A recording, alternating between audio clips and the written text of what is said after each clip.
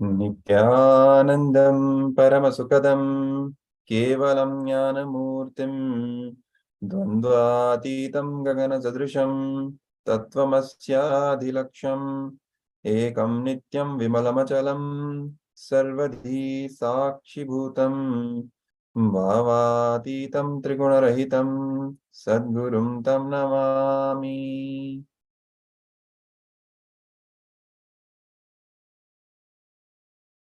Yes, Nithyanandam, we welcome all of you to another exciting day of Paramashivoham Level 2.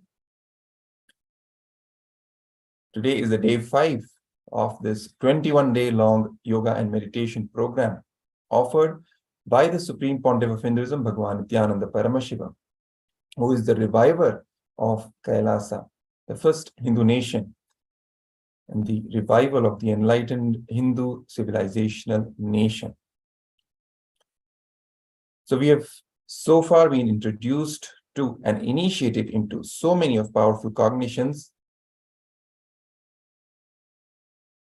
which have a direct impact on healing our past incompletions, traumas, teaching us the powerful science of unclutching meditation, leading directly to the experience of Nirvikalpa Samadhi, and healing us from the stresses and the ups and downs of our mind, and achieving that everlasting peace within us. Now, moving on in this series of sessions and initiations, today we bring to you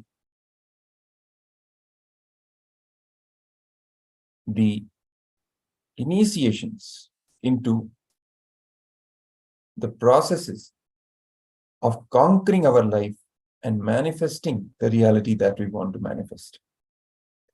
As the Supreme Pontiff of Hinduism shares, the only way to deal with life is with ferociousness and with the attitude of conquering. We cannot negotiate with life. We will not achieve what we want to achieve if our attitude is just negotiation. It has to be the ferocious attitude of conquering. Only when we conquer our life can we really manifest the future that we want to manifest, and stop creating again and again the default future, which is based on our past, which is just a projection of our past patterns and conditionings. So let's now start with the first session with the invocation of the divine presence of our beloved Bhagwan, the Supreme Pontiff of Hinduism, Bhagwan Nithyananda Paramashivam, by chanting the Sadguru Vandana. Please keep your hands folded in the Atmanjali Mudra with your head, neck, and spine in a straight line.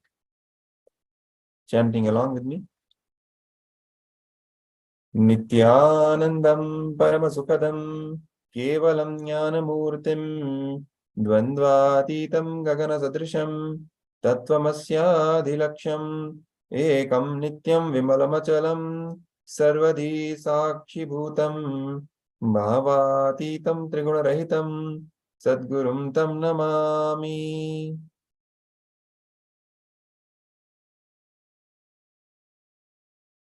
So let's now start with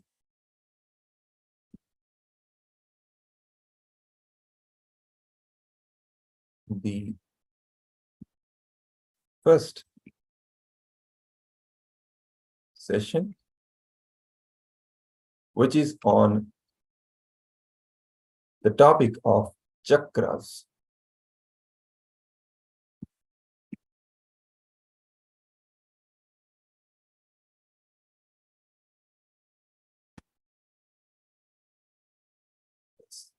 Quick overview of the security measures before we begin.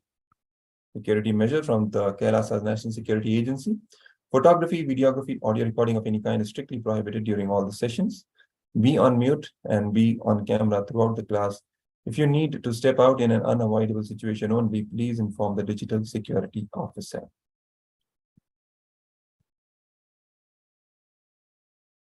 Chakras. What are the chakras? Let's now come to the space of listening, because these words are the direct words from the Supreme Pontiff of Hinduism. These powerful cognitions have the power to directly program our muscle memory and biomemory with these powerful cognitions to make us manifest the highest truths in our life and to create the reality that we want. So chakras are the subtle energy centers of our body. There are 7 energy centers primarily, which are given as you see in the picture in front of you.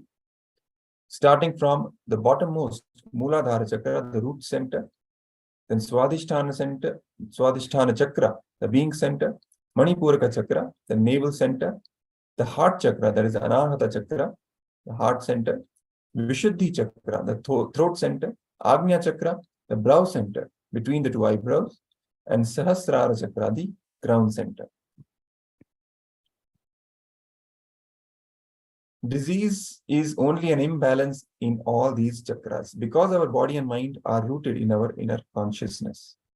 So all the diseases that we have are just the imbalances that are created in all these chakras. This is a table specifying all these 7 chakras and what causes blockage in each of these chakras, what unlocks the blockage in each of these chakras, and the powerful cognition associated with that chakra. So for Mooladhara Chakra, it is greed and lust that blocks the chakra. It gets blocked by greed and lust. What unlocks the Mooladhara Chakra is dropping your fantasies and welcoming reality. When we drop our fantasies and welcome reality, Mooladhara Chakra gets unblocked. The powerful cognition associated with the Mooladhara Chakra is move from perception to reality. For Swadhisthana Chakra, it is fear, especially the fear of death, that blocks it. Facing fear by facing death itself is what unlocks or unblocks this Swadhisthana Chakra. Powerful cognition associated with Swadhisthana Chakra is fearlessness is not the absence of fear, but it is the courage to handle fear. Manipuraka Chakra, constant worry is what blocks the Manipuraka Chakra, the navel center. What unlocks is when you stop worrying about your worries. When you stop worrying about your worries themselves, it unblocks the navel center, the Manipuraka Chakra. Powerful cognition associated with Manipuraka Chakra is all our worries are nothing but a collection of words in the language that we know. Anahata Chakra, the heart center. What blocks this heart chakra is seeking attention and love from others.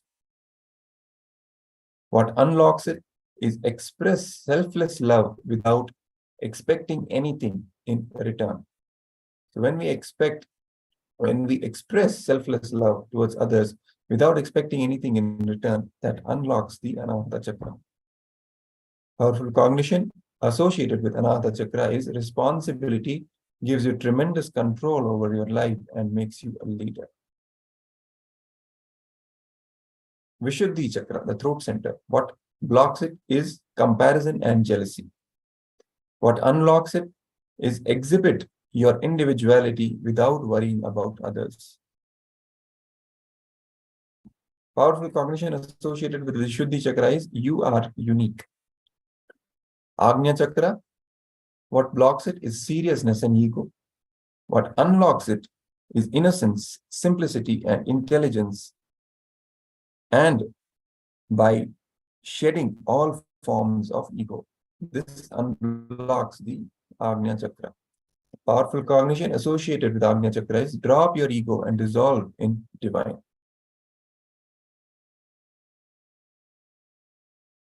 Sahasrara Chakra, the crown center. Discontentment is what blocks the Sahasrara Chakra. What unlocks it is gratitude. When we inculcate gratitude, it unlocks the Sahasrara Chakra. The powerful cognition associated with it is when you do not take life for granted and be sensitive and appreciative of everything around you.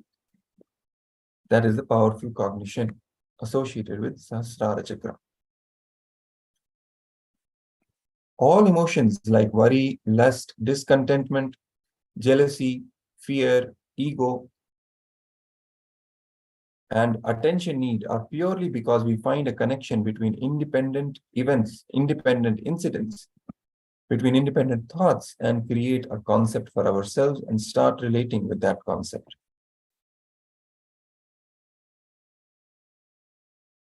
Nitya Dhyan is a powerful meditation technique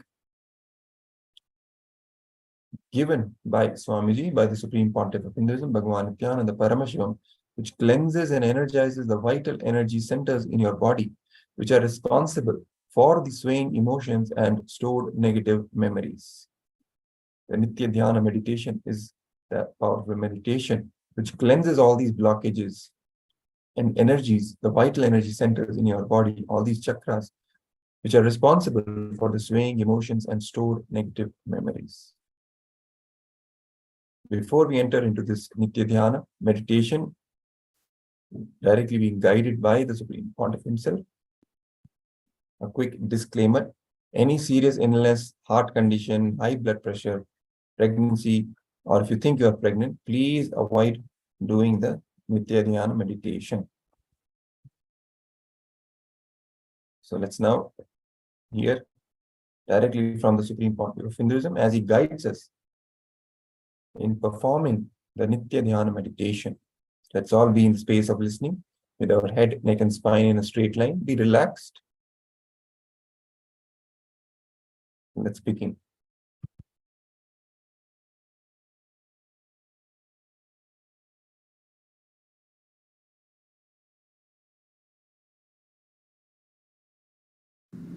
The meditation process, life bliss meditation. The meditation process which creates the perpetual completion in your system. I give you a few minutes, please settle down and adjust yourself, make yourself comfortable. Then I'll lead you step by step.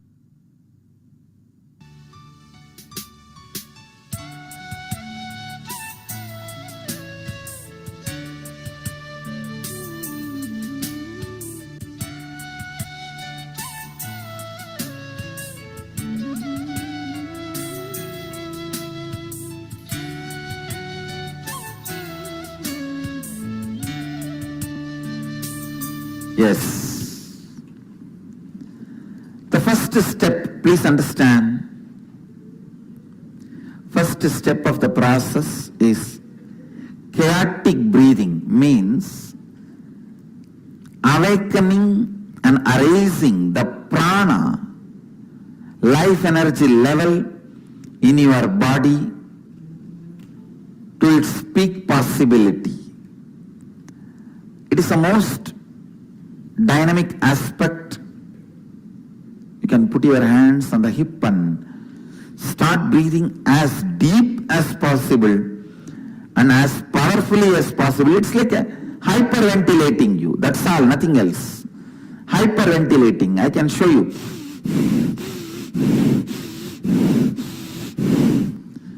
Use your whole body to breathe.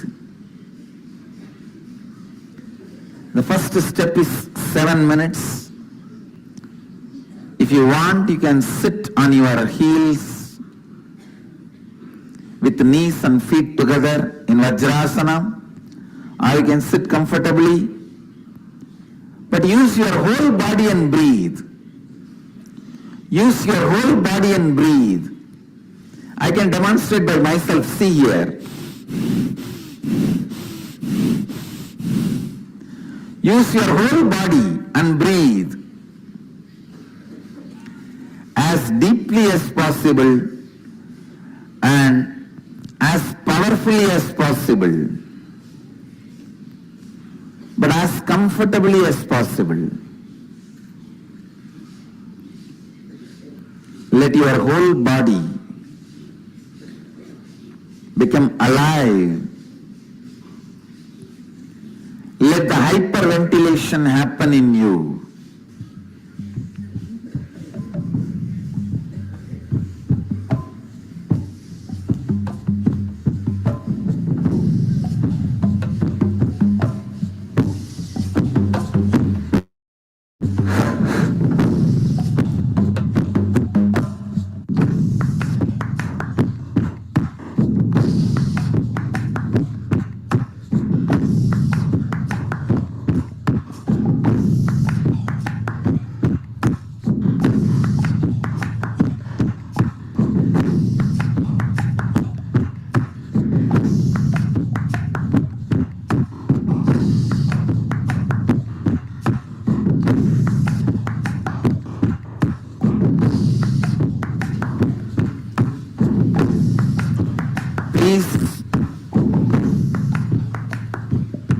sincere as much as you can. Do it as long as you are comfortable.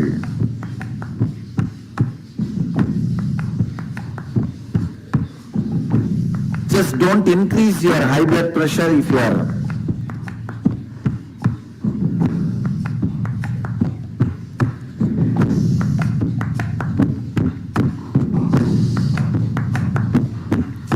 high blood pressure, do it mildly, comfortably. Others do it sincerely, authentically.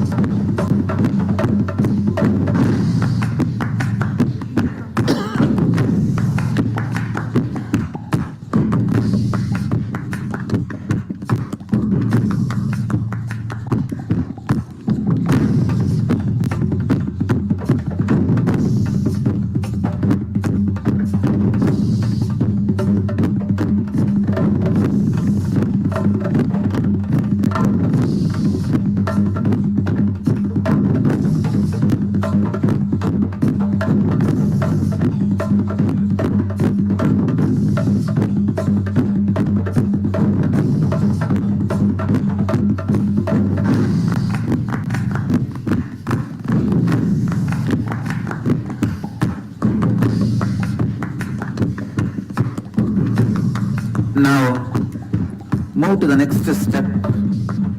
Intense humming.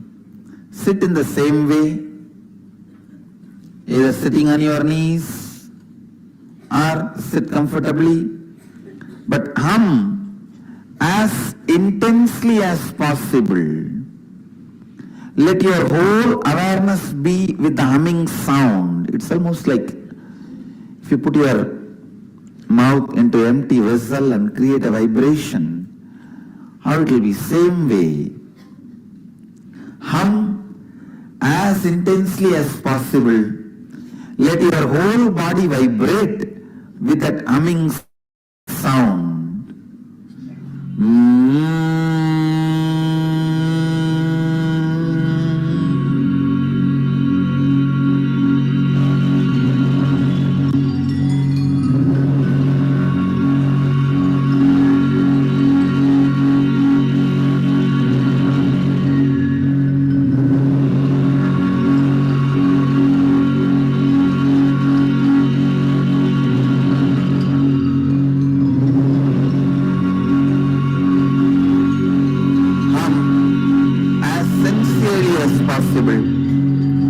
as intensely as possible.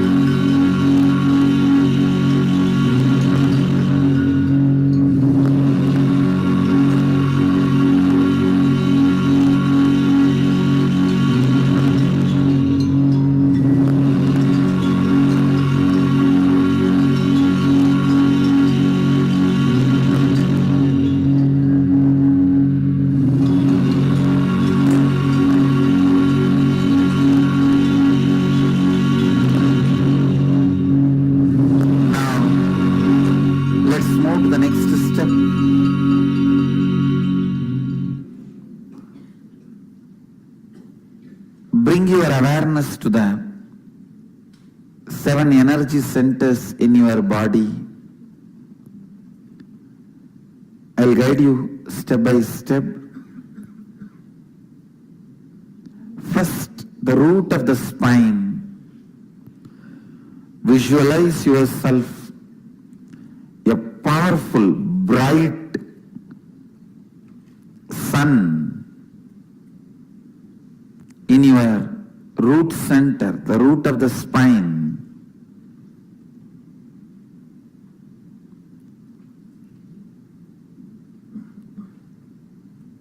Be in the space of restful awareness.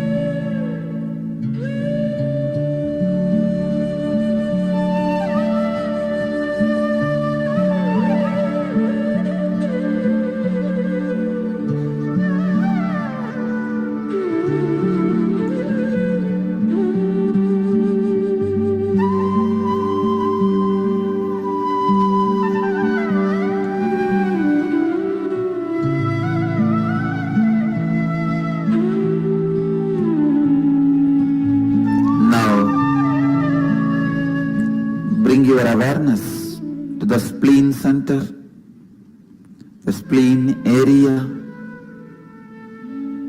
Visualize yourself as a powerful light, the spleen area.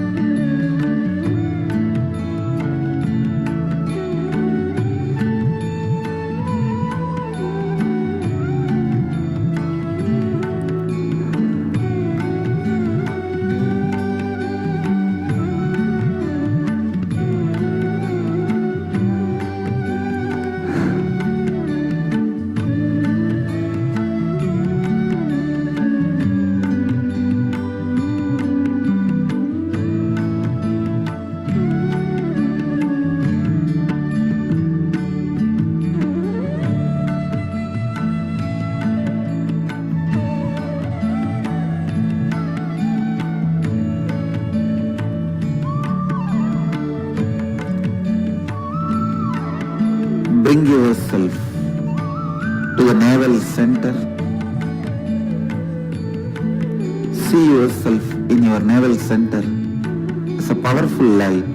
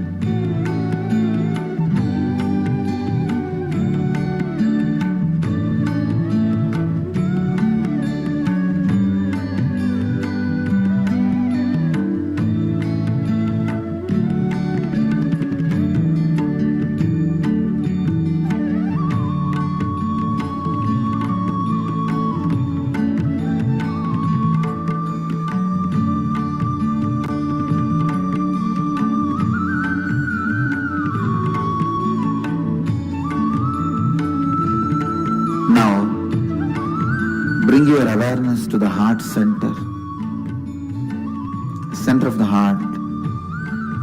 Visualize yourself as a powerful light.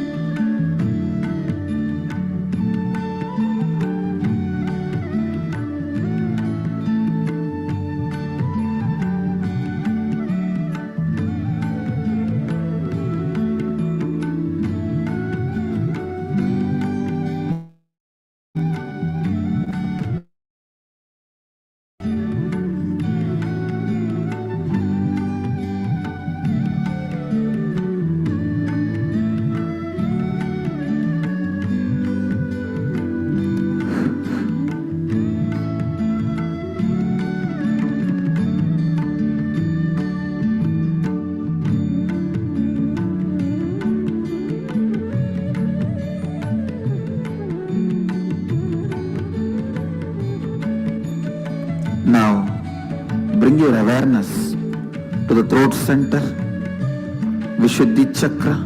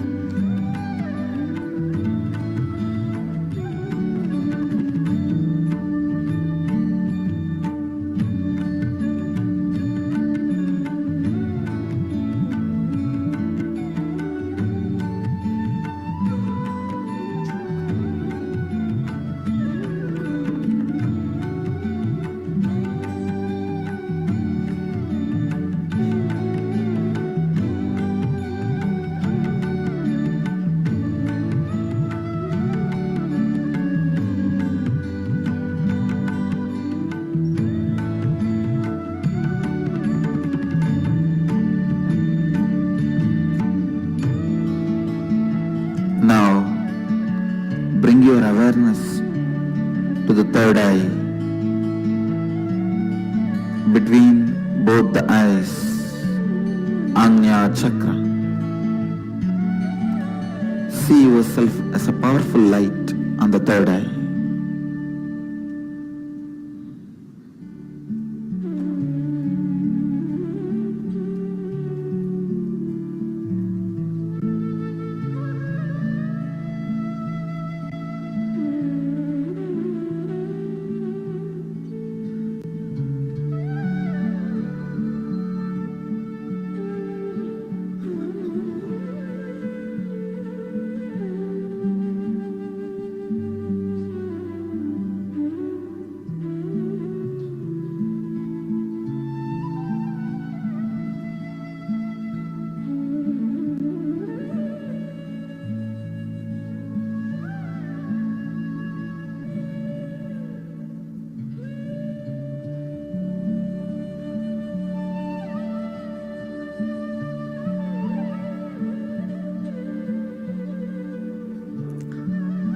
Bring your awareness to the crown center.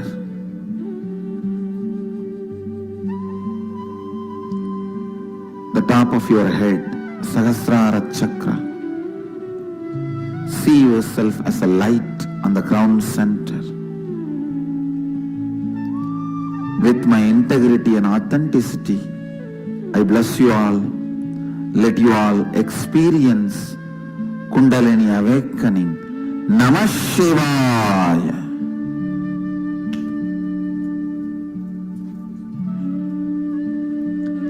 Namah Shivaya.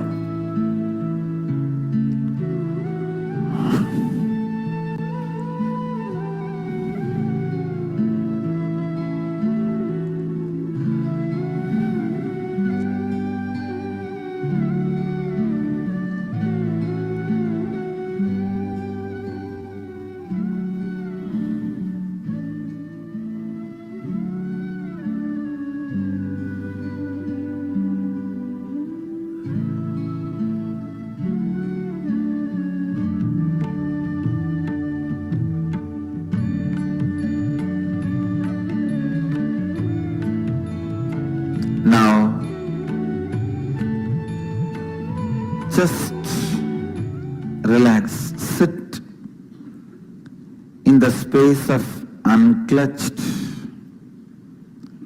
Decide to yourself, you will sit in the space of perpetual completion. Any incompletion comes up, complete and drop them. Be in the space of perpetual completion.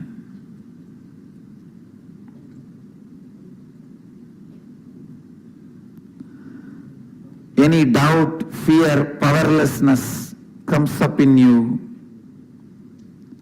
Distractions comes up in you. Complete them and drop them.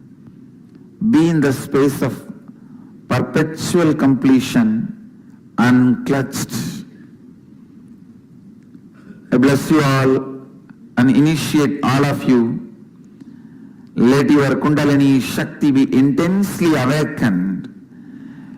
Let your brain mirror the neuron activities of an incarnation, the peak possibility. Namah Shivaya, Namah Shivaya, Namah Shivaya.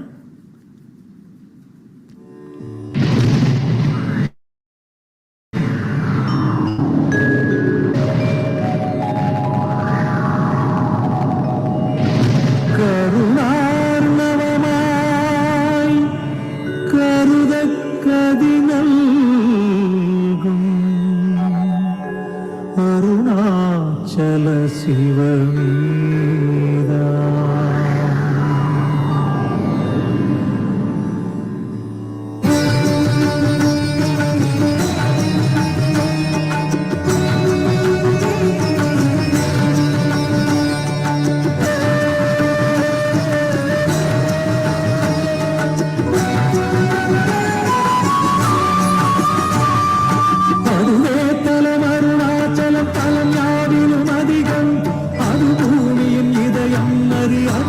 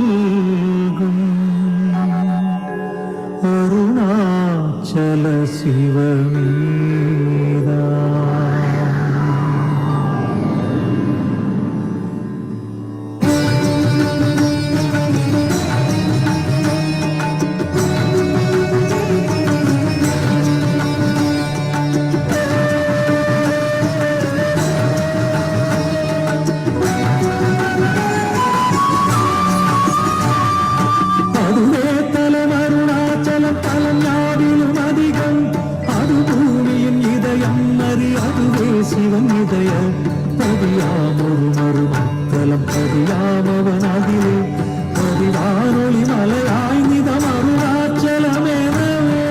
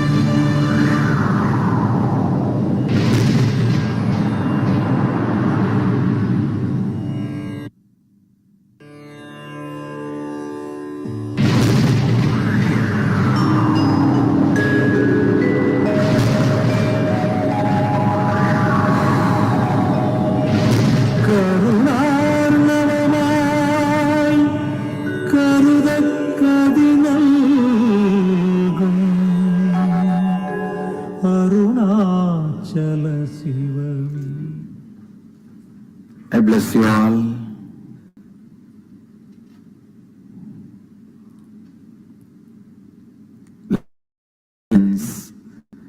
The complete completion with yourself and others. Let you all be the space of perpetual completion. Let you all be the space of perpetual possibility. Let you all be the space of perpetual living enlightenment. Let you all be the space of perpetual living Advaita.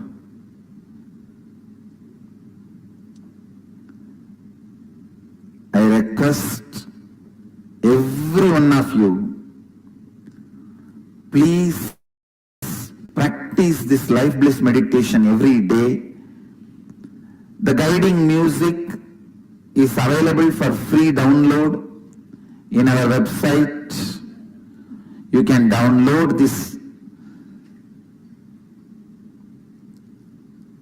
music with voice guided. The guided CD is available in our website for free download.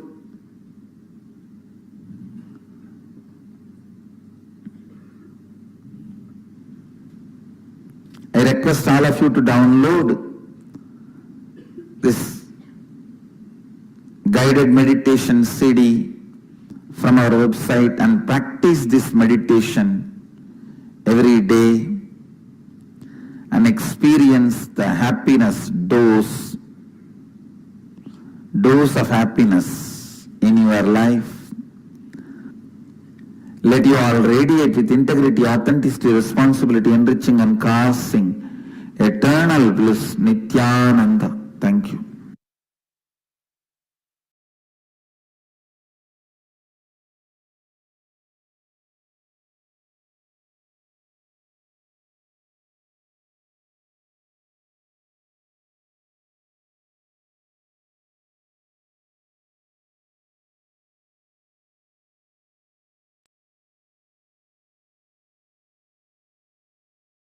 Yes.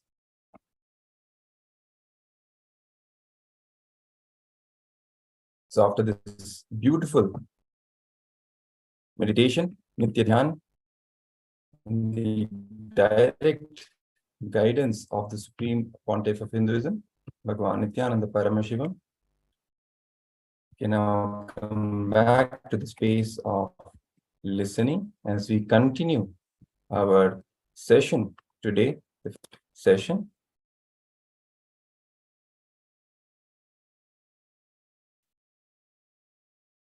The Supreme Pontiff of Hinduism revealed the sacred secret in the Ananda Spurana program, ASP, the introduction of that program in 2002. And since then, millions of people have been benefited by this powerful meditation all across the world. Now it's time to share your clicks and your experience of this meditation with your friends and family on social media and all the social media platforms. You can share your experience, the clicks and the powerful cognitions you received in this session. Please make sure you use the mandatory hashtags Paramashivoham, hashtag Nithyananda, hashtag KAILASA while you're posting your experiences on social media. The gifts for all the participants for this session from the Supreme Pontiff of Hinduism is the 2 books on guaranteed solutions and the door to enlightenment. You can also call 2 people and share your experience and knowledge you got about the 7 chakras. Tell the need for Paramashivoham to them and make them also to register for the Paramashivoham Level 2 program.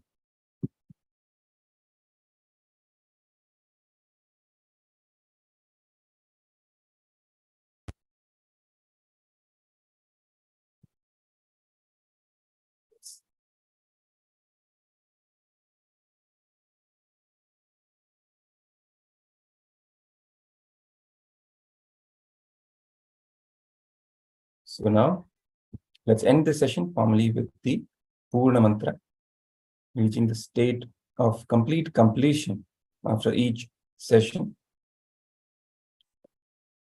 Om Purnamadah Purnamidam Purnat Purnamudachyate Purnasya Purnamadaya Purnamudachyate Om Shanti Shanti Shanti Hari Om Tatsat Sarvam Bhagavachi Nithyananda Paramashiva Padukarpanamastu Om Nithyanandam. Yes. So now let's move to the next session,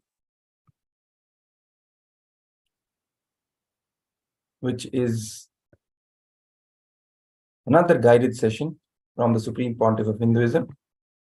And he's guiding us on how to perform the Trinetra Kumbhaka, which is another very powerful technique for raising our awareness, raising our consciousness, and healing our energy centers. So let's now listen directly from the Supreme Pontiff of Hinduism himself about Trinetra Kumbhaka.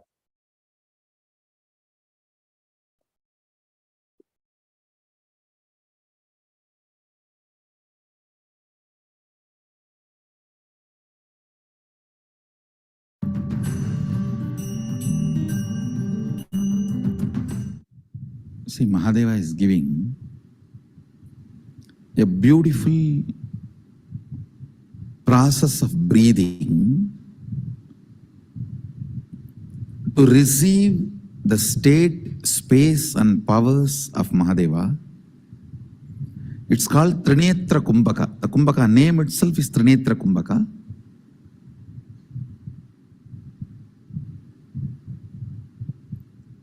I myself will lead.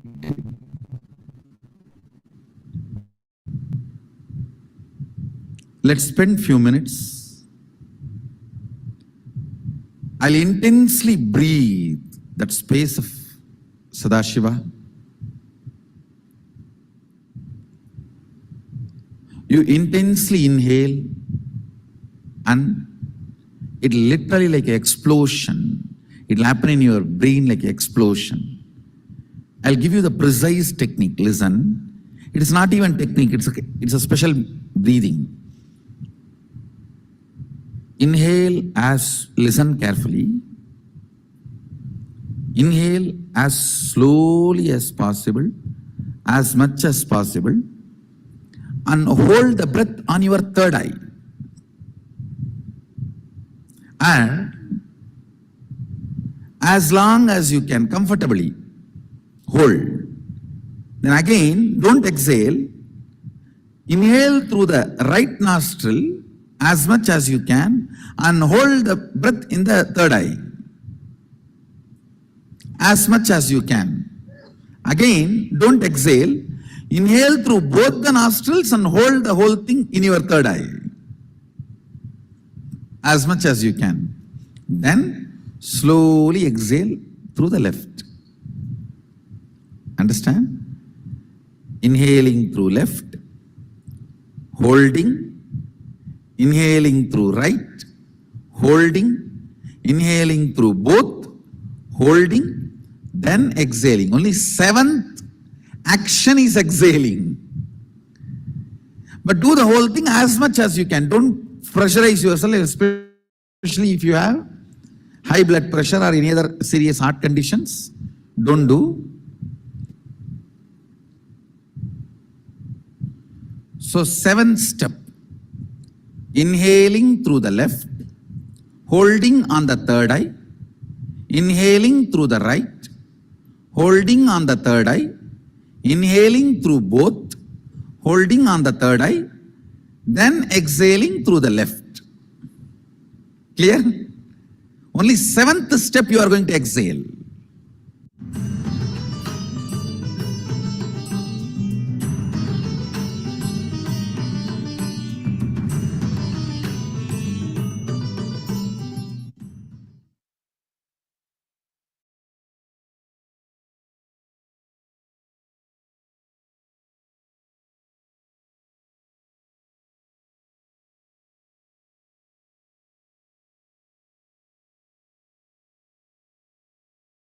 Yes.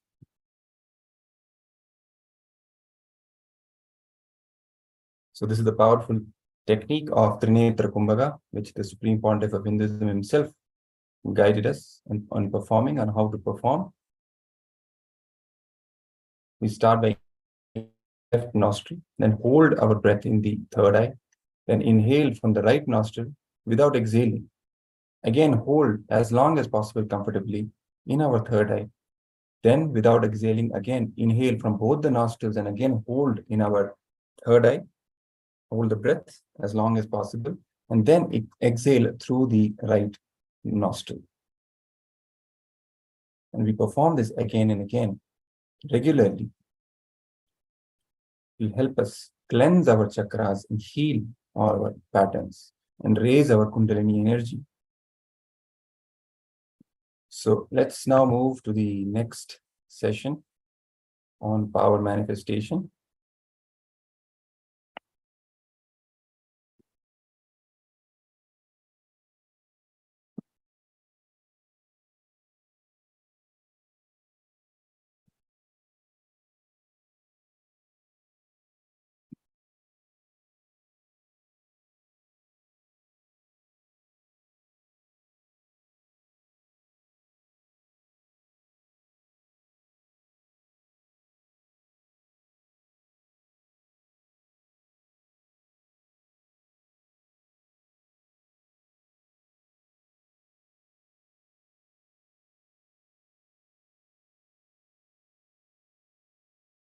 Let's begin with the Sadguru Vandanam. Nithyanandam Paramasukadam Kevalam Jnanamurtim Dvandvatitam Gagana Sadrisham Tattvamasya Ekam Nityam Vimalamachalam Sarvadhi Sakshibhutam Bhavatitam Trigunarahitam Sadgurum Tam Namami.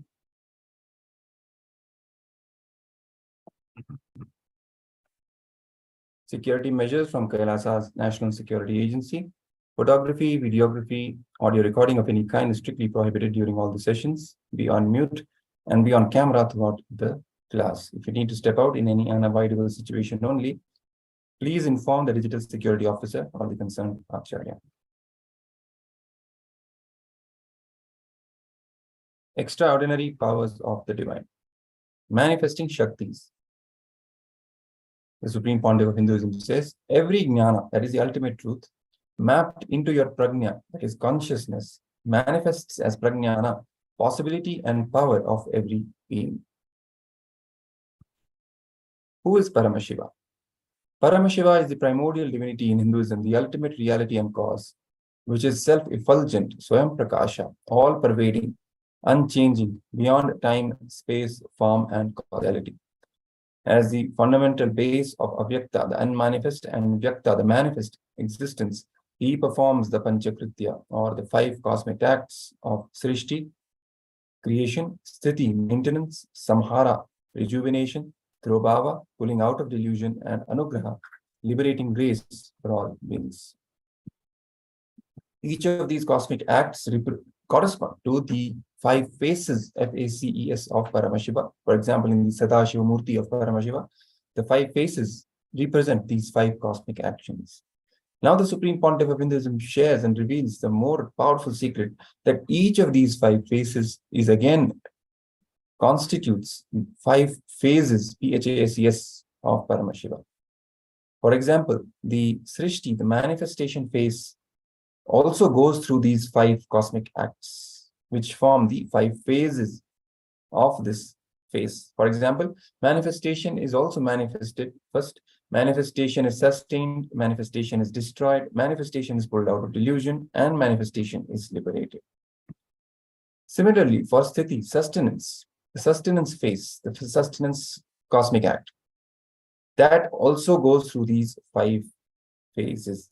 Sustenance is manifested, sustenance is sustained, sustenance is rejuvenated, sustenance is pulled out of delusion, and sustenance is liberated. Samhara, rejuvenation. Rejuvenation is manifested, rejuvenation is sustained, rejuvenation is rejuvenated, rejuvenation is pulled out of delusion, and rejuvenation is liberated. Throbhava, delusion. Delusion is manifested, delusion is sustained, delusion is destroyed, delusion is pulled out of delusion, and delusion is liberated. Similarly, for Anugraha, liberation phase is manifested, sustained, rejuvenated, pulled out of illusion, and liberated.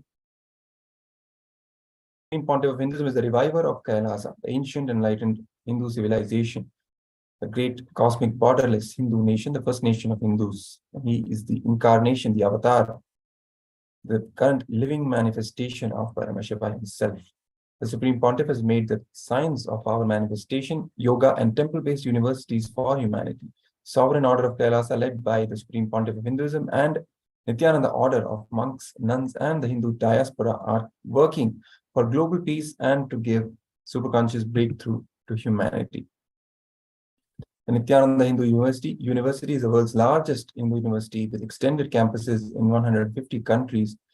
It is collecting, organizing, preserving, time capsuling, decoding, spreading, and reviving 20 million source books of Hinduism and 64 sacred arts. Science like Ayurveda, music, dance, sculpting, astrology, Vastu, and many more.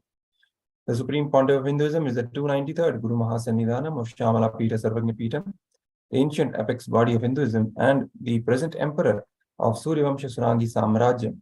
The Supreme Pontiff of Hinduism has survived the worst persecution of multiple assassination attempts on person and character by anti-Hindu elements.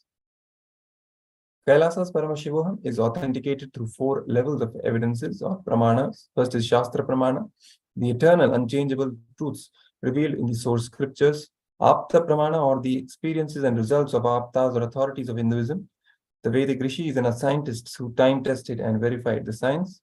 Atma Pramana, or account of the Supreme Pontiff of Hinduism, Bhagavan Nithyananda Paramashivam, this millennium's avatar, the personal experience of our manifestation from the Supreme Pontiff of Hinduism. And finally, the Pratyaksha Pramana, or empirical evidence from observation and scientific experimentation. Setting up for the power manifestation, let's quickly get the copy of our Living Enlightenment book.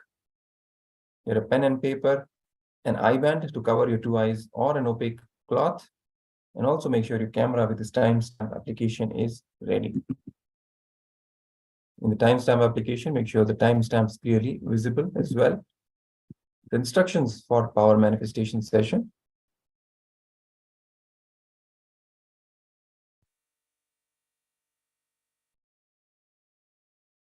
Sit cross-legged on the floor or on the chair with your head, neck, and spine in a straight line.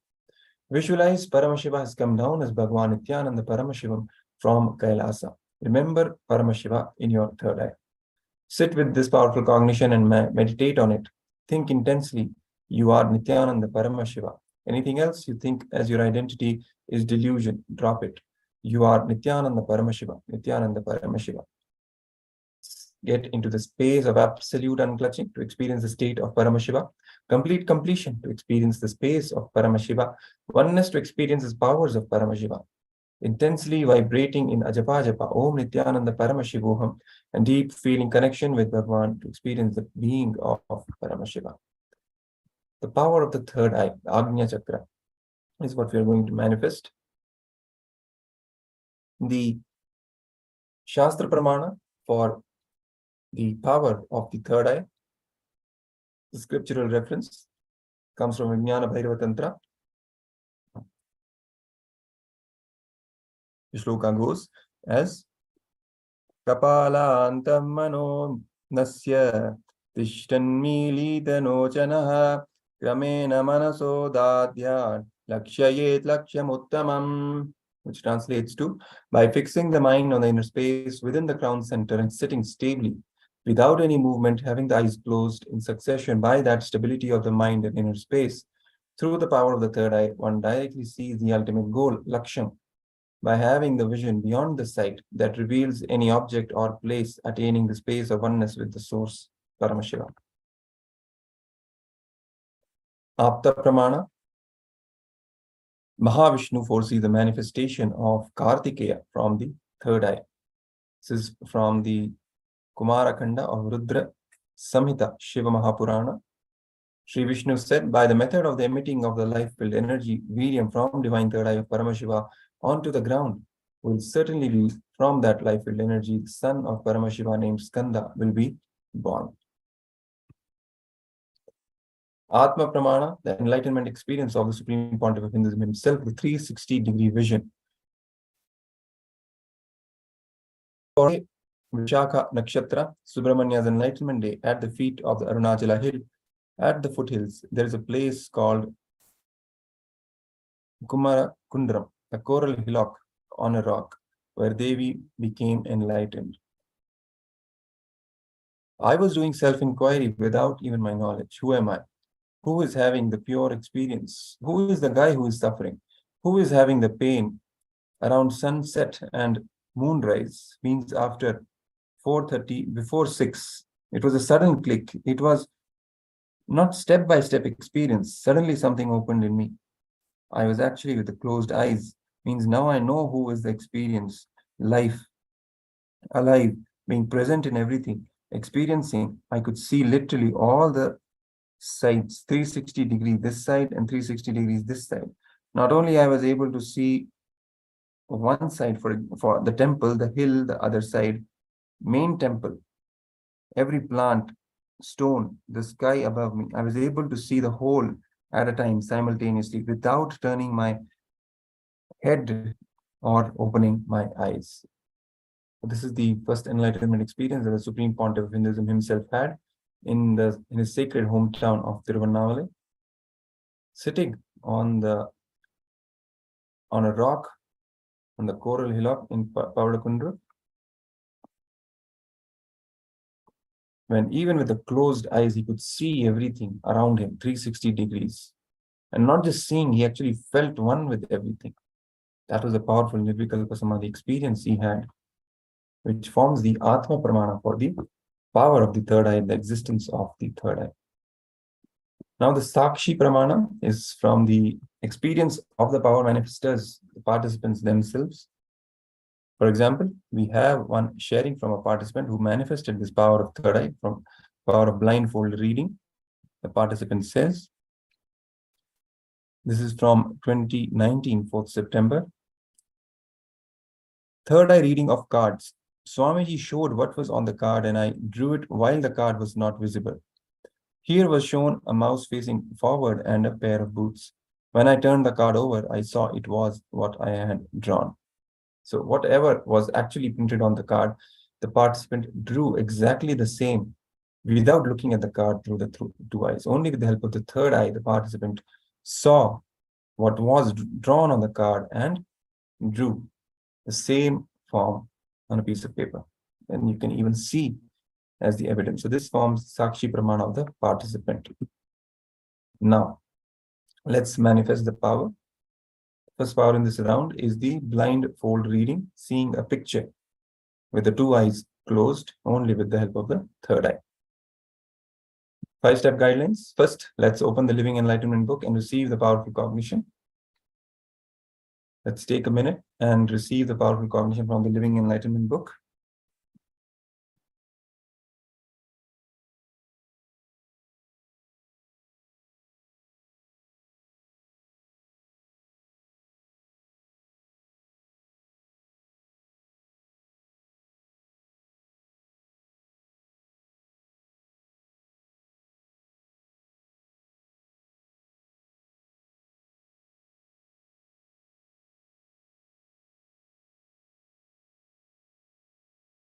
Now,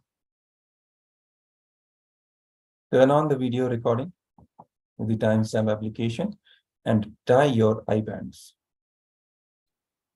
Make sure your two eyes, physical eyes, are closed and you tie the eye bands around them. You should not be able to see anything from the two eyes. And then I will project on the screen a picture. So what you have to do is start chanting the Mahavakya, come to the space of oneness with Paramashiva, with Swamiji, visualizing the Supreme Pontiff of Hinduism in your third eye, requesting him to reveal to you in the third eye what the picture being projected is, and then begin verbalizing whatever is being revealed through the third eye.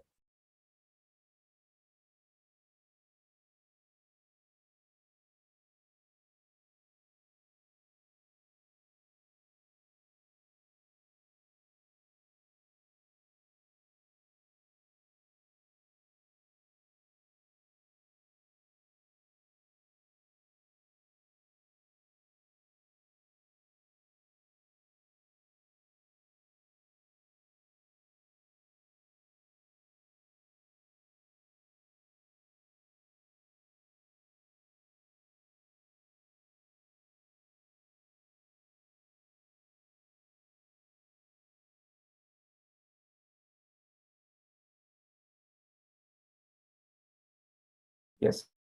So now I'm going to project the picture, and then we can start chanting the Mahavakya and request Swamiji to reveal to us in the third eye what the projected picture is.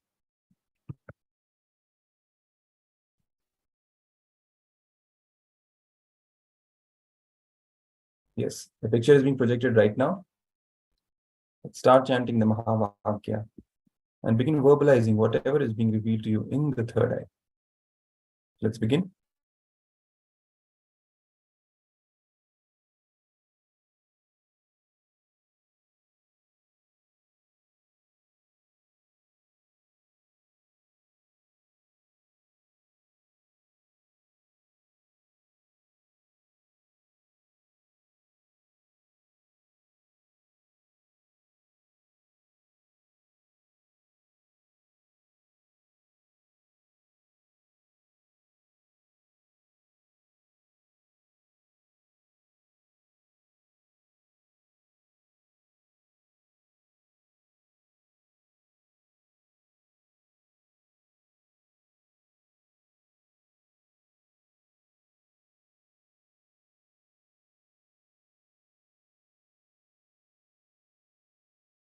Nithyananda Paramashivoham. Om Nithyananda Paramashivoham.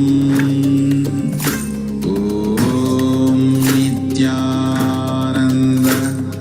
Paramashivoham. Om Nithyananda Paramashivoham. Om Nithyananda Paramashivoham. Om Nithyananda Paramashivoham. Om Nithyananda Paramashivoham. Om Nithyananda Paramashivoham. Om Nithyananda Paramashivoham. Om Nithyananda Paramashivoham. Om Nithyananda Paramashivoham. Om Nithyananda Paramashivoham. Om Nithyananda Paramashivoham. Om Nithyananda Paramashivoham. Om Nithyananda Paramashivoham. Om Nithyananda Paramashivoham.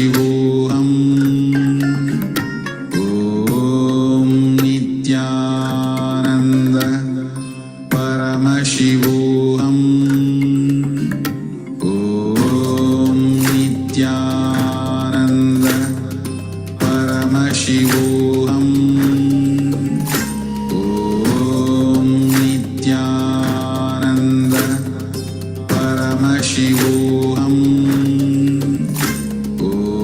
Om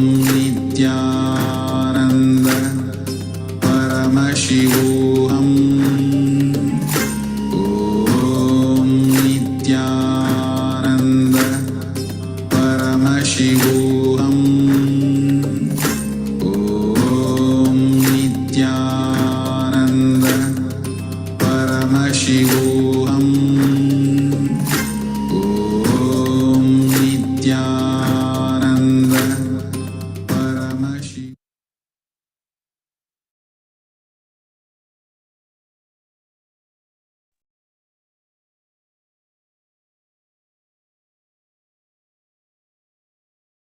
Yes. Now you can remove your eye band and take a few minutes to pen down what was revealed. You can even put in the chat window or the comment section on YouTube, on Facebook, what was being revealed to you. And then I will show the picture, and then you can verify. First, let's put down on in the chat window or in the comment section what was being revealed to you in the third eye.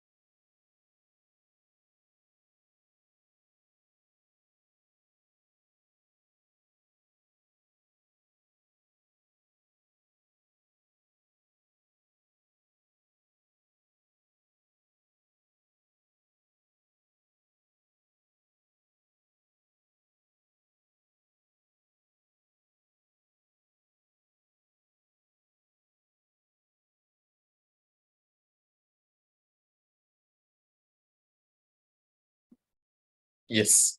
So with this, we come to an end of this power manifestation session. So we'll be concluding with Purna Mantra.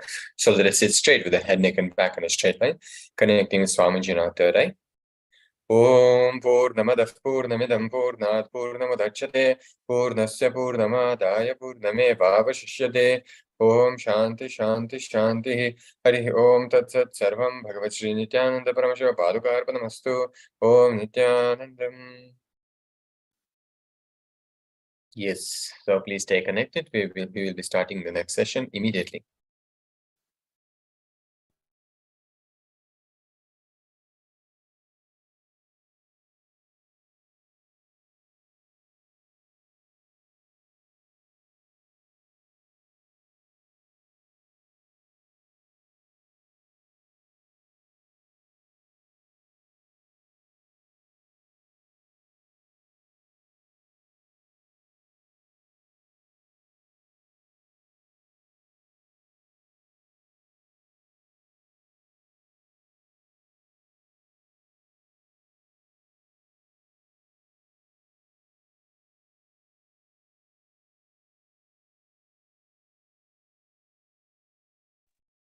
Yes, so let's begin this session.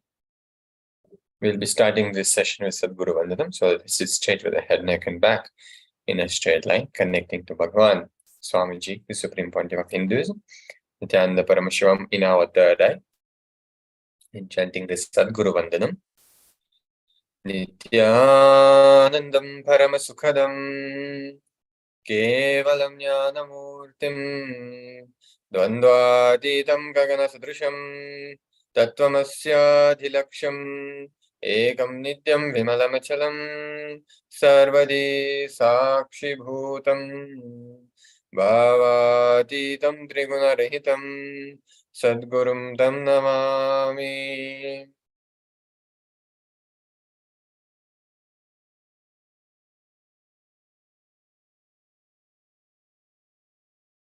Yes, a quick security measure from KAILASA's National Security Agency. That photography, video, audio recording of any kind is strictly prohibited during all sessions. Be on mute, be on camera throughout the class. If you need to step out in any unavoidable situation, only please inform the digital security officer. So this session, we're going to be looking into the root pattern and completion with the root pattern. So first, let us see what is the root pattern. And Bhagavan beautifully explains here that forgetting the solution and falling into the same problem again and again is the pattern. Here we have few unchangeable facts about the root pattern. They are, it always gets created before the age of 7. And after age of 7, root pattern cannot be developed. And only from root pattern, all incompletions start happening. So now let us see into the definition of incompletion. So what is an incompletion? Past thoughts, emotional patterns, hangovers, residues sitting in the present and suffocating you, not allowing you to live the future you want, is the incompletion. Which means one day, for example, so I'm just giving us one example. One day a person saw somebody getting killed in the beach. That memory sitting in him and never allowed him to live his future, past sitting in the present and never allowing him to lead into the future or live your future, is an incompletion.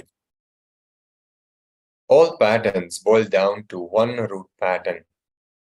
When you discover your root pattern and complete it, only then your life starts, only then your life begins.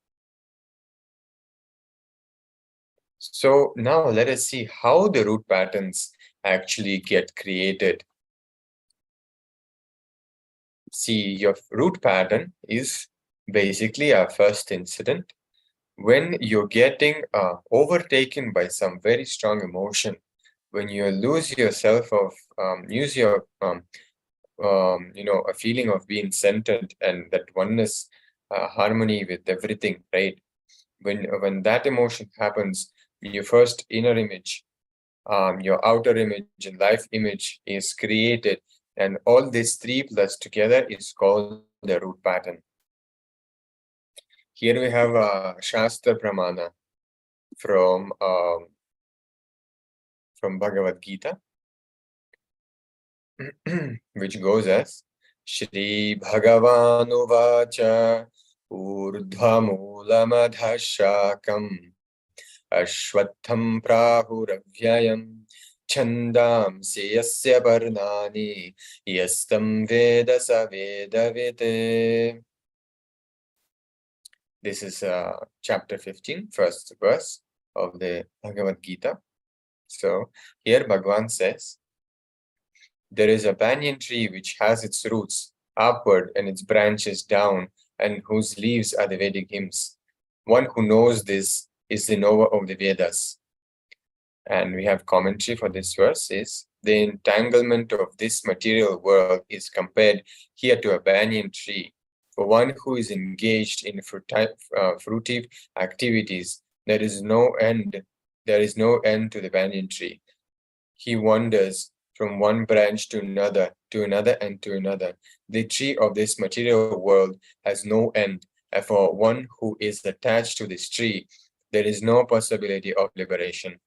The Vedic hymns meant for elevating oneself are called the leaves of this tree.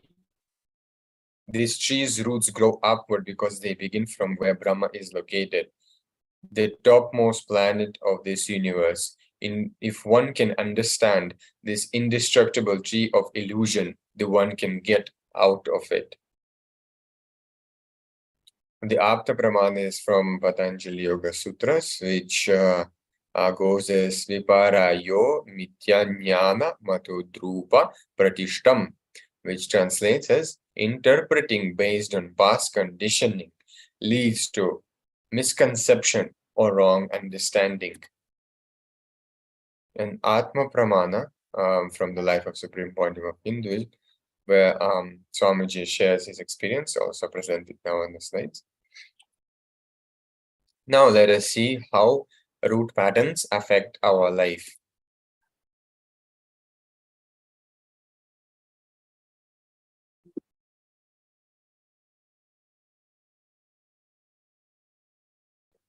So root pattern is nothing but the pattern through which you keep your struggle, your impossibility, your inauthenticity alive.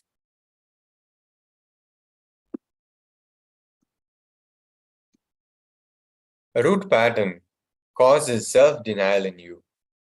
Self-denial means even you are cherishing your own failure for some perverted reasons. You start enjoying the sympathy you get when you fail.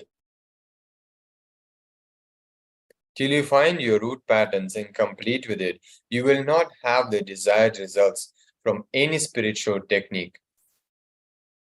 And the good news Bhagavan has for us is that you can discover your root pattern and you can complete with it. You will be able to identify and complete with your root pattern in the presence of the Guru.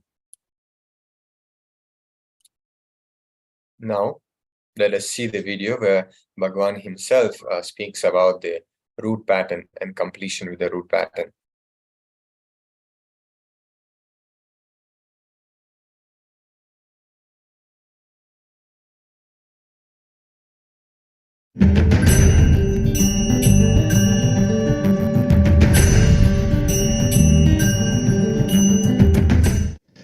I wanted you to understand this one thing. Please listen carefully. Whenever it comes to deal yourself, you try to be very safe, handle you in a very like a baby and rose flower, very cutely, with a light romance, you feel you should be handled. But when it comes to handling others, you become a judge.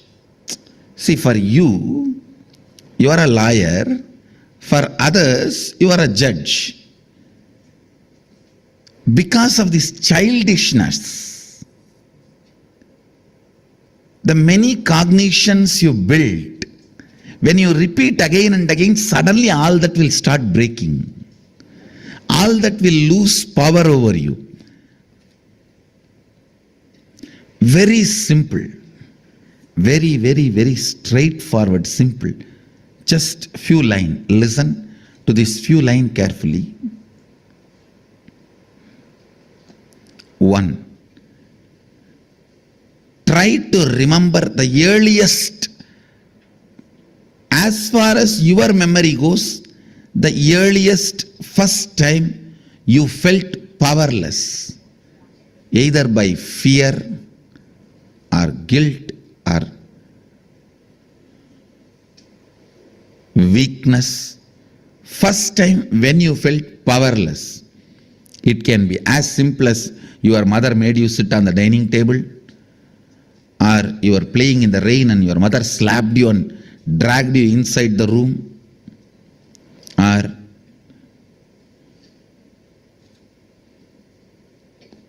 just a stone thrown by your friend or your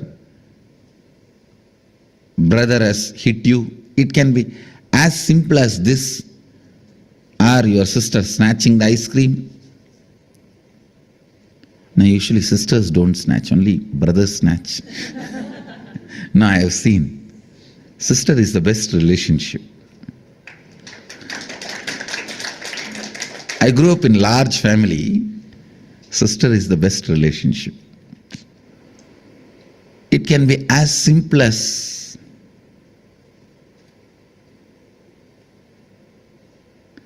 your mom gave one sweet extra to your younger brother. Your dad gave one cloth or jewel extra to your younger sister. It can be anything. First time when you felt powerless, what was your inner image? Means, what did you tell about you to you? What was your outer image? How you showed you to others? How you reacted to that situation? And what was your life image? Means, how did you judge others or life at that moment? Listen, what was your inner image? What was your outer image? What was your life image at that moment? It is almost like a surgery. You have to now cut yourself and see. It's a surgery, literally, because now you will remember an incident which happened at the age of 8. When you try to find out, open that incident, suddenly you will remember something which happened at 6. When you cut and start remembering that incident, suddenly it will open up something which happened at the age of 3. Earliest memory. Earliest memory. First time, as far as you can remember, when you became powerless. Actually, you will be surprised, because I'm going to blow prana into you. It means awaken your pranic energy. You will remember the memories you never thought, you never imagined you will be able to remember. Actually, only now you will see directly what I can do to your mind. You will suddenly remember the deepest layers of your memory. You may even remember what happened during your birth, and even those scenes you may start seeing. Actually, I am going to blow prana into your navel center. You will be there only, I will be here only. I will be awakening. You see, the navel center means your umbilical cord connection with your mother. That is the zone stores earliest memories. And if that awakens, means Kundalini enters into that navel zone, suddenly you will see from your birth, when they cut that umbilical cord, from that you will start remembering the memories. I'll give you an example. If a child is playing in the rain, mother just slaps and brings the child and puts him in the house. The first inner image the child will develop: I am powerless, weak, orphan, victim. And the first outer image, even if the child is powerless, it will try to hit the wall or door, cry. It will demonstrate. I'll show you the outer image. It will show is, I have to survive. I'll show you who I am. I am powerful. And the life image, the image it will have about others, means who is in front of the child? Only mother, cruel, demon. You can't tolerate my happiness. See, now you may think, no, my mother did it for my health reason, otherwise I would have caught cold, I would have caught fever, I would have died. All that now you will justify, but at that time, you will not have any of those justification.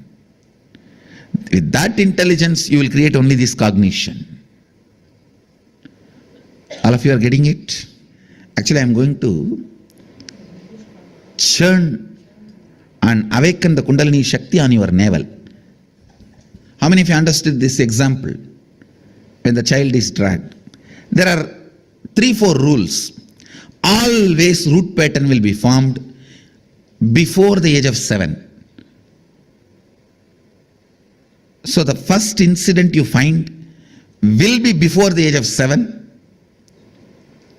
If it is after 7, you will have to dig out and you will find it. Always the incident will be before the age of 7. That's one.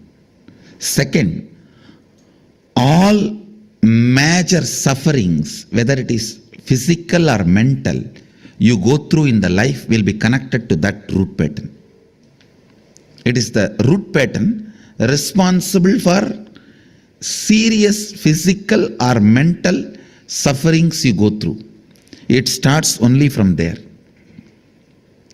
And blessed are those who complete with their root pattern when they are young or before it manifests as any serious disorder. How many below 30? Raise your hand. You guys are the real blessed. The real blessed. Because it will never manifest as any disease in you. It's killed. Means the poison is destroyed before it can damage any part of you. Of course, others also, poison is destroyed. Now, but now I have to heal the parts which has already been damaged. The toxic mental setup which is already created, the subtle brain grooves get developed based on your thinking pattern. That needs to be completed. Means that work has to be done by tomorrow, next, the few sessions. Before 30, the strong grooves don't get developed. That is almost like a rangoli only. You can wipe it by ordinarily. But after 30, it's almost like they say in Guru Gita says, whatever Brahma writes with the hand, Guru wipes by leg. Brahma writes by hand, Guru wipes by leg. So this is the wiping I am supposed to do. The subtle grooves you develop in your brain with your toxic mental setup.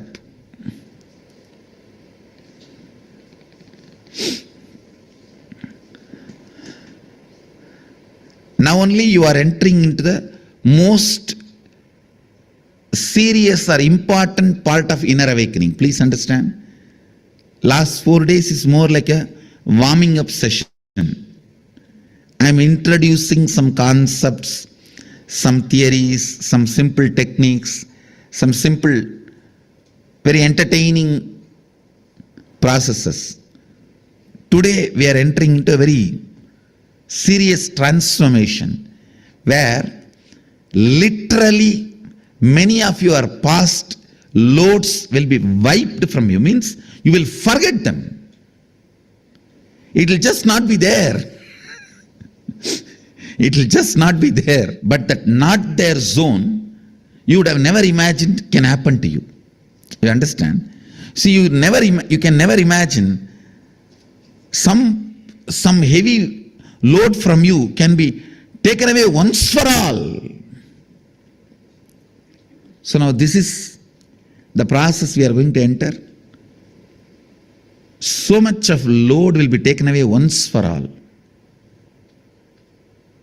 Where not only they become irrelevant to you, they are just not there for you. That is the best space to be.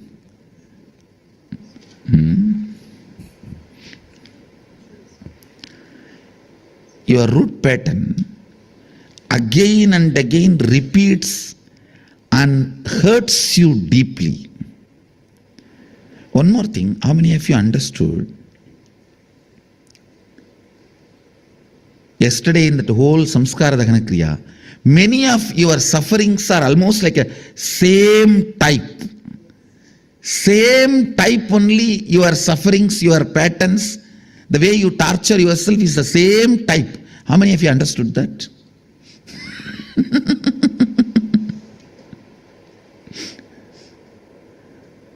That will be disconnected or broken. It's like there is a pearl chain. If you just cut the center thread, the whole thing will fall apart. So today I am going to cut the center thread. The root pattern which makes your life go in the same trend of suffering. Whether it is physical problem or mental problem. Usually it will start as a mind, then translate into physical. But now when we kill this, in the root, it will never grow or it will never, it loses its power to torture you physically or mentally or in any way.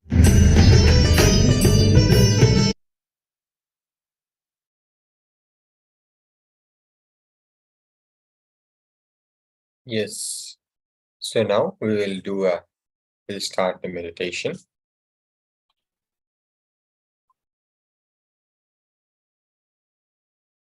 So meditation, the exercise is to identify the first 3 images and your root pattern. So you will be sitting straight with closed eyes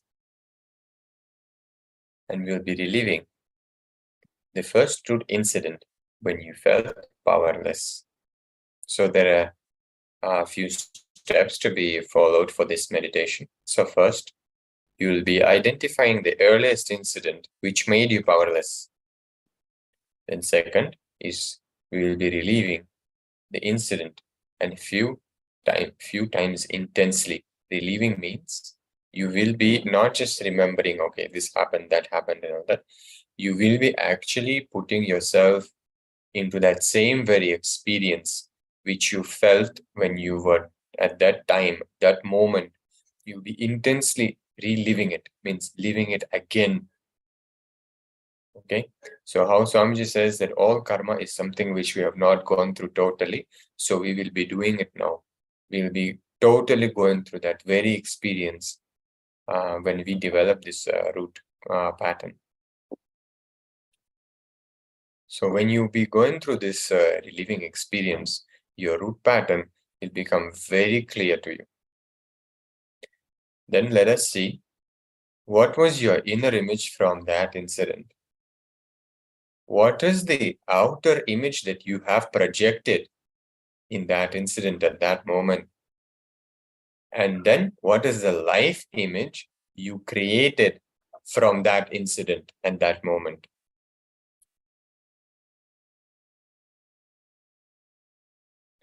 So let us do this exercise now.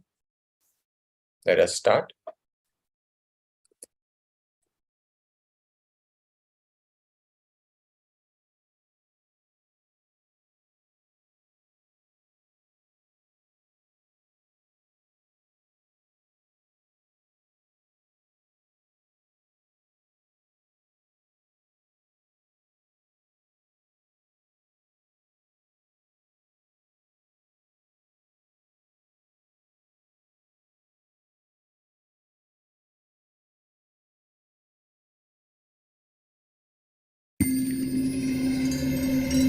I welcome you all with my love and respect. Let you all open all your three eyes. Om Nithyananda Paramashivoham.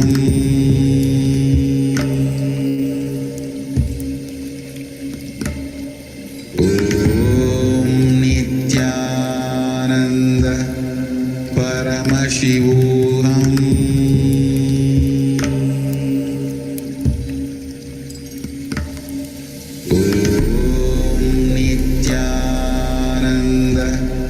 Paramashivoham.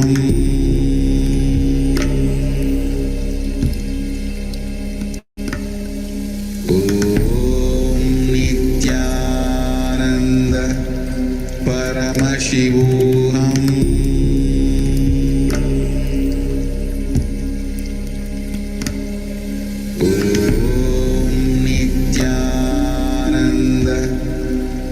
Paramashivoham.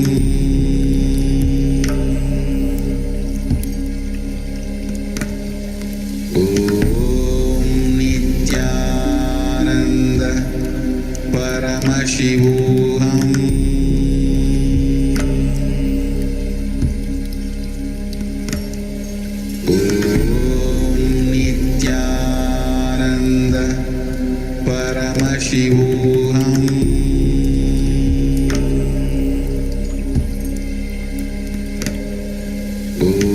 Om Nithyananda Paramashivoham.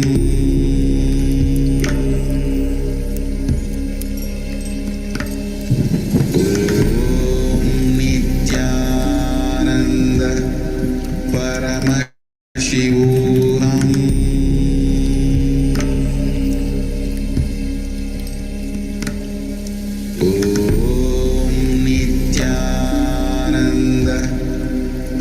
Paramashivoham. Om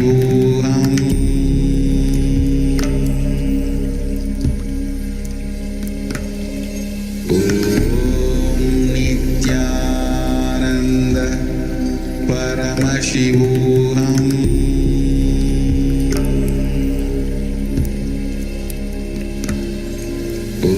Om Nithyananda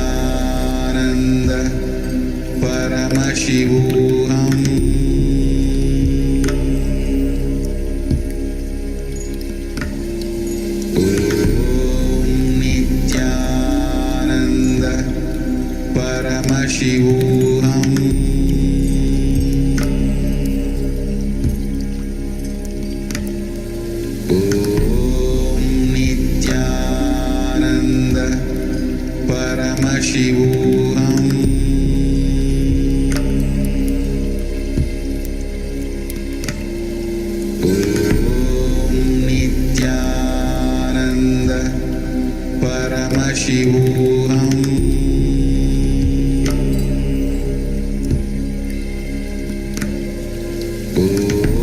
Om Nithyananda Paramashivoham.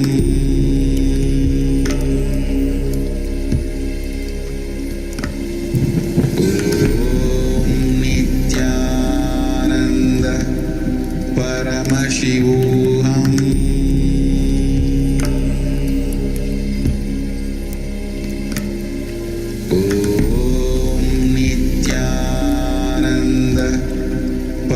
Paramashivoham.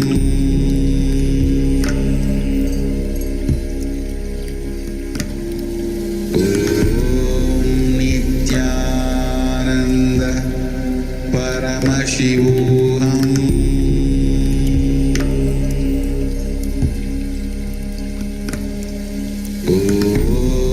Nithyananda Paramashivoham.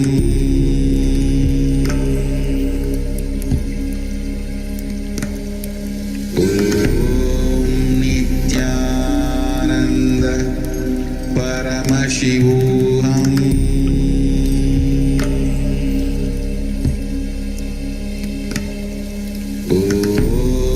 Nithyananda Paramashivoham.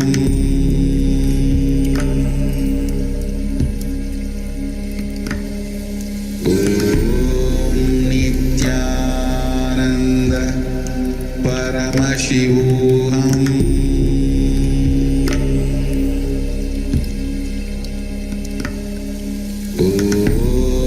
Nithyananda Paramashivoham.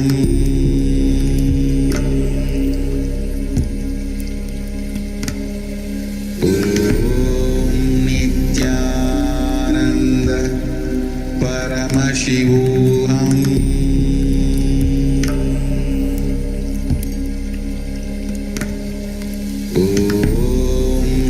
Nithyananda Paramashivoham.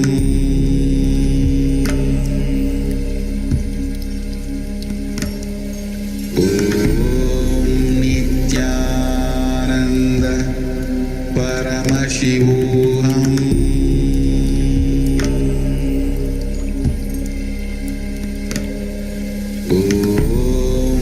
Nithyananda Paramashivoham.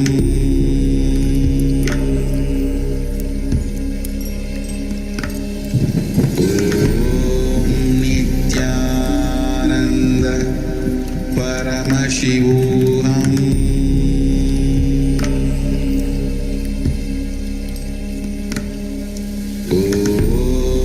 Nithyananda Paramashivoham.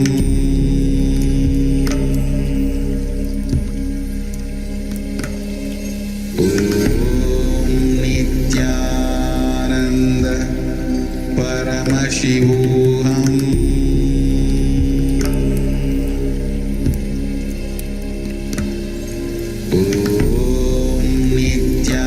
Nithyananda Paramashivoham.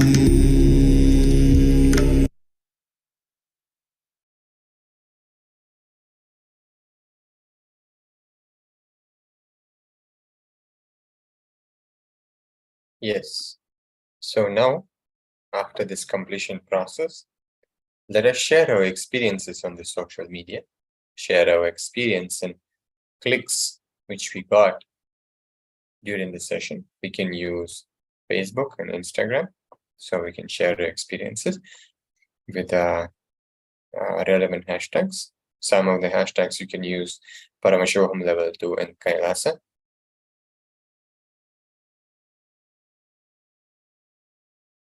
So please spend some time sharing your experiences on social media before we move to the next session.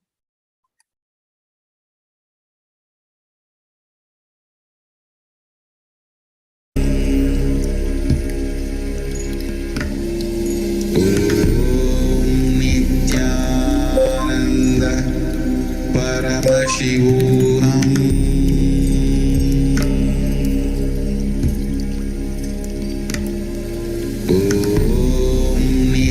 Nithyananda Paramashivoham.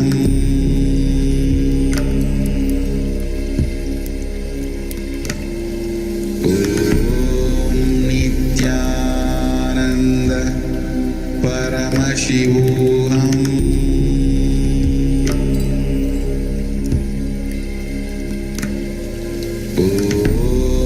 Nithyananda Paramashivoham.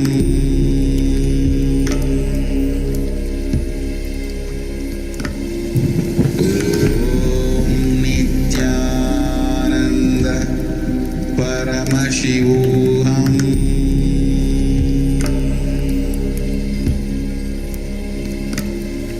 Om Nithyananda Paramashivoham.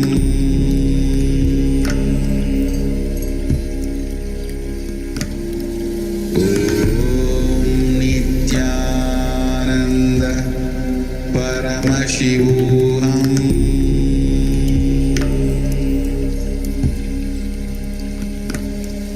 Om Nithyananda Paramashivoham.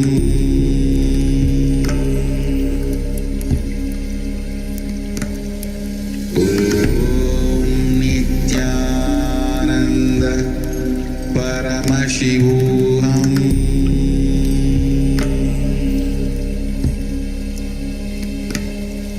Om Nithyananda Paramashivoham.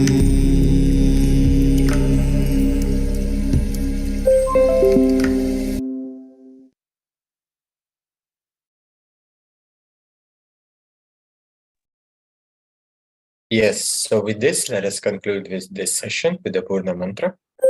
Let us sit straight with the head, neck, and back in a straight line, connecting to Swamiji Natara.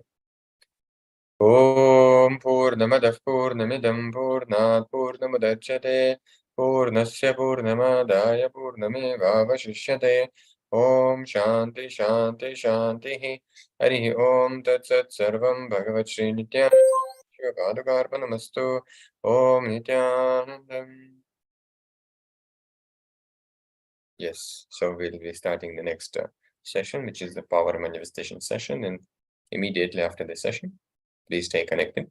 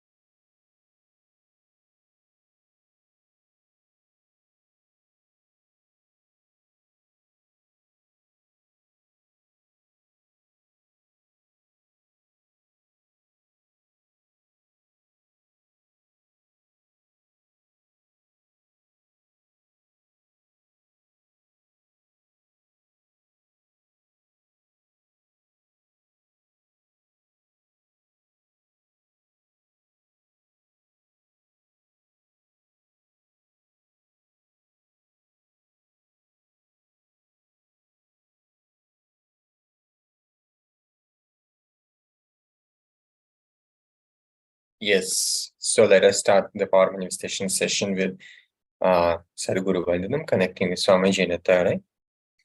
Nithyanandam Paramasukadam Kevalam Jnanamurtim Dvandvatitam Gaganasadrusham Tattvamasya Dilaksham Egam Nityam Vimalamachalam Sarvadhi Sakshibhutam Bhavatitam Trigunarhitam Sadgurum Tam Namami.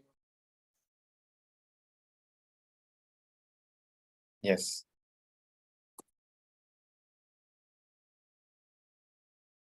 So a quick security measure from KAILASA's National Security Agency. Do not record any of the sessions. Any audio or video recording are strictly prohibited throughout any sessions. Please be on mute, and if you need to step out in an unavoidable situation, please inform the digital security officer or the concerned acharya. So with this, we'll be entering into power manifestation. It will be a quick power manifestation round. So the guidelines and the steps to be followed for the power manifestation is to get a living enlightenment. You can have a digital copy by going to paramashivoham.org/gifts, or if you have a physical copy, you can also use that. So you can prepare your camera, the timestamp camera, to record the power manifestation which you are going to be manifesting. So you can start the video recording. Make sure that our camera is facing you. Then Acharya will be asking you a question. You will start verbalizing whatever Swamiji is revealing to you through the third eye for a minute before you actually give an answer. Then you'll be writing down. You can put it in a comment section in the social media via which you're attending, or you can also message it in the Zoom chat if you're attending via the Zoom. And then we'll be verifying we'll be verifying the power manifestation which you have manifested. So here is the question. It's a rapid fire in 1 minute. So which number comes? We have a question mark here. So which number is coming in the place of the question mark? You have 21, 13, 8, 5, and 3. So the number which comes before that, you can scan through the third eye and give an answer. So you can start the power manifestation now.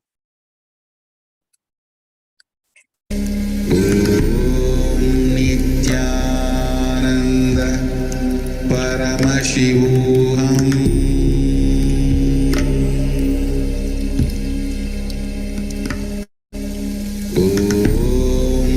Nithyananda Paramashivoham.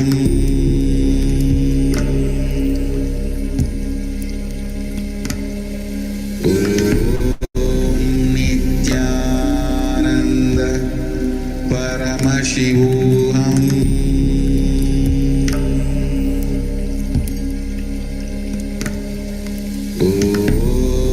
Nithyananda Paramashivoham.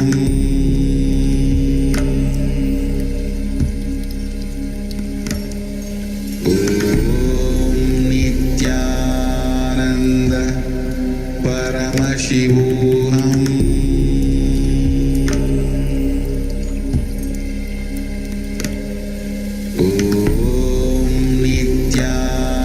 Nithyananda Paramashivoham.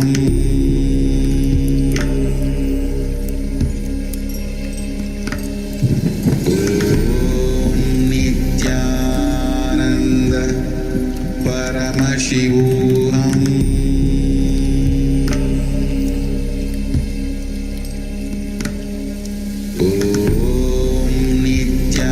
Nithyananda. Yes, so now we'll be revealing the answer to this question. And the answer is C. C is the correct answer. So do not worry if you got it right. Keep manifesting. So the solution is manifesting more power. So it's not to question the science or question your ability to manifest. Just understand that Swamiji is manifesting through you, and you just need more power to manifest it.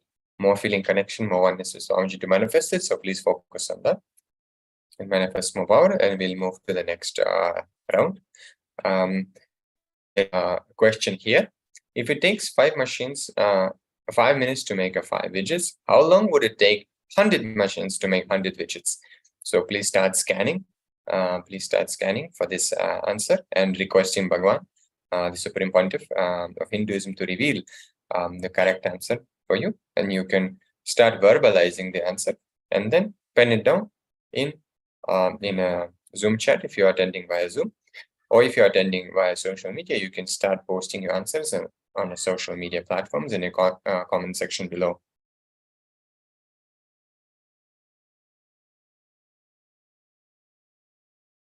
Paramashivoham.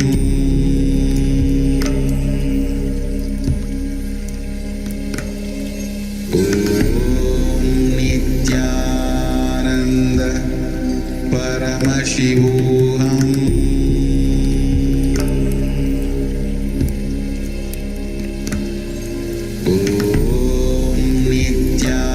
Nithyananda Paramashivoham.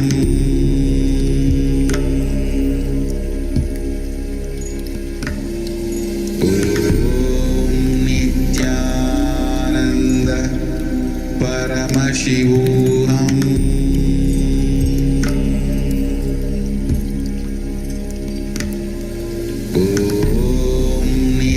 Nithyananda Paramashivoham.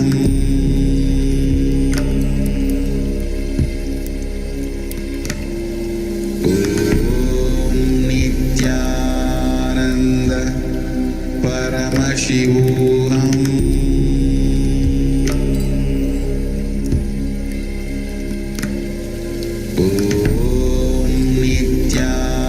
Nithyananda Paramashivoham.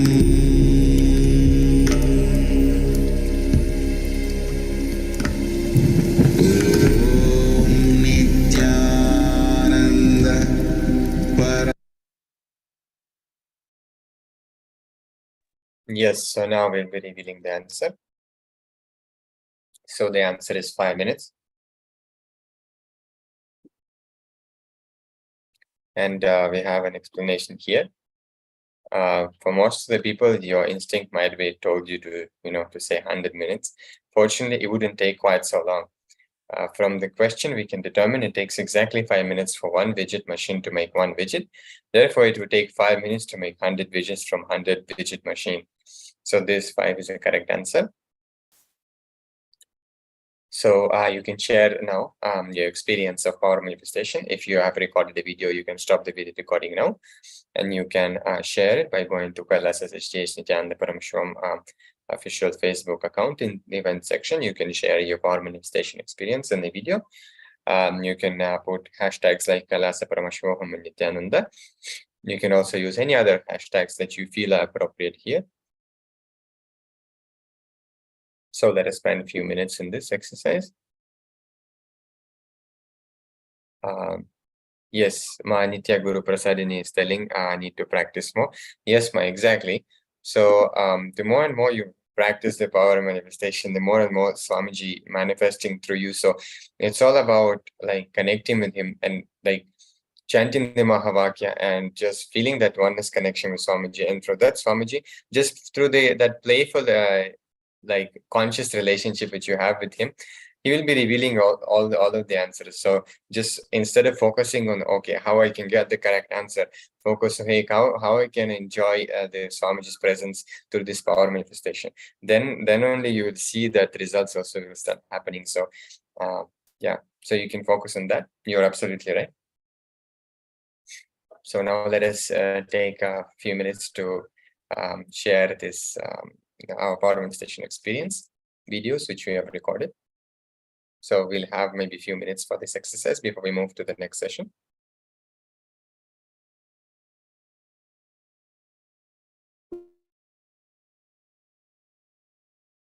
Paramashivoham.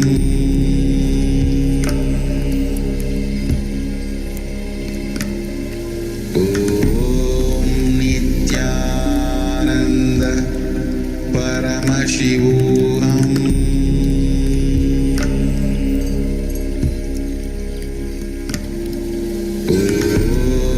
Nithyananda Paramashivoham.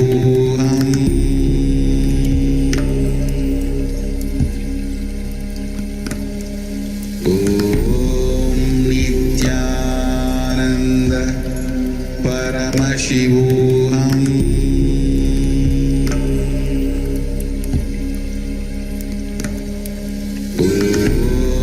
Nithyananda Paramashivoham.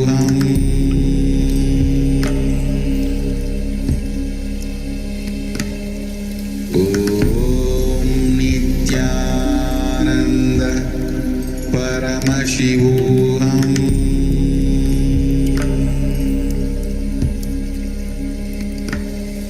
Om Nithyananda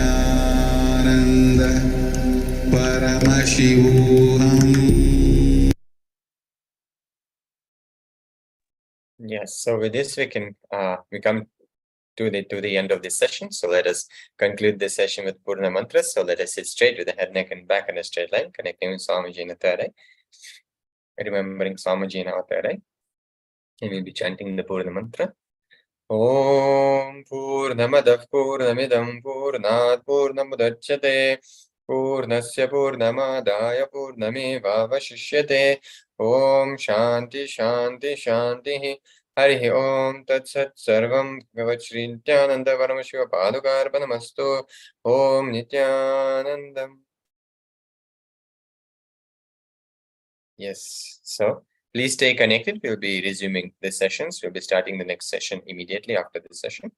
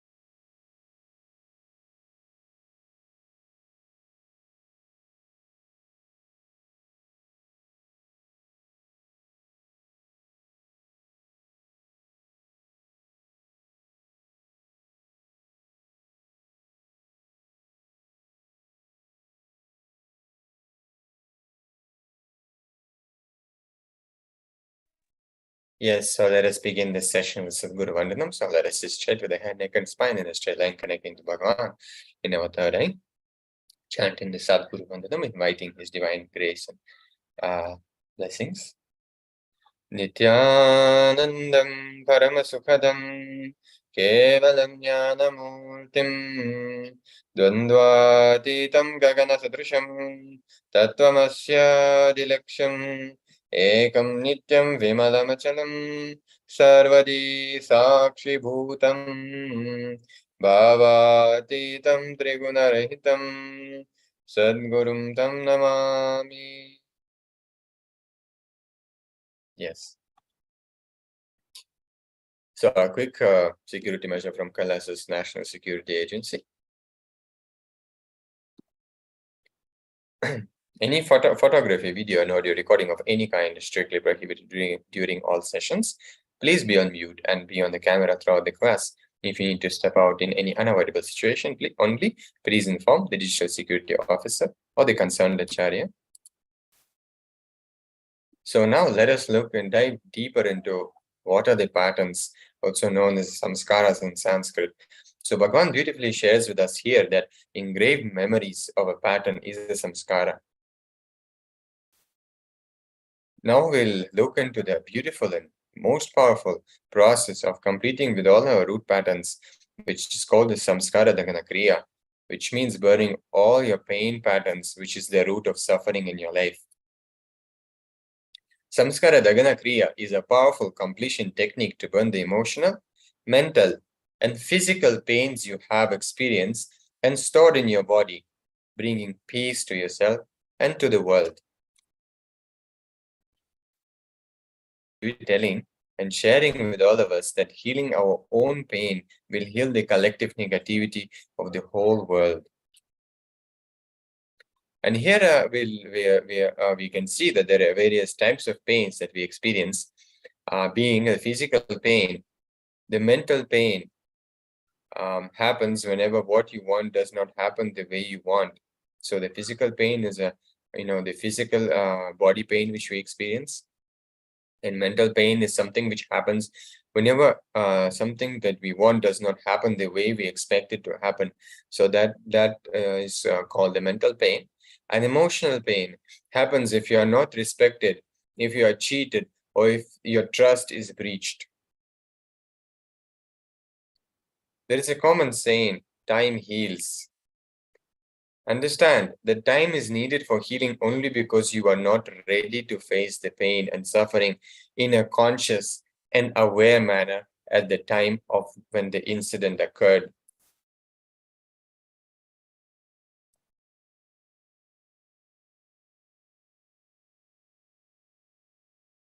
So we have a Shastra Pramana here, which goes as Chitta Dhyanta Kitir Naschimantar Bhavyaditi Vikalpanam Abhavena Vilkapairujito Bhavet, which translates as just consciously feel within that the mind stuff known as chitta of past memories of incompletions with its activities as mind, intellect, and ego are not existing in me. By contemplating this way in your inner space, disidentify from the past impressions and the memories of an incompletion. So this is the Shastra Pramana from Shivajnana Upanishad or Vijnana Bhairava Tantra, verse 94, 22nd technique. So we have also Apta Pramana from Prati Prasavaha Heya Sukshmaha. So that is the verse from Patanjali Yoga Sutras. Reducing the engrams into thought, Patanjali Yoga Sutras.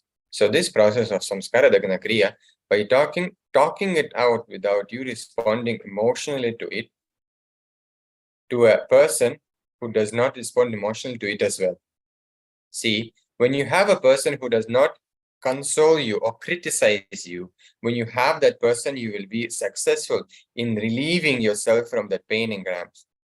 Suddenly, the pain engram goes to a difficult space with a person, neither adding attachment to it. It goes through an emotional space, and in that space, it falls into the space of thought. So this is the translation of the Pramana.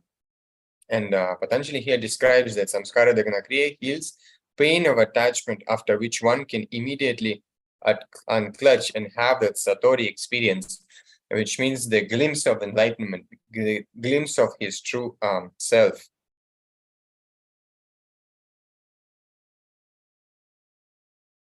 So here is the process of which we'll be doing for samskara dagana kriya. So please sit with Divya Sharira of Swamiji, which means his divine form, divine body of Swamiji, which can be manifesting through the Atma Murti. For example, if you don't have Atma Murti right now with you, you can use any photo of Swamiji. If you have printed, great. If you don't have, that's also great. You can use any photo of Swamiji, because Swamiji is he can manifest, and he is manifesting through his divine body, Divya Sharira, through all his photographs and all his deities. Photographs actually are Swamiji's deities only, so we can use that as well for this exercise. So also have a pen and notepad with you, and water because when you do the completion process, a lot of heat is being generated in your body. So for you to go through the process with ease and have the best experience, and to be able to keep yourself cool throughout this experience, you will need to drink some water as well. And all this, be very comfortable, don't be tense and all that. That is not going to help you in this completion process. So there are a few steps you're going to be following. One is start with the earliest memory of your life. Recall the unpleasant moments, incidents of your life. So again, we will be going through this process. We started the root pattern completion in the previous session. Now we're going to be going more deeper into this and making sure that we remove the very root of incompletion from ourselves.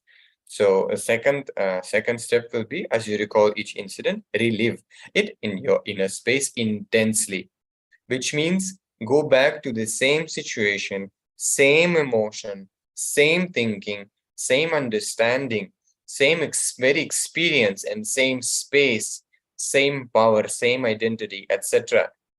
Go back to that age, bring that same emotion, bring that same very experience, relive how you felt, how you cognized, how you responded at the time. This will make you understand how you have grown or shrunk with the context of reliving your identity. Do this process.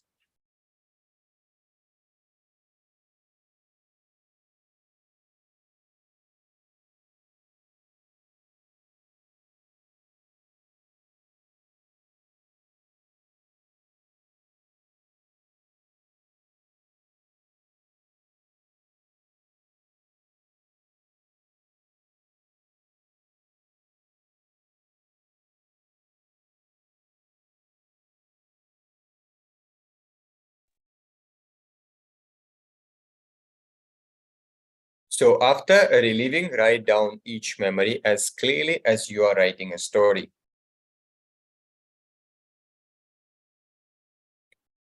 So then we'll be reliving, after writing, relive the incident in the mirror. So we'll be having a mirror, and we'll be reliving that. We'll be like going through that incident, reliving it again through the mirror. So here, important thing is to do not censor anything. So don't censor anything. Do not avoid any incident. Write each and every incident. Do not skip. Like, how Swamiji is beautifully saying that if you are able to remember something, which means it still has a certain incompletion in you, which you need to complete. So when you do this completion process, when you are remembering something, some incident comes up to your memory, which means there is something to complete about it. Do not avoid it. Do not discard it. Do not move to the next incident. Stay with that, complete with that. So more and more incidents will start opening up. The early incidents will be opening up more and more in you. So you will be going into deeper into the completion. So then the next step will be sharing with Swamiji in the form of the Atma Murti 5 times, and relive all incidents which you wrote. So here is, do not worry that we went through those slides like that.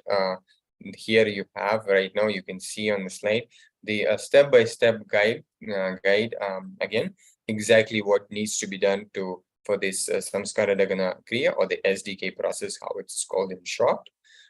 So you can see that on the screen now, which has been projected. So you can start.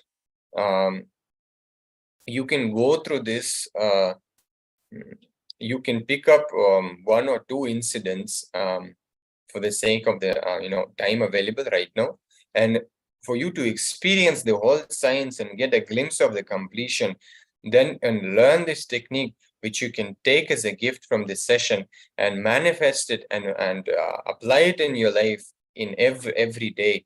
The best time for doing the completion process is doing before you go to sleep. So you can do the the root pattern completion process when you go to sleep, or you can even start it with just completing whatever you have experienced throughout the day, because you know how Swamiji is sharing that one day it has a blueprint of our whole life. So when we complete with that one day, whatever happened, we will be completing with many other patterns which we have in our, which impact our whole life itself. So this is the best time to do. You can take it up and do for next 48 days as well before you go to sleep. That would be really amazing for you. So with this, we'll start with this process now. So you can start by relieving the incidents intensely in your space, and then writing all of them down, and then using the mirror to relieve it, and then moving to the next steps also, where you'll be sharing with Swamiji through the Atma Murti 5 times. So we can start the process now. Please begin. We'll be playing Mahavakya for you to assist you in this process, to keep you in the highest space while you go through this intense and wonderful process of completion.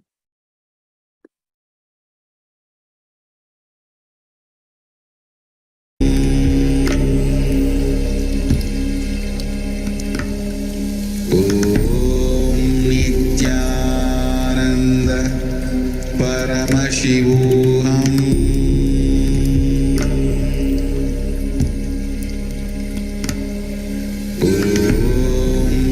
Nithyananda Paramashivoham.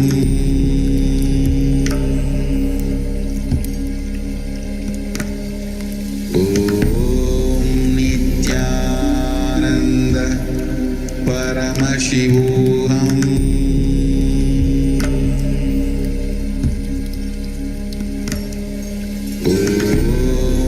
Nithyananda Paramashivoham.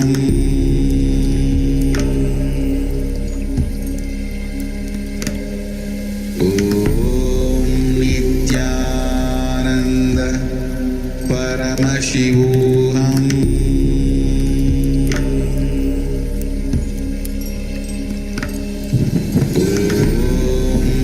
Nithyananda Paramashivoham.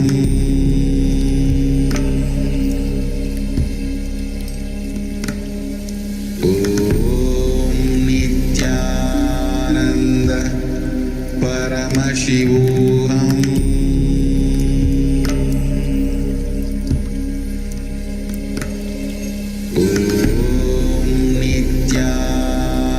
Nithyananda Paramashivoham.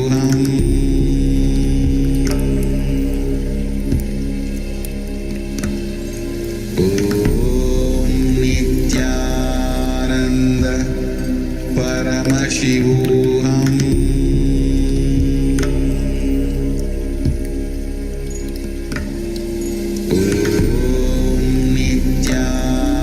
Nithyananda Paramashivoham.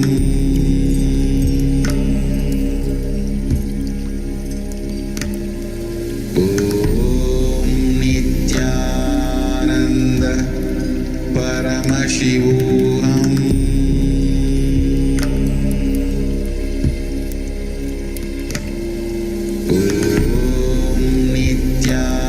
Nithyananda Paramashivoham.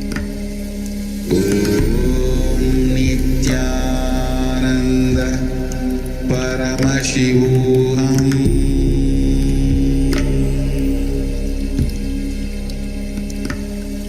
Om Nithyananda Paramashivoham.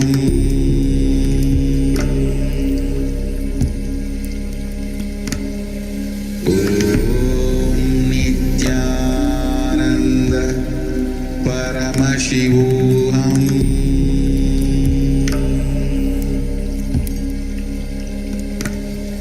Om Nithyananda Paramashivoham.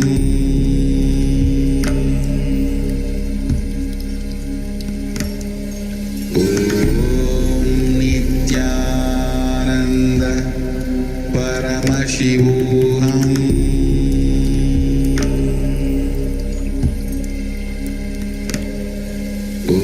Om Nithyananda Paramashivoham.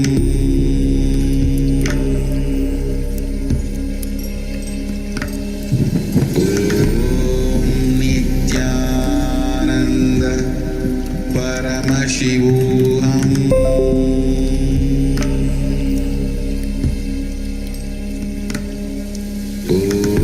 Om Nithyananda Paramashivoham.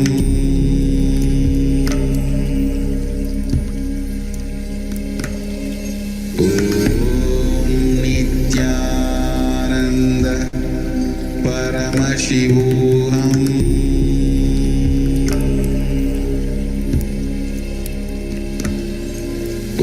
Om Nithyananda Paramashivoham.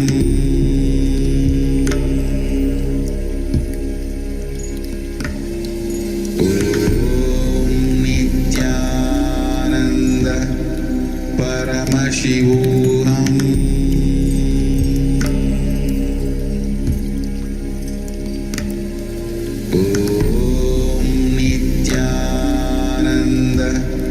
Om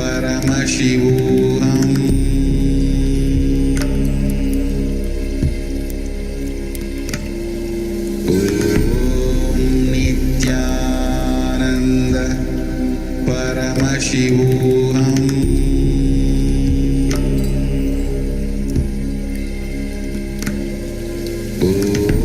Om Nithyananda Paramashivoham.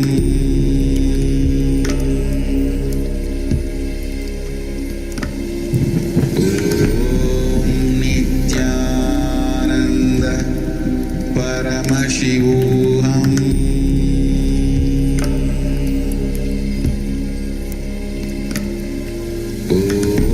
Om Nithyananda Paramashivoham. Om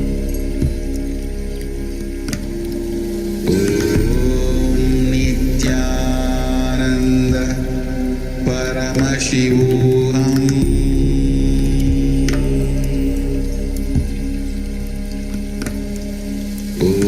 Om Nithyananda Paramashivoham. Om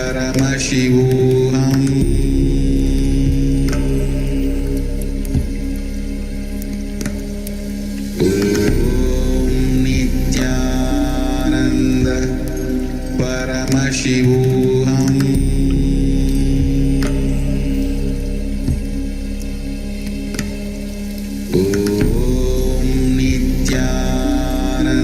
Paramashivoham.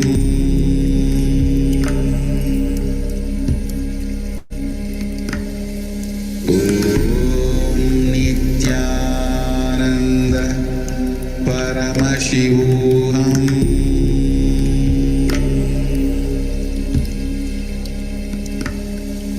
Om Nithyananda Paramashivoham.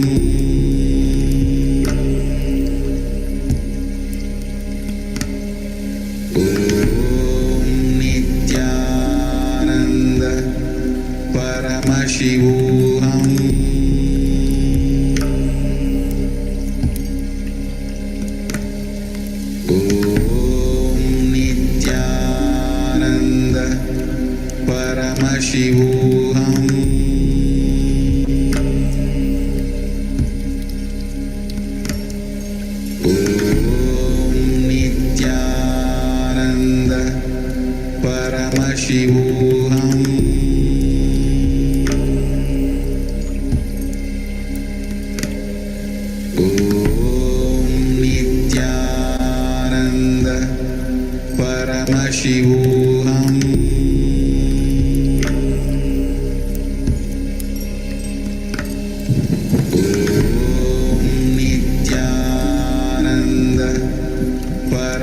Paramashivoham.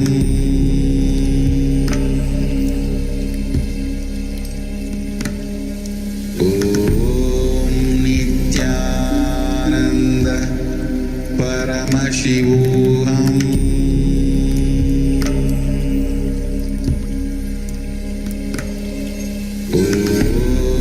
Nithyananda Paramashivoham.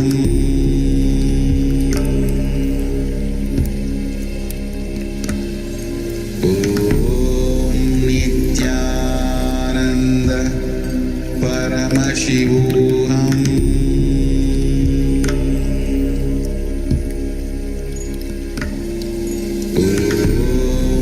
Nithyananda Paramashivoham.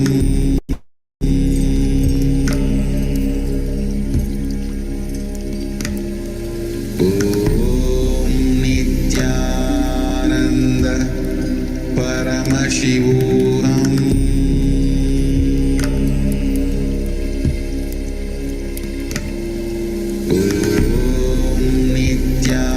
Nithyananda Paramashivoham.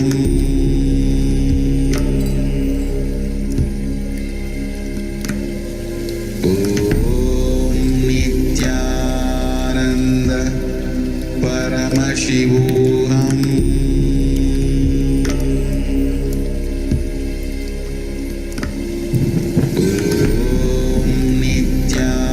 Nithyananda Paramashivoham.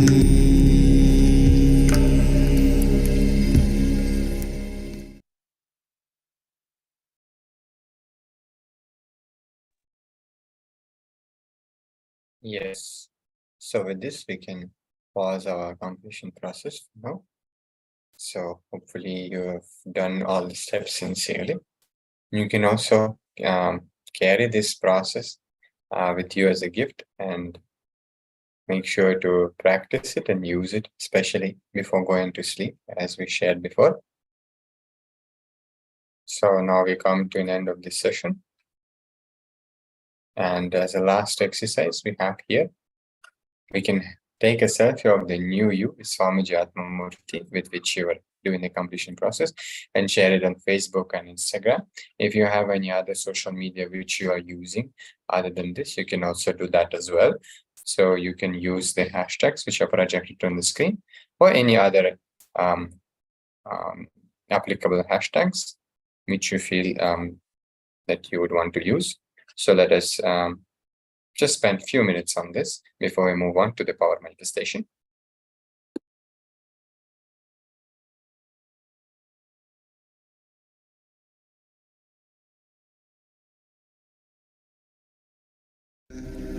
Paramashivoham.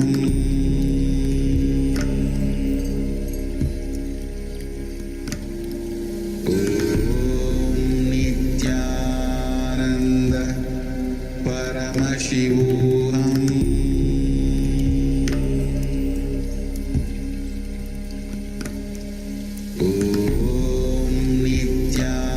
Nithyananda Paramashivoham.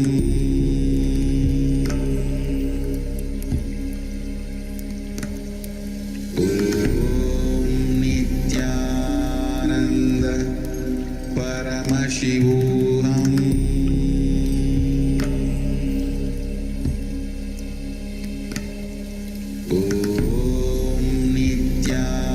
Nithyananda Paramashivoham.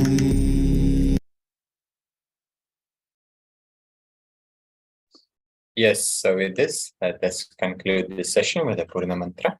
Let us sit straight with the head, neck, and back in a straight line, connecting to Swamiji in our third eye, remembering Swamiji in our third eye, and we'll be chanting the Purna Mantra. Om Purnamadav Purnamidam Purnat Purnamudachyate Purnasya Purnamadaya Purnamevavashishyate. Om Shanti Shanti Shanti Hari Om Tat Sat Sarvam Bhagavat Shri Nithyananda Paramashiva Padukarpanamastu. Om Nithyananda. Yes, so with this, we conclude the session. Please stay connected. We'll be joining with Power Meditation session immediately.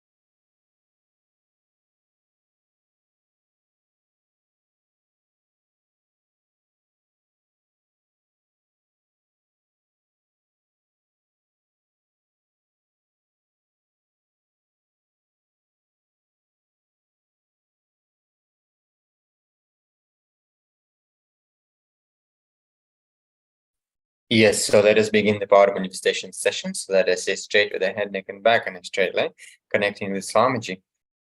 Folding our hands in that Manjali Mudra in front of the heart center, connecting with Swamiji by chanting the Sadguru Vandanam and inviting his grace and blessings. Nithyanandam Paramashivoham Kevalam Jnanamurtim Dvandvatitam Gagana Sadrusham Tattvamasya Dilaksham Ekam Nityam Vimalamachalam Sarvadi Sakshi Bhutam Bhavatitam Trigunarahitam Sadgurum Tam Namami.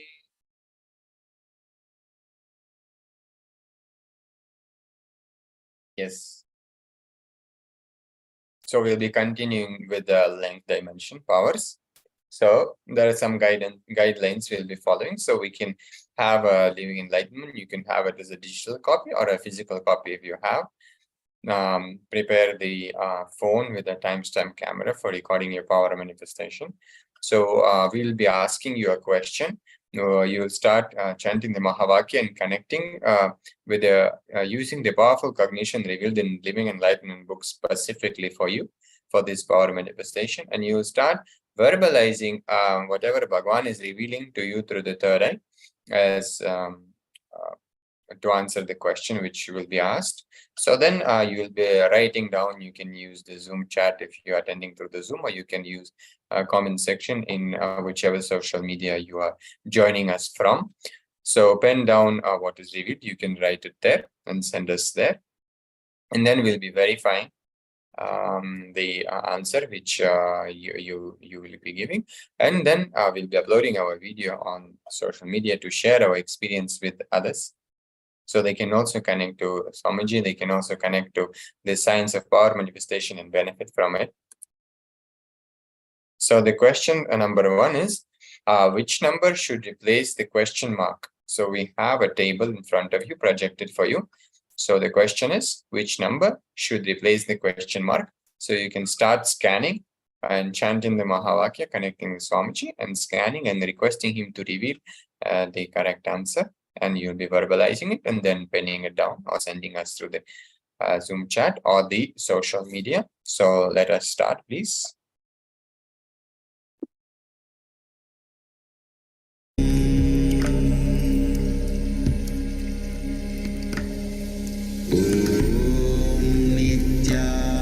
Nithyananda Paramashivoham.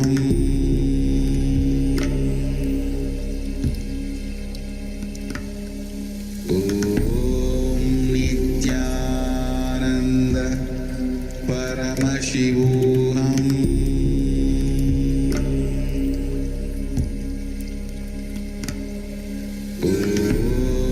Nithyananda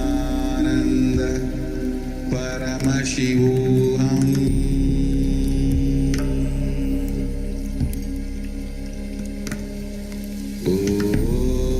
Nithyananda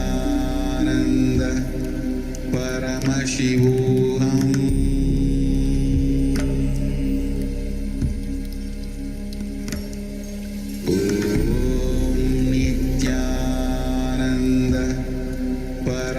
Paramashivoham.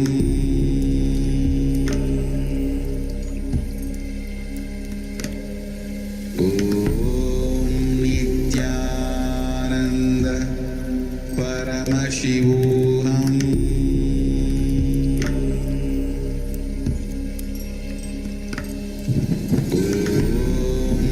Nithyananda Paramashivoham.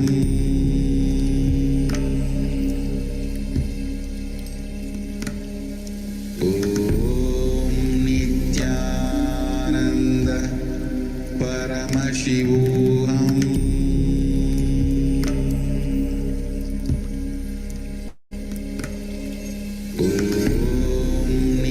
Nithyananda Paramashivoham.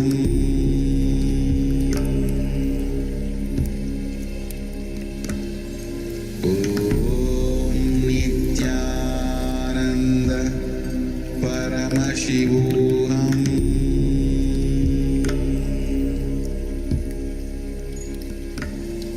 Om Nithyananda Paramashivoham.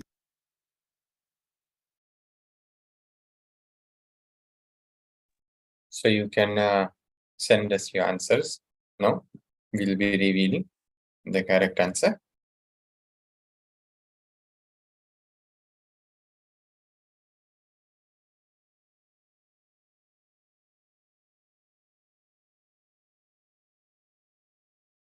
Okay. So now we'll be revealing the correct answer. Correct answer is number 4. Yes, Maguru Prasadini got it exactly correct. Very, very well done. So that's great, Ma. Always learn to celebrate whenever Swamiji is manifesting through you. Always learn to celebrate. And this way we'll be inviting more and more beautiful experiences with power manifestation. So now let us move to the next question. Next question is, in a lake, there is a patch of lily pads. Every day, the patch doubles in size. If it takes 48 days for one patch to cover the entire lake, how long would it take for the patch to cover half of the lake? So this is a mathematical question. So let us use the third eye alone to figure out, to get the answer from Swamiji for this question. So do not try to use your logic or, use your mathematical skills or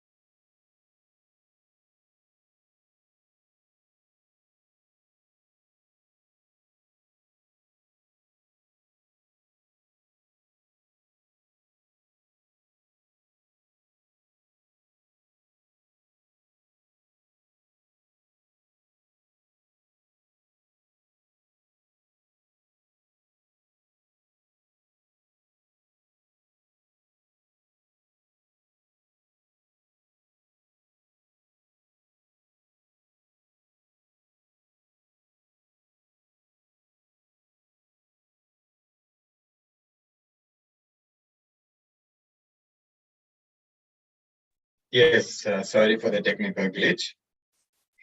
So we'll be continuing with the power manifestation. So you can type your answers in the chat now.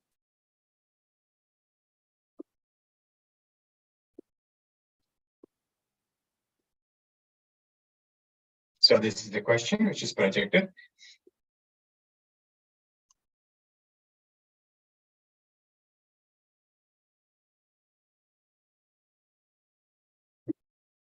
Okay. Yes, so the 47 days is the correct answer for this question.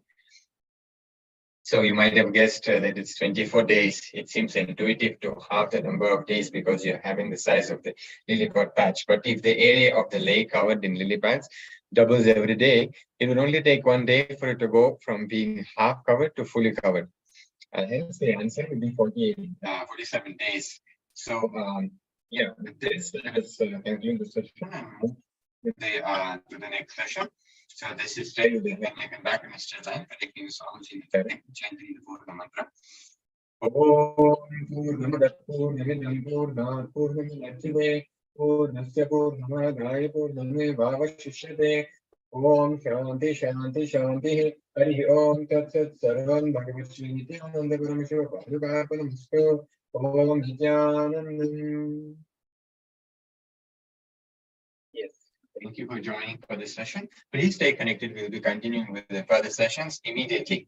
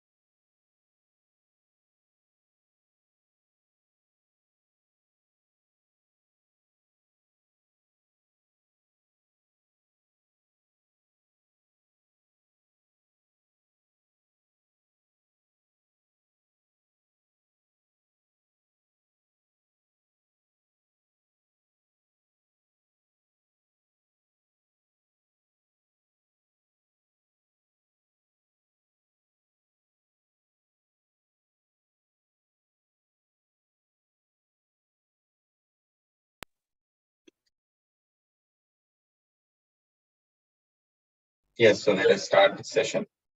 We'll be starting with Sarguru Vandana. So let's sit straight, the head, neck, and back in a straight line, connecting the Swamiji in the third eye, keeping our hands folded in Atmanjali Mudra in front of the heart center. Nithyanandam Paramasukadam Kevalam Jnanamurtim Dvandvaditam Gaganadrisham Tattvamasya Dilaksham Ekam Nityam Vimalamachanam Sarvadi Sakshi Bhutam Bhavaditam Trigunarahitam Sadgurum Tam Namami. Yes, so let's start with the session. So a quick security measure that photography, video, and audio recording of any kind is strictly prohibited during all sessions. Please be on mute as well and draw the glass beyond the camera. If you need to step out in any unavoidable situation, please inform the digital security officer of the concerned area. Now, in this session, we'll look into different type of completion and different level of completion we'll be completing with our muscle and by memories. So let us start this session directly listening from the words of the avatar, reprogram your muscle and by memory. So let us listen to this video of Supreme Quantum Fingers.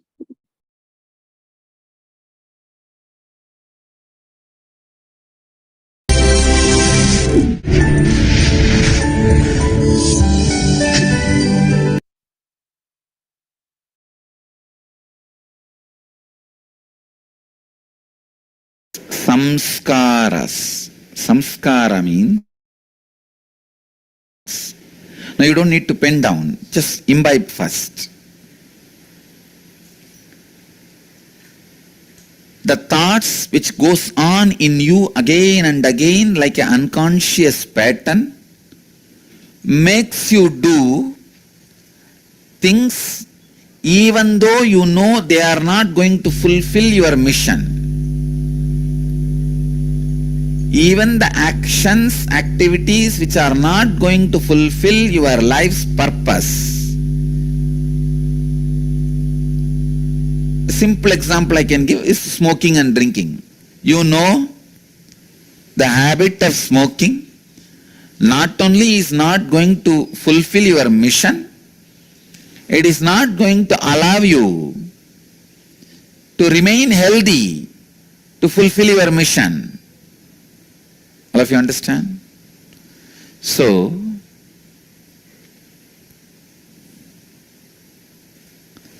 fulfilling your mission, fulfilling your life's purpose, main thing you need to understand, please.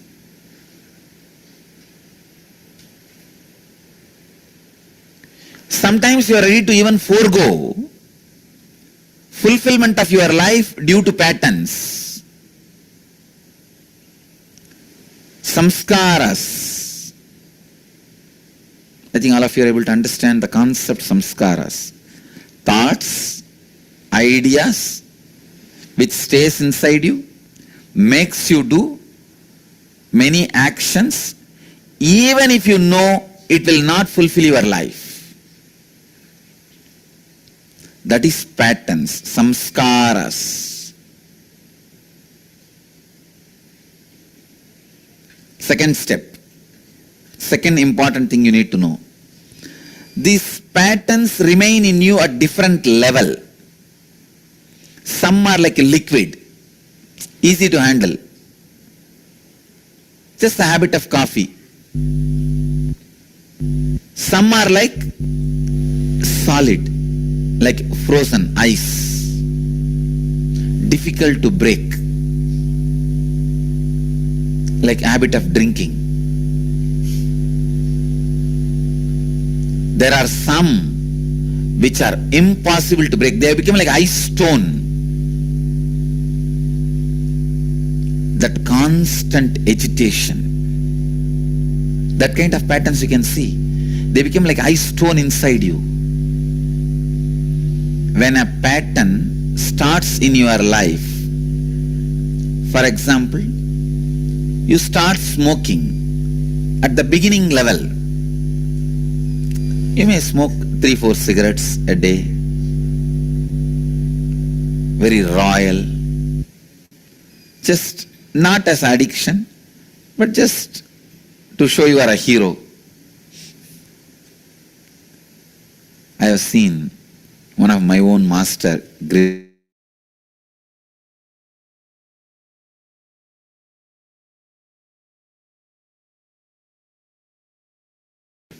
this yogi, great yogi, he will smoke very royally.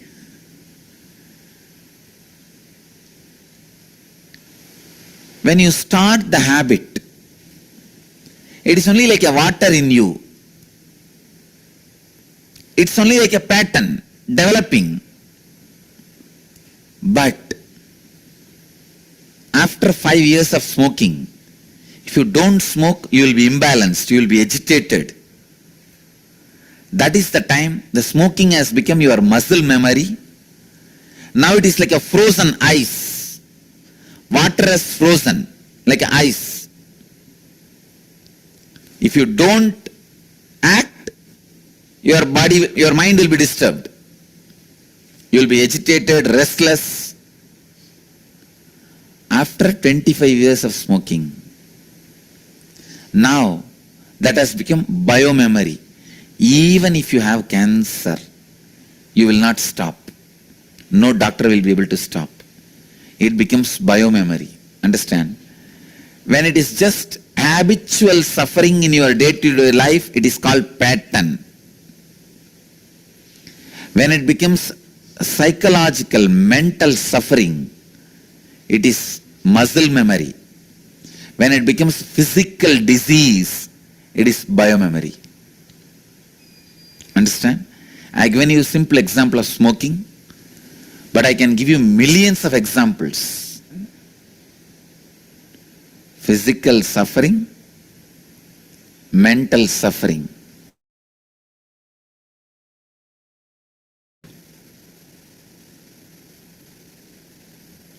When When it is pattern, it's in the initial level.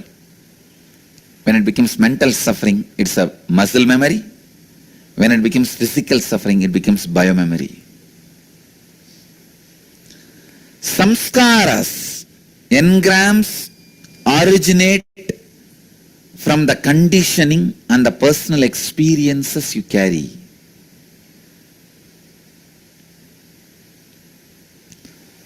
Samskaras generate thoughts and belief systems in you which runs your life. It's like once the samskara gets inside, from inside you are being controlled, pulled, pushed, dragged.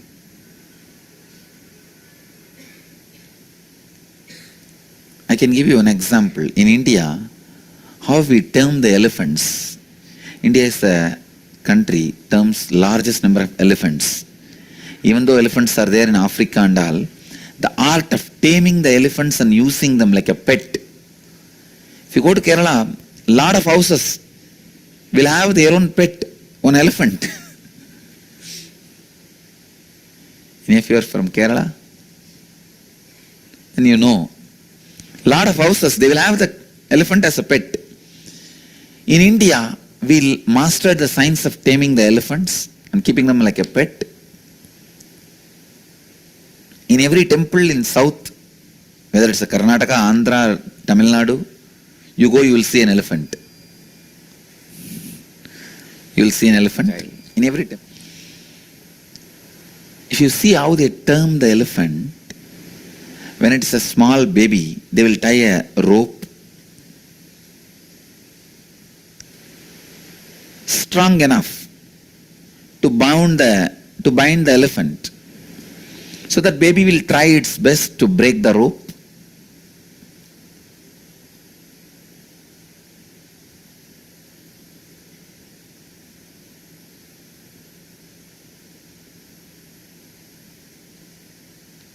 Naturally, it won't be able to break, it will fail.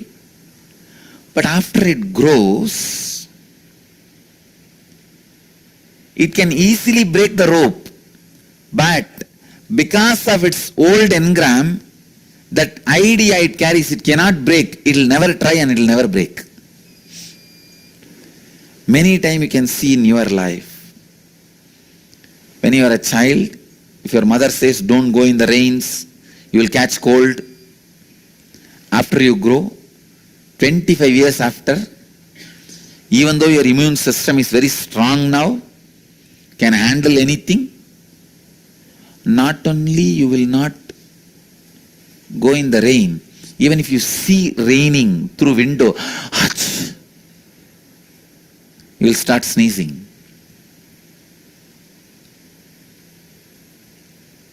The pattern you carry, the samskaras you carry, forms like a negative knot inside you. For example, if you strongly believe you have a samskara, you are allergic to milk, the moment somebody offers you coffee, hey, if I drink this coffee, I will have allergy, I will have stomach pain, I will have loose motion, I may have diarrhea, I may be admitted in the hospital. I think this fellow wants to kill me, that is why he is giving me the milk. The negative pattern, it just spreads. Knots are your negative thinking patterns. It is these knots which are the root cause for your suffering. All your addictions, all your major decisions, please understand, all your decisions are made out of addictions. I tell you. You don't make any decision spontaneously. Much of your decisions are made out of addictions.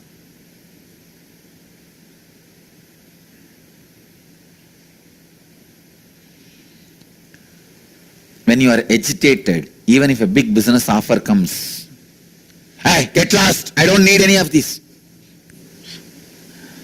Your one get lost can make your whole life poor sometimes.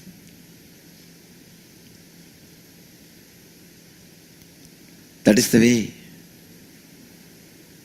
But unfortunately, your mind suffers with those same patterns and tortures itself.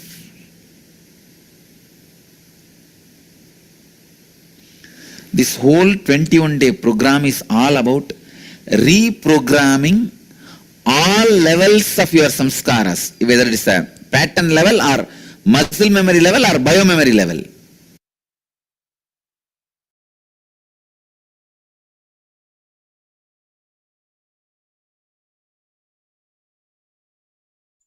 Yes. So, muscle memory. In the level of muscle memory, your ordinary possibilities are awakened. Same way, if you awaken the muscle memory and complete with all the necessary patterns and reprogram the way yourself, the way you want your muscle memory, the way you want. For example, you can jump unimaginable distance.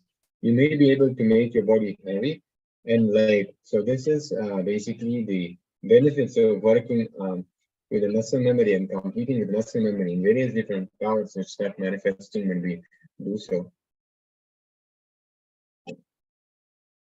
Now let us see the biomemory. Swamiji says, in his own words, I tell you, the cognitions you carry about yourself, about the world, about others, about life and God, about nature, about world. When those cognitions are completed, the limiting cognitions, which are called incompletions, when they are completed and the powerful cognition are awakened, that expresses as powers. Yes, so when we completed our biomemory as well, various different powers of Paramashiva start getting expressed to the body. Now let us look into the third, the deeper layer of our system. It is the bioenergy. And bioenergy comes from your past life memories. Means the jiva, which means the individual itself, brings certain baggage. Biomemory comes from father and mother both, and muscle memory comes from the people with whom you grow up.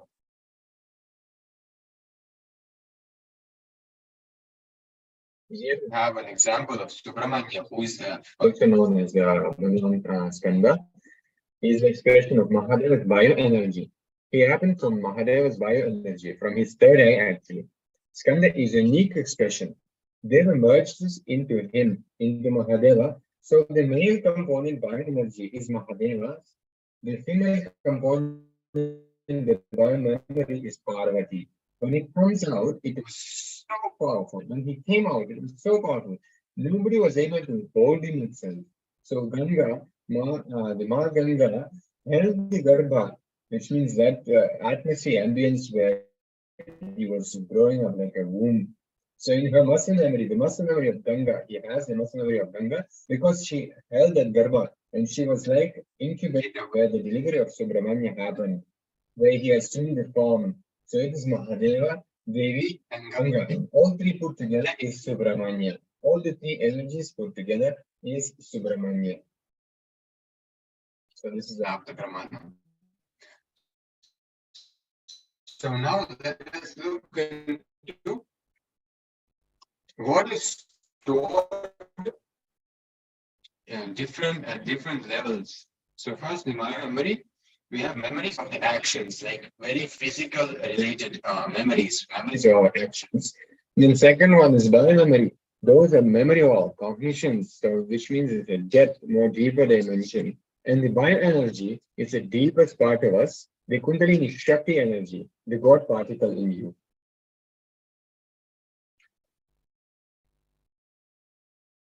So we have a Brahmana here,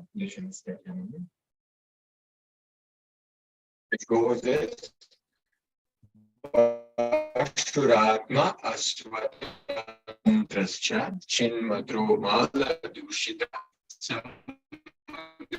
Anitya Samsari Inchiyo Anishwaro Vidyapada, verse number 4. So which translates as the one said, the Lord said, Pashu is the embodied self. To know what to do, it is always dependent on some other sources. Essentially, it is of the nature of consciousness alone but its knowledge and actions are limited by the eternal impurity known as Mala. Because of its limitedness, deluded state, it is entangled in the transmigratory process, which terminates when the self is disentangled from the bonds and granted liberation. It is with limited knowledge and it is bereft of doership.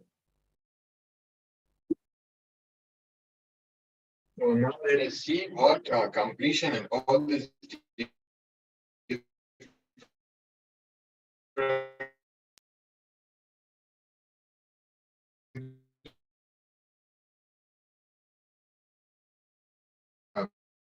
very levels. So all this is muscle memory related powers. Then biomemory awakens other different powers of Paramashiva, and bioenergy awakens the very consciousness itself. And Bhagavan beautifully shares here that when you awaken the bioenergy, both memories of muscle memory and biology, the biomemory gets awakened as well. To complete with a muscle memory incompletion, here we can basically do all the different spiritual practices which are action based. Those are used to clean up the muscle memory. It can be puja or yoga, or pranayama, different types of meditations like Nithyananda, for example, which are physical in its nature. All these different beautiful techniques will help you to complete the muscle memory. Then completion and biomemory. To complete the biomemory, you need the more subtle practices like unclutching or complete completion. So this will help you to clean up all the biomemory related incompletions. And here Bhagavan himself is telling that he himself can do the whole process for us very easily. If you only have one thing, if you have a simple feeling connection, he says, please understand, I can do this process easy for you. If you can do it on your own, or you can give the contract to me. Feeling connection means having an open space for me to enter and work inside your patterns. So the one is saying here that when we have the feeling connection with him, this is the most easiest way to complete with those patterns, because here he himself will be working on it and completing the patterns for us. So here Bhagavan is sharing that if we have that, we have to do different kriyas, philosophies, meditations, and put our own effort into completion, or we can have that feeling connection, and 80% of the whole work will be done just by this one trust and feeling connection which we have with Swamiji. Atma Pramana Swamiji is sharing that connection is the ultimate wealth, and even now he's telling while I'm doing Nirahara Samyama, see last 40 days or maybe I don't know 2 months or from last maybe 2 months I did not eat. In the last few days some prasadam I started taking, and that also not regularly. Even now I tell you, if the body feels like it needs something, just if I repeat these 2 letters Shiva, Shiva, that's all. The feeling connection is so much. It just shakes the body. I tell you, feeling connection is the best asset in your life. Yes.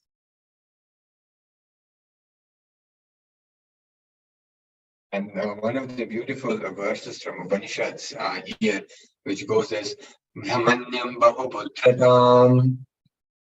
So in the bioenergy level, whether you already woke up the clarity, or yet,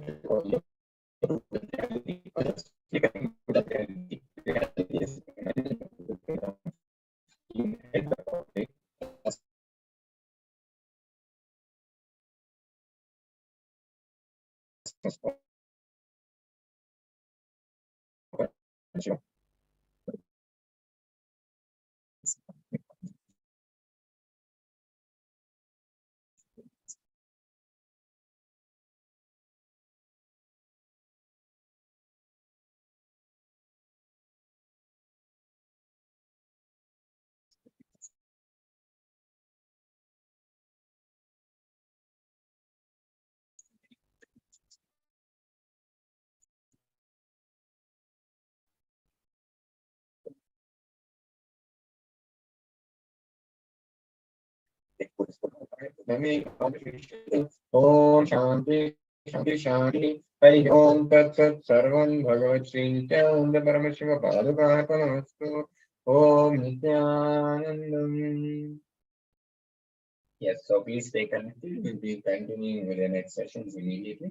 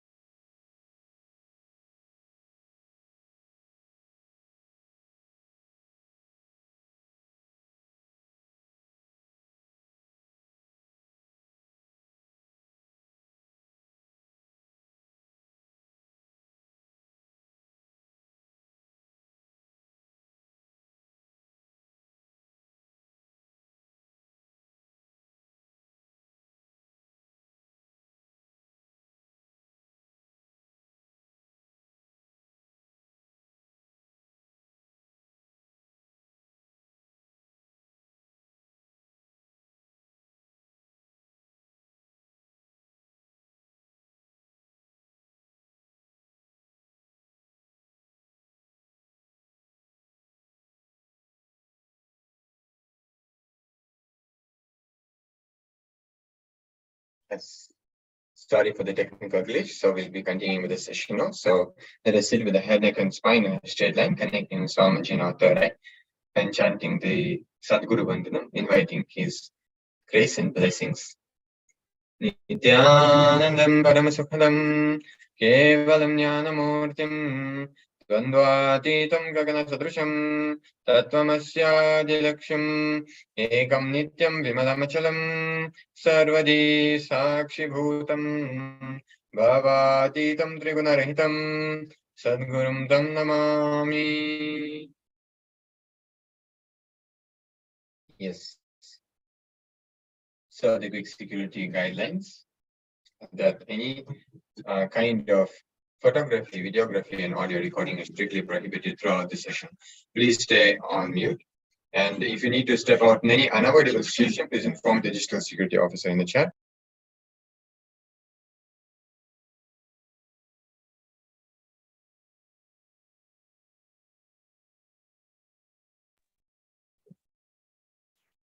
We'll be starting the following session now.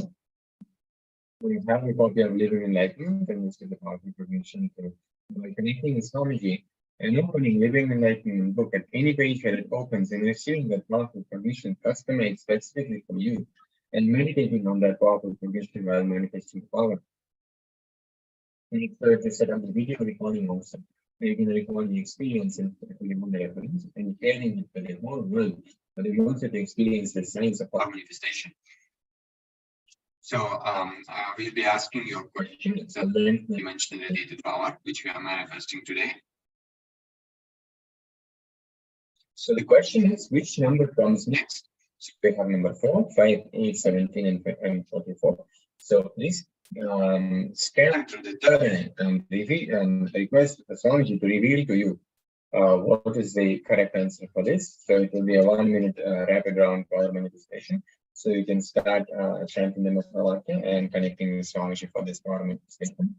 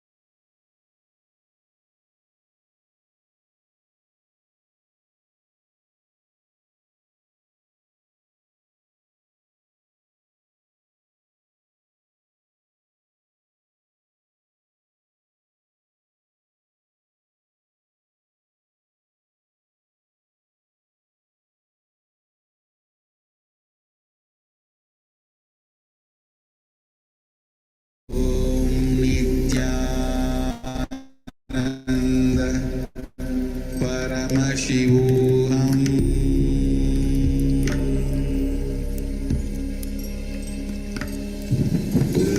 Om Nithyananda Paramashivoham.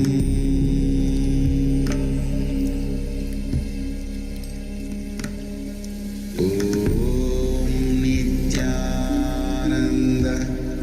Paramashivoham.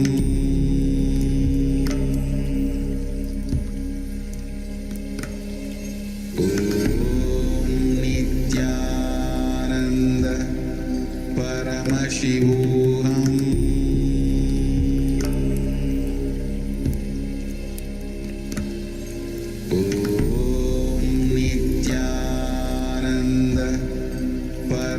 Paramashivoham.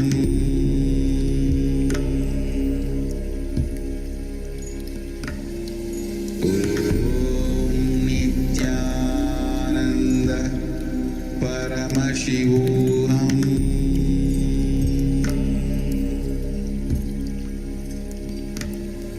Om Nithyananda Paramashivoham.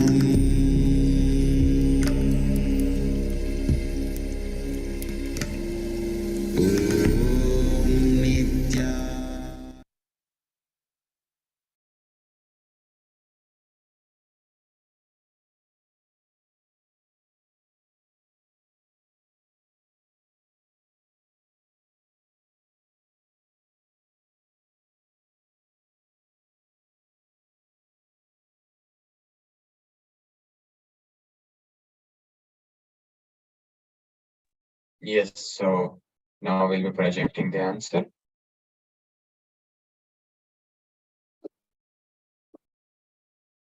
So correct answer is number is still E, which is means 125.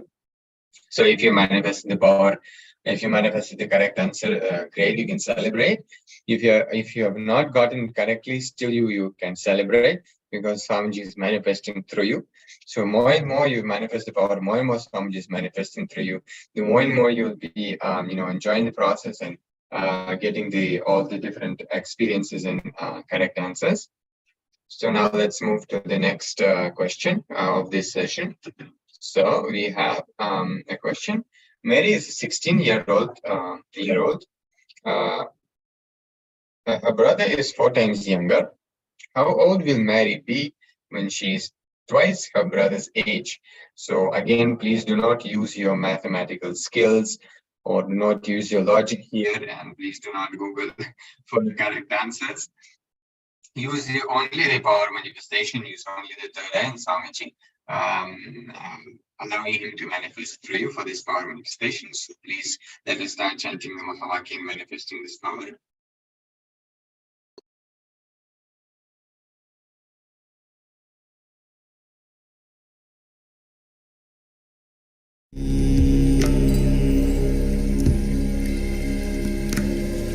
Om Nithyananda Paramashivoham.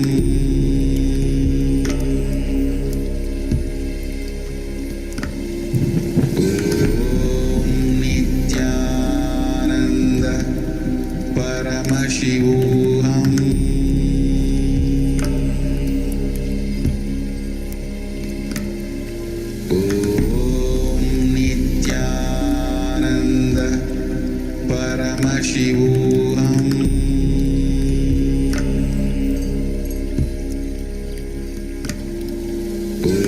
Om Nithyananda Paramashivoham.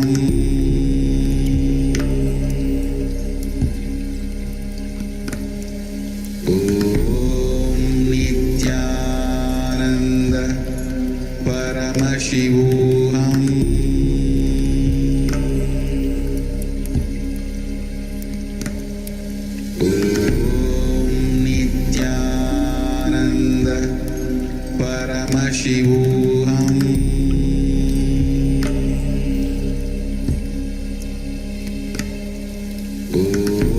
Om Nithyananda Paramashivoham.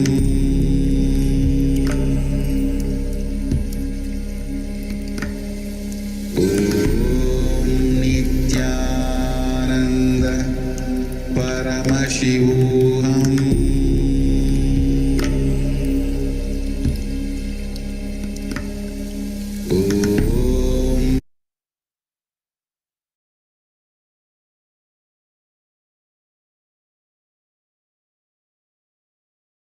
Yes, so now we'll be revealing the answer. The correct answer is 24. So, yes, if you got the answer correctly, you can really celebrate. Manitya Guru Prasadini got it exactly correct. That's awesome. That's really awesome. Great job. Continue manifesting Swamiji through you. So,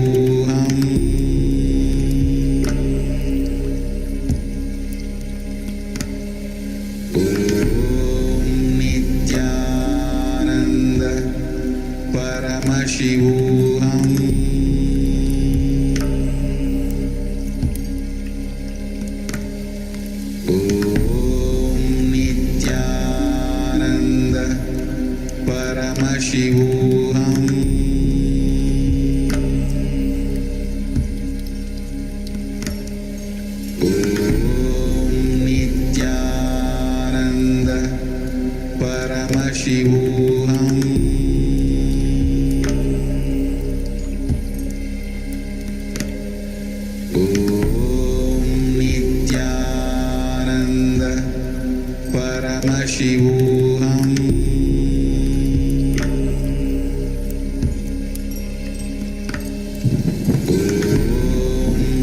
Nithyananda Paramashivoham.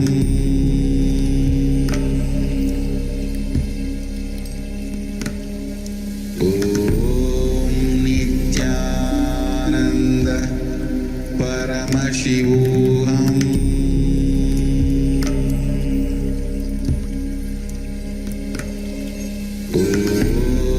Nithyananda Paramashivoham.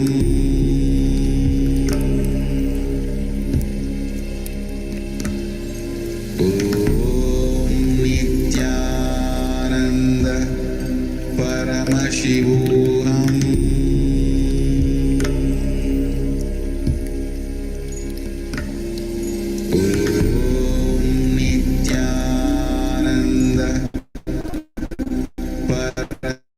Paramashivoham.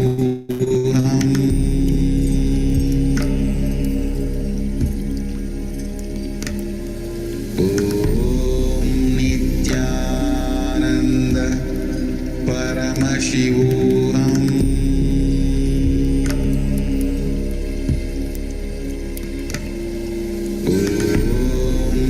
Nithyananda Paramashivoham.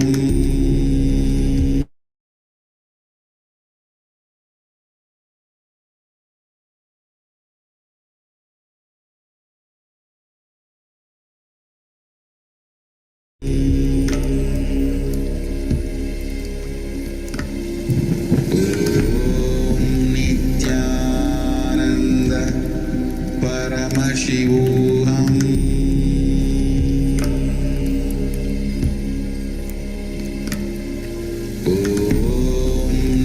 Nithyananda Paramashivoham.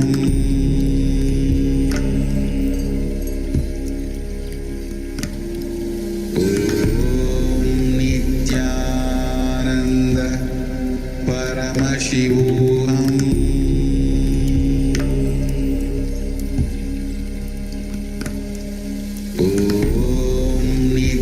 Nithyananda Paramashivoham.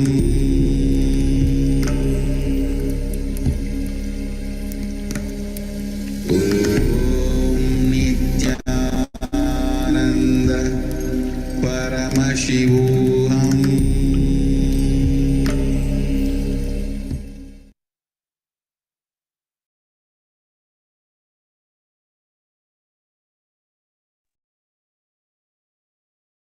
Yes. So with this, we come to an end of this power manifestation session. So let us sit straight with the head, neck, and spine in a straight line, connecting with Swamiji, remembering him in our third eye, and chanting the Purna mantra.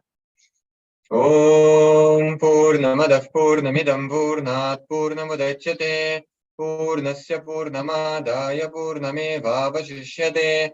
Om Shanti Shanti Shanti. Hari Om Tat Sat. Sarvam Bhagavat Shri Nithyananda Paramashiva Parupakamastu. Om Nithyanandam. Yes. So please stay connected. We will be continuing with the next sessions in just a few minutes.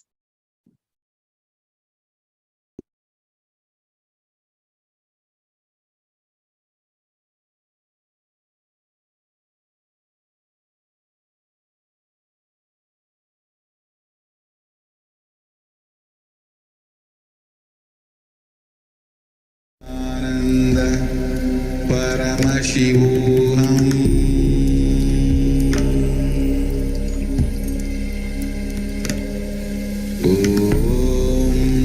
Nithyananda Paramashivoham.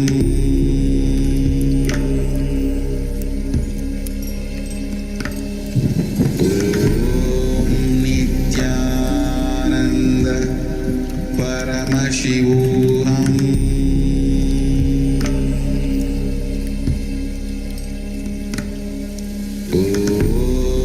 Nithyananda Paramashivoham.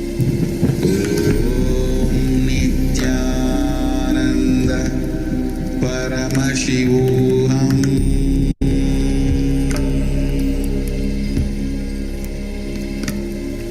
Om Nithyananda Paramashivoham.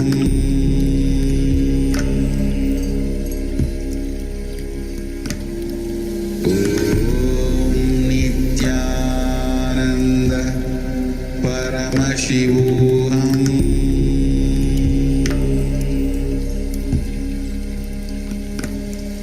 Om Nithyananda Paramashivoham.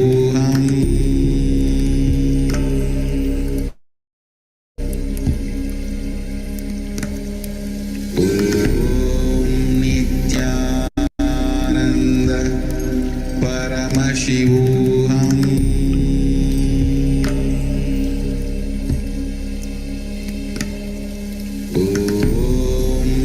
Nithyananda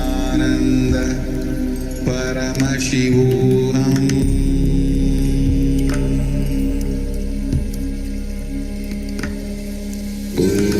Om Nithyananda Paramashivoham.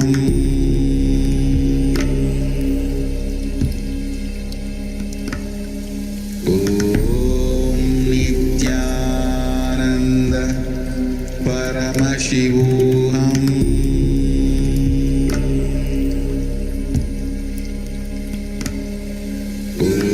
Om Nithyananda Paramashivoham.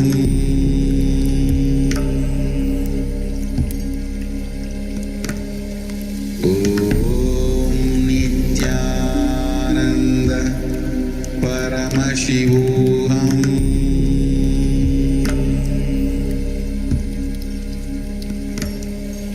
Om Nithyananda Paramashivoham.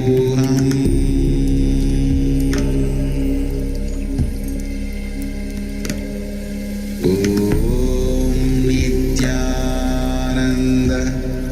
Paramashivoham.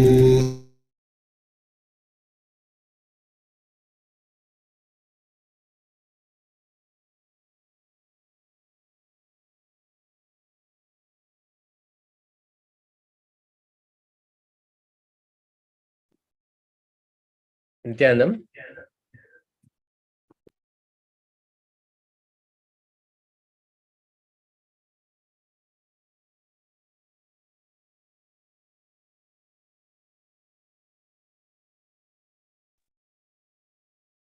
Nithyanandam, thank you so much for joining. We will begin the next session with Sadguru Vandanam. Nithyanandam Paramasukadam Kevalam Jnanamurtam Dvandvatitam Gagana Sadrisham Tattvamasya Dilaksham Ekam Nityam Vimalamachalam Sarvati Sakshibhutam Bhavatitam Trigunarahitam Sadgurum Tam Namami.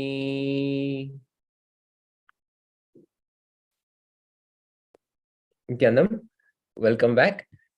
We will enter into the next session. As always, a reminder that there is no recording, photography or videography of any kind. And please follow all guidelines. Perpetual completion, Sahaja Samadhi.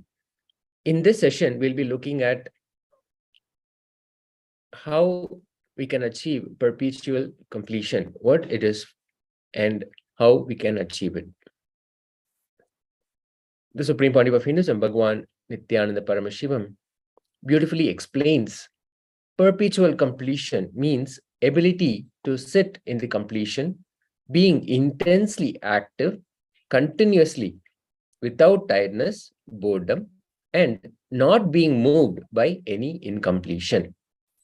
So this is the definition of perpetual completion. Ability to sit in completion and intensely being active without any tiredness, without any boredom, and not being moved by any incompletion. It is nothing but understanding that completion is easy and you opted for it. These two things, and you will see that Swamiji really brings these two powerful cognitions again and again. Number one, completion is easy. Number two, you have opted for it, meaning you have chosen it. Now, let us listen to Swamiji directly how the powerful cognition of being in perpetual completion is being explained by Swamiji.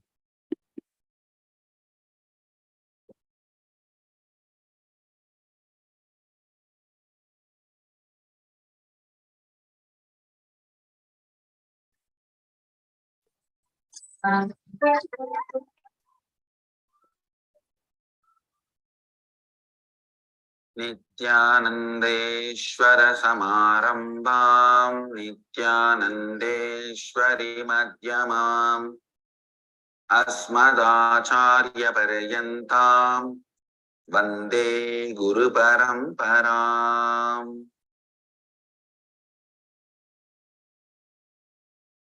इस समय हमारे साथ उपस्थित सभी दर्शकों और भक्तों का मैं प्रेम एवं आशीर्वाद सहित स्वागत करता हूं।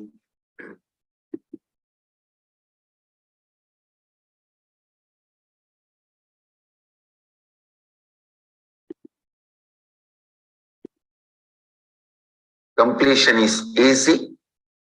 I opted for it. Completion is easy. I chose it. Completion is easy. I want it. Completion is easy. I am it. That's all.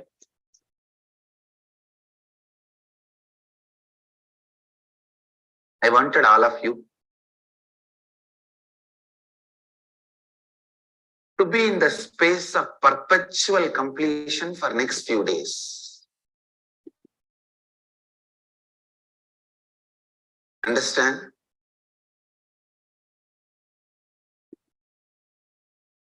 This perpetual completion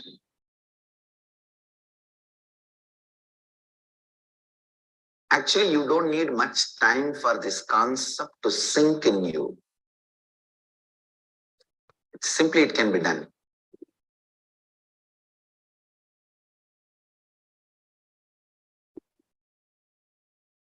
Maybe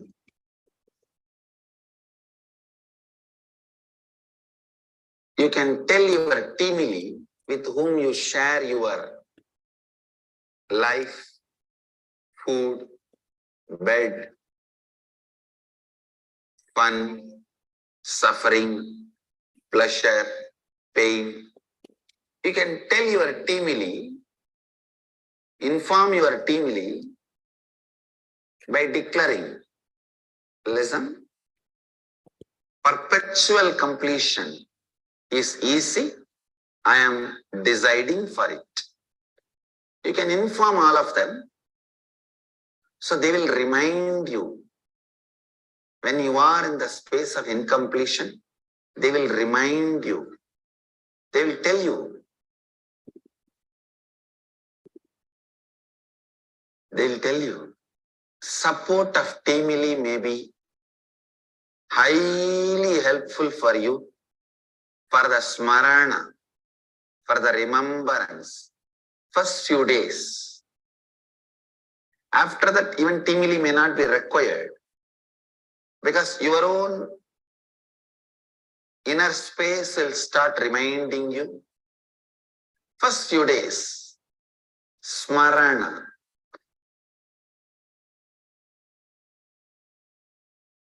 First few days, smarana. Reminding.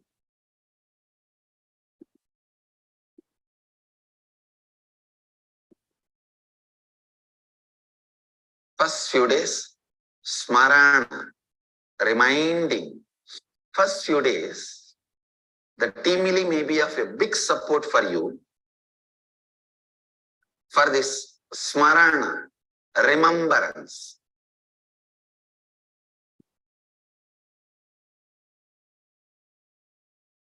Here in this short clip, the Supreme Pontiff of Hinduism, Bhagavan Nithyananda Paramashivam, initiated us into what perpetual completion is.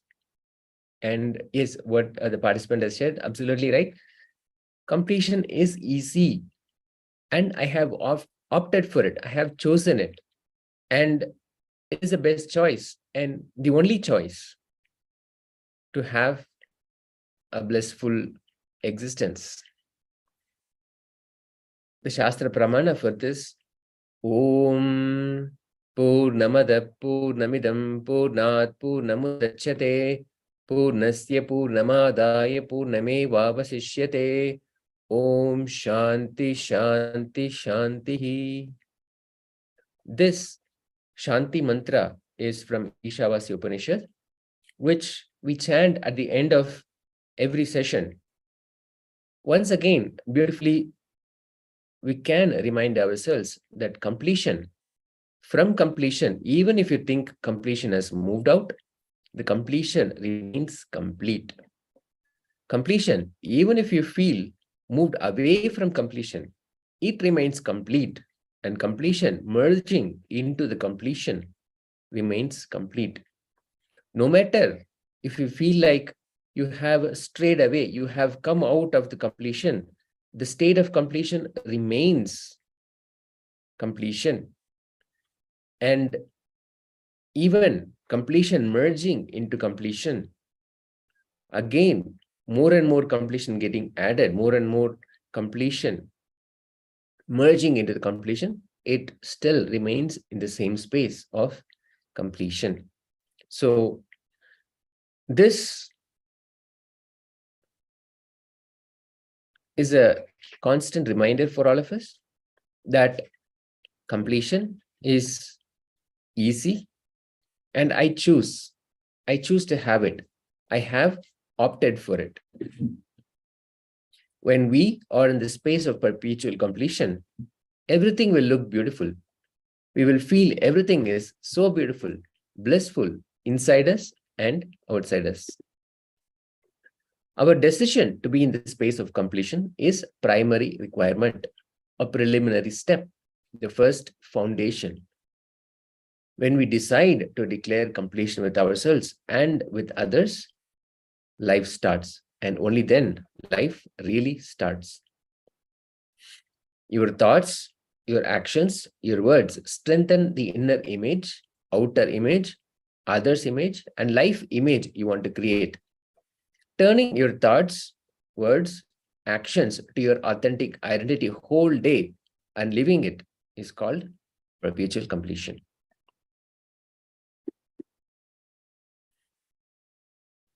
Just a quick recall of the genesis of identity. What we have created as our identity. The inner image is whatever you think about you, inside you, whatever you believe strongly as you, inside you is inner image. Whatever you think of as you. Outer image is how you show yourself to others. That is outer image. Others' image is what others perceive about you. Whatever you may show, people will have their own ideas about you. They will perceive you in their own way. And that is others' image. And then life image, how you perceive the world and life. What you have in your head about life itself. You may think life is exploiting. All the 4-letter words you may have about life and others, that is called life image. Now, this is the first step in perpetual completion, deciding and declaring. The first step, I am in the space of completion. I decide to reside in the space of completion forever. I am going to be in the space of perpetual completion forever. Making this decision and making a declaration. The moment you declare, your declaration to yourself is a bridge on which now everything can start getting built. That is the foundation. You need to be convinced within you that you want to be in the space of completion. There is no practice here. Swamiji is very clear. He's saying there is no practice here. Practice is not needed, only declaration. The moment you declare completion with yourself and others, life starts, and it does not need any other practice, just simple declaration. You declare for yourself and for others that you will have completion with yourself and completion with others. That's it. That simple declaration is enough. There is no other practice that is needed. Remembering perpetual completion completes us. Constant remembrance of perpetual completion leads to liberation. Smaranat mukti. The constant remembrance, again and again, reminding ourselves, leads us to liberation. When we are in perpetual completion, we can constantly feel mild pleasantness in our life. We will feel always the fragrance of pleasantness around us. We will experience that again and again in our life.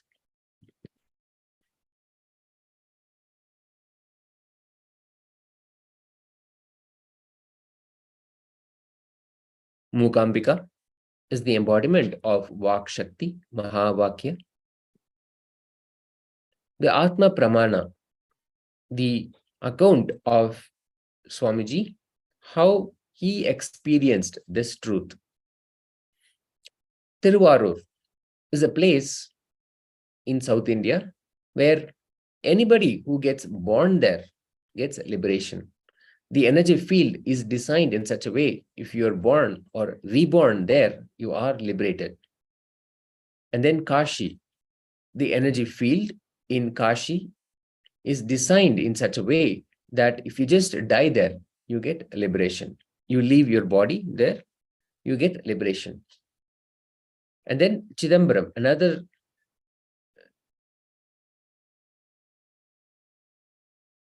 spiritually intense place in South India. The energy field is designed in such a way, if you go and have darshan there, you will get liberation.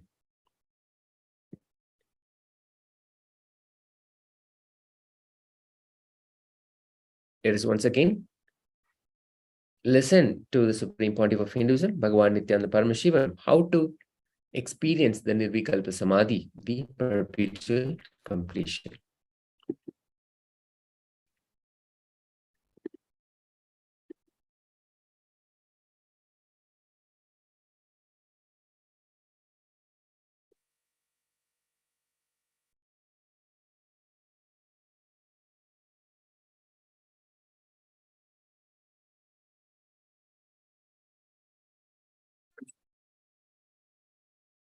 Today I wanted to work on perpetual completion.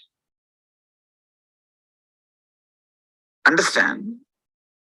Perpetual completion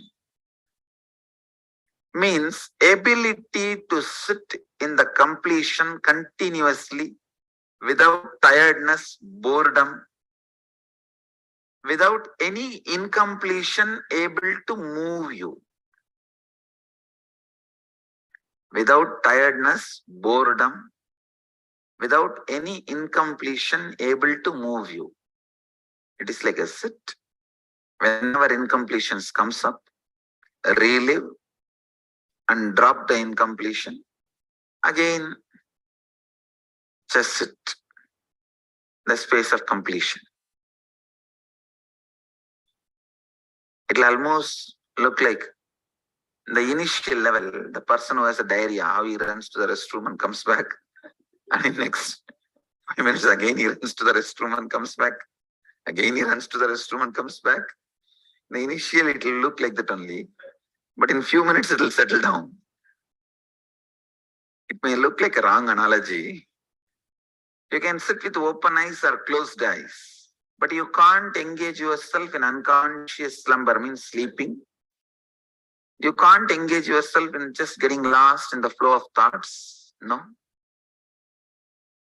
You will only sit in the space of complete completion. I'm going to be here continuously encouraging you and guiding you. Listen. Listen to the instruction. You don't need to keep your eyes closed or eyes open. It's up to you.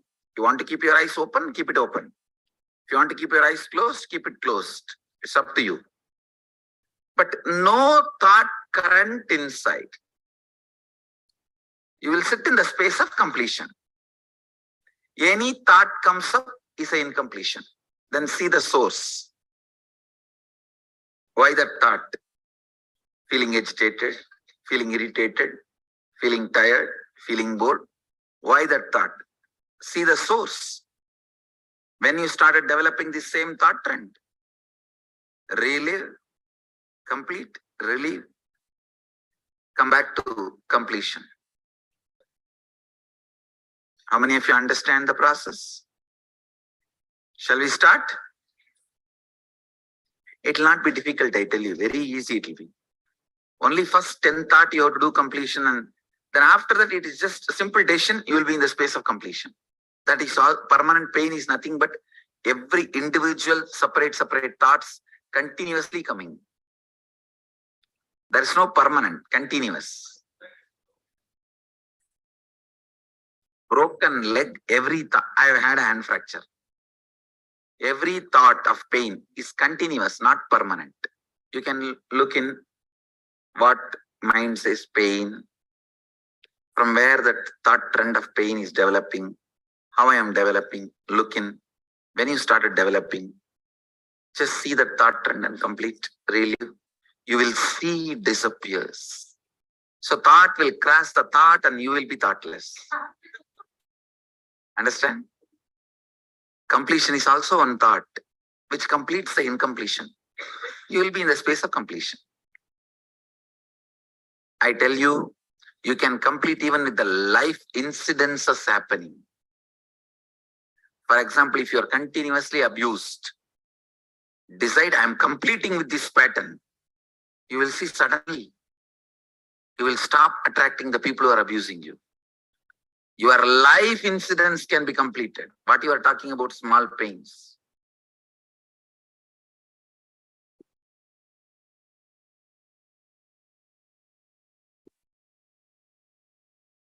Now, let us put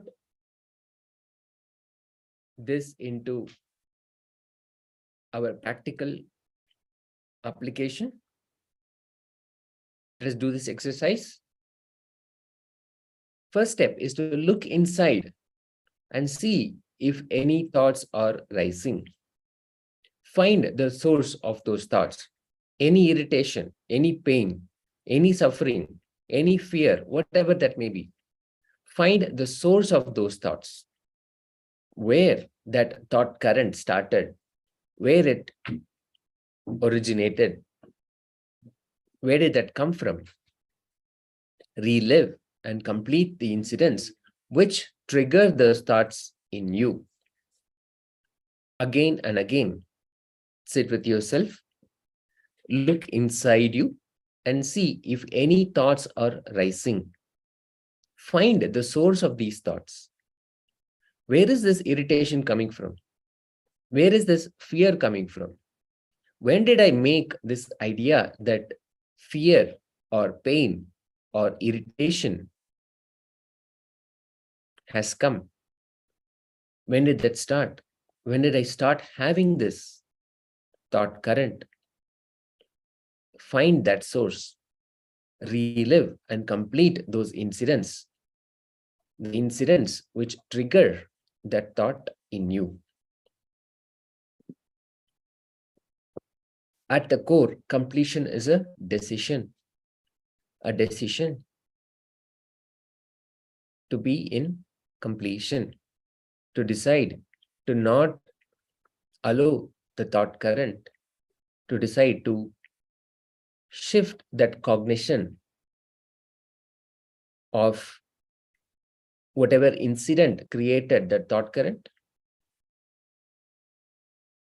When you relive, the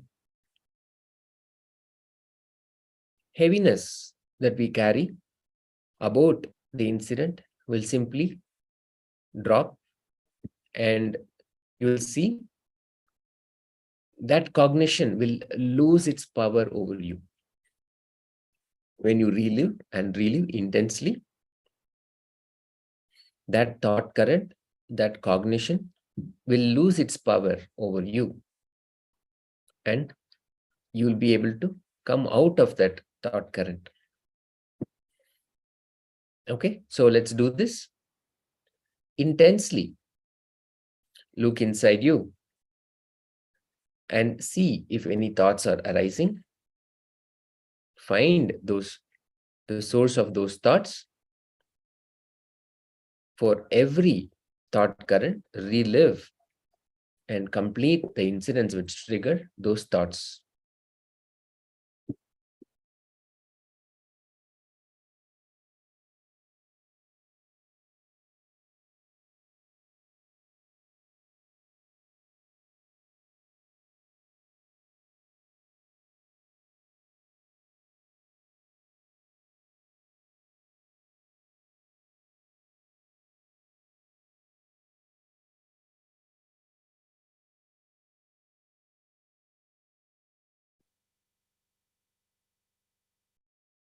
Request everybody who's participating, either you are in Zoom or joining us on YouTube or Facebook,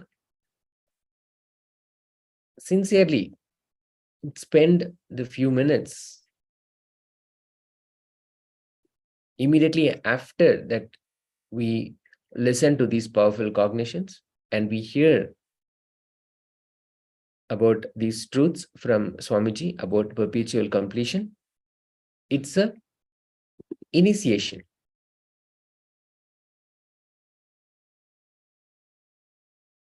Yes, understood. Got the message. Thank you so much for joining us.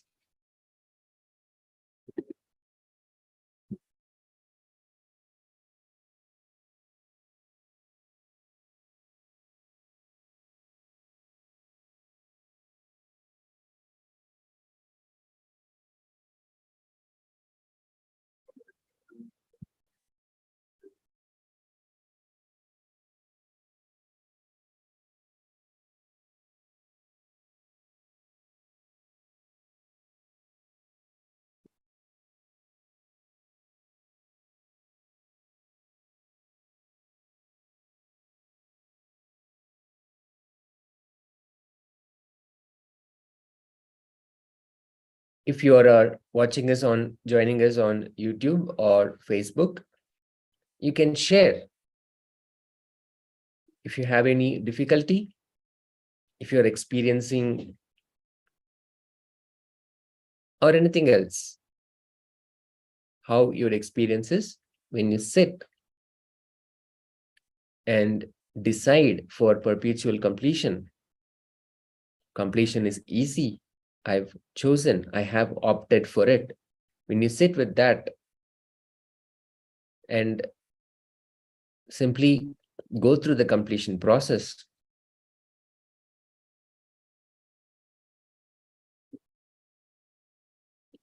just by declaration, completion is easy. I declare completion is easy.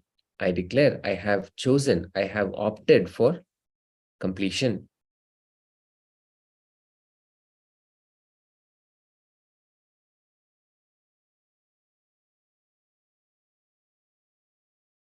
Okay, let's continue. We come to the end of this session. As a gift from this session, given by the Supreme Pontiff of Hinduism, Bhagavan Nithyananda Paramashivam, we have these two books, The Essence of Living Enlightenment and Enriching. Beautifully,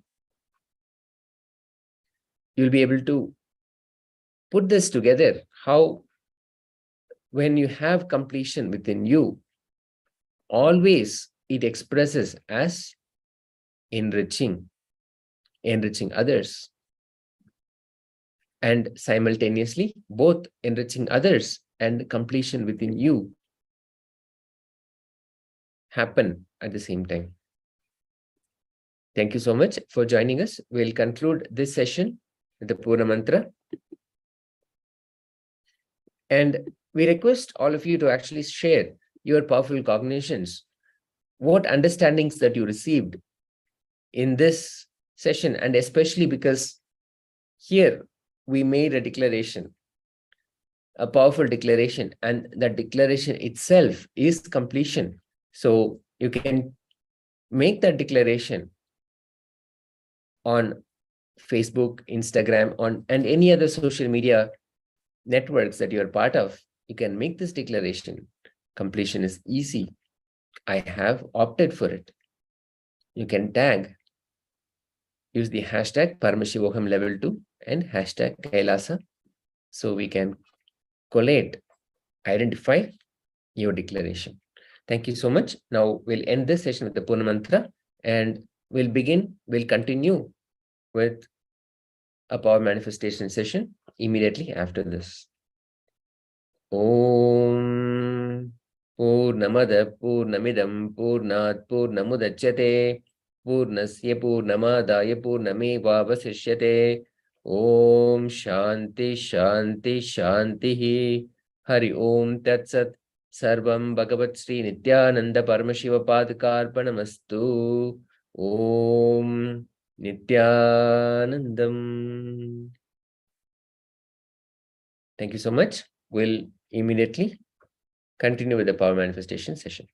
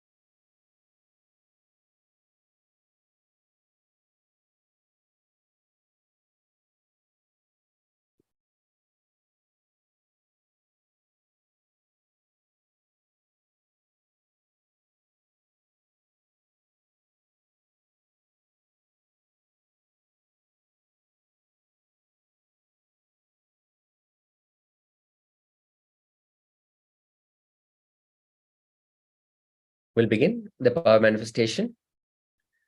Nithyanandam Paramasukadam Kevalam Jnanamurtam Dvandvatitam Gagana Sadrisham Tattvamasya Dilaksham Ekam Nityam Vimalamachalam Sarvati Sakshibhutam Bhavatitam Trigunarahitam Sadgurum Tam Namami.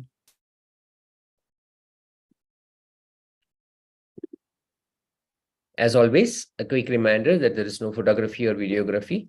No part of this program can be stored in any form. And please follow all precautions. Now, we're going to express the power of third eye. Every jnana mapped into your prajna manifests as prajnana. Simply, we had powerful cognitions revealed by the Supreme Pontiff of Hinduism, Bhagavan Nithyananda Paramashivam, about perpetual completion. We were initiated into having perpetual completion. That, when it becomes part of us, it expresses as power. The jnana, the truth of perpetual completion, when it gets imbibed, it starts to manifest as prajnana, the possibility and power of every being. So immediately, so much power starts to express. We'll put that into manifestation immediately.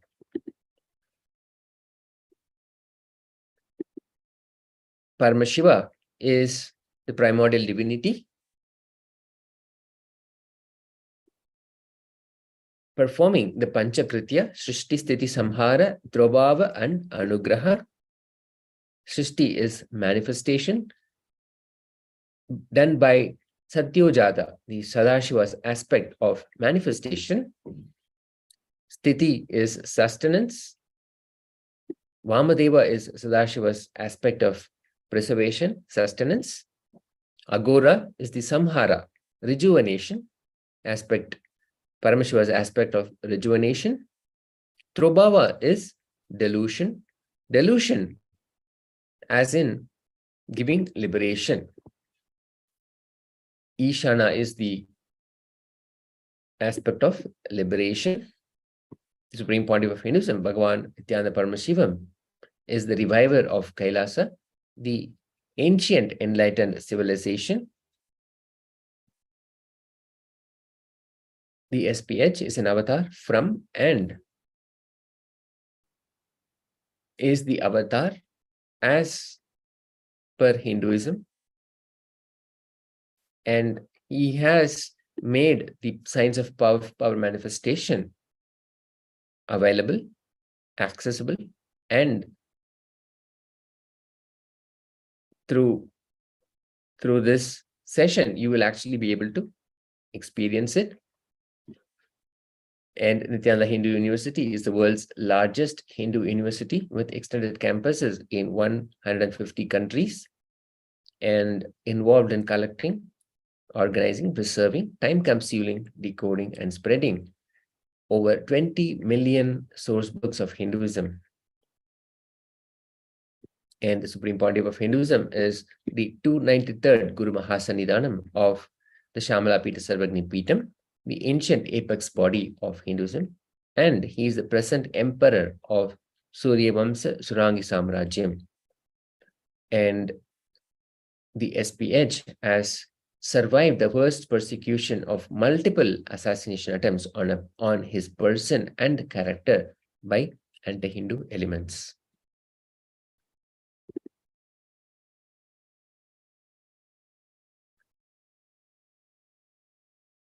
All the truths, powerful cognitions, and the power manifestation that you receive as part of Kailasa's Paramashivoham are authenticated by 4 levels of evidences or pramana. Shastra pramana, where the eternal unchangeable truths that are revealed in the source scriptures. Apta pramana, or these are experiences and results of aptas or authorities of Hinduism, the Vedic rishis and scientists who have time-tested and verified the science, what was their experience of the truths expressed. And then Atma Pramana. This is a direct and personal account of the Supreme Pontiff of Hinduism, Bhagavan Nithyananda Paramashivam, the avatar of the superconsciousness, Paramashiva. And then the Pratyaksha Pramana, empirical evidence from observation and scientific experimentation, which confirms the truths that are expressed, the powerful cognitions that are expressed.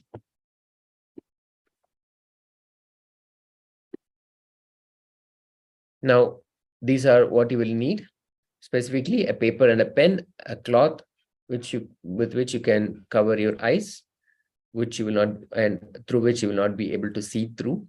Krishnashila or any granite slab, and a camera with timestamp, with which you will record yourself manifesting this power.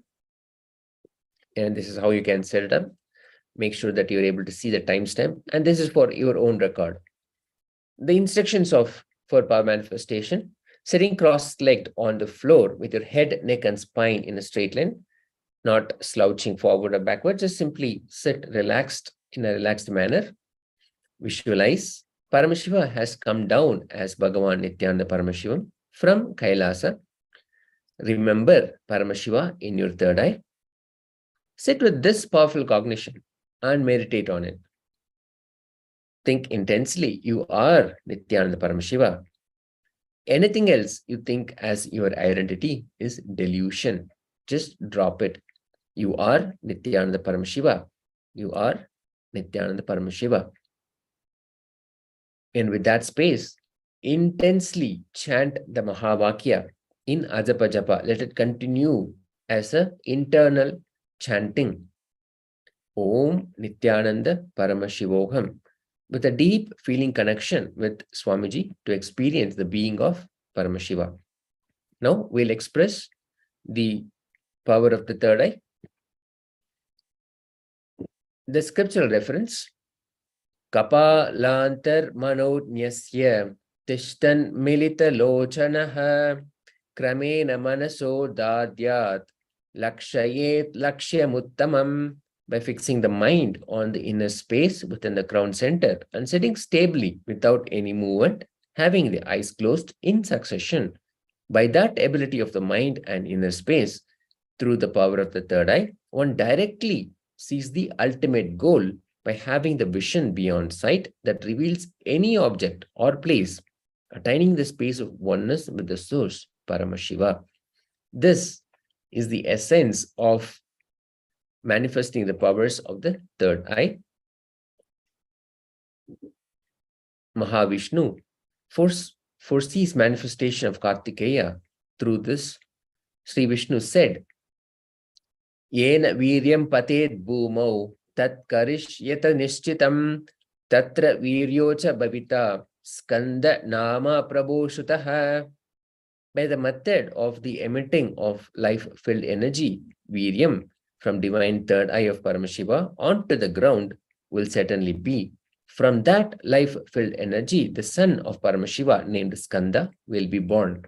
Through the power of third eye, Bhagavan Vishnu foresees that Kartikeya, the manifestation of Paramashiva, will be born.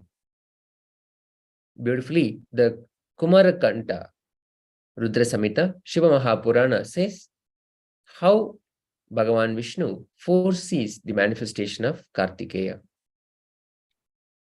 Atma Pramana of Swamiji. On the Paurnami day, Bhagavan beautifully describes Vishaka Nakshatra on the Paurnami day, Subramania's enlightenment day at the feet of the Arunachala hill, at the foothills. There is a place called Kumarakundram, coral hillock on a rock, where Devi became enlightened. I was doing self-inquiry without even my knowledge. Who am I? Who is having the pain experience? Who is the guy who is suffering? Who is having the pain? Around sunset and moonrise, meaning after 4:30 and before 6, it was a sudden click. It was not step-by-step experience. Suddenly, something opened in me. I was actually sitting with closed eyes. Now I know who is the experience, life, alive, being present in everything, experiencing. I could see literally all the sides, 360-degree this side and 360-degree that side. Not only I was able to see one side of the temple, the hill, the other side, main temple, every plant, stone, sky above me, I was able to see the whole at a time, simultaneously, without turning my head or opening my eyes. Third eye reading of cards. For here, you can see how the person who is manifesting here has, without seeing the card, been able to draw exactly what is being shown in the card. The person is saying, the third eye reading of cards, Swamiji showed what was on the card and I drew it while the card was not visible. Here was shown a mouse facing forward and a pair of boots. When I turned the card over, I saw it was what I had drawn, exactly how I had drawn. Now let us see, let us express the power of third eye by seeing the picture. The power 1 is blindfolded reading. Let's enter into this. Opening the Living Enlightenment book and getting a powerful cognition, turning on the video recording and having your high bands ready. The Acharya will project for you and you can begin verbalizing whatever is being revealed through you, through the third eye, and remove your eye band. Take a few minutes to pen down what was revealed, and then you can verify with what was being projected with the Acharya. This whole thing you can video record it, and once the whole video is done, you can share it on social media.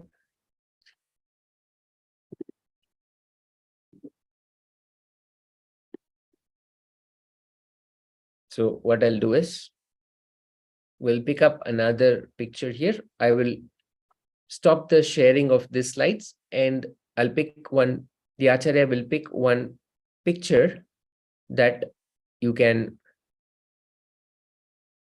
request to be revealed. Let's take a few minutes to wear your eye bands.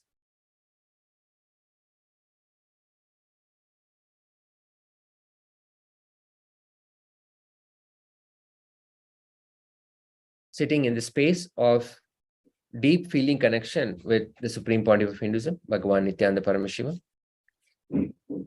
chanting the Mahavakya, Om Nithyananda Paramashivoham.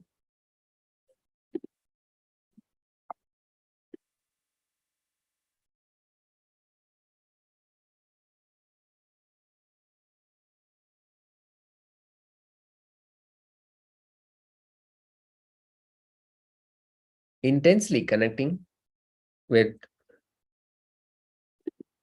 Bhagavan Nithyananda Paramashivam,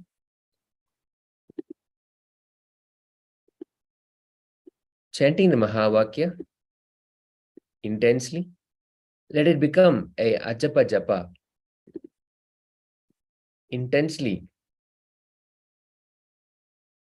let it radiate.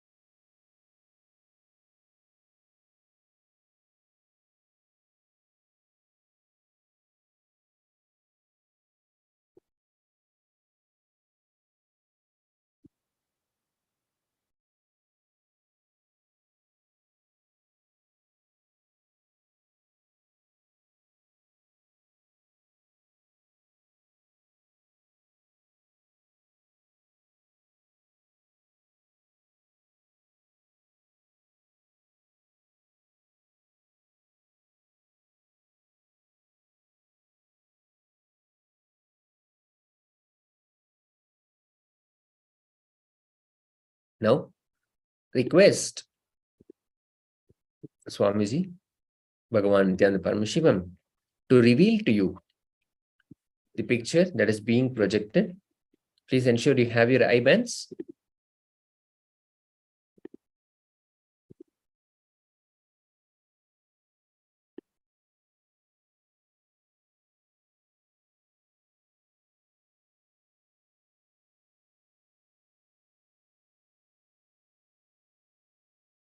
Do not try to guess. Do not try to think what the picture could be. Simply ask for that to be revealed to you.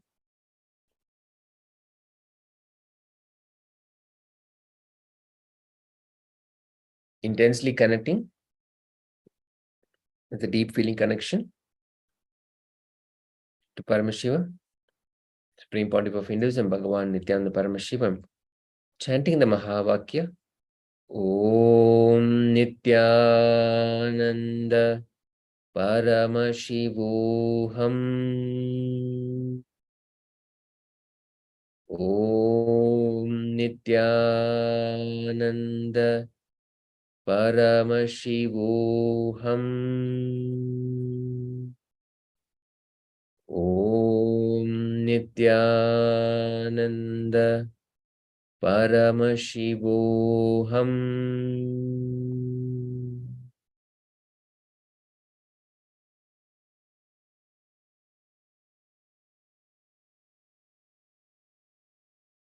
Now, let us take a few moments to remove your eye bands and write down, pen down whatever was revealed to you. You can describe in as much detail as you would like. It'll just take a few moments to remove your eye bands and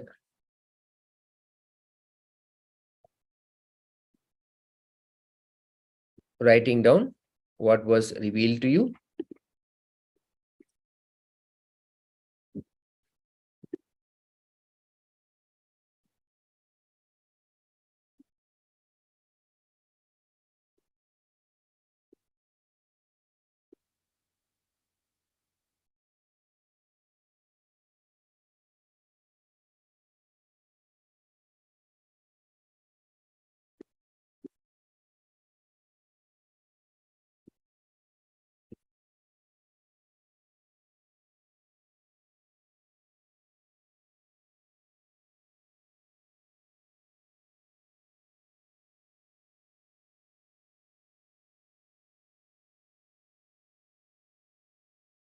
Simply write down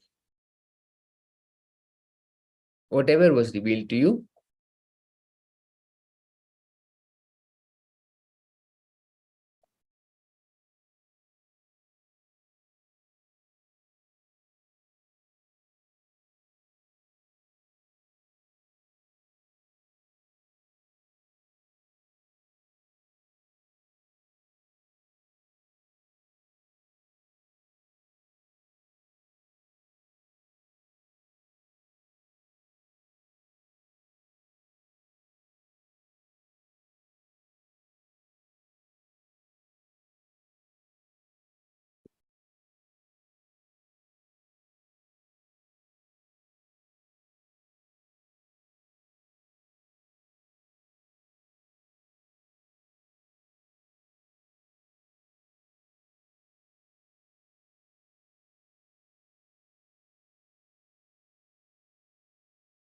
Okay, so now the Acharya will again share the picture that was earlier projected.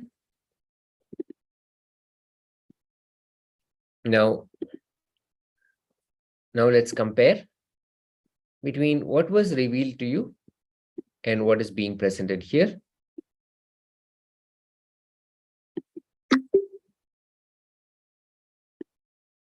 And you can share with us how your experience was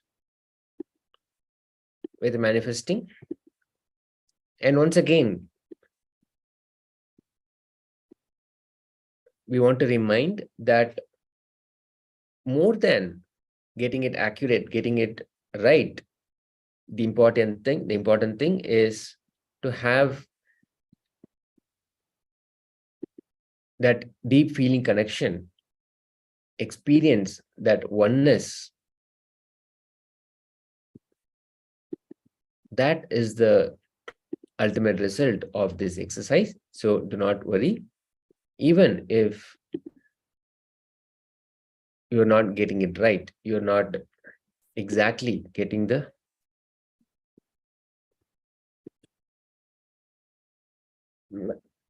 whatever picture was projected, even if you're not getting it right, do not worry about it. Okay. Thank you all so much for joining and participating in this session.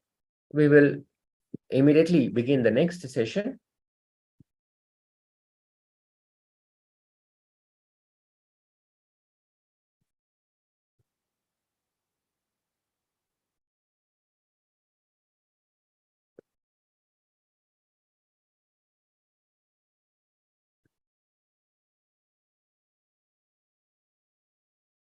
We'll end this session with the Sadguru, the Purna Mantra. Om Purnamada Purnamidam Purnat Purnamudachyate Purnasya Purnamadaya Purnameva Vasishyate. Om Shanti Shanti Shanti Hari Om Tat Sat Sarvam Bhagavat Sri Nithyananda Paramashiva Padakarpanamastu. Om Nithyanandam. Thank you all so much. We'll immediately begin the next session. The next session will be about instant completion, how we can achieve spontaneous completion. We will enter into the next session immediately. Thank you. Nityanandam.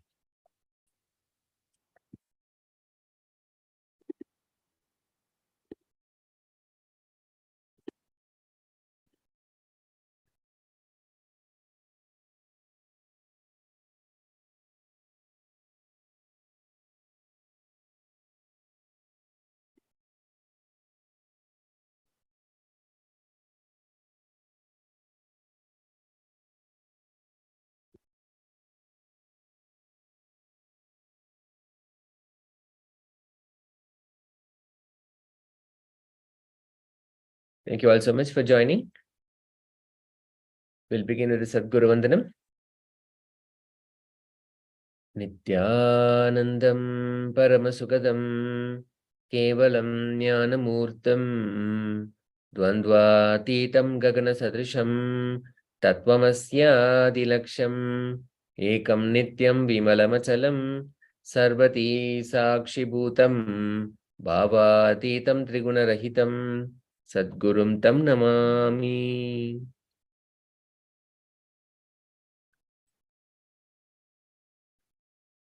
Thank you. As always, a reminder that there is no photography or videography allowed during these sessions, and please follow all safety precautions.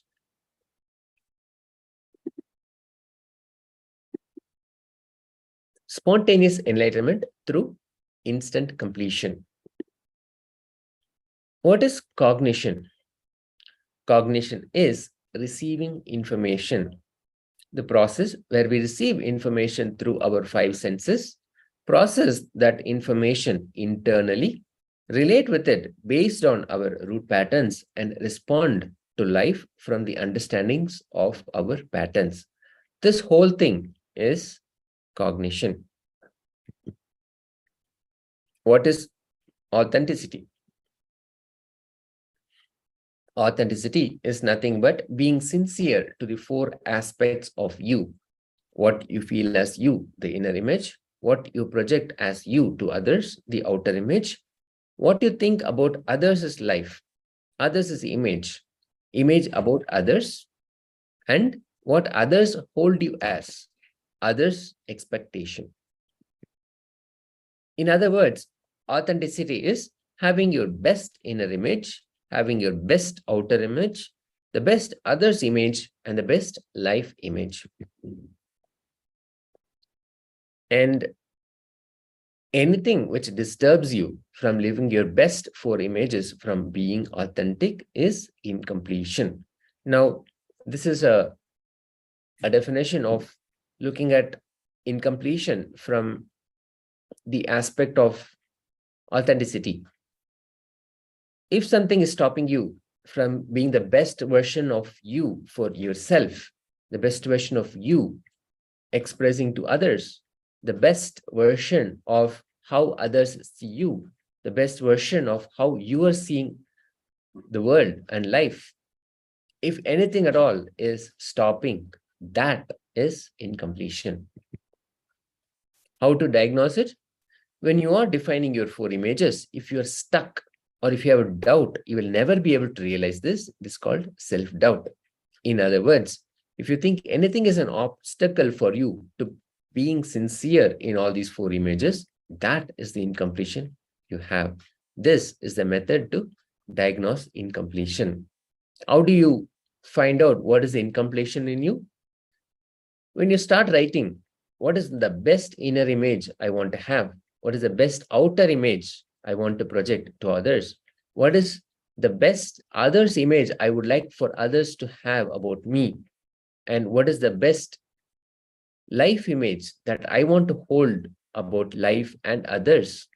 When you start writing down, when you start feeling this I will not be able to do, this will be an obstacle, this cannot happen, and you will have your reasoning why, that is an incompletion. Whatever is stopping you, whatever is an obstacle for you. Now let's listen to the supreme point of view of Hinduism, Bhagavan Nithyananda Paramashivam. giving the technique for instant completion.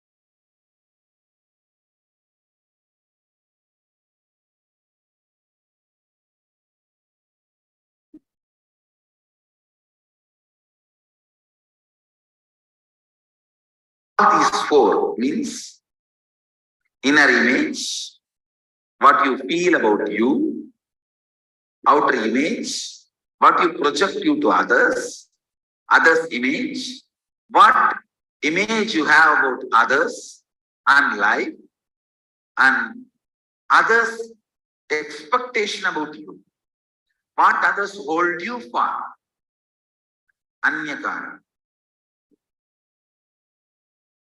In all these four, you are the center.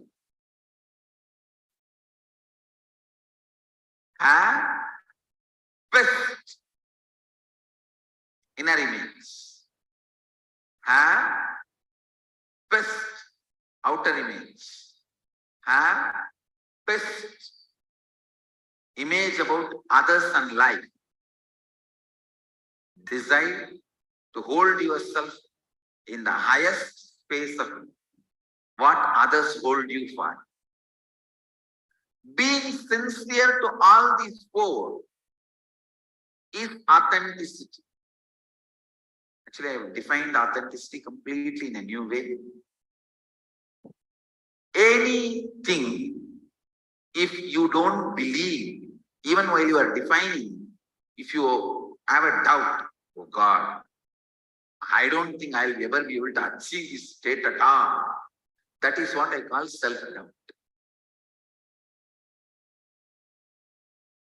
If you sit and write, pen down, while you pen down itself, your pen will be stuck.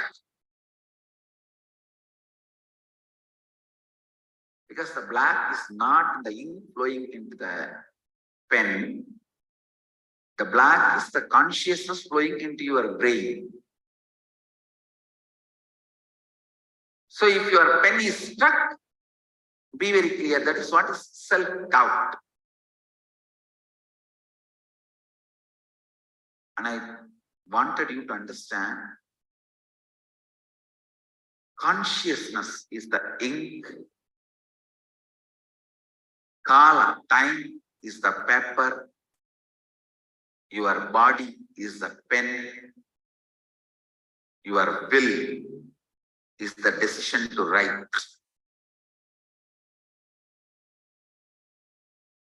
Anything you write in your inner space will become reality. When you write about you, even in the outer space, in the paper and pen, if you are stuck, or if you have a doubt, you will never be able to realize this. That is what I call self-doubt.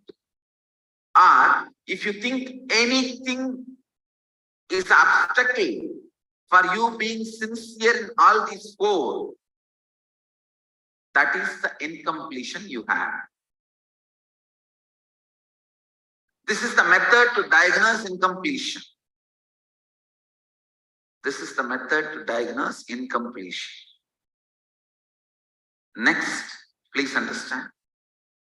Next, a very important, ध्यान से सुनिए. Listen.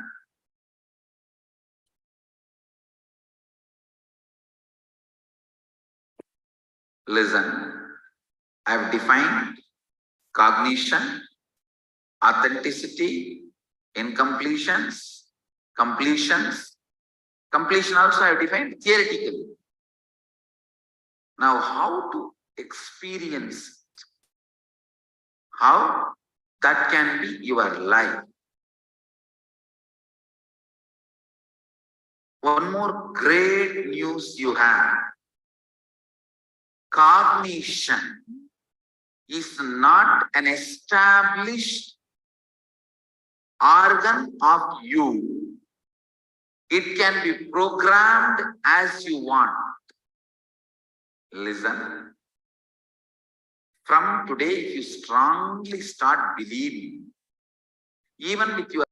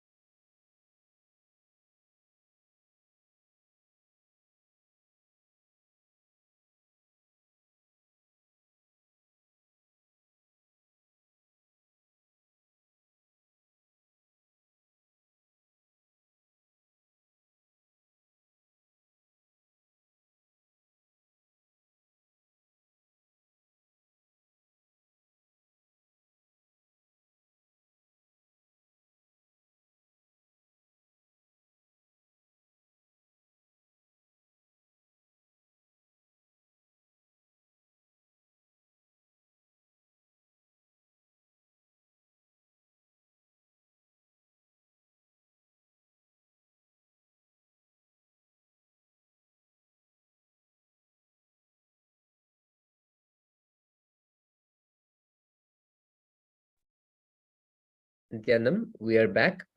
Sorry about the technique. We will continue.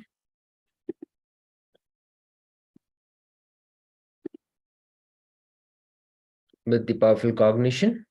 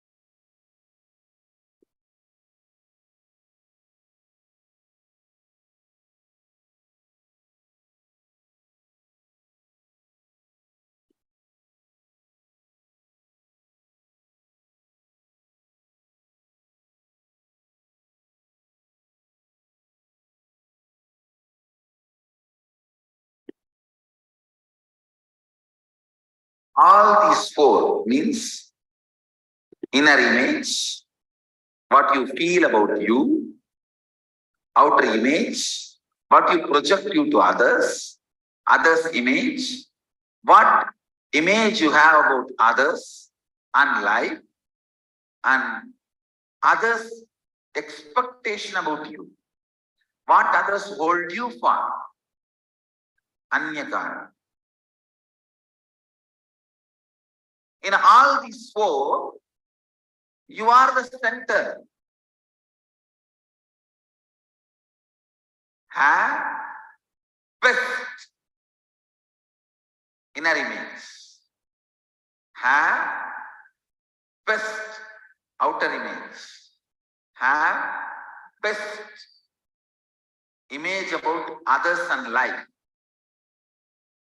Decide to hold yourself in the highest space of what others hold you for.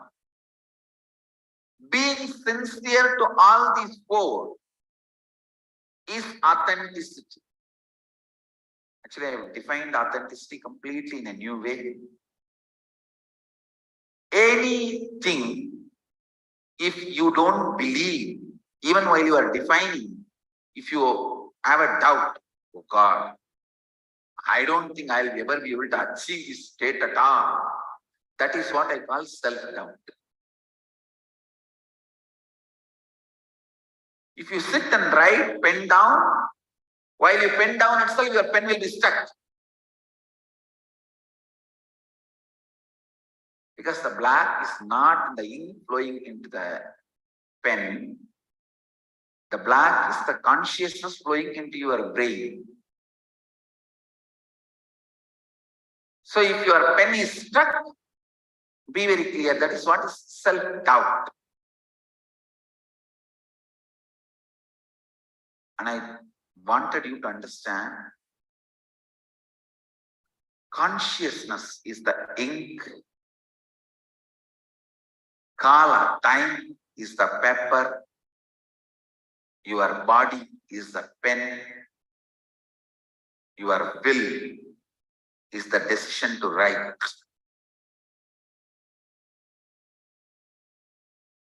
Anything you write in your inner space will become reality.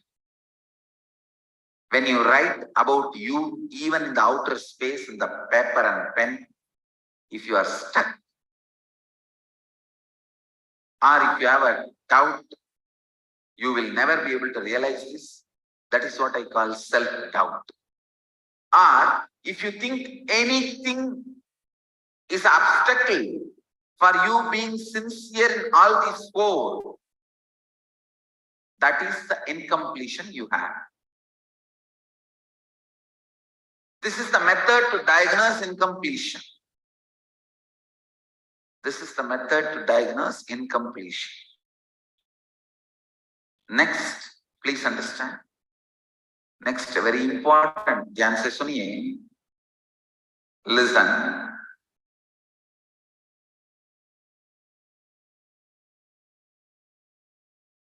Listen. I have defined cognition, authenticity, incompletions, completions. Completion also I have defined theoretically. Now, how to experience it? How that can be your life. One more great news you have. Cognition is not an established organ of you. It can be programmed as you want. Listen. From today, if you strongly start believing, even with your doubt, self-doubt and all, that this pillar is God, the way you behave with this pillar and the power of your cognition will make few more others will believe, and maybe in next few months or few years, based on the your strength of your cognition, this pillar will be worshipped as a god and it will become a temple. Separate temple will be built for this pillar. And I know there are in many temples, separate temples are built only for pillar. In Thiruvannamalai there is a temple, there is a shrine called Kambathalayana. Means there is a small Subramanya carved on a pillar. The great saint Arunaginatha declared that pillar is a god and that Subramanya is a living deity. Power of his cognition and the people around him, their cognitions. Now there is a huge separate temple standing just for the pillar. It is a pillar of another one hall, but just for this pillar, separate temple is standing. That pillar is the Garbha Mandir. and a separate temple is there.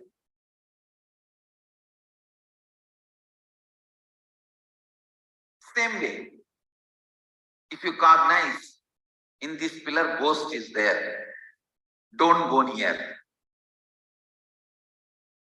The power of your cognition, the way you behave and respond to this pillar, and the way you affect the others' cognition about this pillar. In humans, people may abandon even this whole hall, may never enter in. How many of you cognize what I am saying? So please understand, your cognition is not a natural organ of your system. It is programmable, transformable, possible software. It is not hardware. Because it is there for quite a long time, you mistake the difference between software and hardware. Your eye is hardware, your ear is hardware, but hearing is software. Seeing is software.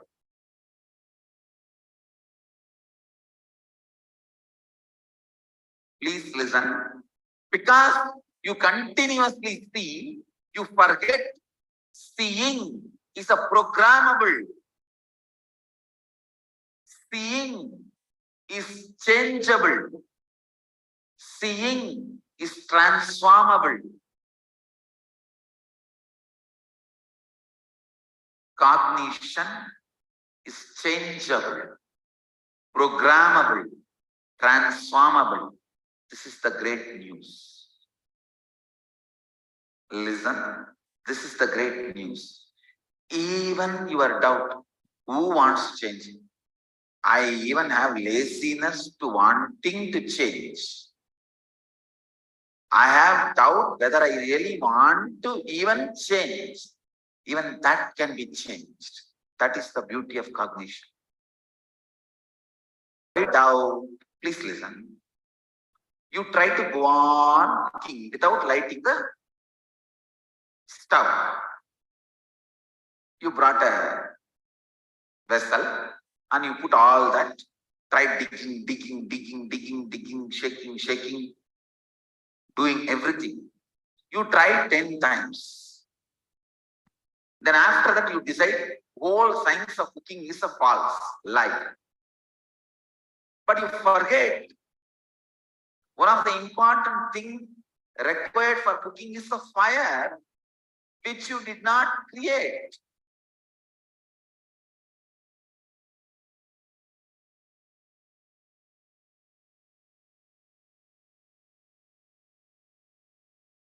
Do I want to change? I feel lazy. Is also one more cognition you have. Is also one more cognition which is transformable, which is changeable. Everything that exists and you experience as reality stems only from your cognition. All incompletions are functions of only your cognition. Listen. So whether it is incompletions or completion, it is your cognition. The great news is cognition is changeable, transformable.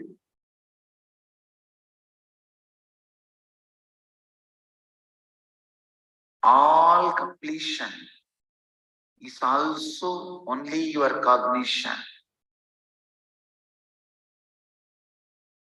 All completion is your cognition. All incompletion is your cognition.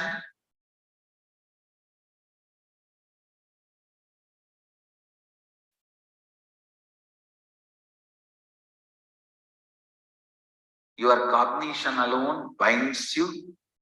Your cognition alone liberates you.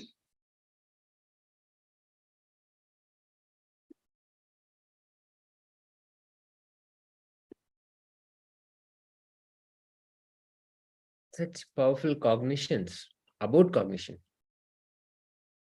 Cognition is not an established organ of you. It can be reprogrammed as you want. Your cognition is programmable, transformable. Your cognition is a possible software. It is not hardware, which means it can always be changed.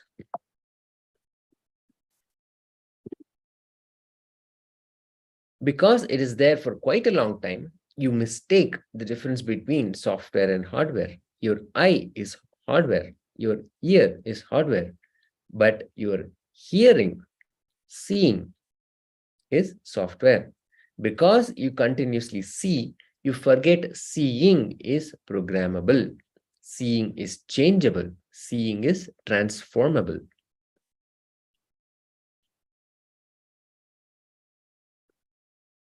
Beautiful example that Swamiji gives. From today, let's say you strongly start believing, even with your self-doubt and all that, this pillar is God. The way you behave with this pillar and the power of your cognition will make few others believe, and in next few months or even few years, based on the strength of your cognition, this pillar will be worshipped as a god and it will become a temple. A separate temple will be built for this pillar. And Swamiji says, and I know in many temples, separate temples are built only for pillar. In Tiruvannamalai, there is a temple. There is a shrine called Kambathalayanar, means there is a small Subramanya carved on a pillar. The great saint Arunagirinathar declared that pillar is God and that Subramanya is a living deity. Power of his cognition and the people around him, their cognitions. Now there is a huge separate temple standing just for that pillar. Everything that exists and you experience as reality stems only from your cognition. All incompletions or functions of only, whether it is incompletions or completion, it is your cognition. Your cognition alone binds you. Your cognition alone liberates you. Now let's take a few minutes and write down the best 4 images. The best inner image you want to have, outer image you want to have, others image you want to have, and life image you want to have. Let's take a few minutes and write this down. We request everybody who's joining us on Facebook or YouTube to do this exercise and share with us in the comment section what you have written.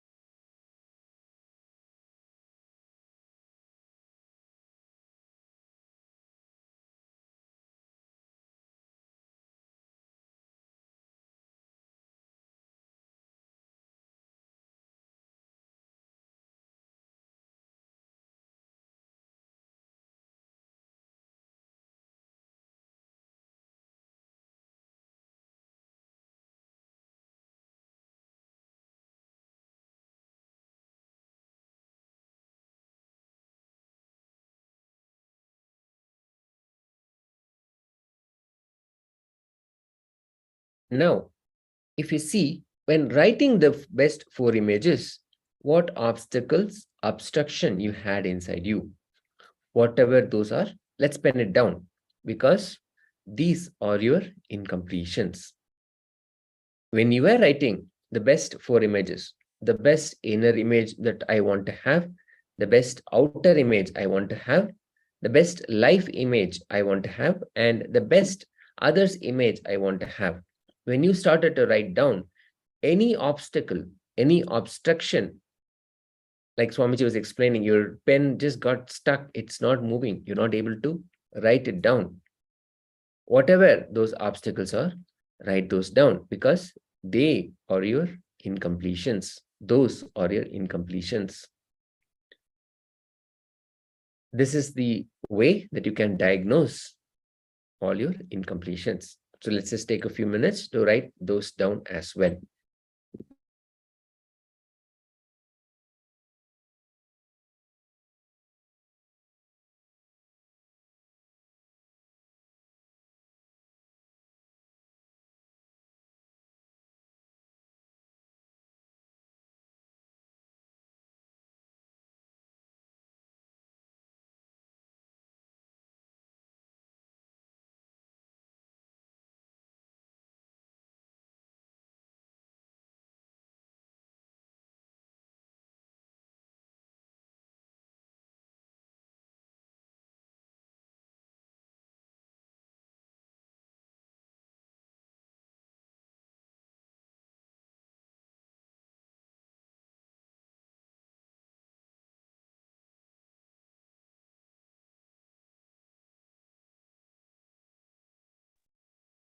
Okay, now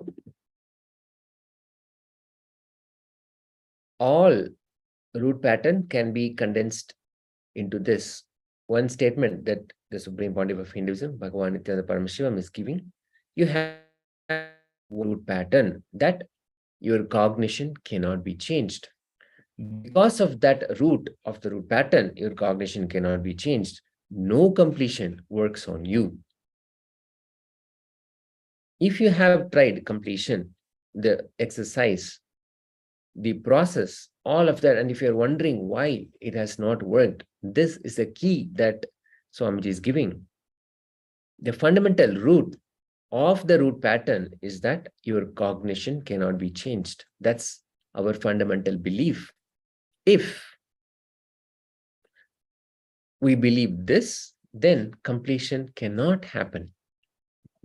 If we have this as the root cognition. So with a strong root of the root pattern, cognition is not changeable. Any amount of completion is not going to work. How to complete with it? Understand cognition is changeable, transformable. That's the first cognition you need to have. Whenever people realized cognition is changeable, spontaneous enlightenment happens. Those who do completion with this basic root pattern of cognition is not changeable, then finally at one point they break and understand that cognition is changeable, become enlightened. That process is called gradual enlightenment. Those who understand immediately cognition is changeable and awaken are people who have become spontaneously enlightened, instant enlightenment. From now onwards, I decide to cognize these authentic 4 images of me as me, and anything which is obstacle, I decide to disown them. I decide not to recognize their presence anymore in me. Just the decision is enough for spontaneous enlightenment. Are you having any obstacles? I can't decide because I have decided many times like this, but it has never worked. Simply, that is one more cognition you need to throw with your decision. Incompletions lose power over you. They will have power over you only as long as you feel cognition is not changeable. But with the clarity that cognition is changeable, transformable, when you decide, simply all your incompletions will lose power over you. So now, with this one idea, cognition can be changed. You pen down all the incompletions and look in and declare to drop all these cognitions. A very powerful key that Swamiji is giving. Cognition can be changed. Cognition is changeable, transformable. Now, when you look at everything, every one of your incompletions with this key, because incompletion is also a cognition. Fundamentally, it rests on a cognition. It is based off a cognition. And if that can be changed, that is transformed, then it loses power over you. Now let's take a few minutes to write down all the incompletions and look in and declare to drop all these cognitions from the fundamental understanding, the powerful cognition that cognition is changeable.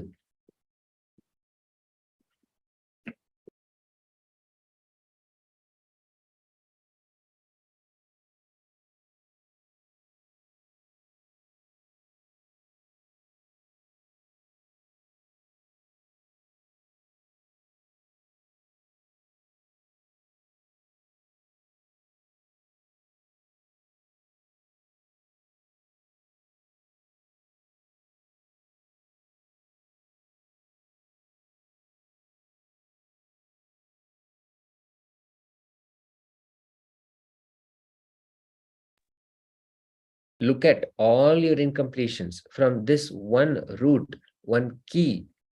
Cognition is changeable. Cognition is changeable. Cognition is transformable.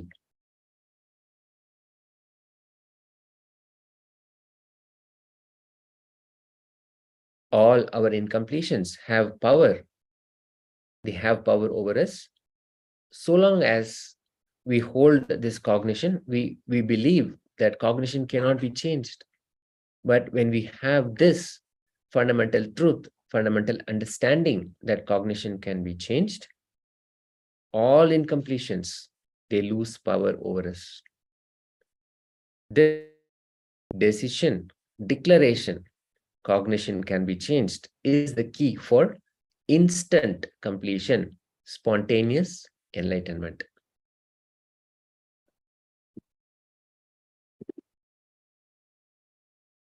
Without any completion process separately, with the truth, cognition is changeable, and the best of these four images is you, and anything other than you is incompletion. And deciding to live by the best four images as you, decide to think only in that line from now on.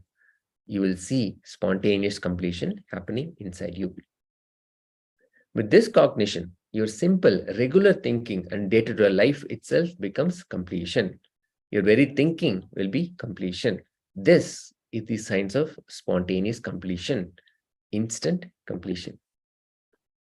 If you remember this truth, cognition is changeable. You don't need to put any effort to remember it and put a special energy to cognize it. Just the remembrance leads to completion. Smaranat mukti. Just remembrance liberates. Yasya smarana matrena janma samarbandhanat vimuchyate namastasmai Vishnave Prabha Vishnave. This is from the Vishnu Sahasranama. The moment I remember, I am led to completion and liberation. O Lord, I bow down to those who liberate me just by the remembrance. Smaranat Mukti can happen. Just by remembrance, liberation can happen.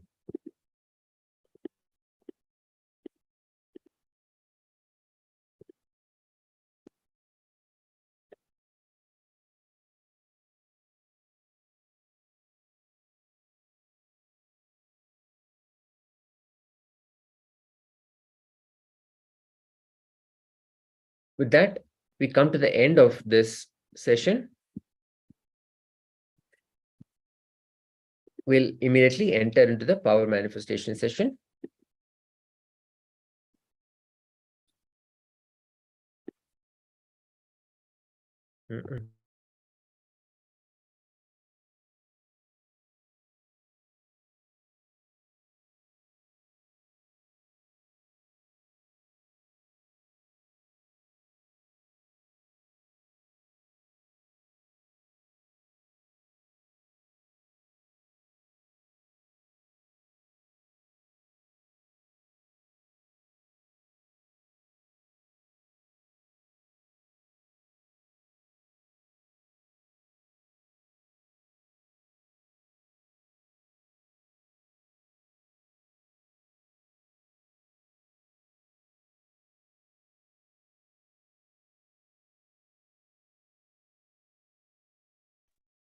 Okay, let's enter into the power manifestation.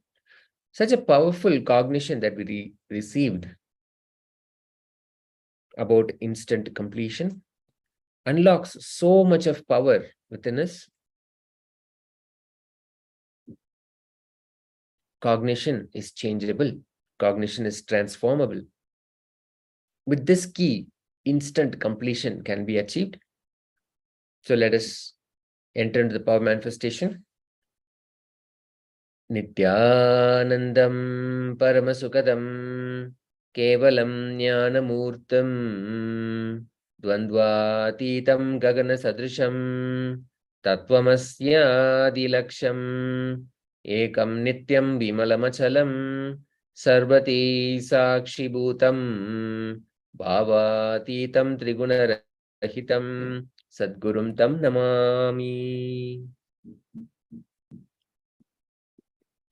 Now we'll enter the power manifestation, manifesting the power of length, receiving a powerful cognition from the living enlightenment. We actually had a very powerful session on instant completion. Cognition is changeable. Cognition is transformable. Simply sitting with that truth, you'll have so much tremendous power expressing. Now, please make sure that you are video recording your manifestation, turning the video on.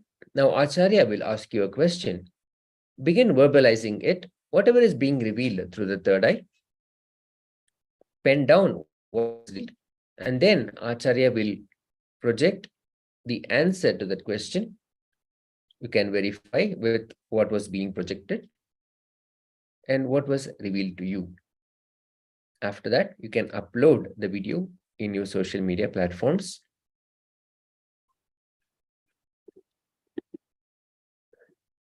Now,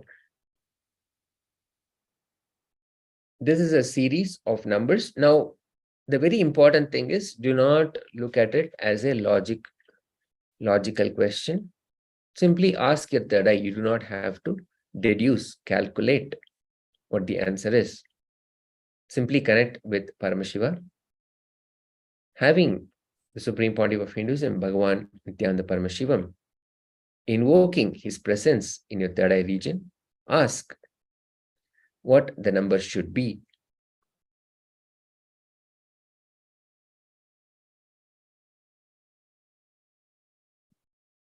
Write it down.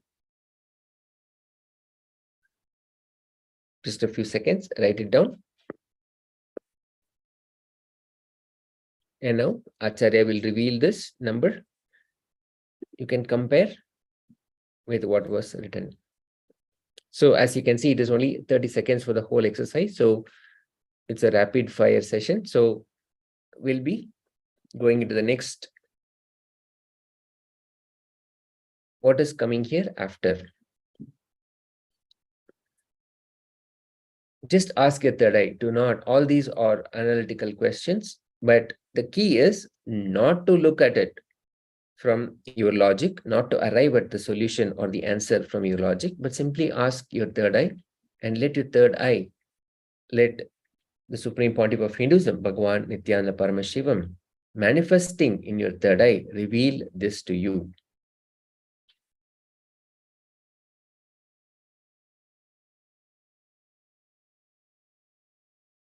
Om Nithyananda Paramashivoham. Om Nithyananda Paramashivoham.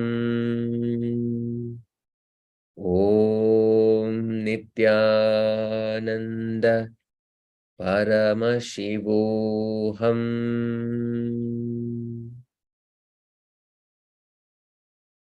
Now the Acharya will reveal. Please write down whatever was revealed to you. Just a few seconds.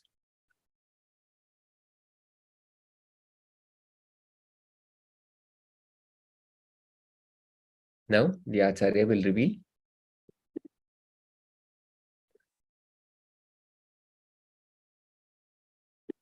We'll go to the next question. Again, this is a series of numbers. Ask for the next number in this sequence to be revealed to you. Do not see how the number can be arrived logically. Simply ask your third eye.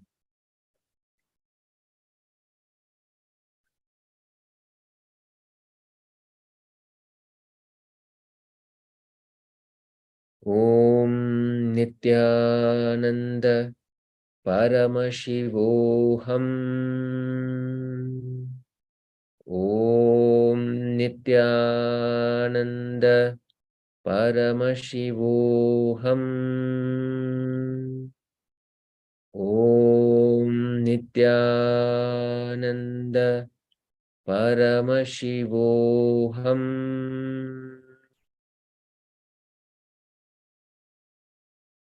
Write down whatever was revealed to you.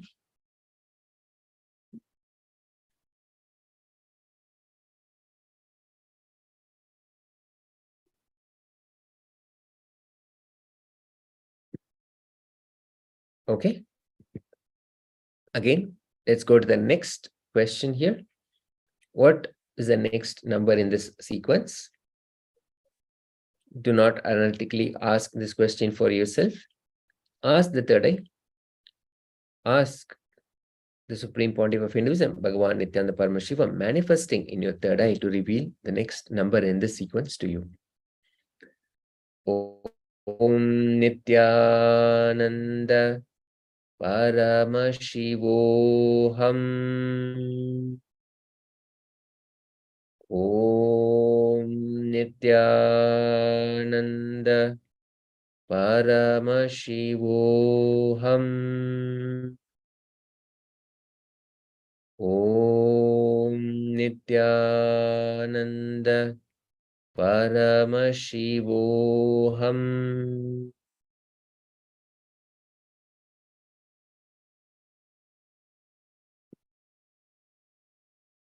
Now, let's enter the next session. Now, you can share all the videos of your manifestation.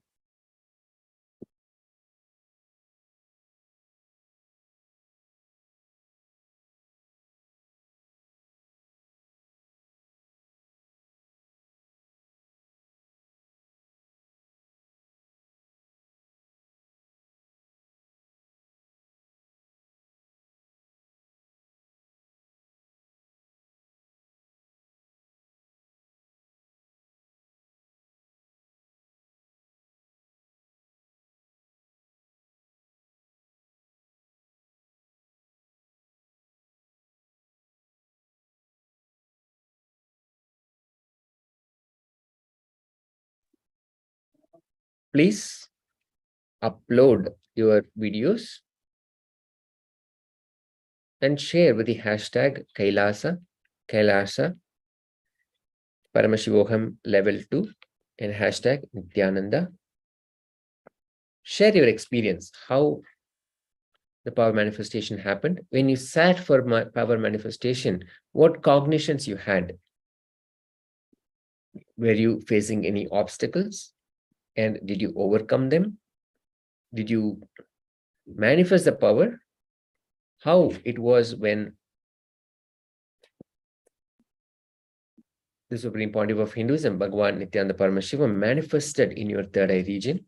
All of this you can share, and you'll be able to see as you progress further, more and more power manifestation as you keep on doing, and you keep track of how your manifestation is. You'll be able to see towards the end of this season at least how the progression has happened.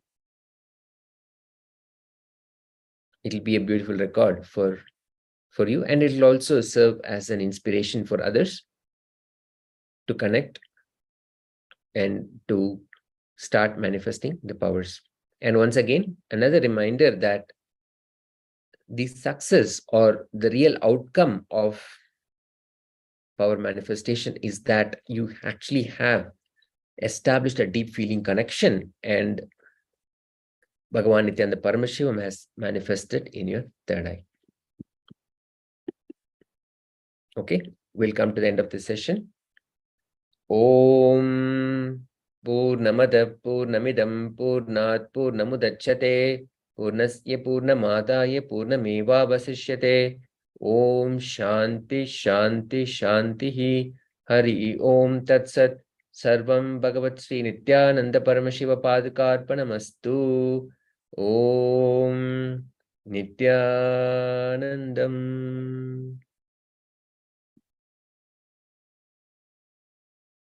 Thank you so much for joining. We'll continue with the next session in just a few moments.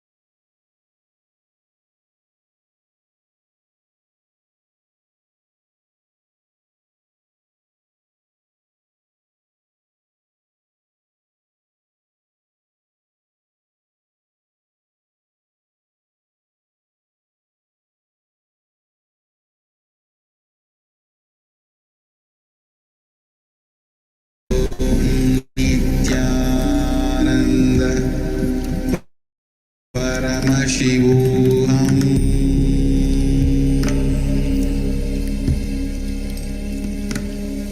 Om Nithyananda Paramashivoham.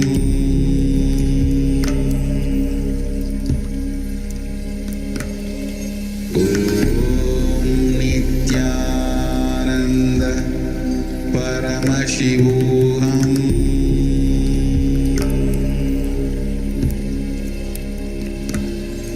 Om Nithyananda Paramashivoham.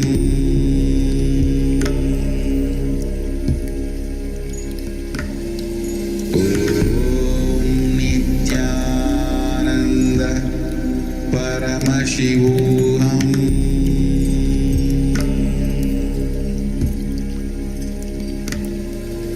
Om Nithyananda Paramashivoham.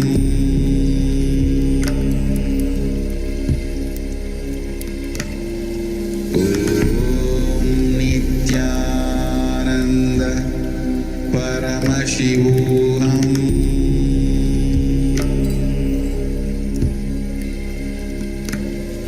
Om Nithyananda Paramashivoham.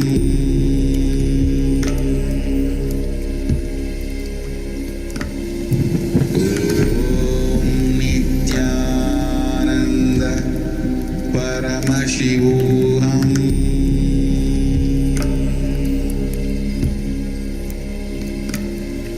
Om Nithyananda Paramashivoham.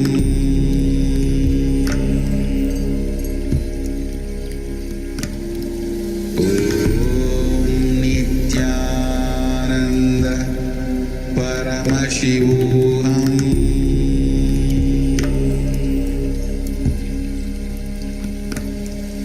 Om Nithyananda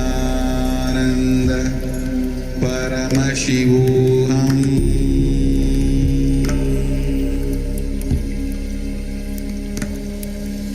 Om Nithyananda Paramashivoham.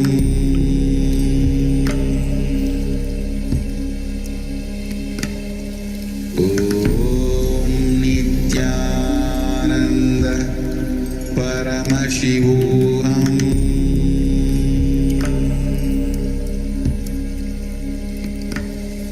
Om Nithyananda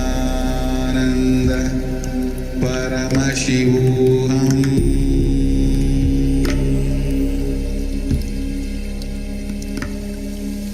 Om Nithyananda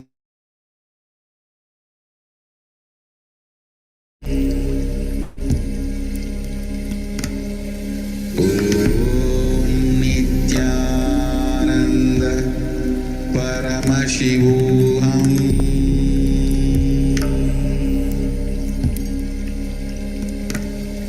Om Nithyananda Paramashivoham.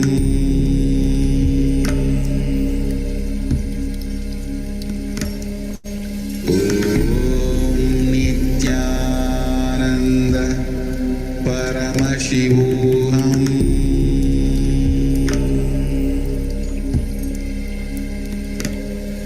Om Nithyananda Paramashivoham.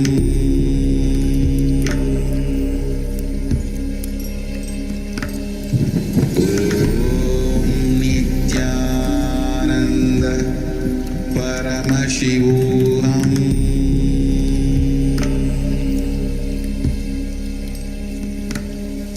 Om Nithyananda Paramashivoham.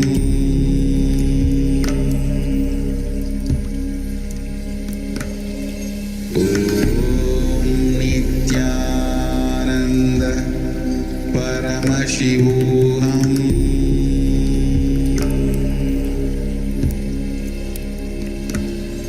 Om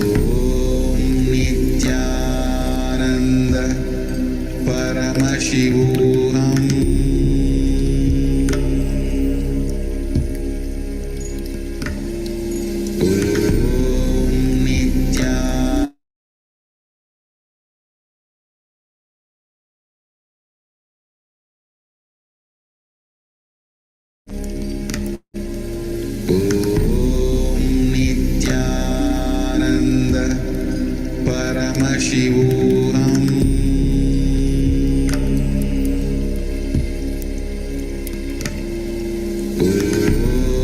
Nityanand परमशिवोऽहम्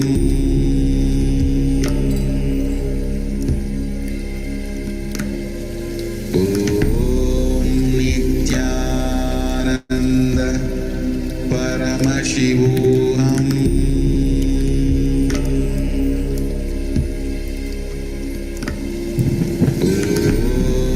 नित्यानन्द परमशिवोऽहम्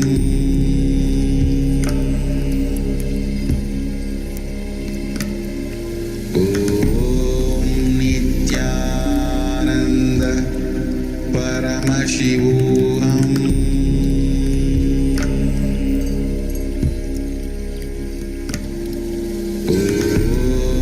नित्यानन्द परमशिवोऽहम् नित्यानन्द परमशिवोऽहम् नित्यानन्द परमशिवोऽहम्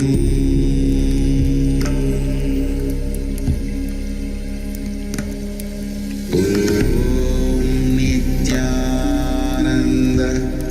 परमशिवोऽहम्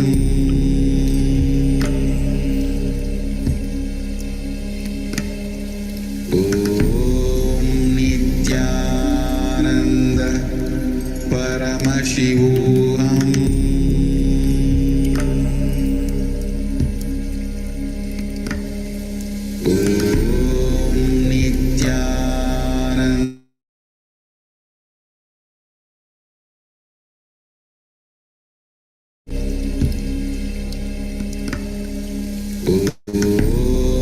नित्यानन्द परमशिवोऽहम्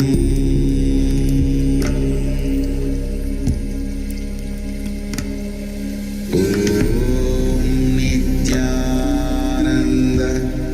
परमशिवोऽहम्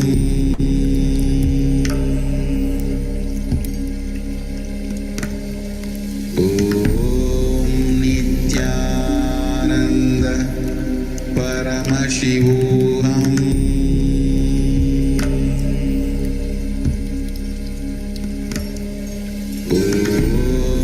नित्यानन्द परमशिवोऽहम्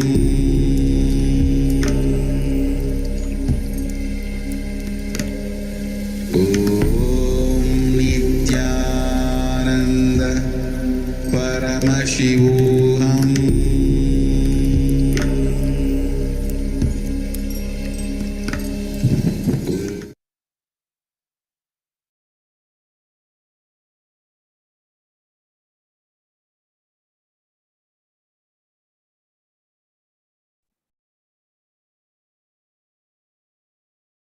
Yes. So we'll start the next session. We'll start the session with Sadhguru Vandanam. So let us sit straight with the head, neck, and back in a straight line, connecting with Swamiji in our third eye.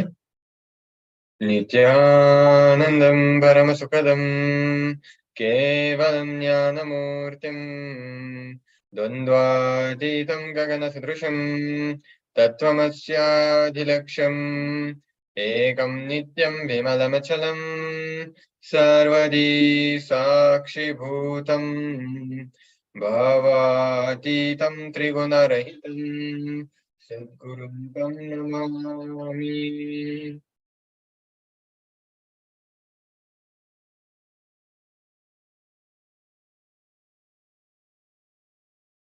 From KAILASA's National Security Agency. Photography, videography, and audio recording of any kind is strictly prohibited during all sessions. Please be on mute. Be on the camera throughout the class. If you need to step out in an unavoidable situation only, please inform the digital security officer or the concerned acharya.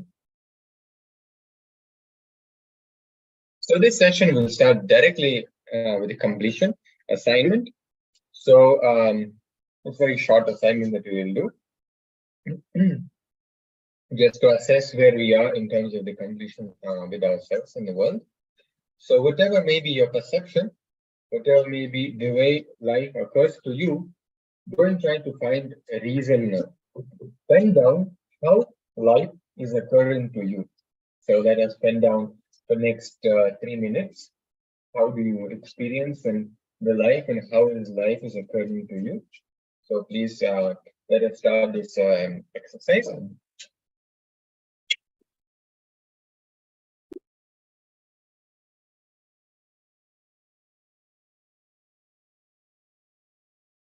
Paramashivoham.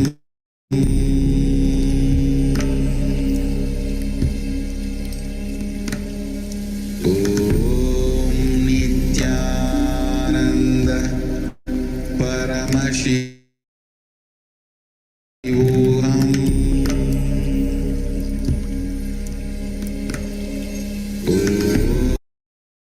Om Nithyananda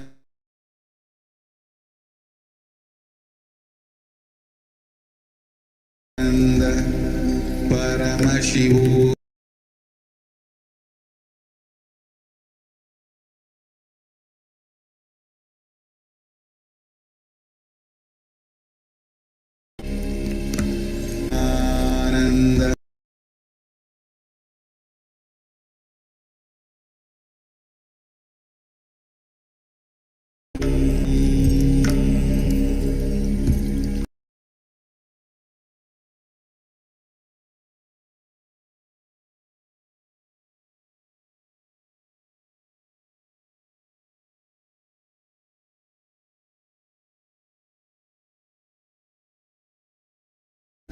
Paramashivoham.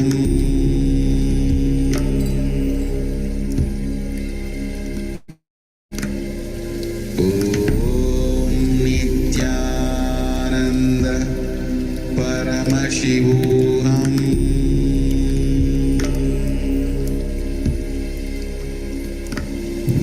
Om Nithyananda Paramashivoham. Om Nithyananda Paramashivoham. Om Nithyananda Paramashivoham. Om Nithyananda Paramashivoham.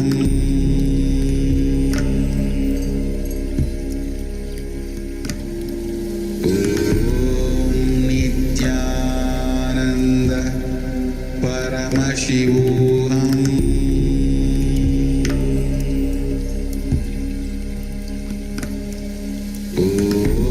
Om Nithyananda Paramashivoham.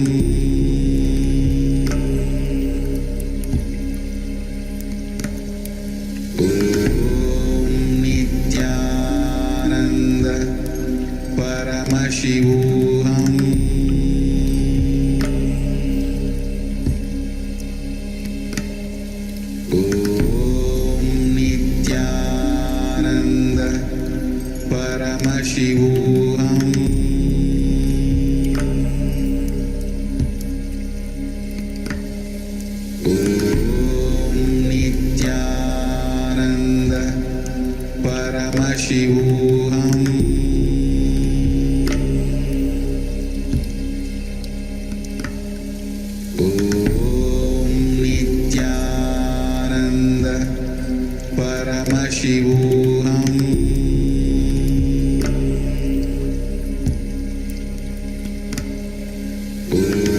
Om Nithyananda Paramashivoham.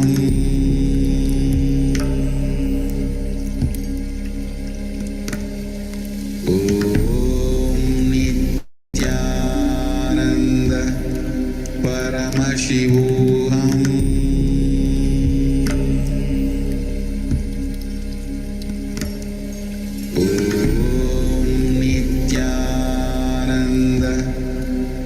Paramashivoham.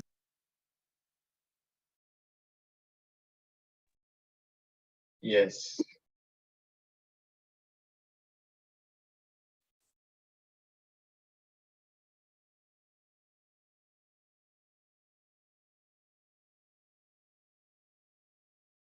So now let us listen from the Supreme Pontiff of Hinduism himself, the revelations about this topic.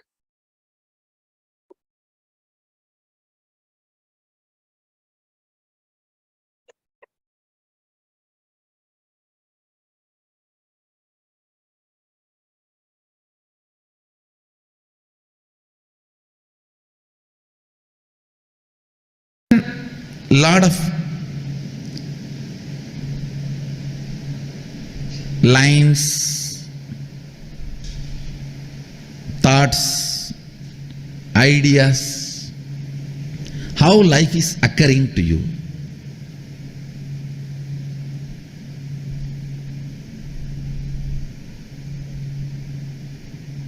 You always think, I know the problem, I know the solution, only I don't know how to execute it.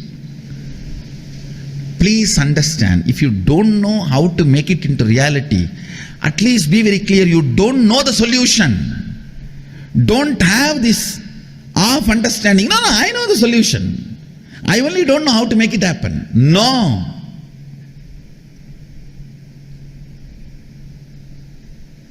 That is what I call consolation out of confusion.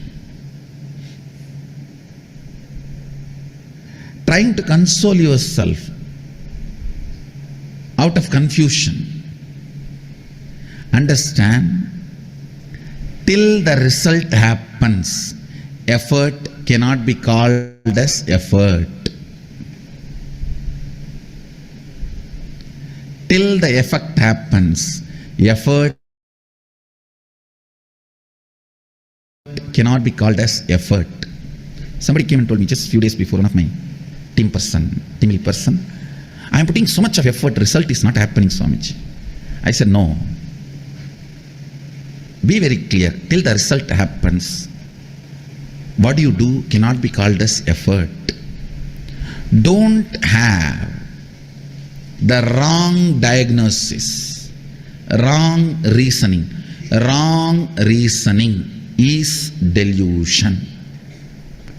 Wrong reasoning is suicidal. Wrong reasoning makes you feel you are stuck in the life.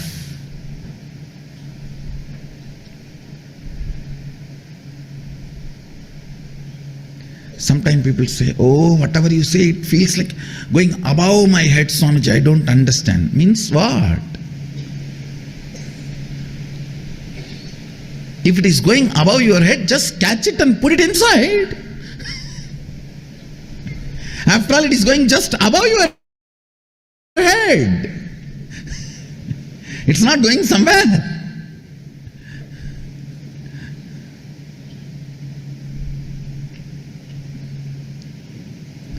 The first step,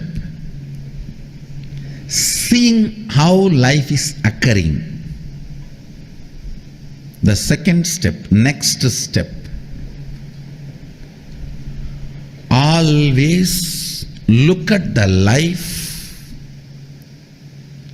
perceive the life, understand the life, reason with the life from the context of making it as you want, making it as a reality as you want, not dumping the responsibility or playing the blame game on your past, on everything. We can blame everything, including ourselves, and say, this is the way it is, what can be done? No. That is what I call suicidal.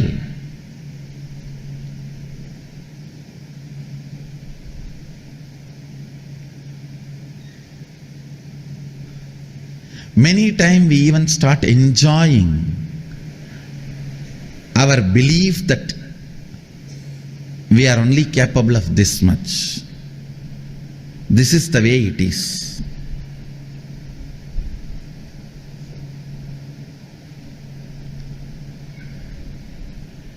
I'll give you an example.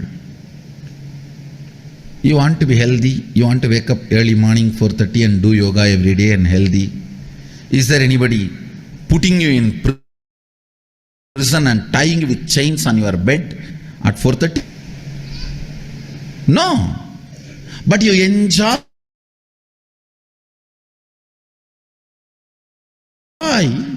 You see, I tried my best. I had enough of alarms, yoga mats, shoes. I watched tons of yoga videos, gymming videos, workout in 10 minutes, 6 minutes for 6-pack, 8 minutes for 8-pack, 10 minutes for total workout. All these videos I watch. But you see, I can't get up in the morning.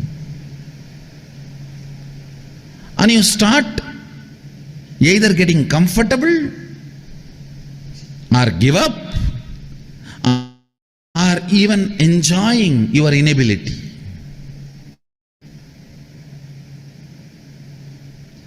Please understand.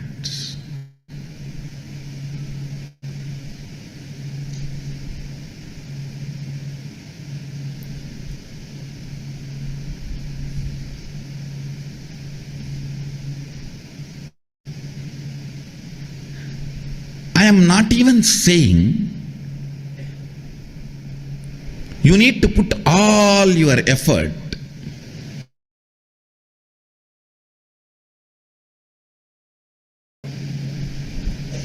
I want to make only this statement as essence of this session. If you can start looking at the whole,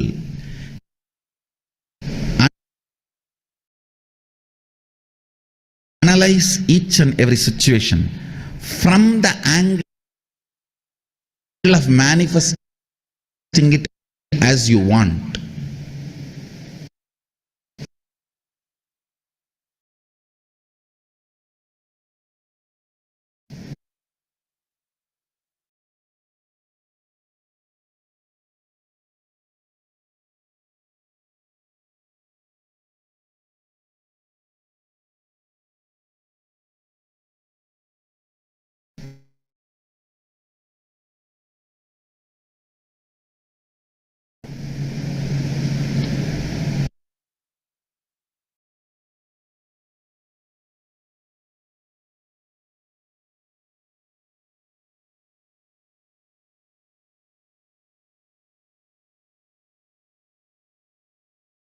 Instead of the blame game of why the way it is.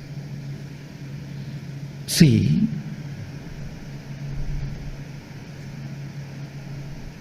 when you look at why the way you think, why the way you act, why the way you talk, why the way you feel, why the way you exist,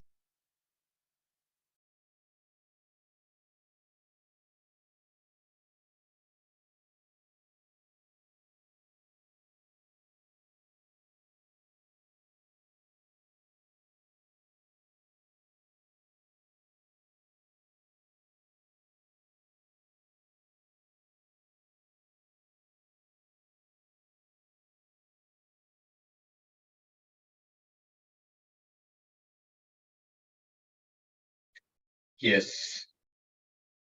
So now let us look into right method of diagnosing the problems. The way you diagnose, discover the reason should be from the context of solving it. Diagnosis should be done from the angle of future possibility, not from the aspect of how you can dump the responsibility on the past. The why from the future.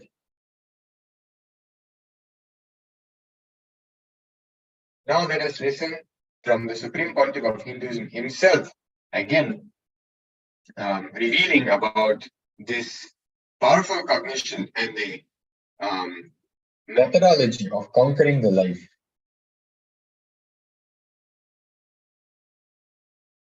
So you can see Swamiji is leaving this workshop we had on the 30th of January 2016. And from this workshop, there are various powerful cognitions that we are here to present in front of you.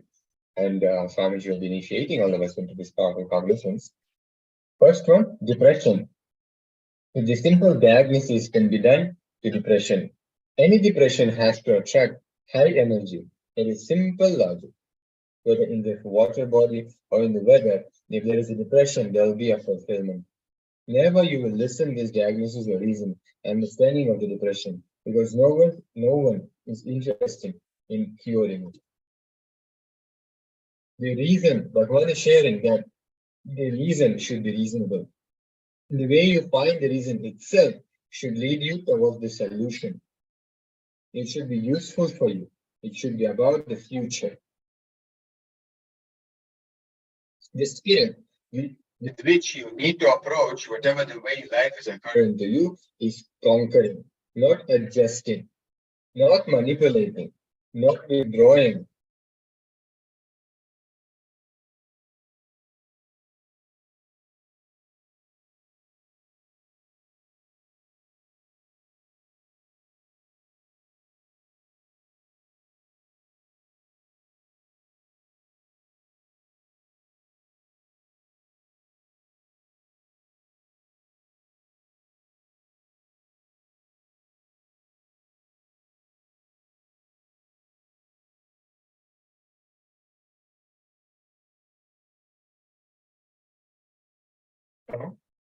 No question of withdrawing, no question of adjusting, no question of touching up.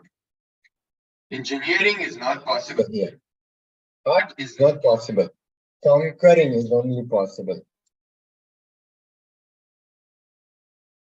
Now let us enter into the second assignment of this session.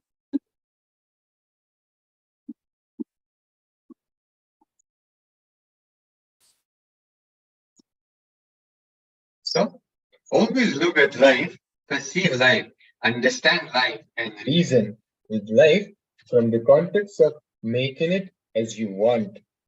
Making it a reality as you want.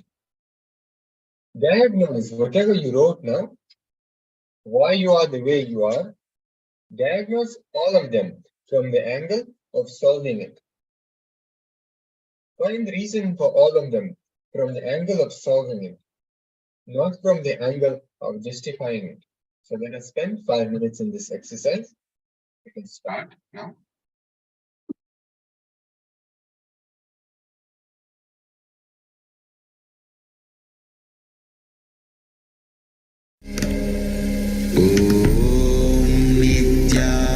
Nithyananda Paramashivoham.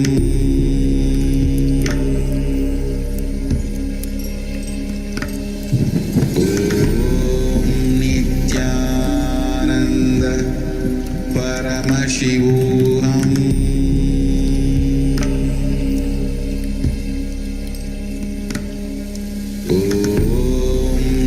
Nithyananda Paramashivoham.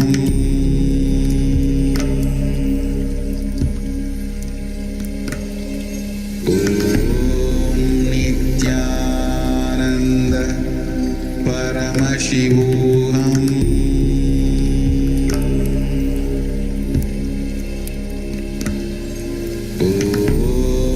Nithyananda Paramashivoham.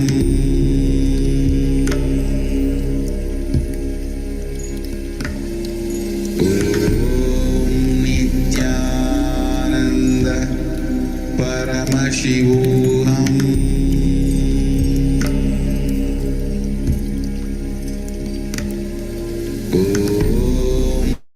Nithya Paramashivoham.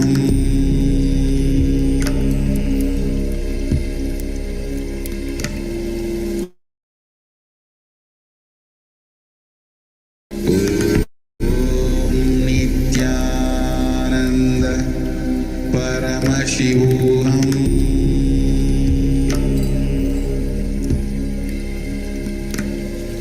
Om Nithyananda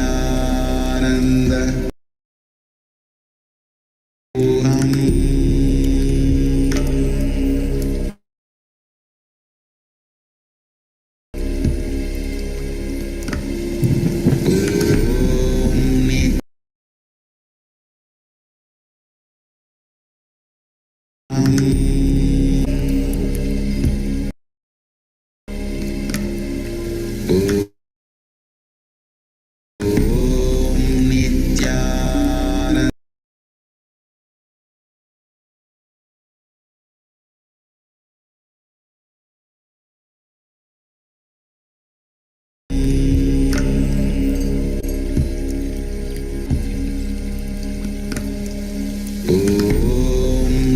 Nithyananda Paramashivoham.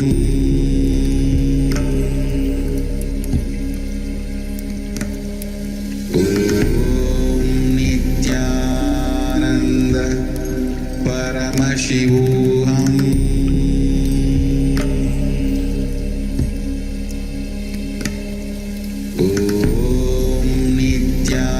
Nithyananda Paramashivoham.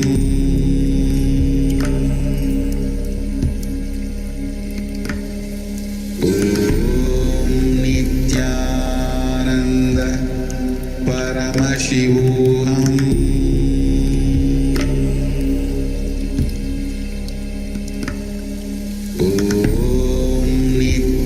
Nithyananda Paramashivoham. Nithyananda Paramashivoham.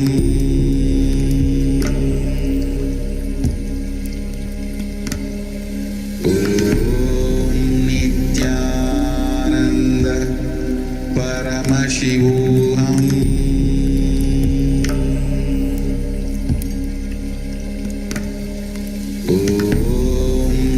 Nithyananda Paramashivoham.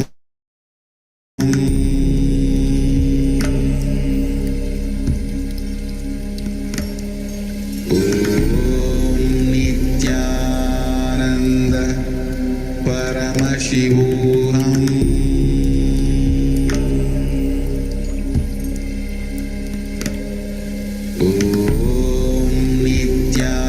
Nithyananda Paramashivoham.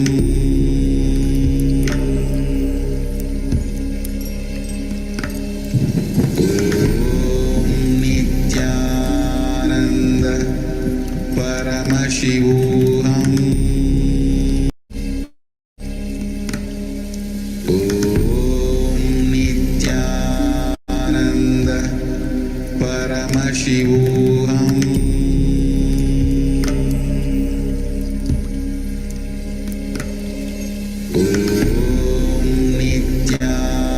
Nithyananda Paramashivoham.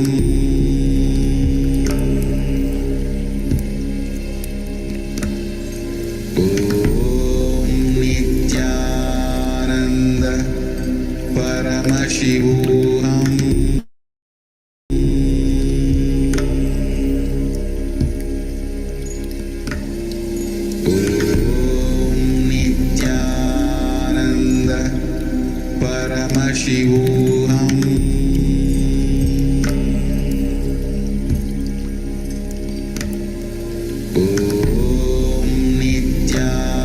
Nithyananda Paramashivoham.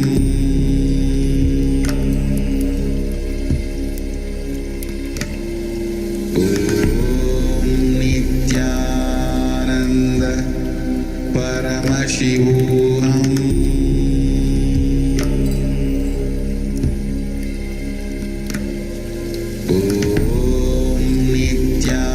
Nithyananda Paramashivoham.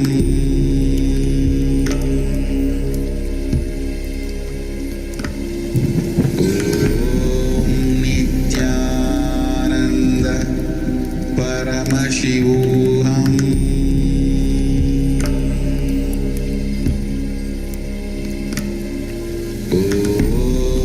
Nithyananda Paramashivoham.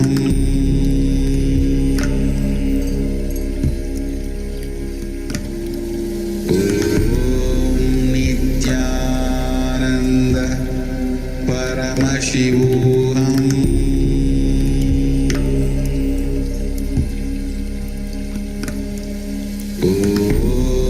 Nithyananda Paramashivoham.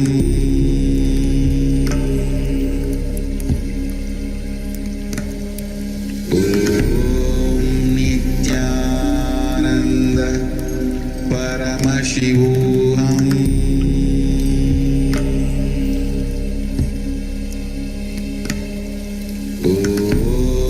Nithyananda Paramashivoham.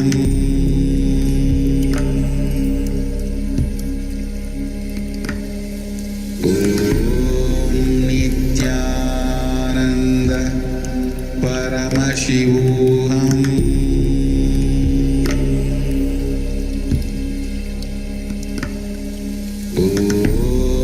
Nithyananda Paramashivoham.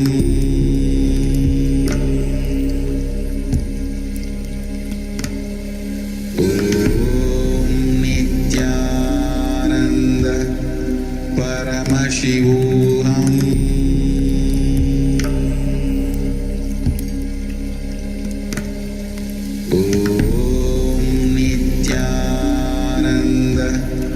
Nithyananda Paramashivoham.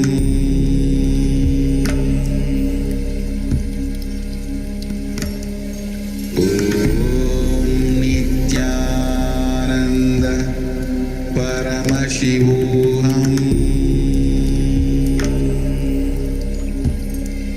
Paramashivoham. Nithyananda Paramashivoham.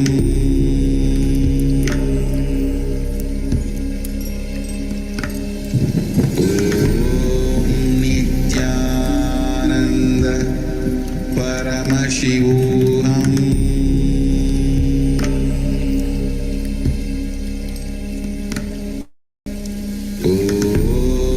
Nithyananda Paramashivoham.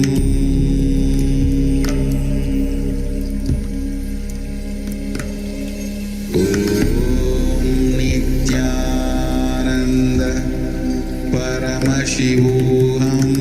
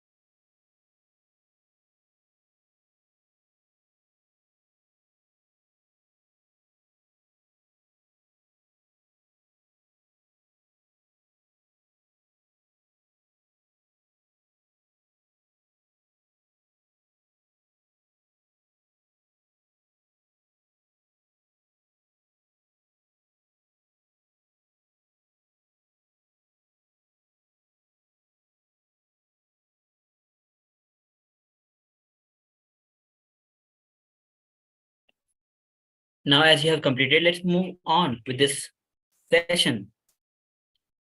Now, the right diagnosis instigates and inspires your will.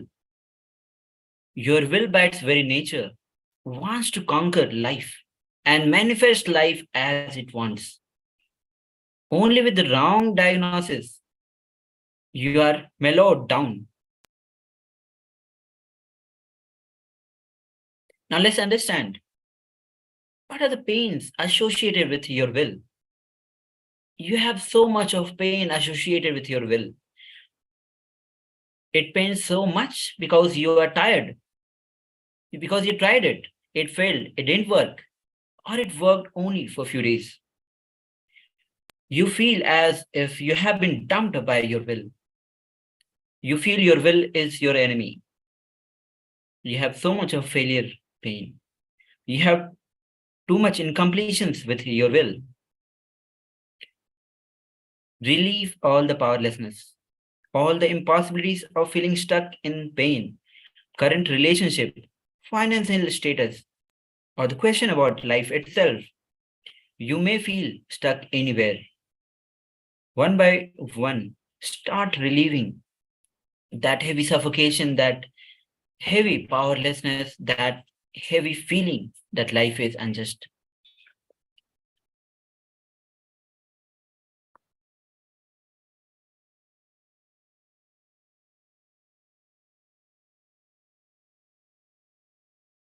Now, declare with all your will, you are going to create the reality as you want. Now relive what you remember. Whatever you remember, only that is still inside you as your blockage. If you forget something, it is no more a blockage in you. What you remember, if you relive, that is enough. Yes, that's a very important click that we need to understand. So as we have come to our next assignment, let's take 5 minutes to complete this. Now, relive and relieve each of the incident that made you come to a certain conclusion about your life. Completion will bring responsibilism in you. Yes, please take 5 minutes for this exercise. Pen down every single incident where you have certain conclusions about your life. Now this completion process will bring responsibilism in you. And remember, whatever you are penning down, whatever is coming in your memory, that is the blockage in you. So you have to complete with that. Only then you will be able to relive those incidents and relieve those incidents, so that all those incidents completely leaves your system and you become complete with those. And the more and more you become complete, it will become more responsibilism in you. Yes. Now, as we continue our session, let's take 5 minutes. Please pen down, find time. This is the transformation that you have to bring. Now let's take 5 minutes. And as we continue, yes, please start.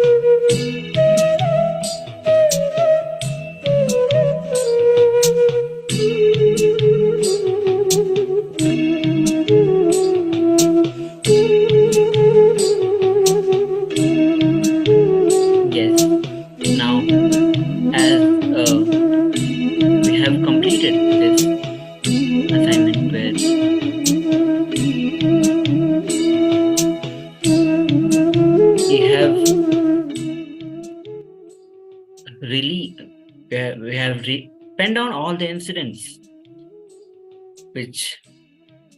where you have come to certain conclusions about life. You have relived and relived all these incidents.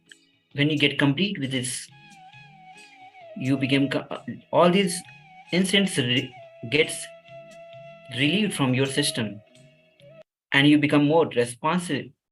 It brings responsibilism in you. Now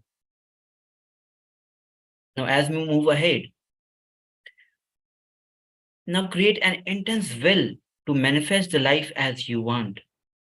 Powerfully will with your declaration to yourself and to universe to manifest the life that you want.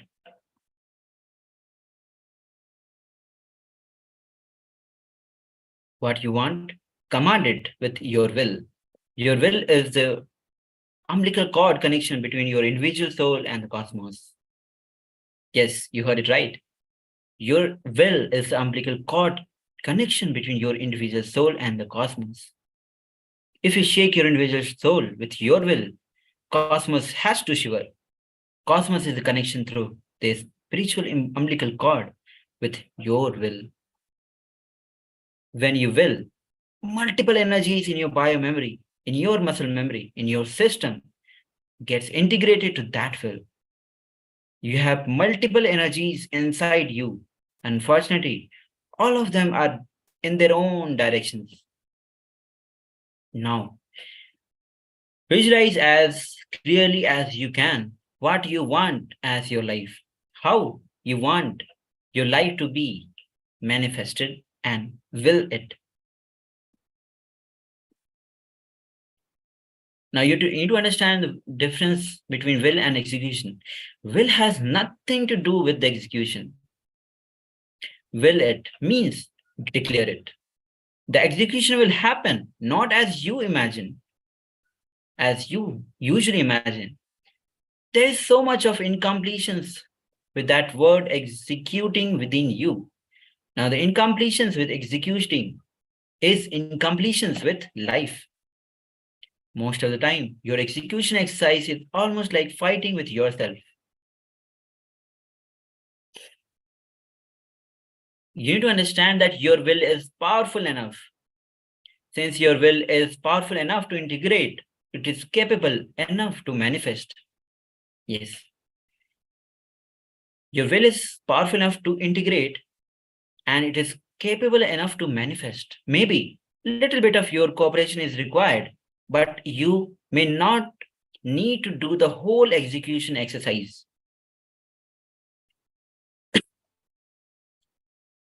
Now here is a short clip where Bhagwan himself is revealing.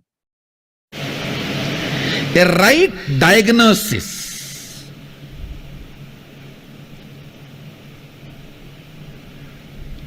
instigates, inspires your will to solve the issue. Understand? Your will, by its nature, wants to conquer life and manifest life as it wants. Only with the wrong diagnosis, you are mellowed down. Listen carefully. Your will is like Hanuman, capable of everything. Now please come to the listening space.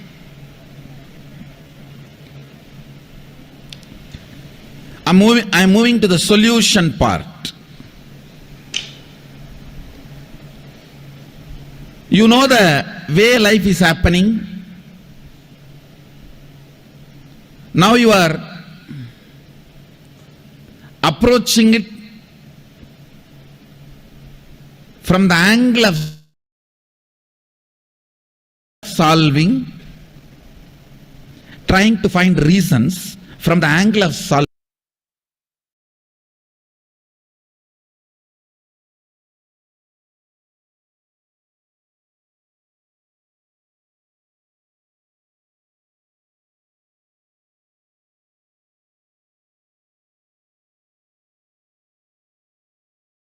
solving.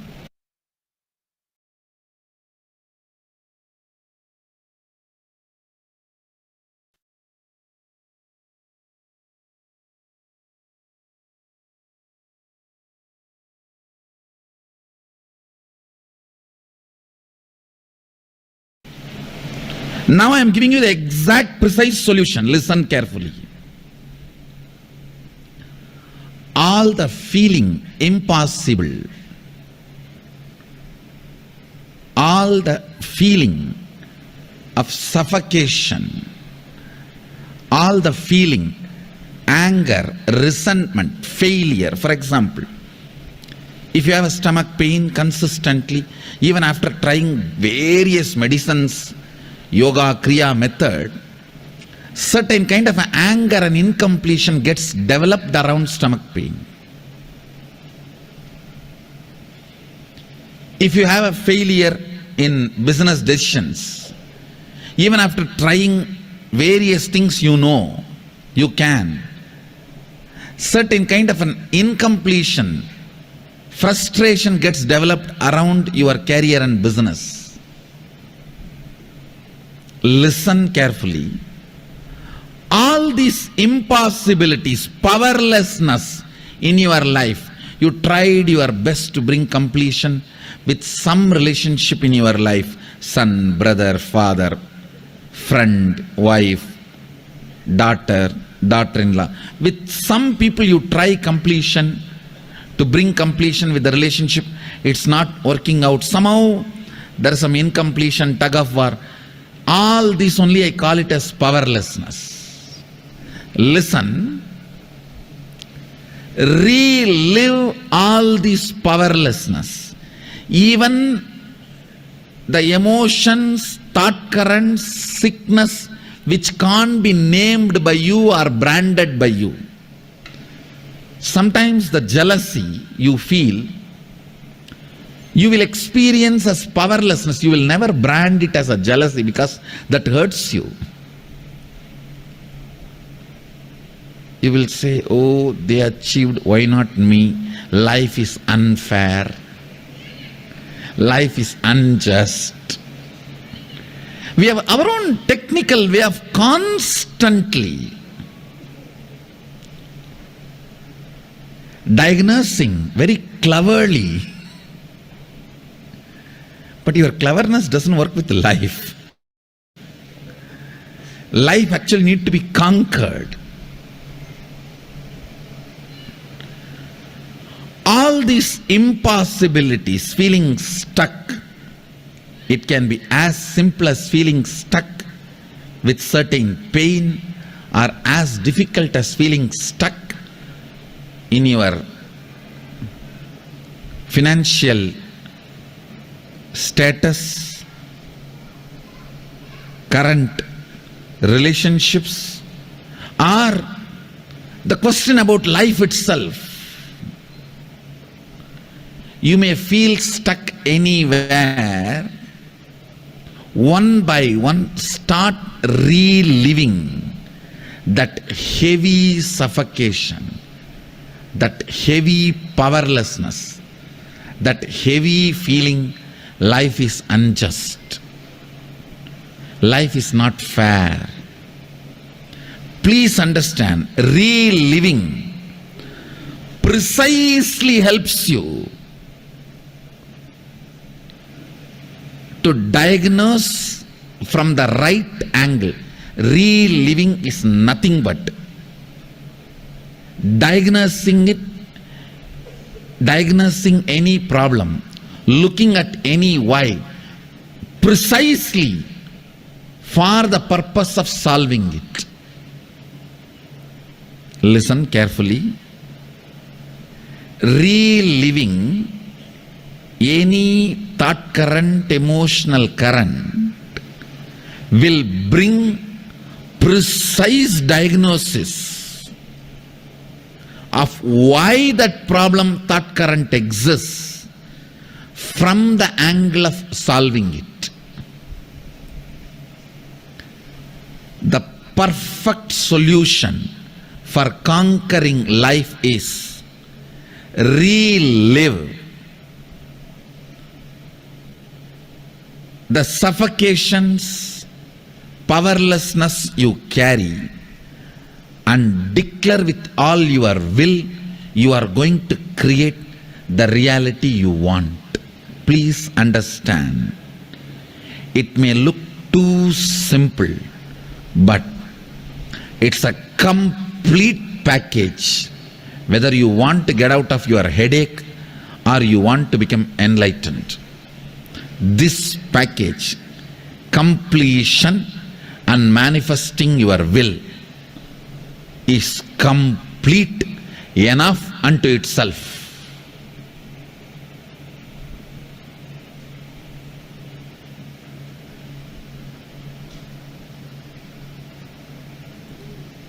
Just test it out, nothing else. Try it out, nothing else.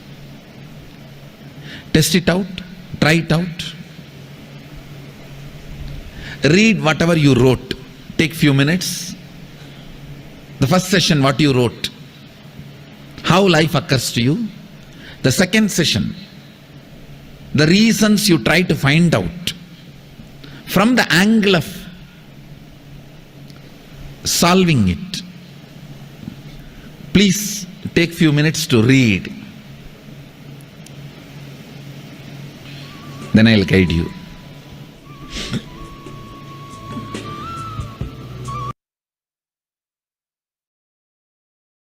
Yes. Now, as Bhagwan himself has said, relief and relief is a complete package. It can solve the very basic problem of headache to the enlightenment itself. Now, the next exercise is completing with your will. Now, create an intense will to manifest life as you want. Tell yourself and the universe your intention, the way you want to exist, the way life should occur to you. Consciously spend few minutes and declare to yourself. Now, please take few moments. Please take 5 minutes for this powerful assignment. Create an intense will to manifest the life as you want. Yes. As you please take 5 minutes, and as you create an intense will, declare to yourself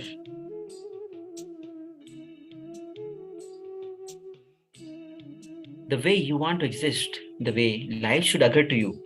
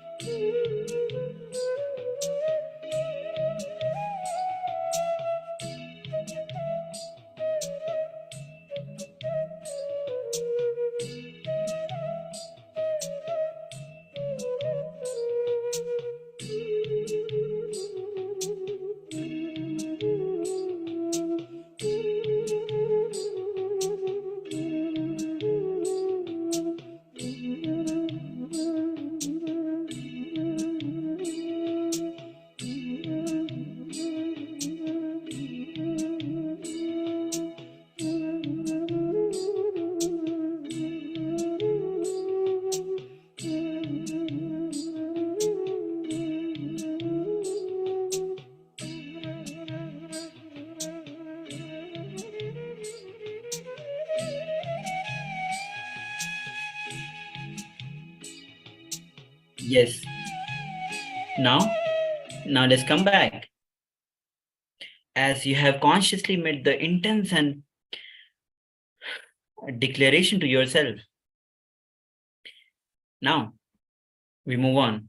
We have come to the end of this beautiful session, this powerful session. Now you know the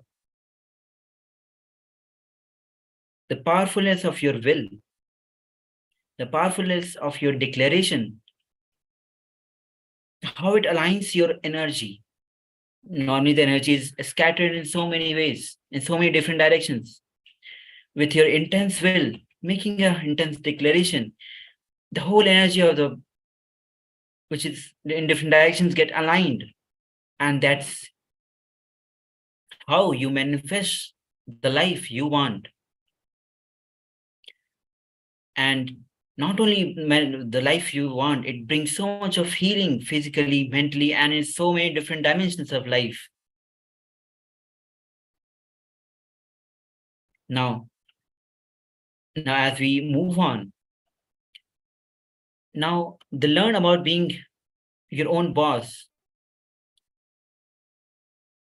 by studying the Bhagwan, where in Bhagavad Gita, demystified, Bhagwan himself reveals how to be your own boss.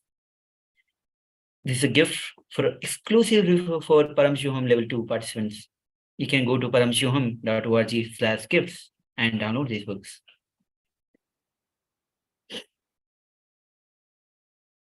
Now, as you have received such a powerful clicks from this session, conquering your life,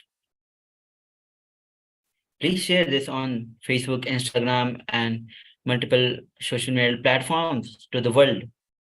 Because more you enrich others, the more you yourself get enriched. Share it with hashtag Paramashivoham level 2, hashtag KAILASA. Post your powerful clicks on the Twitter with hashtag Nithyananda clicks. Now we have come to the end of this powerful session of conquering life. Let's join our hands in Namaskar Mudra as we end this session with Purna Mantra. Om Purnamada Purnamidam Purnat Purnamudachyate Purnasya Purnamadaya Purnamevavashishyate Om Shanti Shanti Shantihi Harihi Om Tat Sat Sarvam Bhagavad Shri Nithyananda Paramashiva Padukarpanamastu Om Nithyanandam. Stay tuned as we will be right back with another powerful session. Just give me a few moments.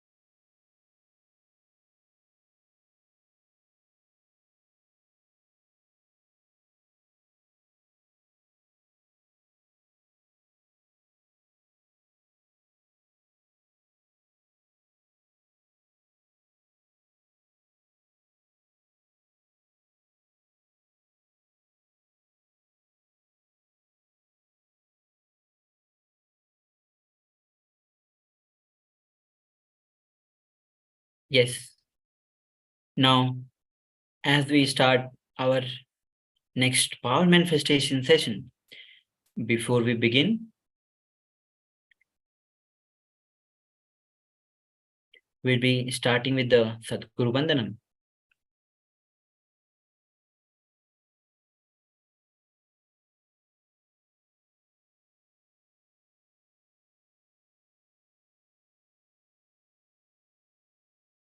Now, these sessions, all the PSM level 2 sessions are really powerful, which gives you a strong click, strong, powerful clicks that transforms you from within, and which is reflected in a huge way outside.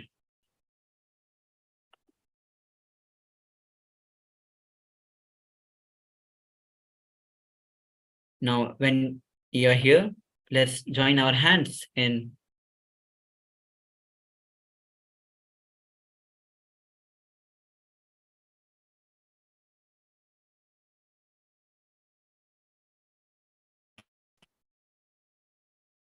let's join our hands in Namaskar Mudra as we begin with the Sadguru Vandanam. Nithyanandam Paramasukadam Kevalam Jnanamurtim Dvandvatitam Gagana Sadrisham Tattvamasya Ekam Nityam Vimalamachalam Sarvadhi Sakshibhutam Bhavatitam Trigunarahitam Sadgurum Tam Namami. Now, why we start with the prayer? It's a simple way of thanking the ultimate intelligence for gracing us here today.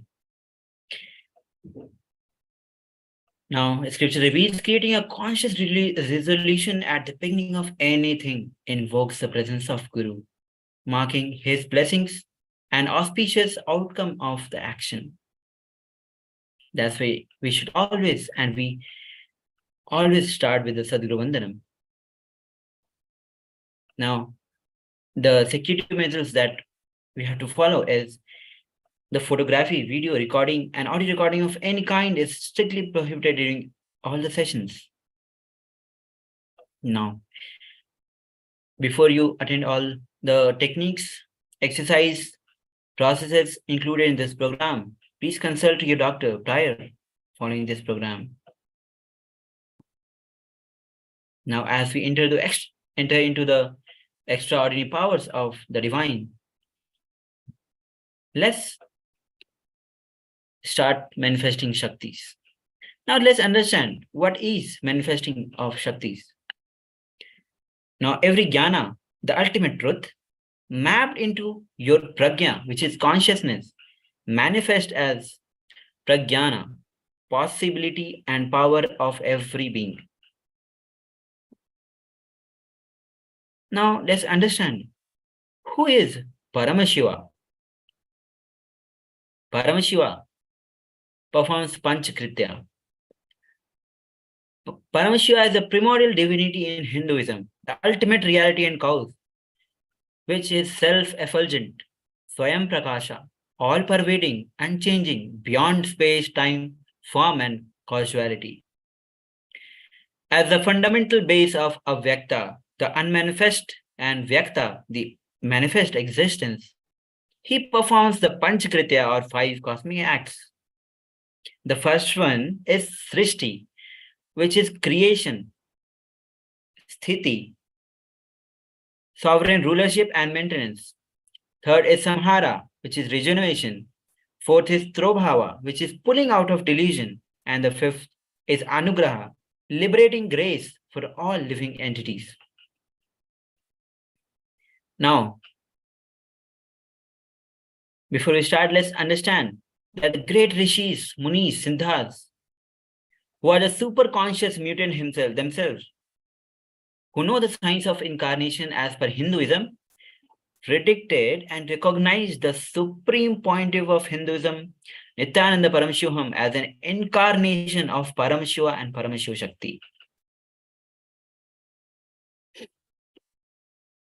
Now, as we move on, let's understand what are these actually the 5 actions that Paramashiva performs. Now here, as you can see, the five phases of Paramashiva. Yes, you need to understand. There are two words. Five, one is phases, another one is phase. Now, Satyojata is Paramashiva's aspect of manifestation. Srishti means manifestation. Manifest is now this phase. The phase of Srishti, which is manifestation, has five phases. Now, manifestation is first manifested. Manifestation is then sustained. Manifestation is then destroyed. Manifestation is then pulled out of delusion. Manifestation is then liberated.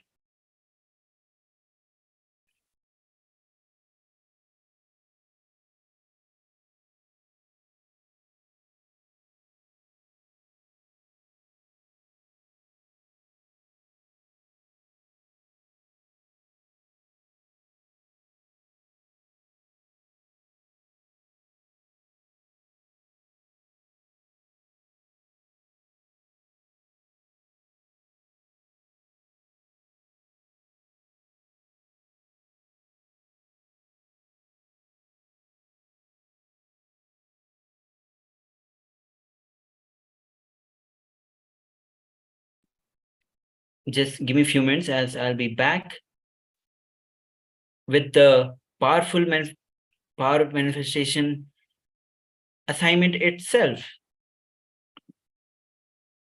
Do you know it will?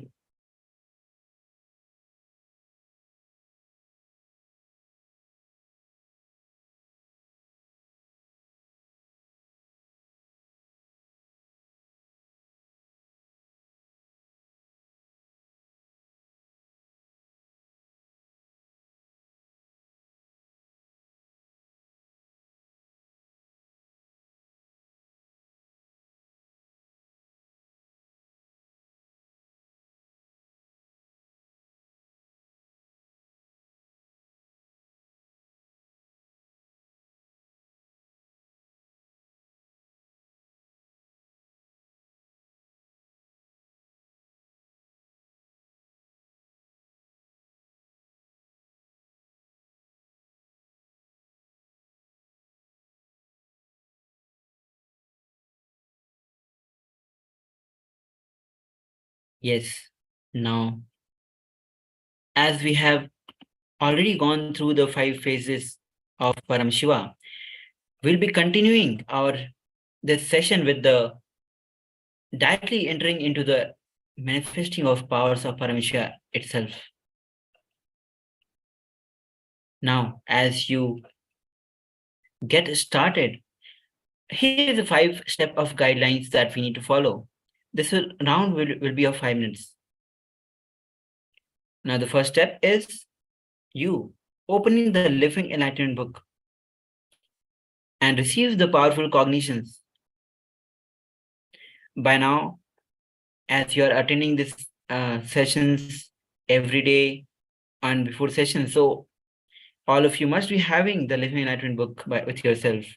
If you haven't, please always go to paramashivoham.org/gifts and download this Living Enlightenment book. The second step is turn on your video recording, because the power that you're manifesting, the more you manifest and share it with the world, you enrich the world, you yourself get enriched. The more you share, more you manifest. The third step of manifesting is, I will be asking you the question, which you can verbalize, you can pen down, and you can put the answer in the comment. The revelations which your third eye is giving to you. The fourth step is pen down what was revealed to you. And fifth is verifying what was being projected to you and upload the video on the social media. Now, please take a few moments as you arrange these things. Now we'll be moving on and with the starting of this round. Yes. The first, it's a rapid fire round and every question will be 30 seconds. Now, here's a beautiful question. Now you need to understand, you don't have to answer this with your two eyes. You have to use your third eye because it's a power manifestation.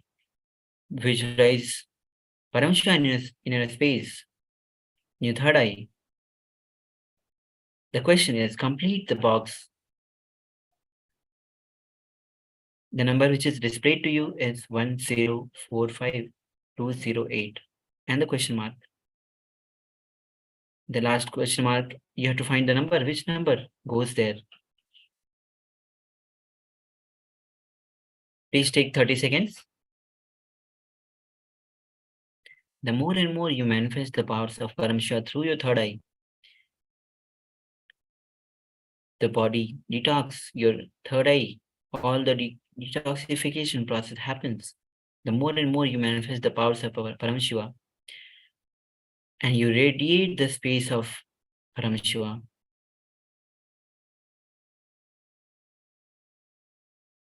Yes, now let's see the answers. If you have actually found the correct answer for this. Now, as you can see, the correct answer is 10. Now it's if you see it logically, it's makes very sense. It's 1045. If you just double the number, multiply it with the 2, it becomes 204 into 2 is 8, and the number which is missing is 5 into 2 is 10. Yes. It's exciting sessions, exciting power manifestation sessions. So please participate and invite your friends and family to manifest the powers of Paramashiva. At logical level, these are questions, logical, very easy questions. But what we are doing is the manifesting the powers of Paramashiva through your third eye. Now, as we move on, if you have recorded this video, which you should, please share, go and upload your video in the events discussion page of Facebook of KAILASA's SPH Nithyananda Paramashivam. Upload the video, share it with the hashtag KAILASA, Paramashivoham and Nithyananda. Please take few moments as you do so. Now it's really important to understand why we manifest the power, why we record and share it on the social media, because the more you manifest the power, more you share it with the world. You enrich the world, and in turn, you yourself get enriched.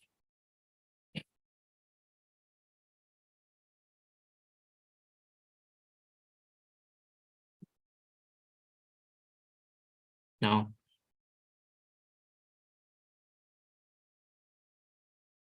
we have come to the conclusion of this segment, this session. We'll be back with another exciting session. As we join our hands in Namaskar Mudra, let's end the session with the Purn Mantra.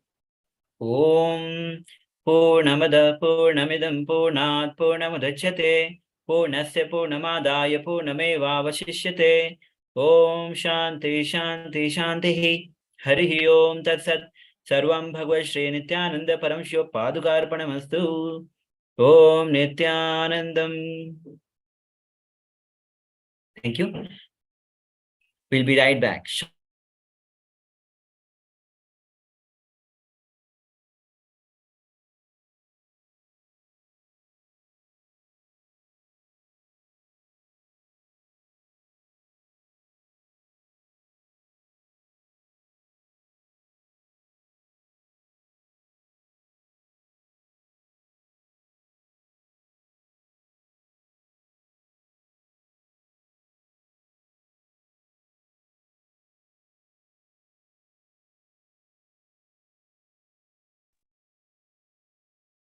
Yes.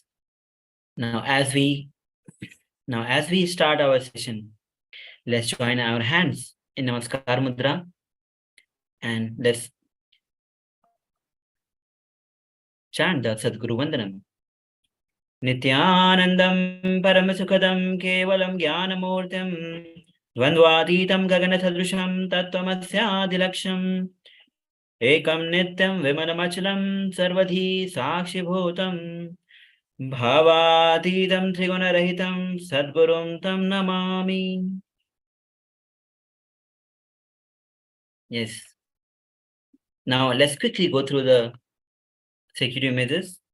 The photography, video, audio recording of any kind is strictly prohibited during all the sessions. Now, if you are before attending this program, please consult your doctor prior, as all the exercise process techniques might not be suitable for everybody. Now, let's enter into our session, which talks about the glory of Lord Subramanya. Now, as we start the session, let's understand.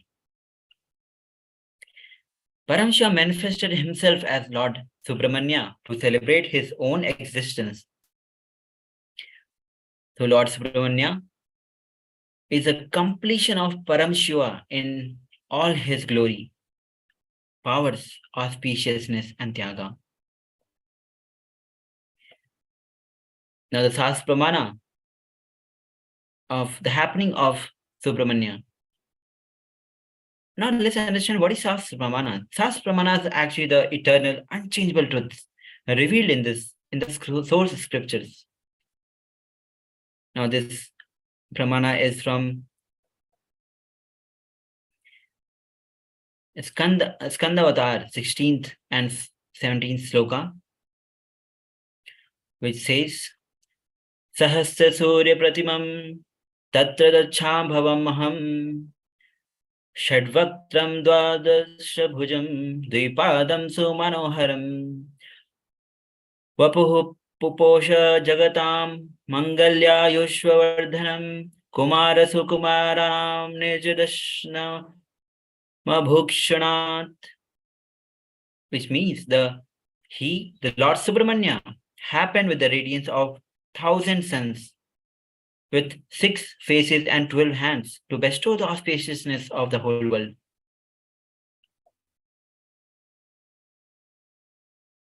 Now, here's a short clip which beautifully shows the happening of Lord Subramanya, the birth of Murga, Skanda, and Kartikeya, as he is known with various words.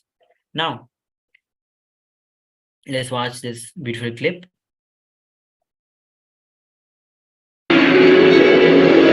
Satyojadam, Tatpurusham, Vamadevam, Ishanam, Agoram, Thiruvadanam என்ற எனது 6 முகங்களைக் கொண்டு எனது சக்தியெல்லாம் உண்டு திரட்டி ஒரு குமரனை உண்டாக்கி அவனைக் கொண்டு சூரனை சம்ஹாரம் செய்கிறேன்.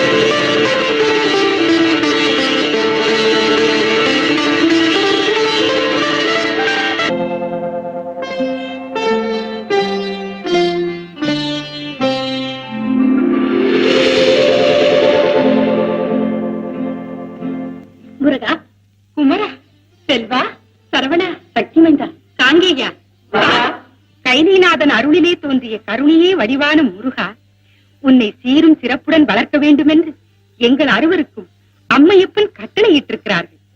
வா. யார் நீங்கள்? எங்கள் அறுவரையும் கார்த்திகை பெண்கள் என்று அழைப்பார்கள். அமர உலகிலேயே தனிப்பெரும் தெய்வமாக நீ விளங்க வேண்டும் என்று எண்ணித்தான் உன்னை வளர்க்கும் பொறுப்பை எங்களிடம் ஒப்படைத்திருக்கிறார்கள். நான் ஒருவனாக இருக்கிறேன், நீங்கள் 6 பேர் இருக்கிறீர்கள். நான் யாரிடம் வளர்வது? யாரிடம் வளர வேண்டும் என்று நீ நினைக்கிறாயோ அவர்களிடமே வளரு.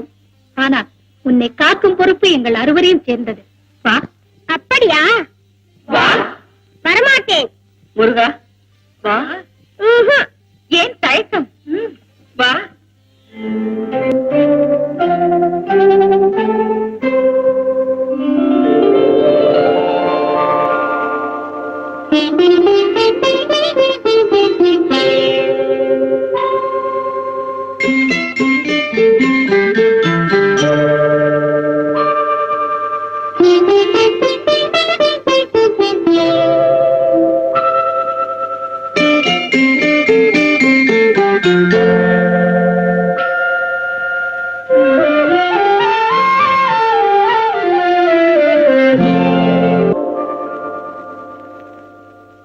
உமா, குமரன் வளரும் கோலம் கண்டாயா? உலகத்தவருக்கெல்லாம் வருங்காலத்தில் பெரும் பெரும் தத்துவங்களை எடுத்து உபதேசிக்கப் போகிறவன் இன்று பிள்ளை விளையாட்டு விளையாடி வேடிக்கை காட்டும் காட்சியை பார்த்தாயா? முத்தமிழுக்கும் தலைவனாகி, உலகுக்கும் இறைவனாகி, 3 சக்திகளுக்கும் உரியவனாகி, பெரும் பெயர் முருகன் என்று புகழ் பெறப் போகிறான். சக்தி, அறுவராகி ஆடி ஓடி வேடிக்கை காட்டும் பிள்ளைகளை நீ அழைத்து ஒன்று சேர்த்து நல்லாசி.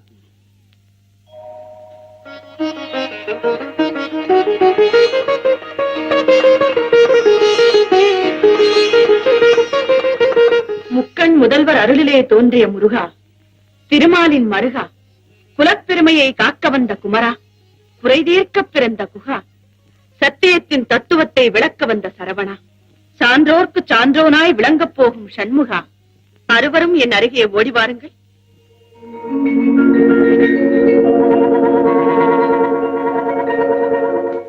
கந்தா,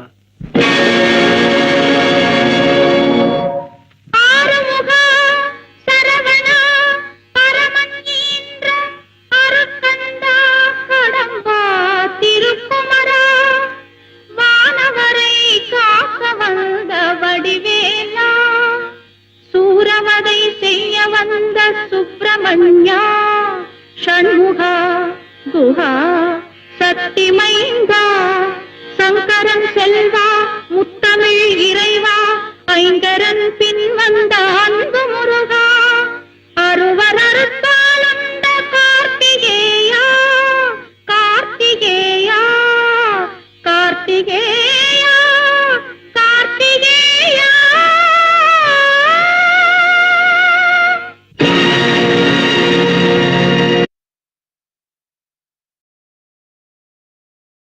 Yes.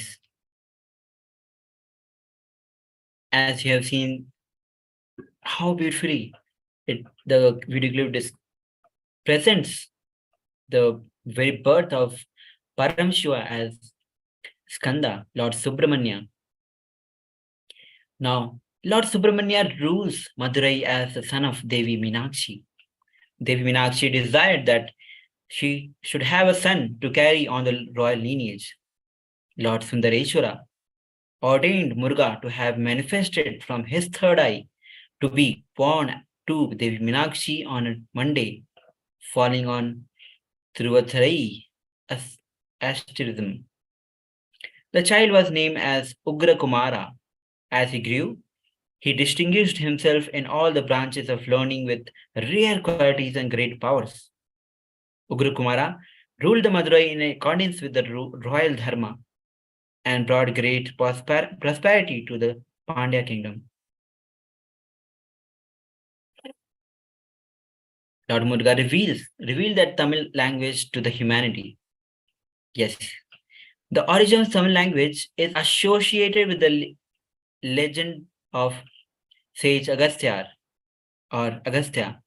the great scholar of his time. He was well educated in various fields. Lord Muruga initiated sage Agastya and imparted the knowledge of Tamil literature and grammar and blessed him to share this knowledge with the world. Agastya was the head of the first Tamil Sangam. Lord Muruga himself presided over the second Sangam called Adai Sangam, when the capital of the kingdom was shifted to Kabadanpuram in Kanyakumari.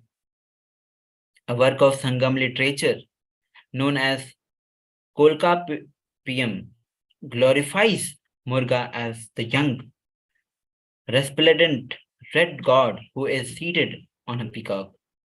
It is further mentioned that Murga is the favorite god of Tamil. Now this is Abhramana from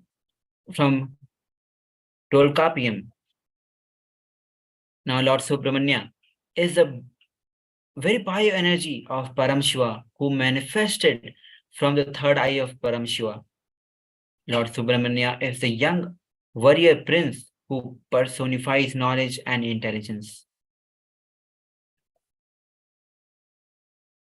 Here is a short clip where Bhagwan himself reveals about Lord Subramanya, who is the very bio-memory of Mahadeva.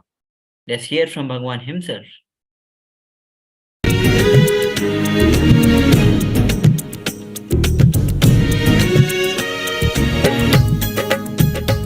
Nithyanandeshwara Samaarambam Nithyanandeshwari Madhyamam Asmadacharya Parayantam Vande Guru Paramparam.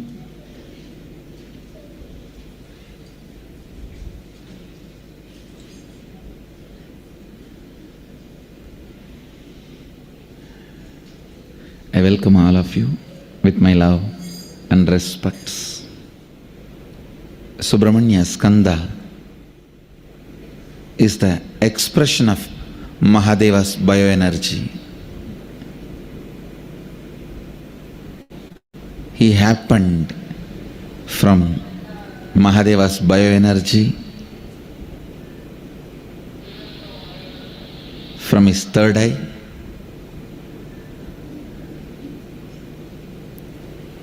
Skanda is a unique expression.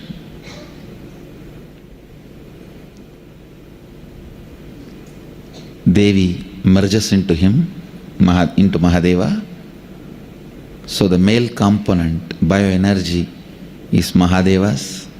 The female component, biomemory, is from Parvati. When it came out, it was so powerful. Nobody was able to hold. Its Gangama held the Garbha. So it is our muscle memory of Ganga, because she held the Garbha and she was like incubator where the delivery of Subramanya happened, where he assumed the form.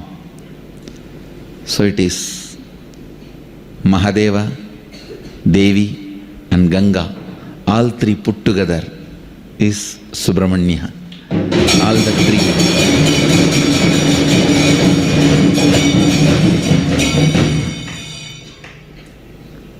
All the three energies put together is Subramanya.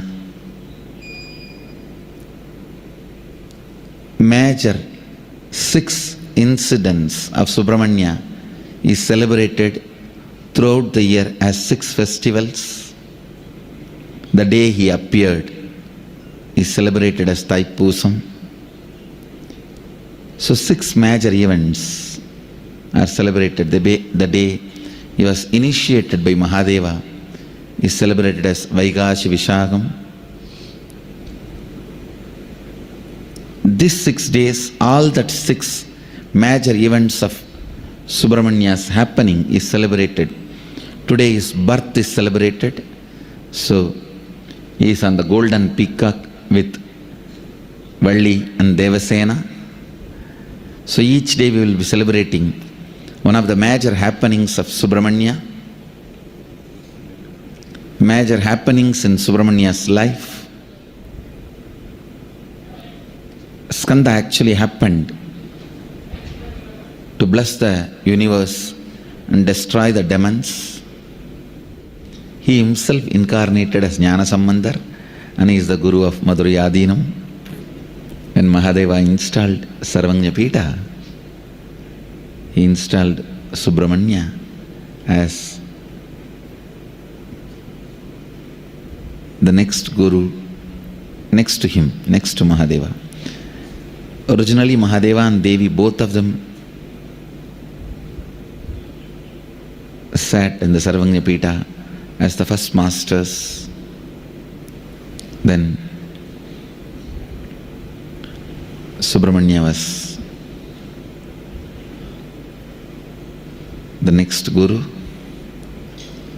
Usually Mahadeva and Devi are considered as God and Subramanya as guru of Sarvanyapithas.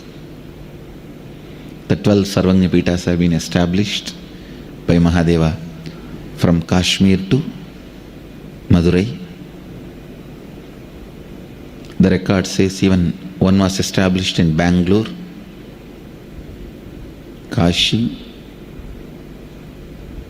Kanchi, Kashmira, and totally 12 Sarvanyapithas have been established. Subramanya remains as guru of all the 12 Sarvanyapithas. Is the expression of Mahadeva's bioenergy. Right? Mahadeva's bioenergy, Devi's biomemory, and Ganga's muscle memory. Then imagine what will be the totality of all these three. That is Subramanya. Because Ganga gave the muscle memory, Subramanya is considered as the most graceful, beautiful, handsome being any eyes can behold, any eyes can see. Is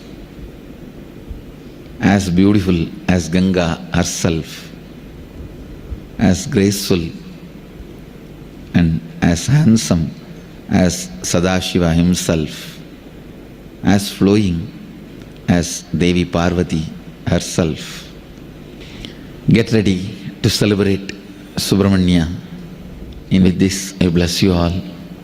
Let you all radiate with integrity, authenticity, responsibility, enriching, causing, living Advaita, the eternal bliss, Nithyananda. Thank you. Be blissful. Yes. As Bhagavan himself has said, let's get ready to celebrate Lord Subramanya. Now, Lord Subramanya established 6 enlightenment ecosystem called as Arupadai Vedu. Now, through these 6 enlightenment ecosystem, he gave the super conscious breakthrough to the whole humanity. Now, these ecosystems are: first is Pagani, second is Tirutani, third is Swami Mallai, fourth ecosystem is Pagamudi Cholai, fifth ecosystem is Tiruparan Kundaram, sixth ecosystem is Tiruchendur.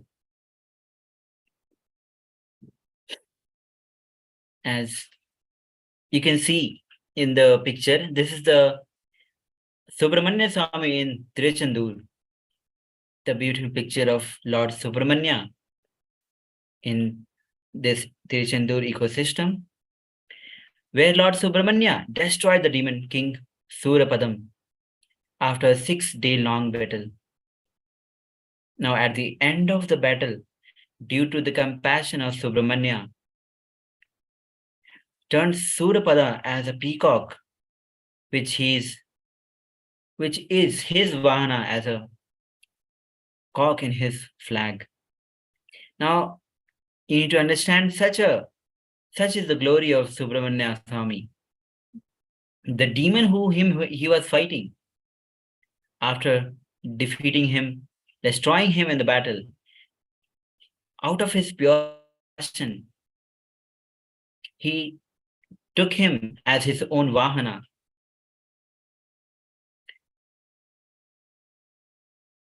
Now, the next ecosystem is Subramanya Swami in Tiruparan Kundaram. This ecosystem, where Lord Subramanya came after destroying and liberating the demon king Surapadam. So he came after destroying and liberating the demon, he came to this place. This is also the place where Lord Indra gave his daughter Devyayini in the marriage to Lord Subramanya as a gratitude to him to destroy the demon, because demon was going on against fighting a battle against Devatas, against the Lord Indra. Now after defeating and liberating Surapadam, this is the place where Subramanya Swami came, and Lord Indra gave his very daughter Devyayini in the marriage to Lord Subramanya Swami. In this picture, beautiful picture, here in the center, it is shown Lord Subramanya seated. On the right is the daughter of Lord Indra, Devyayini. On the left, Lord Indra himself. Now, the third ecosystem, where Dandayuddhapani Swami in Palani, where it was revealed, where he revealed the science of Ausada and Siddha to the whole world. Now, this ecosystem is important as this is the ecosystem where the science of Ausada and Siddha was revealed to the whole world. Lord Subramanya as Dandayuddhapani Swami initiated Bhogar. Bhogar is one of the 18 Siddhas into the science after which Bhogar had written exclusively on the science of Siddha and Ausada. The next ecosystem where Lord Subramanya is known as Swaminatha Swami in Swami Malai. It is an ecosystem where Paramashiva asked Subramanya if he knew the meaning of primordial Pranava Om. Lord Muruga said that he knew the meaning of Om and can expound it to the letter only if he can accept him as Guru and listen to the exposition as a devoted disciple. As Paramashiva acceded to the request of Lord Muruga and heard the exposition of Om as a disciple, Subramanya then received the name as Swaminatha Swami. This is the ecosystem as it's very important, where Paramashiva himself became the disciple of Lord Muruga, and Lord Muruga exposition of Om was revealed as a guru to Paramashiva as his disciple. The next ecosystem is the ecosystem of Tirutanni, where Lord Subramanya Swami settled down from his ferocious state into his blissful state after destroying the demon king Surapadam. Now it is here that Subramanya himself performed Shiva Puja and offered gratitude to Paramashiva for gracious victory in the war.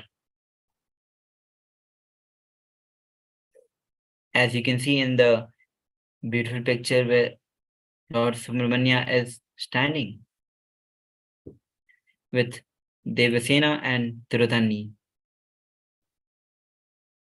The next ecosystem is Paghamudhirar Churai. It's the ecosystem where Lord Subramanya playfully tested the devotion of his ardent devotee, Avayyar, to show the world the greatness of his devotee bhakta towards him.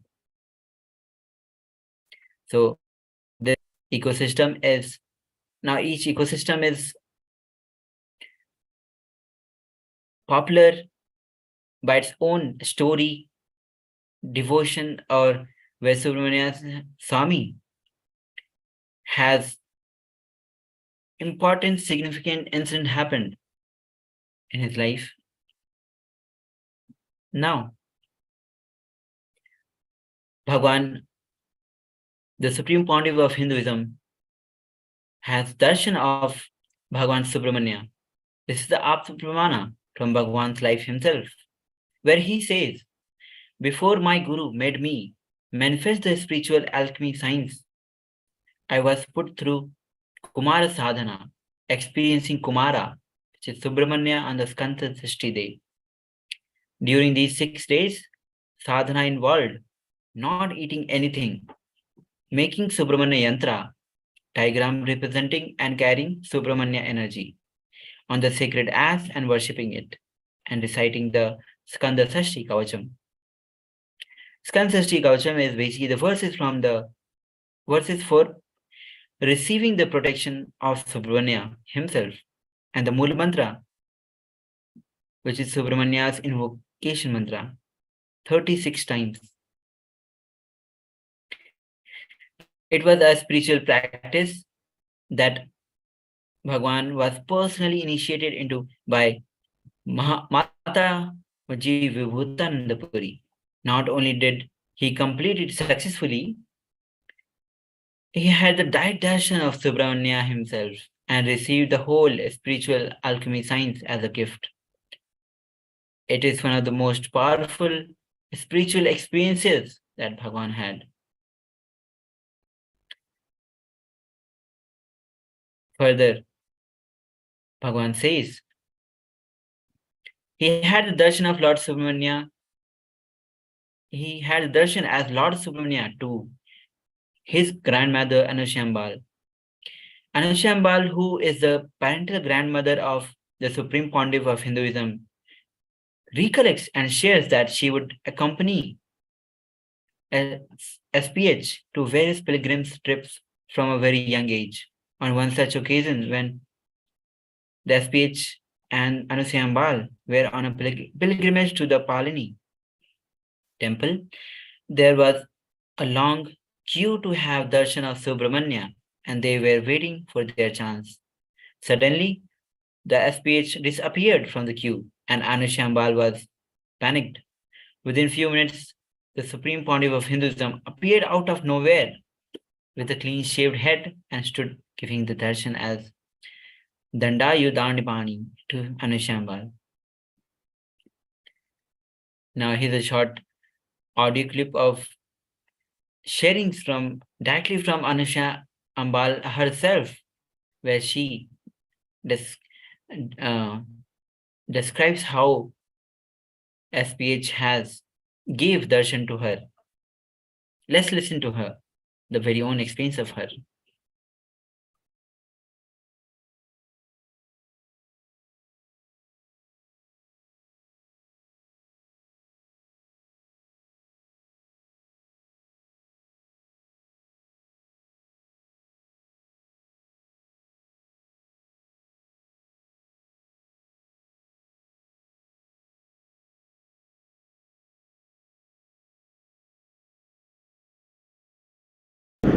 அப்படிதான் திருச்செந்தூர் நான் அதெல்லாம் கும்பலா உட்காந்து பேசினதுல ஆளை காணும். சாமி கண்ணன் சாமி கண்ணன் சாமி கண்ணன் சாமி கண்ணன் நான் அப்படியே சாமி சாமி தான் கூப்பிடுவாங்க. எங்கேயோ ஒரு நல்லா இங்கதான் இருக்கான் கேஜின் கடவுள உங்க பேருங்க அதெல்லாம் வருமா அப்படின்றாரு. அப்படின்னு போய் பார்த்தா மொட்டை கட்டிக்கணும் நிற்கிது. என்ன நீக்குங்க ஏன் சாமி போய் மொட்டை தெரியும்னா ஆமா அவன்கிட்ட கூப்பிட்டு போவாங்களா அதான் வேணான்னு இப்படிதான் என்ன கூட்டு பண்ணும் பசிக்குன்னே வாழ வராதுங்க. கம்முன்னு இருக்கும். சாமி என்ன சாப்பிடேன் சாப்பிடேன் சாப்பிடேன்னா நீ சாப்பிடு நீ சாப்பிடா அதை விட்டு நான் எப்படி சாப்பிடுறேன் நீ சாப்பிட்டாதான் சாமி நான் சாப்பிடுவேன் இல்லைன்னா இன்னும் ஏதாவது வந்தாச்சுன்னு வரமாட்டாங்க. அப்புறம் இன்னும் ஒரு கோயில்ல விட மாட்டோம்னா பழனியில விட மாட்டோம். இது இழந்துக்கா இது போன காட்டுறது வந்து 15 வந்து ஒரு நீட்டா வந்து ஆகி விட்டாங்க.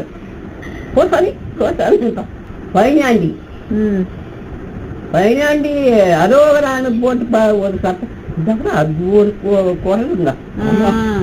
அந்த இது ஒரு குரல் கூட்டா விட அந்த 8 திசையும் கேட்கும். அதான் எல்லா அதிகாரி மயங்கிடுவான். வந்து இது திருச்செந்தூர் அப்படிதான் பண்ணிச்சு. மொட்டை குட்டு வந்து நின்று ஆணுங்க அப்படிதான் கொண்டாங்க. முருகா முருகா வேற அபிஷேகம் சாமி பண்றாப்படியே சேர்ந்துக்காங்க. இந்த போடுற சத்தத்தை கேட்டு மொட்டை அடிச்சிருக்கிறதுக்கும் பட்டை அடிச்சிருக்கிறதுக்கும் அப்படியே அந்த 15 வந்து நிக்கிறாங்க. எனக்கு அப்போ நான் கூட வந்து கிட்ட சொல்றேன், இது பாருங்க சாமி பண்ற அப்படியே கொடுப்பாரு பாருங்க அதெல்லாம் ஆடுறாங்க. எனக்கு தான் அப்படி நம்ம தோற்றம் நம்ம நினைக்கிறது அந்த மாதிரியா இல்ல நிஜமாவே அப்படிதான் கேட்டாங்க. எனக்கும் அப்படிதாங்க.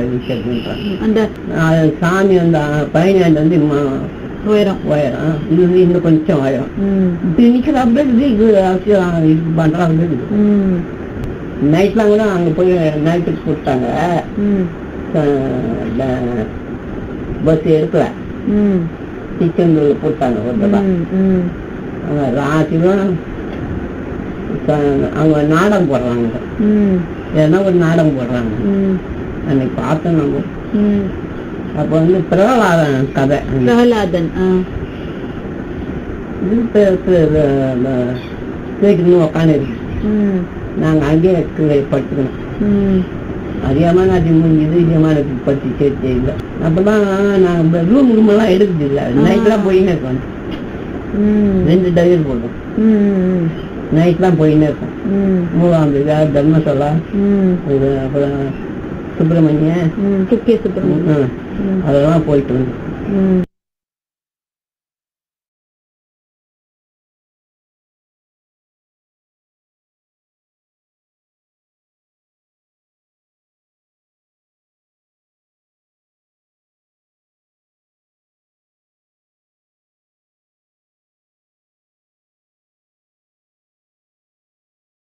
Yes, as you have heard the story from the very voice of her grandmother, Anushambar herself. Now,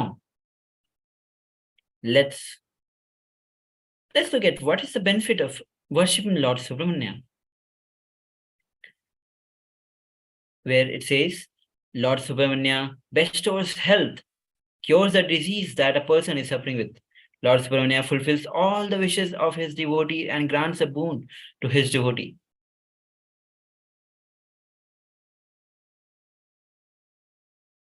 Lord Subramanya bestows completion, awakens Paramashiva's bioenergy in you by offering puja to Lord Subramanya, Paramashiva's bioenergy.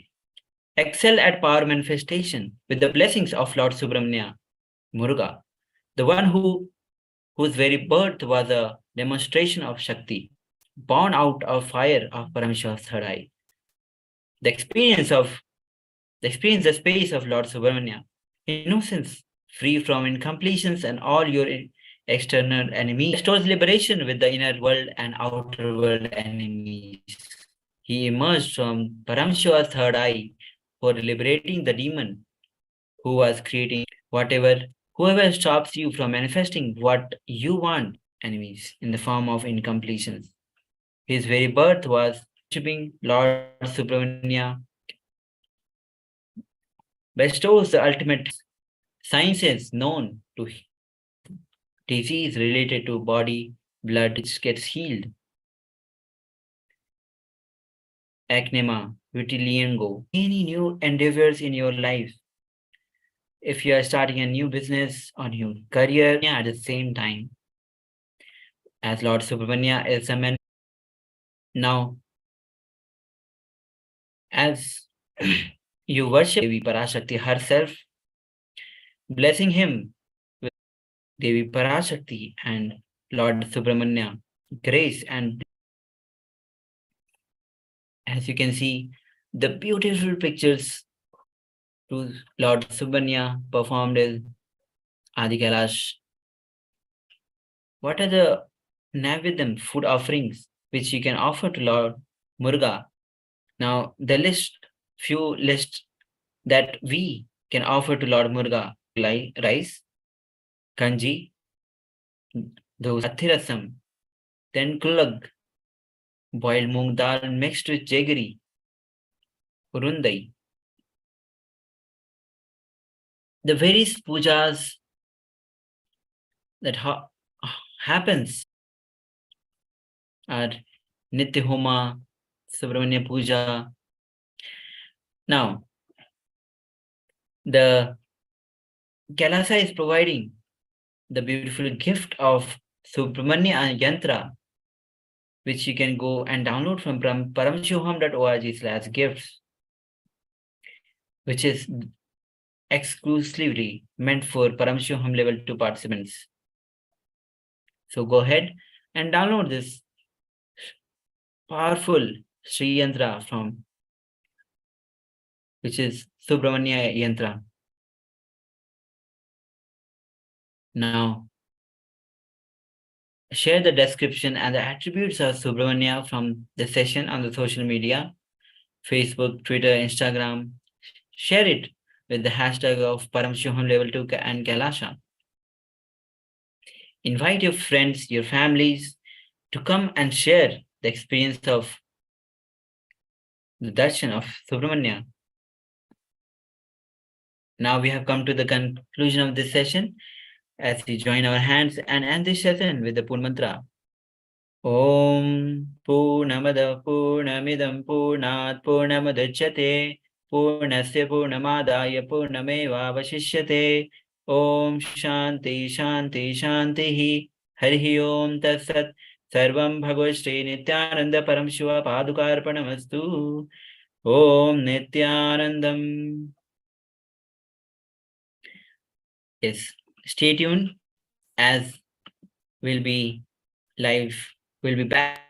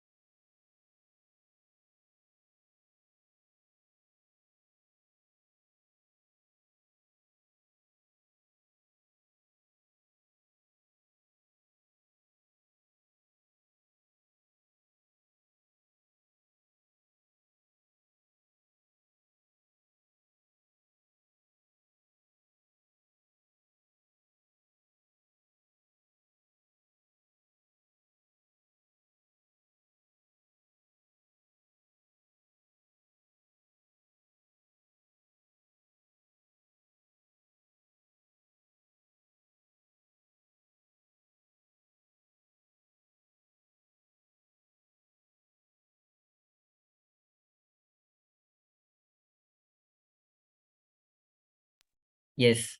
Now, we'll be starting our next power manifestation session with the Sadguru Vandanam. Nithyanandam Paramasukadam Kevalam Jnanamurtim Dvandvatitam Gagana Sadrusham Tattvamasya Laksham Ekam Nityam Vimalamachalam Sarvadhi Sakshi Bhutam Bhavatitam Trigunarahitam Sadgurum Tam Namami. As we enter into this powerful session, let's start with the 5 steps of guideline. The first step is open the Living Enlightenment book and receive the powerful cognitions. If you don't have the book, go on to this link of paramashivoham.org and /gifts and download. Please take a few moments for this. The next step is that you start recording the video. So from your mobile phone, you can start the video recording as you'll be going to manifesting this powerful process of power manifestation. So it's important that you turn on the video as you manifest the power, as you will be sharing it. Now the next step is manifesting the power. I'll be putting a question which you have to verbalize through your third eye. What your third eye is revealing to you about this particular question, which is being projected to you, which will be projected to you. Fourth step is you penning down what was revealed to you through your third eye. Now fifth, verifying the actual answer, what was being projected to you and what was revealed to you, and upload your manifestation of power onto the social media. Now let's enter into this rapid fire round. As you can see, the first question is, which exercise expresses the meaning of the word reassuring? Now please close your eyes.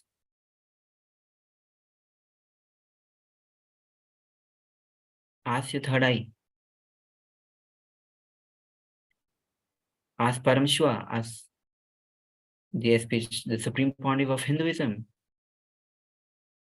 to reveal the answer.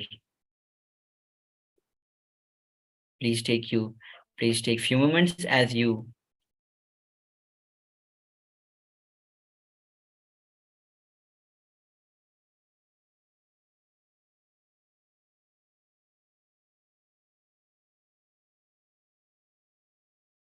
get the answer of this question through your third eye.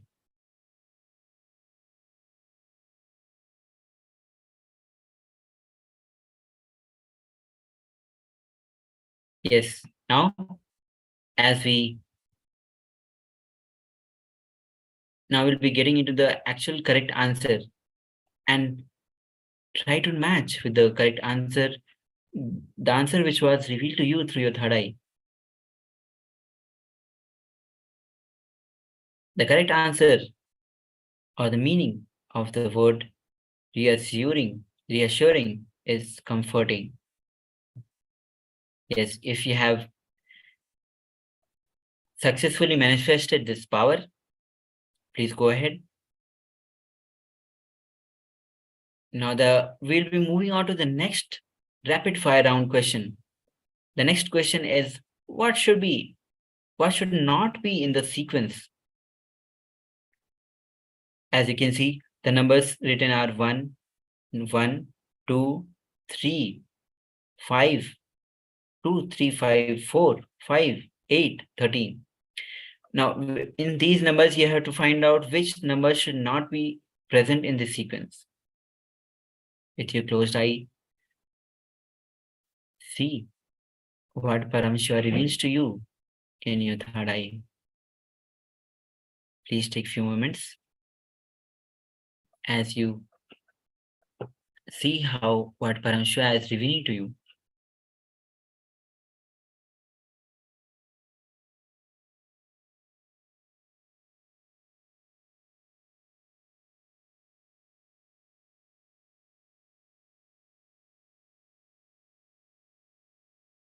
Yes, take a few more seconds and then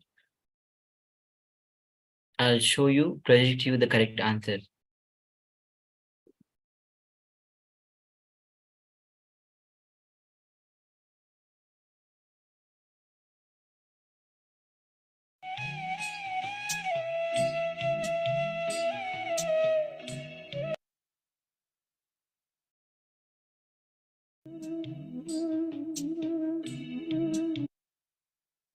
Yes. So let's see what is the actual correct answer. The answer is 4. Please go ahead, and if you have successfully manifested this power, and you should be by now recording the video of you manifesting this power. Now, even if you look at this logically, it's a addition of the last and the current number and gives you the next number. 1, the first number is 1, the next is 2, next number is 2, 1. So 1 plus 1 is 2. Then 1 plus 2 is 3. 2 plus 3 is 5. 3 plus 5 is 8. 5 plus 8 is 13. So actually 4 is odd one out.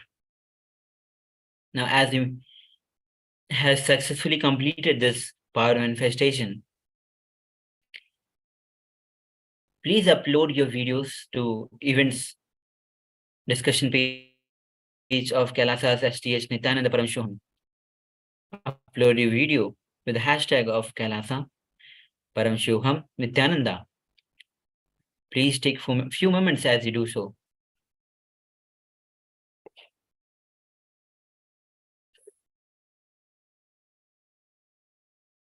Now, as we have successfully completed this session, stay tuned as we'll be ending this session and coming back shortly with another exciting session. So let's join our hands as we end the session with the Pur Mantra. Om Purnamada Purnamidam Purnat Purnamudichyate Purnasya Purnamadaya Purnameva Vashishyate. Om Shanti Shanti Shantihi. Hari Om Tat Sat.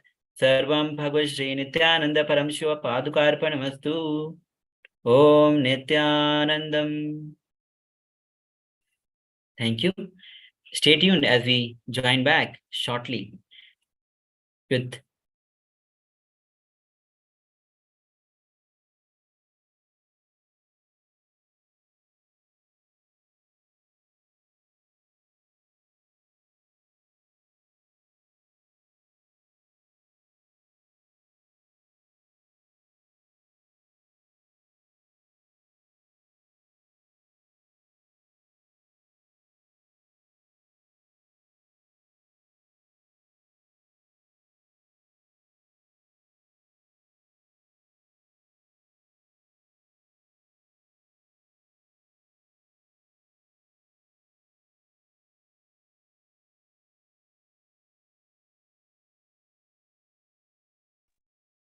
yes. Now we'll be starting our next session. So please join our hands in Namaskar Mudra. We'll be starting session with the Sadguru Vandanam.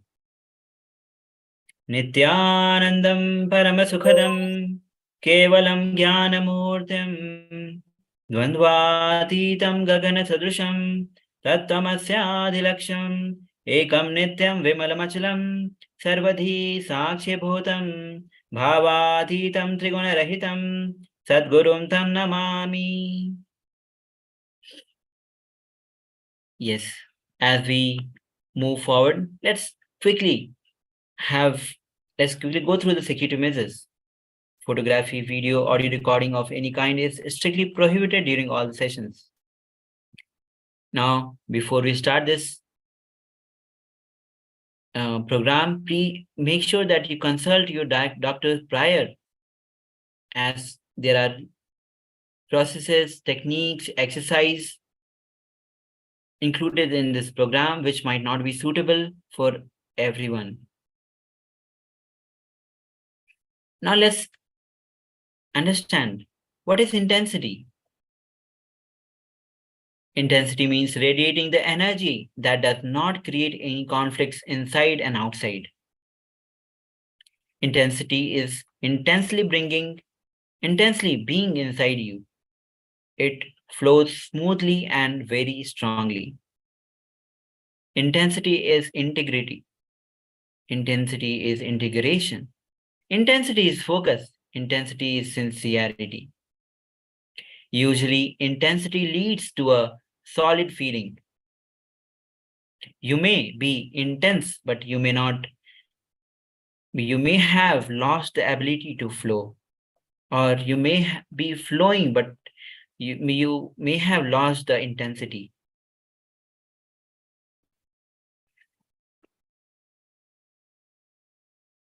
Now, you always think if it is flowing smoothly like a river, it may not have intensity. And if it is intense like a stone, it will not be flowing freely.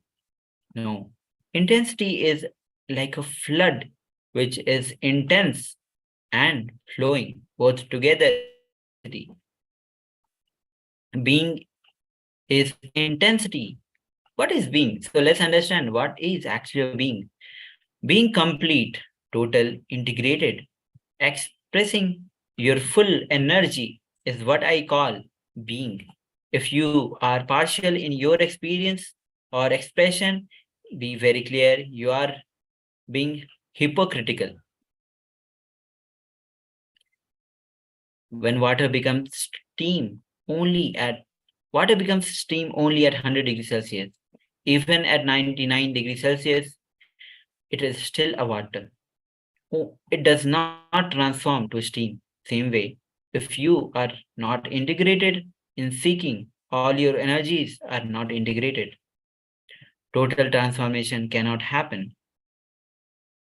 Intensity is independent of the nature of work. Intensity does not depend on the nature of the work or the action. It can be as complex as running a billion-dollar company or as simple as cleaning the floor. It is not what it is important, but the how it is important. If you can do what you are doing with totality and intensity, that you are completely lost in the action, you have caught the thread of intensity. The moment you are lost in the action, you become like the flute on the lips of existence itself. The air that goes into the flute comes out as a music because you become a channel for the energy of existence to flow through you. Be total and intense. That is all that is needed for the arrow to hit the target, whatever it may be. An interest can be lost, but never the intensity. Interest comes from the mind. Intensity comes from the being. After a while, maybe short or long, you get fed up with your own interest. With intensity, it is the thirst of your being. It transcends the rational of your logic. Intensity is a call. When your whole being is burning with the single intense desire to realize ultimate, you will simply absorb the master's instruction. The magic of transformation is bound to happen. Only then you will be open to receive him. Till then, it is just an interest. Being intense in whatever you do is Tantra. The mystical science of meditation techniques says that To know the truth, one needs only one condition, which is intensity. Be total in what you are, what you do. Live intensely in the moment and taste the real life. Otherwise, you are not living. You are just waiting for death. Now, the Tamil classic Periya Puranam describes the story of Nayanmars, adherent devotee of Lord Shiva. There are so many instances of devotees realizing the ultimate by simple activities like making garlands for the Lord. An example is Gananatha Nayanmar, a devotee of Lord, who engaged in simple service like plucking flowers for worship, making garland for the Lord, swiping and washing the floor of the temple, and keeping the land in the temple burning. Just this simple life led him to reach the ultimate and brought him his name, Gananatha, meaning your intensity is the only thing that decides when your object of seeking will happen. If the intensity is total, it will happen that moment. If the intensity is not integrated and total, it will take more time because intensity has to gain strength in that time. If you are intense enough, it does not need time to reach the ultimate. Where you are, who you are, irrelevant. Intense, innocent in a space. When you live the master's body language, you live enlightenment. Whenever any thought come into the inner space, whether it was related to the cloth, food, or anything, the first thing I would think was, how will Annamalai Swamigal behave? Naturally, he won't have any desire. Then forget about it. Intensity, the ultimate technique. Be intense in whatever you do. Whether you eat, you sing, dance, pray, or work, be completely into that in the moment. Intensity is enlightenment. As of now, some part of you is intense, while some part of you is lazy. Being 100% intense is enlightenment. Intensity is a strong intention to wake up, a strong intention for fulfillment, for living enlightenment, for internal bliss. The only gap between you and enlightenment is intensity. Now, meditation techniques to be intense. This is the very powerful technique from the Shiva Sutra. Aphorism or sutra says, dive into the infinite void where you are no more moving beyond the sense into Shiva consciousness. This technique is called the Shanmukhi Mudra, as it will be difficult to maintain this posture for a long time. You may sit on the ground and support your hands on a chair to maintain comfort. You can put a chair in front of you and turn it facing towards your sides to support your hand. Alternatively, you may sit in a chair and support your hands using the chair in front of you. By supporting your hands on a chair, you will avoid shoulder ache. Before you begin, let's listen to the instruction of this technique. If you are wearing spectacles, please remove it. Place the fingers as follows. Now, thumbs pressing on the short ear lobes till you hear a humming sound. Now the index fingers slightly on both the eyes, the middle finger on the bridge of the nose. Now the ring finger lightly under the nostril, little finger on the lips. For next 21 minutes, follow the steps given below. Now close the nose partially, just reduce the prana flow. When your mind settles down by itself, the prana flow will reduce. This is called Shanmukhi Mudra.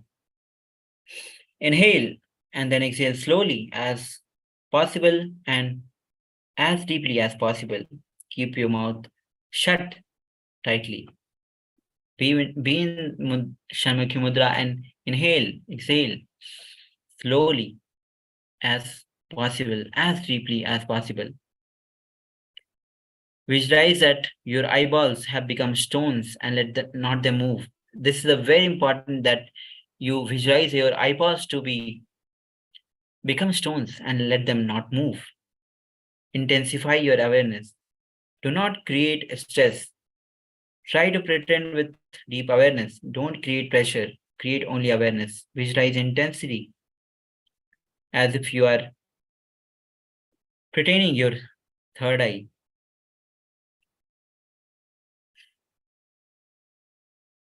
Now, let's listen from Bhagavan himself what he has to say about intensity.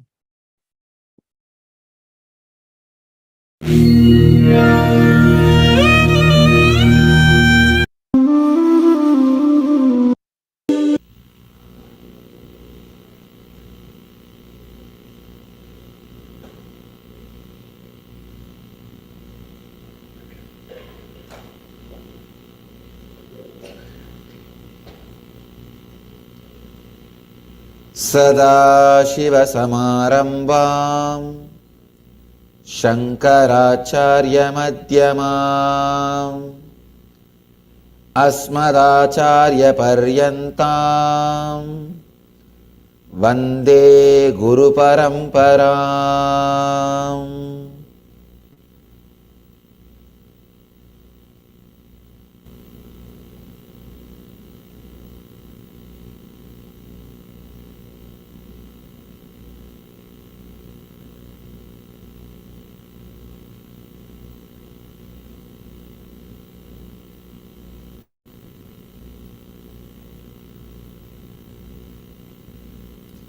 I welcome you all with my love and respects.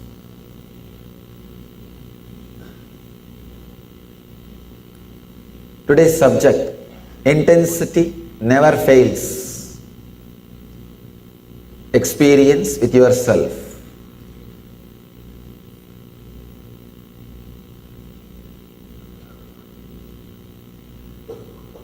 The 21st and 22nd Sutra of Patanjali talks about intensity. And in the next Sutra, 23rd Sutra, he talks about surrendering.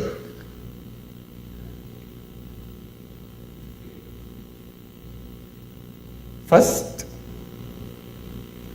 Patanjali talks about yoga. Then he explains about different samadhis, samprajñāta samadhi, the samadhi which happens to you when you are lost in one form. All other things are disappeared except one form. Then second, he teaches about asamprajñāta samadhi. Even that one form is lost. And even that form is not there. Then he speaks about the methods, the qualities which can make you experience that samadhi, asamprajñāta samadhi. Then Patanjali speaks about,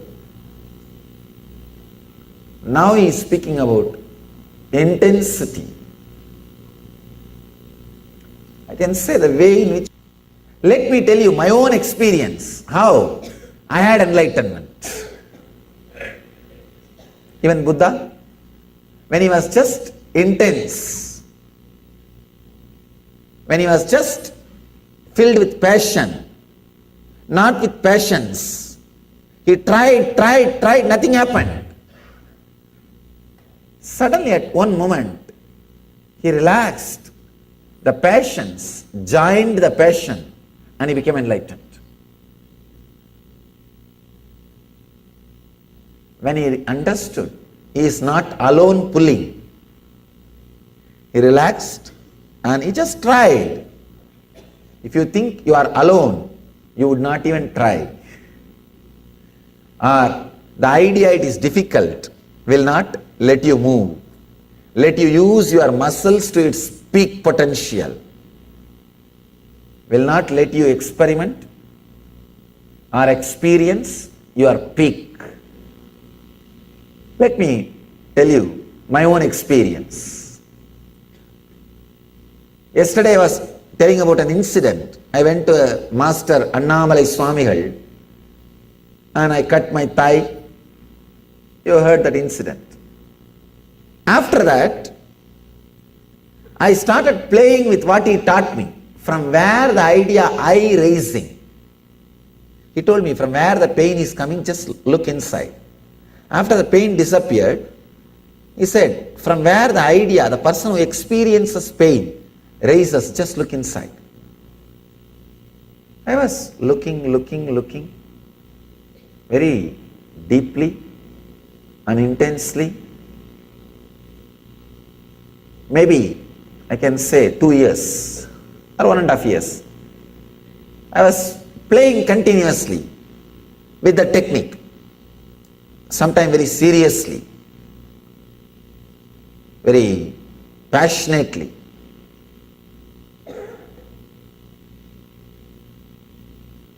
In a way, that thought has become my only thought. Continuously just having only that thought. Actually, that passion takes care that all other thoughts disappear except that thought. Now you need patience to relax even from that thought. Understand? Intensity is combination of passion and patience. You have to have intensity, the passion, so that all other thoughts disappear. Now you need to have patience even to unclutch from that thought, that one thought. So almost everything else has disappeared except that one thought from where the thoughts are raising. One day, I was sitting in the foothills of Arunachala, that place is called Pavalakkundru. I have spoken elaborately on this experience in a discourse called Living Enlightenment. It's in YouTube. If you find time, maybe you can spend a little time with that discourse. I have spoken elaborately, step by step, how the experience happened. Today we don't have that much of time, but at least I'll share the essence. When I was sitting, I saw this one thought, that from where thoughts are raising. One funny thing is, because I was constantly working with that thought, from where thoughts are raising, but unable to find the source, that thought has become a strong pain memory for me. The moment I remember to find the seeking, the source, the moment I remember I should start seeking from where thoughts are raising, because of my past failures, immediately I will be depressed. It will be so much of pain. I will sit, no, I will do every day the same thing, but I will never realize. I will just walk out with a deep failure. Today also the same thing it is going to be. By and by, it became a sort of a pain memory. Strong pain. I can neither drop that habit of seeking from where thoughts are raising, because the intense yearning for enlightenment is there, nor I am able to discover. So what to do? It's like almost married.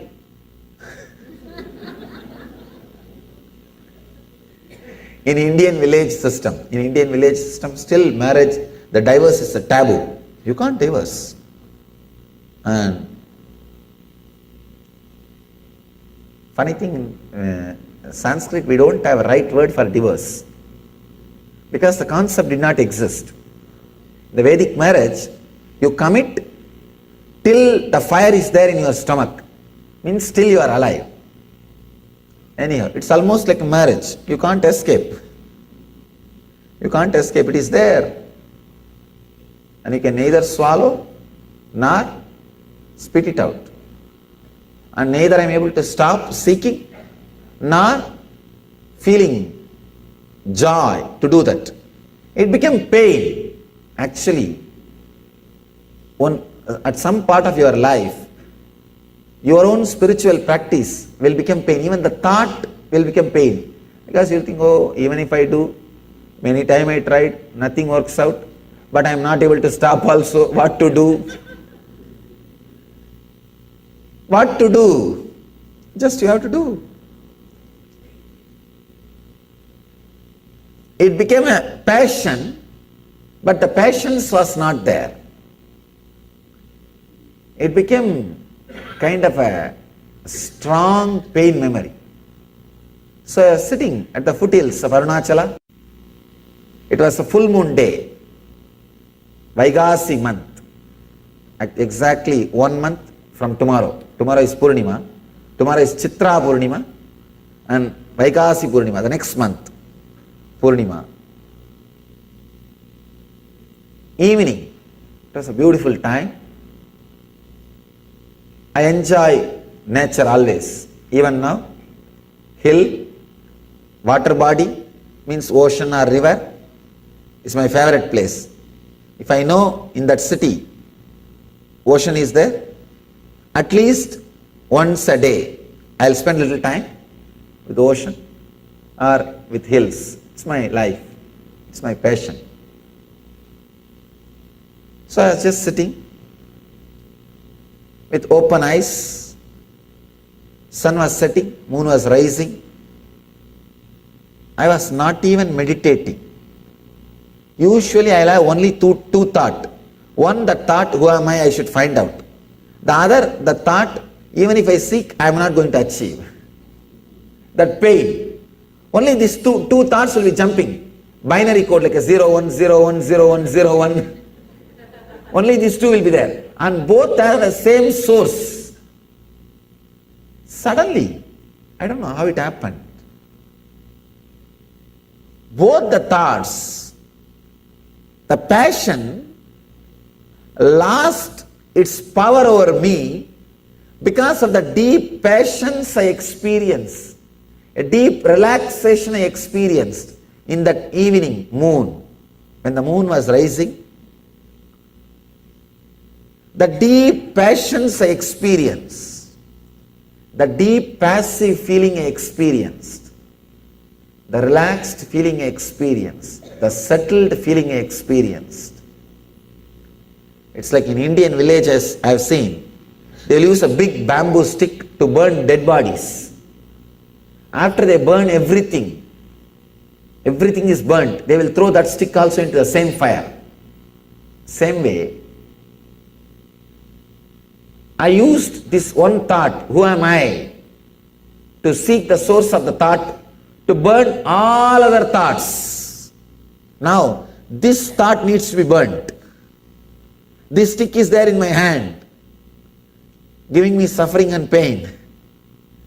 Not getting down, not coming down. There's a beautiful story of Brahma Kapal. Shiva removed the head of Brahma, one head, because Brahma was very egoistic. He was very egoistic. He removed one head of Brahma. It's a very mythological, beautiful description.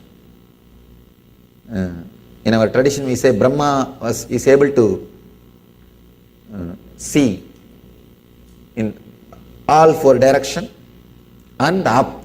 Fifth head, he had 4 heads, 4 directions, and 1 head towards up, the above.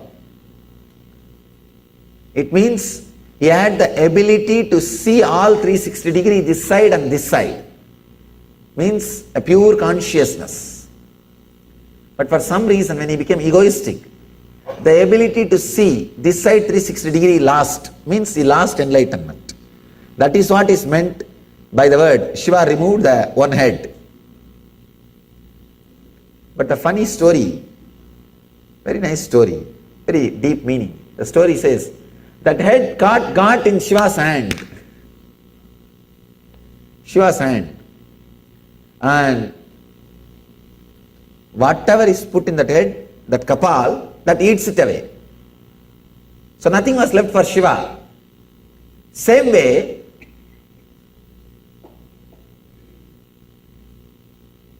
see that head, everything that head eats, nothing was left for Shiva. That kapal has become a big torture for Shiva. Same way, all the other thoughts are burnt, eaten by this one thought. But this one thought is not leaving me.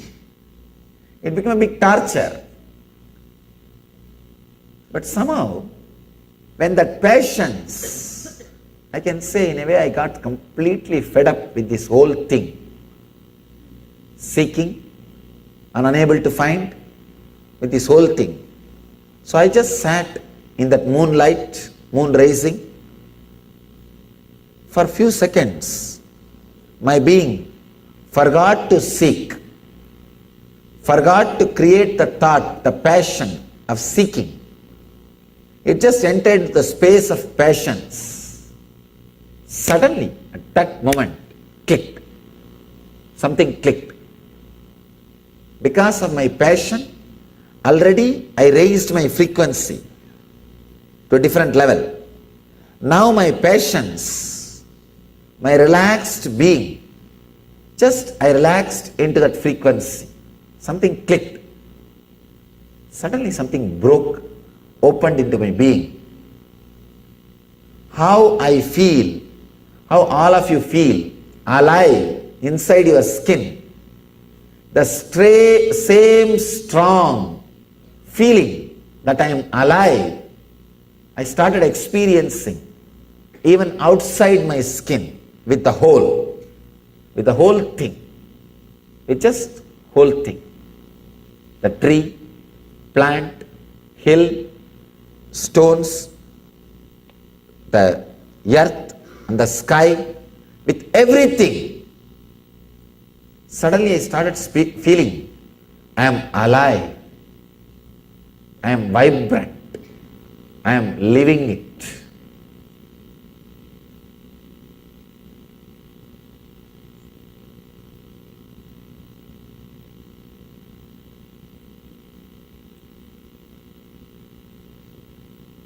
As long as that passion and passions was there inside me, the intensity, that experience stayed. But after 2.5 days, the passion took over the passions. The passion to hold on to that experience took over the passions to relax into that experience. Please understand. Whenever you want to hold your bliss, you will miss it. Bliss means what? Choicelessness is bliss. When you choose bliss, you have chosen suffering. If your hands are open underwater, river will be flowing. You will be holding the river. The moment you hold the river, you try to hold it, what happens? You have only empty hands. If you are with open hands, breeze is blowing. The moment you hold, you have only. You choose bliss, you choose suffering. Choice is suffering, choicelessness is bliss. The moment my passion took over the passions, it disappeared. It just disappeared. Again, it took more than 10 years for me completely tune, polish my being and with a deep passion and passions. When that experience happened again, never left, it just stayed. It just stayed and started radiating through this body.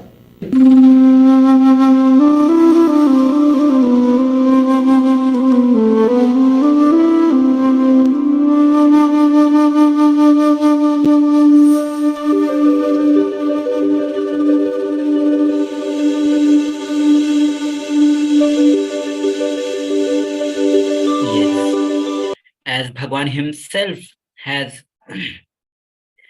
beautifully described the importance of intensity by giving his example from his own life. As we move on, now let's understand what is manana. start.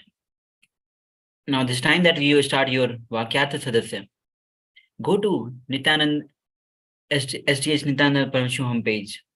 Invite your friends on Facebook for the Vakyartha Sadasya. Engage for 10 minutes, internalizing, questioning your own self-doubt and analyzing the truth. Yes. Please take this Vakyartha Sadasya sincerely as you engage. Invite your friends on the Facebook and engage in this internalization and questioning about the truth. Yes, please go ahead. Please use this time consciously. This will bring a tremendous healing, a conscious breakthrough to your being. Yes, let's take 10 minutes for this exercise.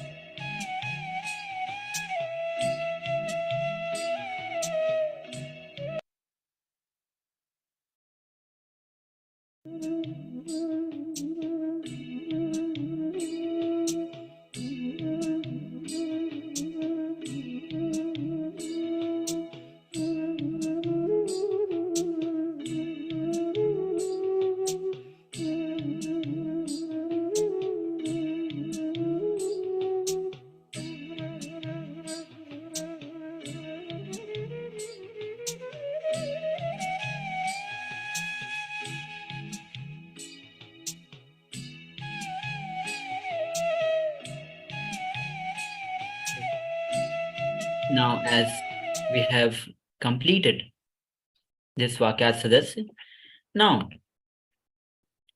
let's go to paramashivoham.org/gift and download this book, Why Intensity, revealed by Bhagwan himself. This gift for all the Paramashivoham Level 2 participants. So please go ahead and download this book. As it's important to know that for all the participants that Paramashivoham Level 2 is a lifestyle of Sri Kailasa, the only ecosystem preserving, reviving, and restoring the science of superconscious breakthrough.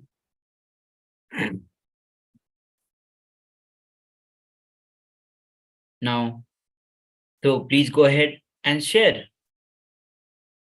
the Sri Kailasa, the supreme point of Hinduism, supreme point of Hinduism, the vision of SPH with your team Lee on social media. Let them enrich, let them get enriched, and let them share to enrich others. Now, as we have successfully completed the session, let's join our hands in Namaskar Mudra in front of heart center. Inhale as we chant the Purna Mantra. Om Purnamada Purnamidam Purnat Purnamadichyate Purnasya Purnamadaya Purnameva Vasishyate. Om Shanti Shanti Shanti Harihi Om Tat Sat. Sarvam Bhagavad Shri Nithyananda Paramashiva Padukarpanamastu. Om Nithyanandam. Thank you for joining. I'll be right back in a short moment, a few moments as we start our next session. So please stay tuned.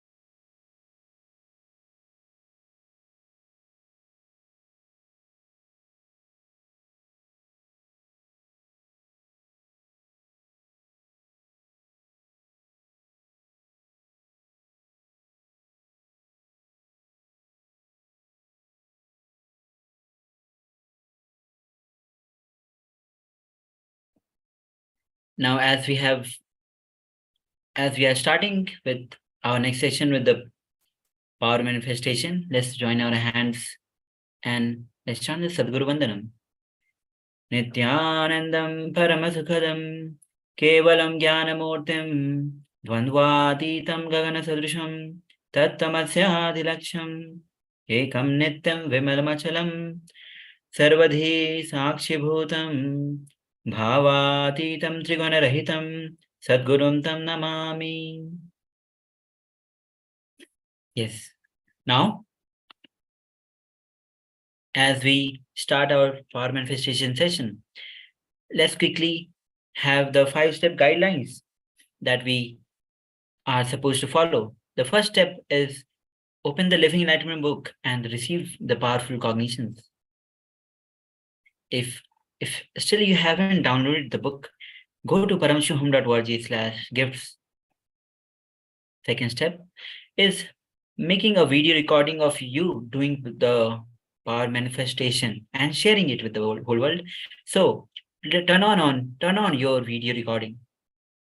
Next, third step is manifesting the power. Now I'll be projecting you the question.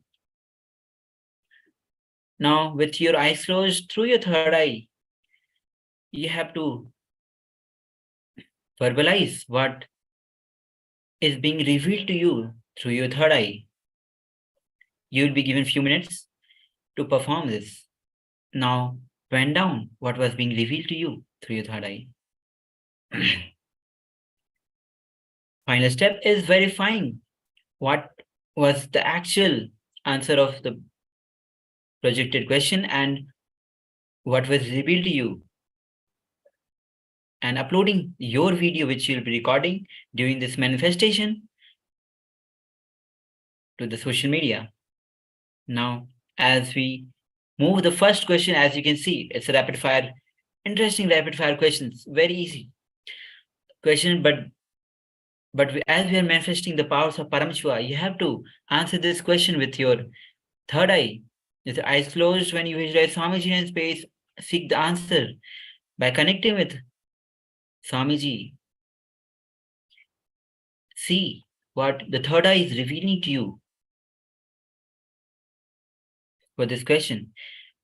Now the question which is being projected to you is, how many handshakes are there when 3 people shake hands with each other?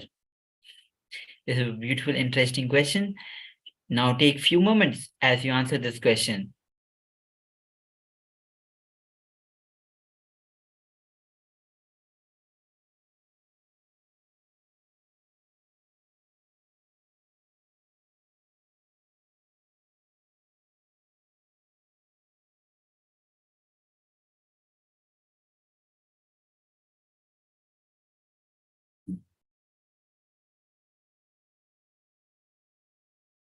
Yes, go ahead as you intensely manifest the powers of third eye.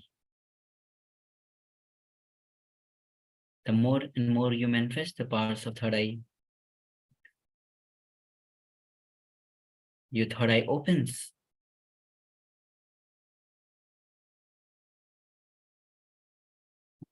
Do not hesitate, even if at the start your answers are wrong. Please continue manifesting. Do not doubt yourself. When you bring tremendous trust, you're feeling connection to Swamiji, it becomes so easy to manifest the powers of third eye. On the other hand, if you have so much of conflict within, it becomes so difficult to manifest the third eye power. So with the deep trust, deep feeling connection with Swamiji, manifest the powers of third eye. Now, the answer which is of this question is actually 3. Actually, it's logically, if you see, when you're holding with the other 2 hands, the third person in opposite side will have only 1 hand to shake hands. So 2 + 1 is 3. Now, as we move on to the next question, a very quick rapid fire round. The question says, Mary's father has 4 children. April, May, and June. Then who is the fourth one? Yes, interesting question. Please close your eyes with deep trust, deep feeling connection. Ask Swamiji.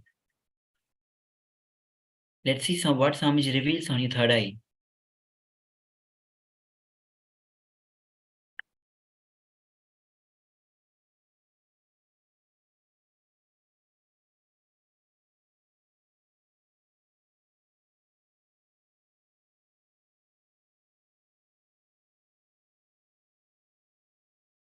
Yes, as it's a quick fire round of questions, we'll be continuing.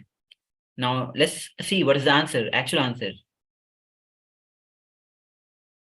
Yes, the actual answer, the fourth child's name is the Mary itself.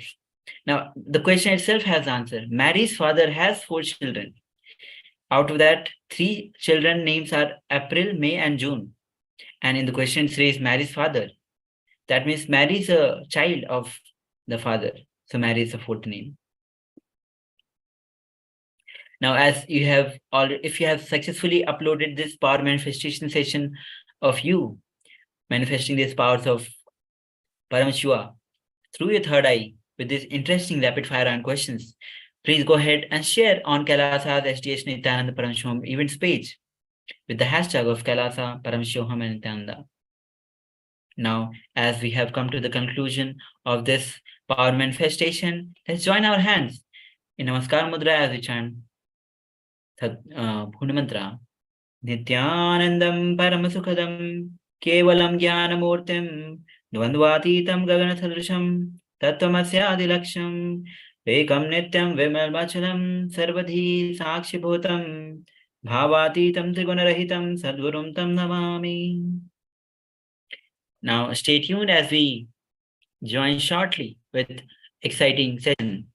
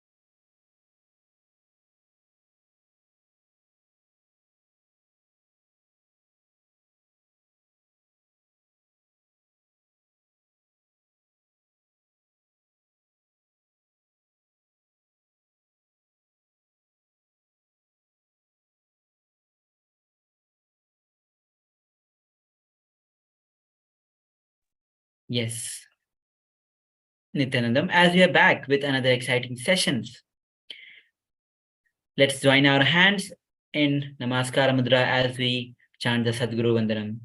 Nithyanandam Paramasukhadam Kevalam Jnanamurtim Dvandvatitam Gagana Sadrusham Tattvamasya Ekam Nityam Vimalamachalam Sarvadhi Sakshibhutam Bhavatitam Trigunarahitam Sadgurum Tam Namami. Yes, now it's really important to understand that why we always start with the prayer. It's a simple way of thanking the ultimate intelligence for gracing us here today. Scripture reveals that beginning anything with a prayer brings success and auspiciousness. Now, as we move forward, let's have a quick recap of the security measures, KAILASA's national security agencies. Now, no recording of any kind, be it photography, videography, or any video is strictly prohibited. Now, please consult your doctor prior to this program, as not all the exercise processes techniques are suitable for all. Yes, now as we enter into our session, as you can see, the name itself is Freed Home. Now, how free do we really are? Yes, that's an important question that we actually need to look into and answer for ourselves. How free do we really are?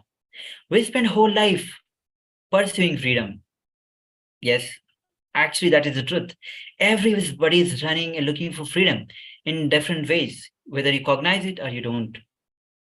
But how free do we really are? In some areas of our life, we may feel free, but in other areas, we are still feeling tied down and suffocation. Then that is not freedom.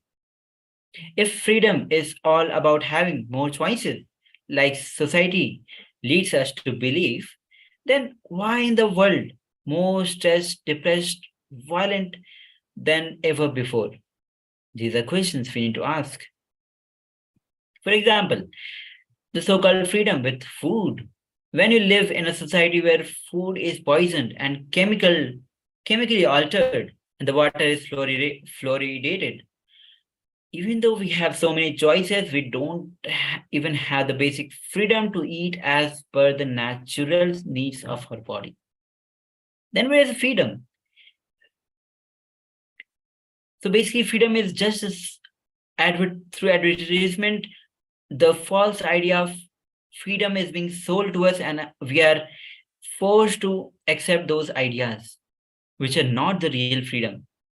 We really need to look into it deeply, analyze it, how we are poisoning ourselves and the world.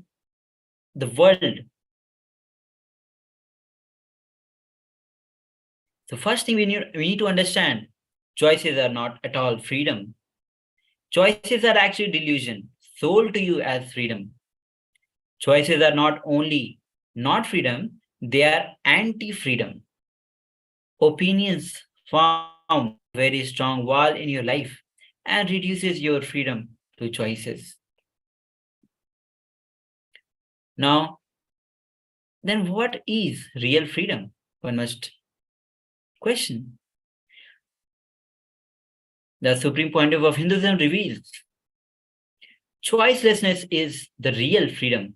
Choice is freedom, is a conspiracy done against you to put you in depression. As long as you have a choice, it is a bondage.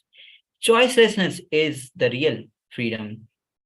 Choicelessness makes you individual, ego redundant. That is real freedom. Freedom that does not depend on any external circumstances is the only true freedom. Now, if you map these words of Bhagwan and to the freedom which is being sold to us, constantly depending us on different kinds of ideas, products, philosophies that we are exposed to, that is told to us as a freedom. Different kinds of food, which are actually external circumstances thrown to us by various means, that is sold to us and told to us as freedom, which is not. Now, here's a beautiful verse as a Shastra Pramana from Maitreya Upanishad, 2nd chapter, 28th verse. It says, Ma bhav graha bhavatma grahakatma cha ma bhava bhavanam akhila tatyaktva yaschithasmritanmayo bhava. Do not become one enjoying object of the senses. Do not also become one believing in the senses. Rejecting all identities, become that which remains. Here's another beautiful verse from Ashtavikra Gita, verse 18.5, where it says, Swatantra yasukkumapnoti swatantra labhate param swatantran vidvritti gacchantva satva paramam padam. By inner freedom, one attains happiness. By inner freedom, one reaches the supreme. By inner freedom, one comes to the absence of thoughts. By inner freedom, to the ultimate state. That is the real freedom. Now here's the Apta Pramana. The cosmic will takes over at the light as no desire. I have no strong desire. There is no strong will. Body has completely melted. Because there is no strong desire, body has become liquid. Body has become completely like butter, covered with butter. That is why many people ask me, Swamiji, sometimes when I see you look like a mother or woman. Sometimes when I see you, you look like a lion, man, or a man. Sometimes when I see you, you look like a small boy. What is happening? I have some troubles in my eyes or what? Be very clear. Your eyes are perfectly all right. Because there is no strong desire or will in the body, it has become fluid. Whatever attribute this body takes, it is radiated in the face, body, everything else. It is the attitude of a child or the innocence is radiating. Just the whole body language takes that attitude. If the attitude of mother takes place, whole body melts in that attitude. If it takes the attitude of a lion, it just whole body melts in that attitude. One more thing. When all are thinking enlightenment is a big freedom, it is not a big freedom. Whatever little freedom you have is also lost. Even your hand can be moved only as the divine wants. Nothing can be done by your will. Actually, when I crossed the Vindhyachala mountain, which is dividing north and south of India, which was the place where sage Agastya came down, I never wanted to go back. I never wanted to return to Tamil Nadu. It is a land of ignorant people. I promised Vindhya mountain that I would never cross her again. Either I would do tapas till I die or I will become enlightened. But what to do? Of course, I never came back as the same person. It was not the same person who came back after becoming enlightened. I had no will. I had no questions. Everything disappeared. There was never a decision from my side. What happened, what had to happen was simply happening in me, through me. This was a beautiful Apta Pramana from the very life experience by Bhagavan himself. Now Pratyaksha Pramana. Brain correlates the subjective freedom of choice. The subjective feeling of free choice is an important feature of human experience. Experimental tasks have typically studied free choice by contrasting free and instructed selection of response alternatives. These tasks has been criticized and remains unclear how they relate to the subjective feeling of freely choosing. We replicate previous findings of the MRI correlates of free choice defined objectively. We introduce a novel task in which participants could experience a report and great sense of free choice. Whole response for conditions subjectively experienced as a free identified opposed central area distinct from the areas typically considered to be involved in the free action. Thus, brain correlates of subject feeling of free action were not directly related to any established brain correlates of objectively defined free action. Our results call into question traditional assumptions, but the relation between subjective experience of choosing an activity in the brain's so-called voluntary motor areas. Now the Bhagwan himself reveals Swatantra, the real freedom. Then what the meaning of Swatantra? The technique to handle yourself, Swatantra. Self, Tantra means technique, ability to handle. Freedom to eat means having the ability to eat what is compatible for your body as per your goal. If you are able to eat what is good for your body and for your goal, that is freedom. Not because it is presented in an eye-catchy way, mouth-watering way, that is called food abuse, not freedom. When you understand what is real freedom, you can look beyond the choices and have the freedom to live as per your goals. Making your powerlessness redundant is freedom. Surrendering to the greatest leader is the best freedom. You can experience that surrendering to your ignorance as freedom. During the implosive and explosive, how you hold you, the methodologies with which you're handling yourself, this whole cognition is Swatantra. Do not cognize saying no as the main principle or equality of freedom. The instinct of no being supported, groomed, and wrongly named as maturity is not freedom. Only if you are able to handle yourself, you have freedom. I tell you, anything which can be enjoyed, experienced with the five senses is not going to help you to get out of freedom. Start exploring 11 dimensions of consciousness. Start exploring 25 states of consciousness. Start exploring multi-dimensions of universe.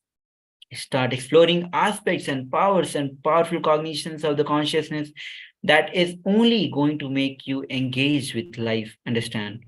If you are engaging only with the limited things, you are engaging. You are not getting freed. Only if you are engaged with the large dimensions of life and to larger quantity of items but larger quantity of life, you will experience life as celebration. Nothing is going to be more inspiring in the future anymore other than exploring consciousness and enlightenment, nothing else. If you are not exploring your consciousness, no other way, you will be imploded in boredom.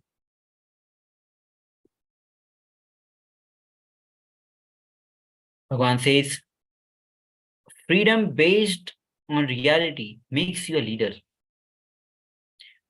Lower level opinions leads to choices, and choices leads to frustration or boredom, which is finally bondage. In every field, opinion-based choices makes you Shudra, a consumer. Reality-based freedom makes you a leader. Powerful, successful Ishvara. You are establishing yourself in truth, not on opinion and choices, but on truth is freedom. You become a Brahmana. Opinion-based choices are only bondage. Reality-based freedom is liberation. Reality is always freedom.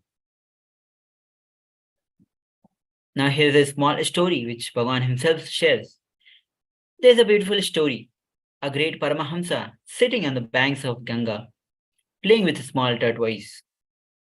The king ordered the Paramahamsa to be brought to the court to the prime minister of the court. Soldiers walked to the Paramahamsa and requested him, King has ordered, you are honored to be the prime minister in the king's court. Now, the Paramahamsa looked up and said, no, I have not asked for it. Soldiers were trying to tell him, you are honored. Paramahamsa asked, the king's crown base is made up of the shell of turtle. The tortoise shell will be the base of the crown, which sits on the head of the crown. Will the tortoise be happy here moving or sitting on your king's head as a crown? Naturally, here, because only if he is dead, his cell can become crown. Then why not me? Am I not even that In every aspect of your life, if you eat because your body needs it, that is freedom. If you just eat because it's prompted, it's suffering. Things which looks good for your eyes might not be good for your stomach. Your eyes are not going to digest. Your stomach is going to digest. If you choose from the short perception you have, it is choices. If you play with whole, with large perception beyond anything you can imagine to choose, it's freedom. Powerful sacred sentiments grounds you to completion and reality, which leads you to truth and leads you to freedom. Completion awakens this kind of freedom in you, strength in you. Freedom makes you manifest powers and powerful cognitions. Now let's hear from Bhagavan himself about his choice of freedom.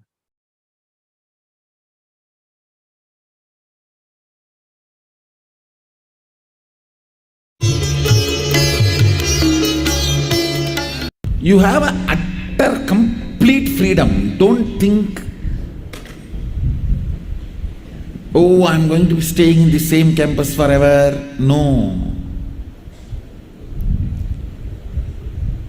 Don't think, oh, every morning I'm going to get up 4 o'clock. No.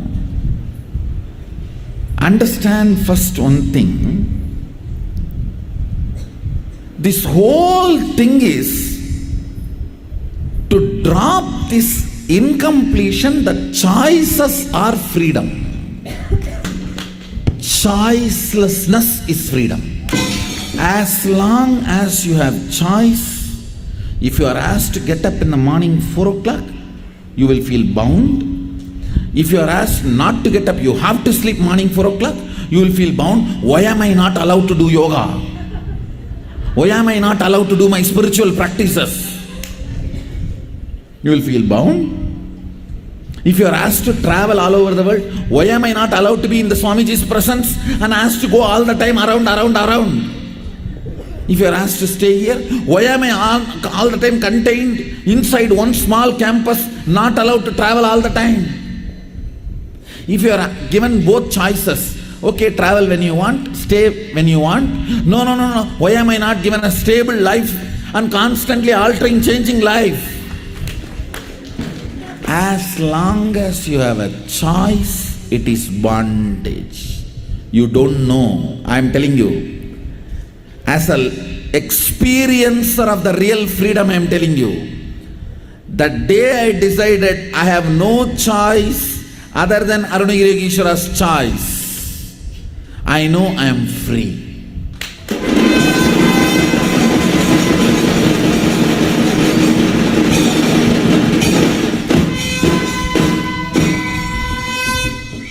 In choicelessness, you stop existing and you are free. As long as you believe choice is freedom, suffering can never be taken out of you. Bondage can never be taken out of you. Slavery can never be taken out of you. The moment you know, Swamiji is my choicelessness,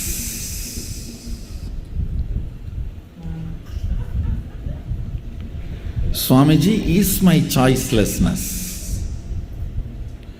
Today he decides, I'll get up morning 4 o'clock. Great. Tomorrow he decides, I'll get up morning 4:30. Great. Day after tomorrow he decides, I'll get up morning 5 o'clock. Great. Then, when the choicelessness, even mentally internalized, liberates you from your existence,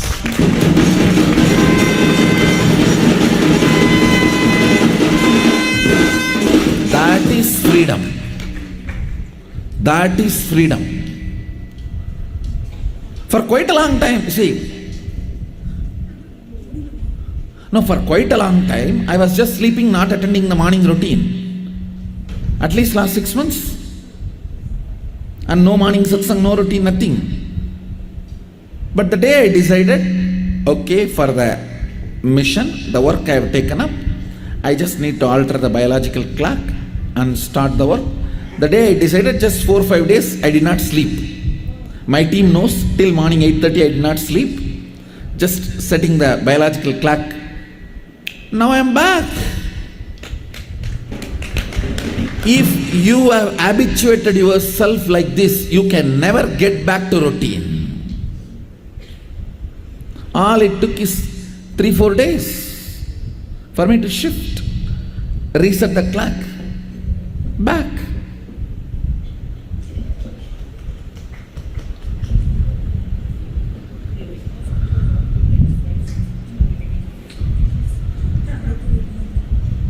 Choicelessness makes your individual ego redundant.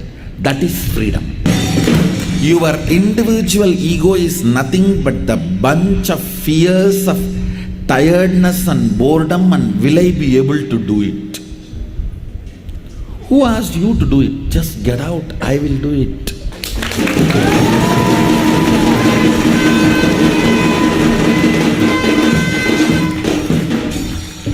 Vacate your body and mind. Get out of your body and mind. I'll do it. Understand all choice. When you have choice, see how you feel. It is just a tumor with a pus of tiredness and boredom and the self-doubt. Will I be able to do it?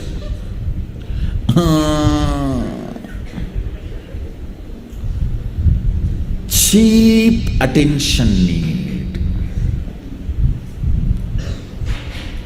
of the slacking baby. Just decide. Choicelessness. He is my choicelessness. Over. Surrendering to the best leader is the greatest freedom you can experience than surrendering to your ignorance as freedom. What do you know about your freedom? You are such fool, you can easily be cheated. The 5-6 choice given to you itself is restricted freedom. The society, the choices it gives you, that 5-6 choice itself is a conspiracy to let you not move beyond that 5-6.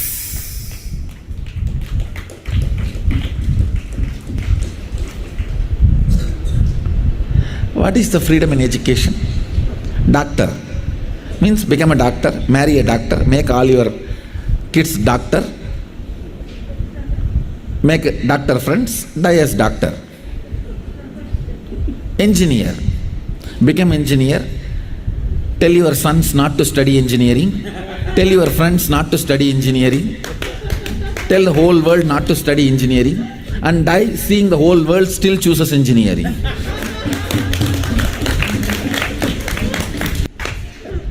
All these choices itself is a conspiracy to give you the idea you are free. I tell you, you lived with choices for years. Have you felt the true freedom?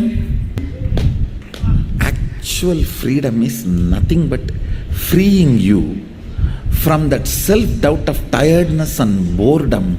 Will I be able to do? And stopping your stupid comparison idea. That's all. When you remember morning 4 o'clock I have to get up, the self-doubt and the tiredness and boredom which comes in you, if that can be killed, you are free. What need to be attended is not changing morning routine, but changing the tiredness and boredom. Because if you change the morning routine, this tiredness and boredom is going to come back again for some other reason. For some other reason it is going to come back. Making your powerlessness redundant is the freedom, not your attitudes and activities connected. Understand? If your idea of freedom is about your activities, what you can and what you can't, you will never experience freedom. I can just tell you, design your life, design your routine. I'll completely support you. Do it.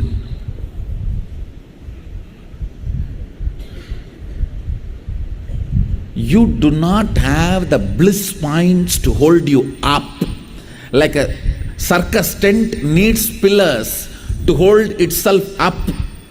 You need bliss points to hold your life up. You do not have so many bliss points to hold you up, so you will start putting naturally pain points as the poles and try to hold you up. I am ready for experiment. I can tell you, you design your routine, design, as long as you want to stay in this campus, when you want to travel and teach, or when you want to travel and come back, I can give you completely, I'll support you completely with whatever you needed.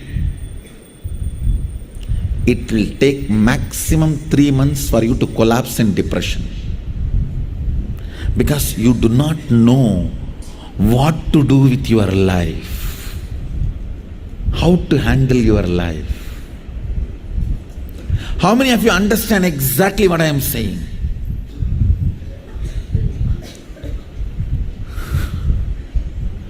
That is why I am saying choice is not freedom. Understand?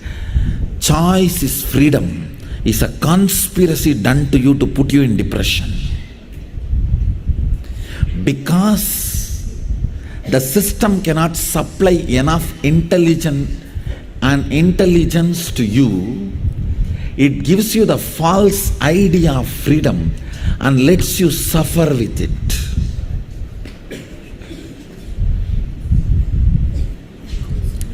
System cannot give you so many enlightened beings to guide you and evolve you.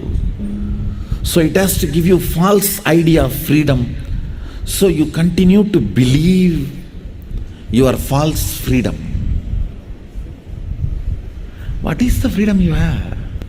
You may have a house in New York or Los Angeles or Houston or Texas or Oklahoma, but same bank, same mortgage. Making your powerlessness redundant in your life is freedom. Then you will see, if you need to stay here, you will stay. If you need to travel, you will travel. If you need to come back, you will come back. Everything in powerfulness. Everything in joy. Understand, I have no interest in binding you. None of the rules I am framing is interested in binding you. It is only interested in empowering you.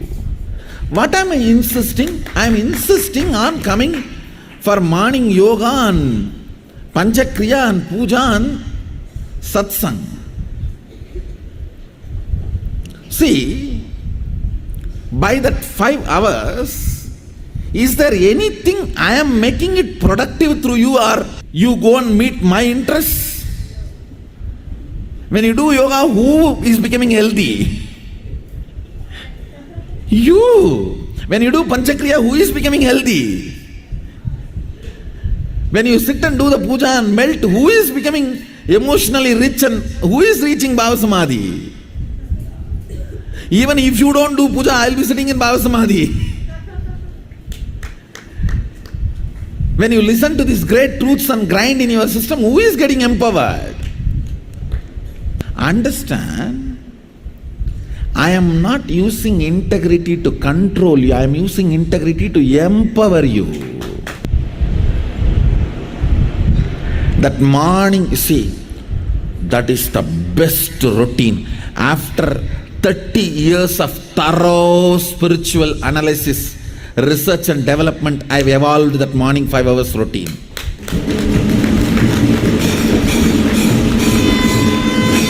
World's best spiritual things I have compacted in that morning 5-hour routine.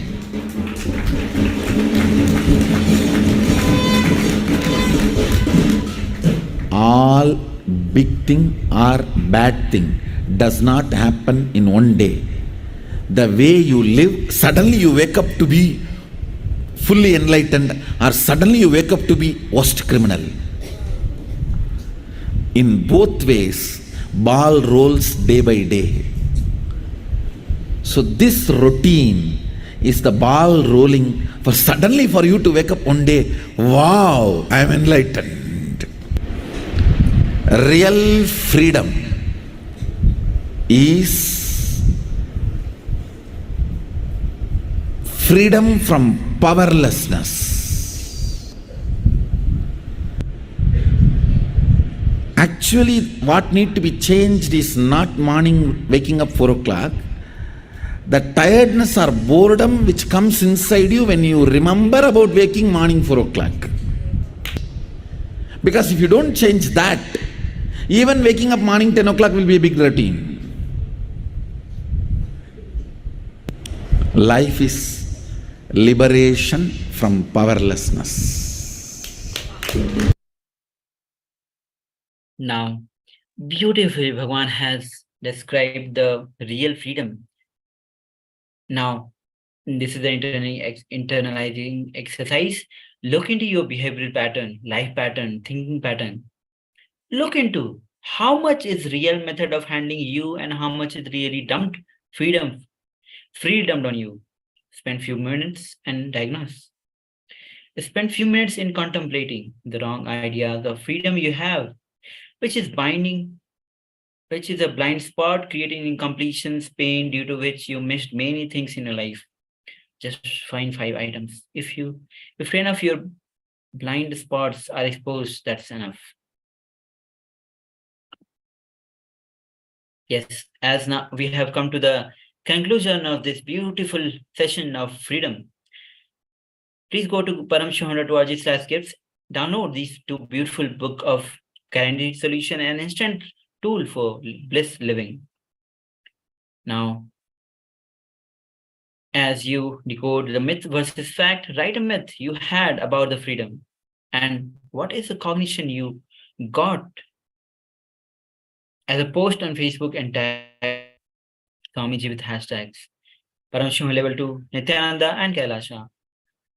Now, share with the hashtag of Paramashivoham. Now, as we end this session with the Pur mantra, Nithyanandam Om Purnamada Purnamidam Purnat Purnamadachyate Purnasya Purnamadaya Purnameva Vashishyate Om Shanti Shanti Shanti Harihi Om Tatsat Sarvam Bhagavad Shri Nithyananda Paramashiva Padukarpanamastu Om Nithyanandam. Stay tuned as we join another exciting session of power manifestation.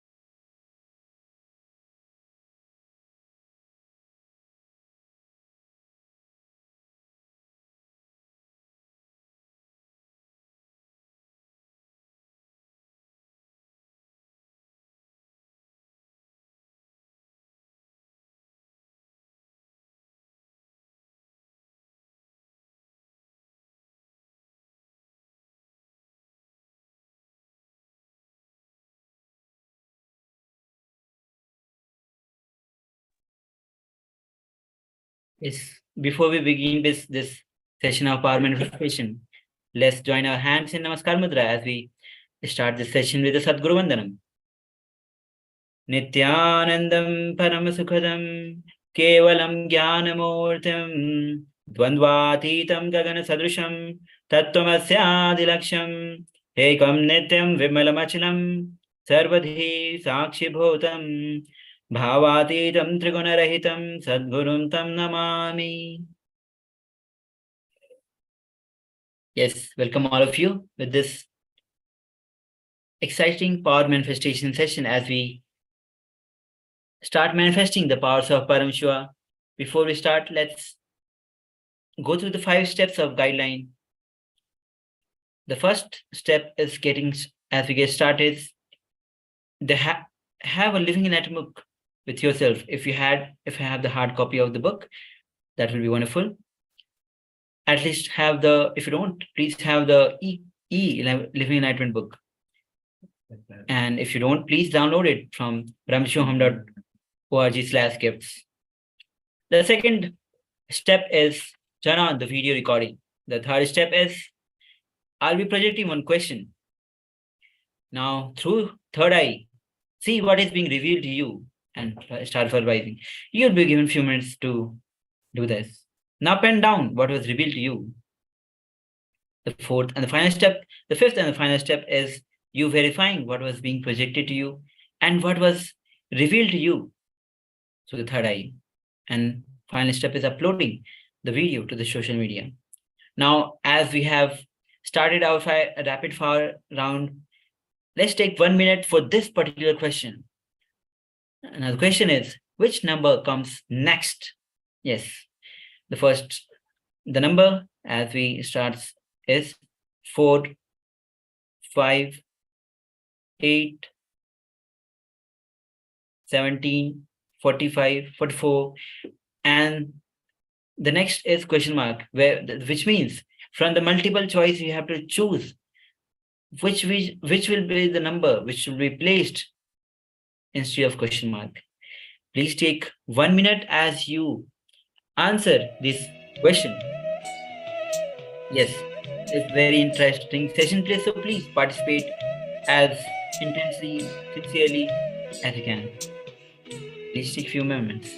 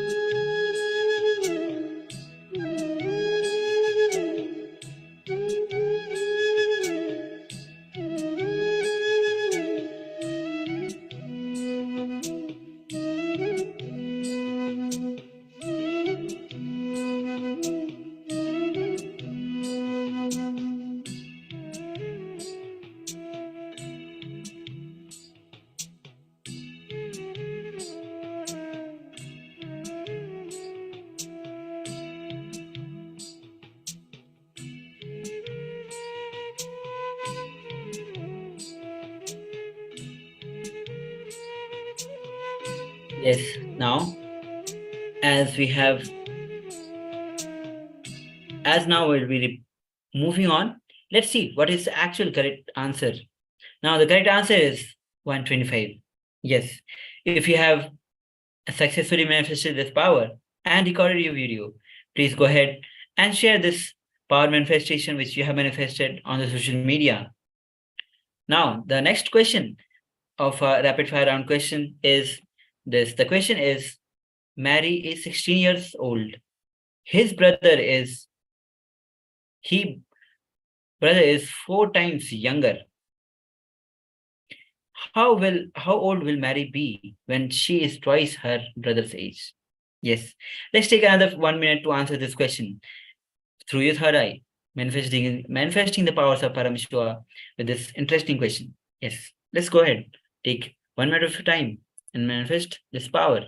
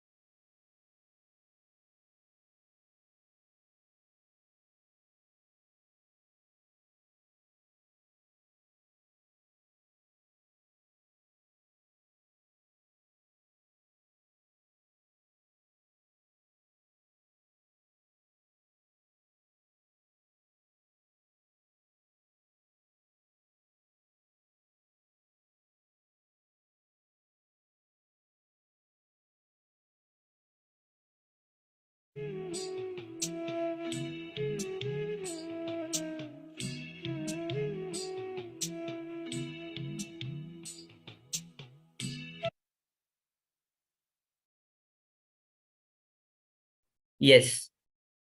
So let's see. What is the real answer?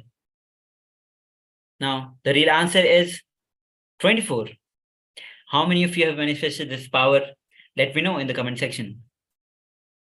Now, as we move on, please share your video on KAILASA's SPH Nithyananda Paramashivan's page. Go to events, discussion page, and share with the hashtag of KAILASA Paramashivoham Nithyanandam. Please, if you upload your videos, let the world know the beauty and the power of power manifestation as you receive the powerful cognitions from all these powers and you transform your life. You manifest the reality. Let the world know and let them get enriched. So please go ahead and share.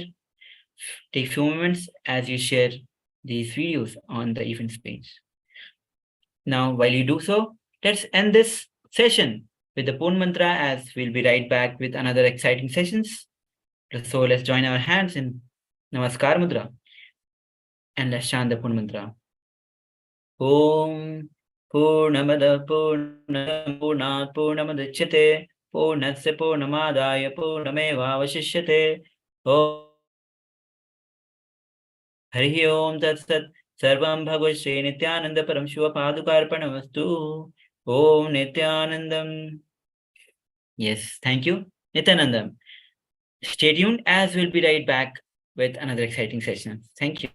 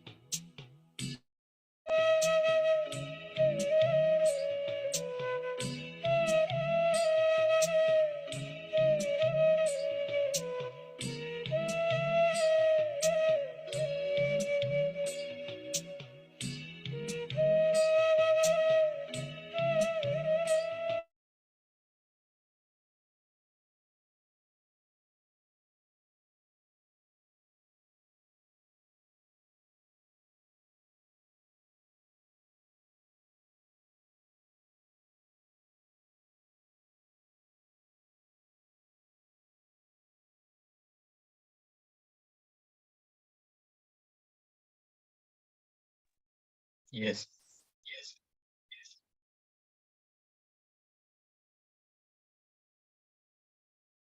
With this, we'll continue our session. So let us sit straight with the head, neck, and back in a straight line, connecting with Swamiji in our third eye. We'll start with Sadguru Vandana. Nithyananda Paramashivoham, Kevalam Jnanamurtam, Dvandvatitam Gaganadhrisam, Tattvamasyadiracham, Ekam Nityam Jnanachalam, Sarvadi Sakshibhutam, Bhavatitam Trigunarhitam, Sadgurum Tam Namami.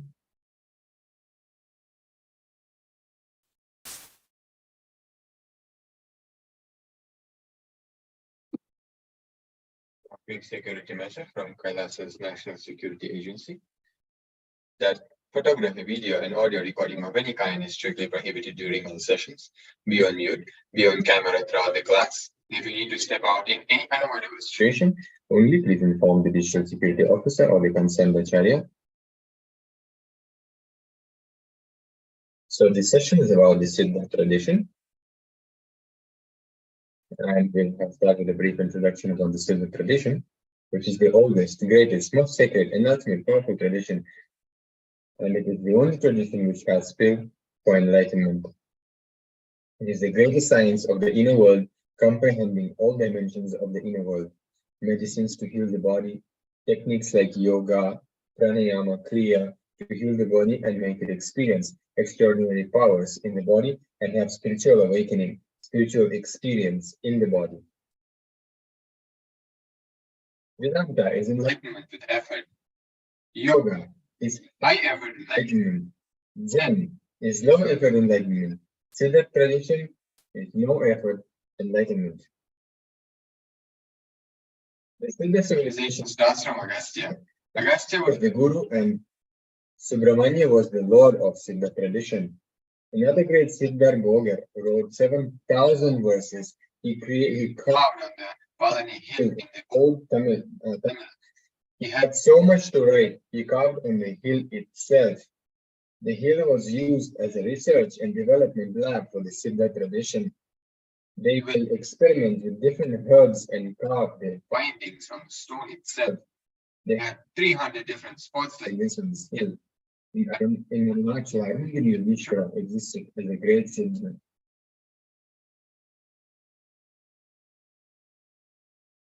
Now we'll look into awakening of the non-mechanical parts of the brain. Siddha tradition is an involved science to awaken the non-mechanical parts of the brain just by the medicine. It is a science. There are some parts of your brain, if it is awakened, some of the understandings which you carry already will become reality. Whatever you know is reality appears as reality because those parts of the brain is awakened. If some other part of the brain is awakened, you will see something else as reality. Now we'll see some of the incidents from the life of Supreme Pontiff of Hindus. Someone came to Raghupati Yogi, my yoga guru, Swamiji is narrating, and said that he is having eye problem. He is not able to see. His eyes are becoming blurred. He asked that person to fast and be on liquid diet. He trusted my guru and listened. After 2 weeks, he became perfectly all right. He said, I'm able to read and write now. I'm completely healed. I was shocked. I asked him, you have given him medicines for reducing fat in the liver, right?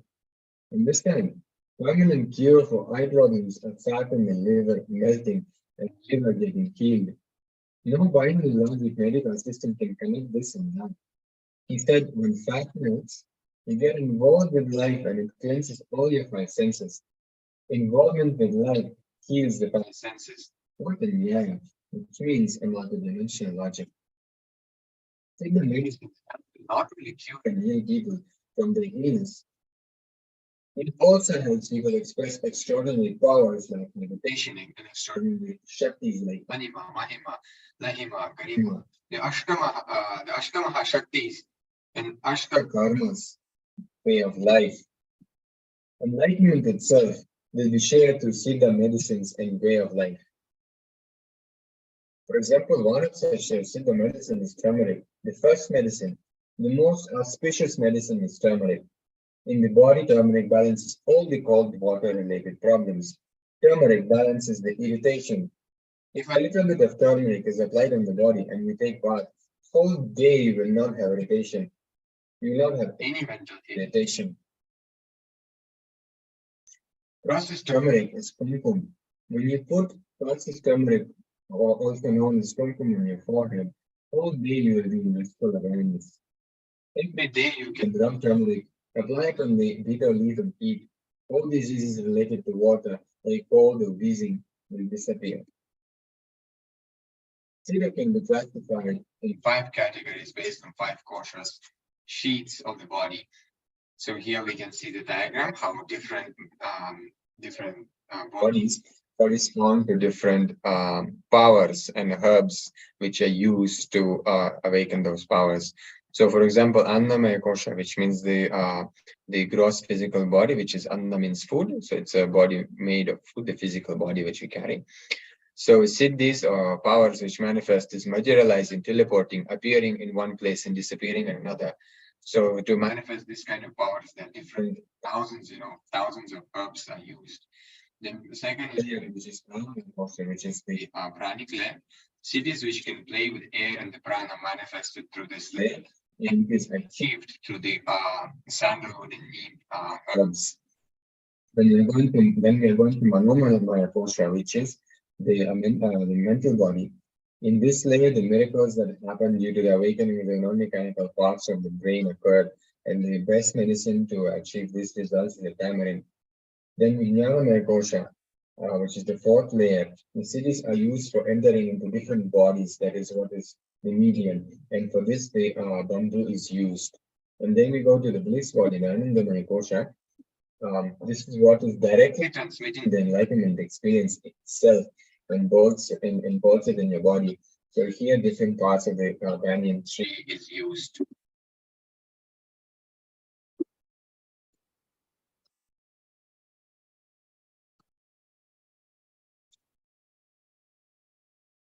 So here the verse from Indaikadar Siddhar. There was a gardener. He was a poor guy. He begged for 10 months, hopeless 6 months. Finally, he got a pot to pour water to the plants. After he got the pot, he was so ecstatic with joy, saying, I have so many plants, will have so many vegetables. Dancing, he broke the pot itself. The individual consciousness is the gardener. Brahma, the creator, is the pot maker. 10 months you begged, staying inside your mother's womb, and got pot, which is your body. For what? For using this pot to pour water, make the garden, and make a lot of vegetables. But unfortunately, after landing in the body, after getting the body, you get so excited and jump around. Oh, I got such a beautiful body. I got such a nice color of this body. I have that in this body, and so on. Forgetting the prarabdha for which you got the pot, collecting the agamya instead, and finally breaking the pot means what? Leaving the body. Understand? We got the body, forgot the purpose, turn around here and there, and then break the pot itself. And the source of the outer body experiences, so many people speak about this outer body experience, but very little that they know that this actual science comes from Hinduism. So go beyond body for some reason. If you feel you are little more than your body, suddenly it will break into the system, and suddenly your idea about God, Guru, world, death, life, everything will completely take a new shift. So Bhagavan is telling here about the outer body experiences achieved through this meditation. Outer body experiences can happen in a different way. There are 3 ways which Bhagavan describes how the outer body experiences can happen. One of them is unconscious reason and unconscious experience. Second one is unconscious reason and conscious experience. And the third one, conscious reason and conscious experience. These are the 3 levels of outer body experiences. Siddha tradition used all 3. Even the first level is also used by Siddha tradition to cure the body. Yes, so we're continuing about the astral travel and outer body experiences. With deep love and surrender, when you remain in the medium state, if you offer your low frequency ego, that slowly melts, and the Divya Sharira, which is the divine body, will start reflecting in you. You will experience the Divya Sharira. Yes, so this is one of the Shaktis, one of the powers called Parakaya Pravesha.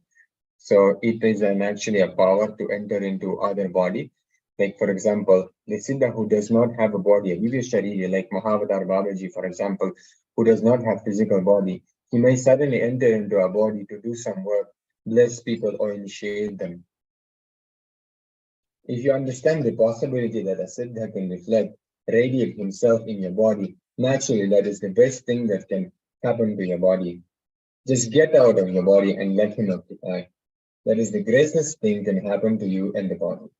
If you know the possibility of Siddhas who don't have body also can enter, feeling connection with the master who don't have a body will be established in your life in a very strong way. Here Bhagavan himself is sharing about the Siddha tradition, so let us take a few minutes to listen to him.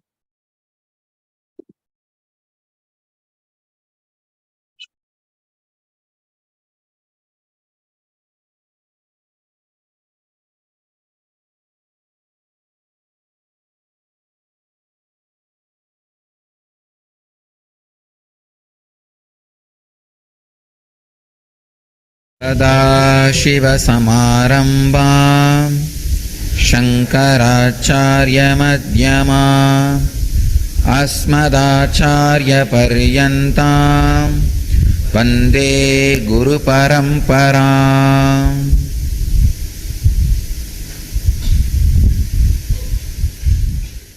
Today's subject for satsang: Siddha tradition, science or magic.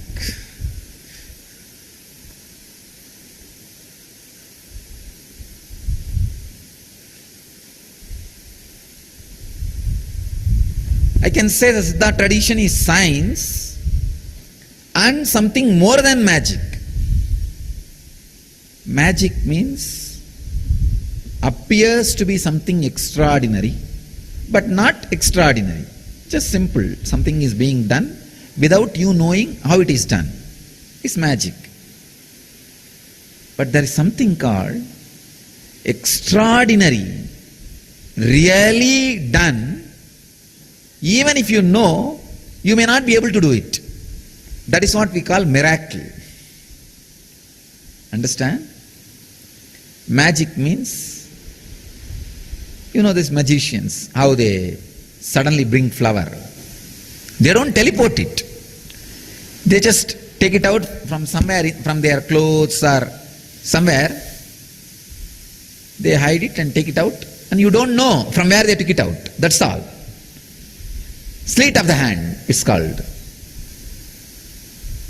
The quickness. Sometimes they show they are as if they fly, but there will be a very mild, strong thread on which they will be standing. These are magic. Looks like extraordinary, but not extraordinary. But there is something called miracle. Means it is extraordinary, something really extraordinary, which you may not be able to replicate even if you know. Siddha tradition is science and something more than magic.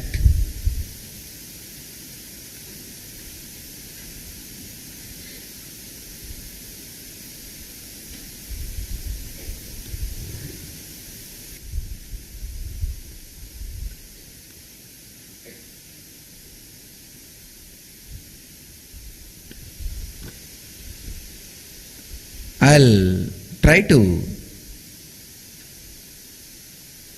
introduce the Siddha tradition to you all more deeply before getting into the medicinal and other aspects of Siddha tradition.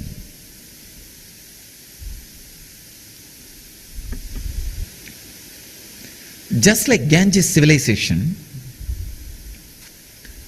there was a civilization happening around Kaveri.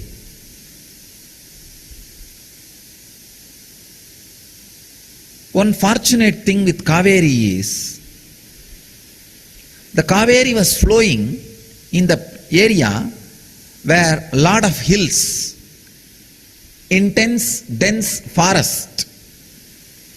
Please understand, with the Ganges civilization, it was more plains, and because of that extraordinary floods and Ganges changing the course, and too many rivers, Ganges, Yamuna, tributaries of Ganges, tributaries of Yamuna, the whole thing has become plain. The possibility for forest doesn't exist. But with the Kaveri, the possibility for forest remained. So this civilization happened in the hills and forest and river. So naturally, the knowledge, the technology evolved in such a way, a lot of wisdom, truth about the herbs and the plants started happening in this Kaveri civilization. all the extraordinary achievements, all the extraordinary discoveries happened in the Kaveri civilization were organized and systematized, evolved as a system, as tradition, by a group of enlightened mystics and masters. They are only called Siddhas. I can name hundreds of them.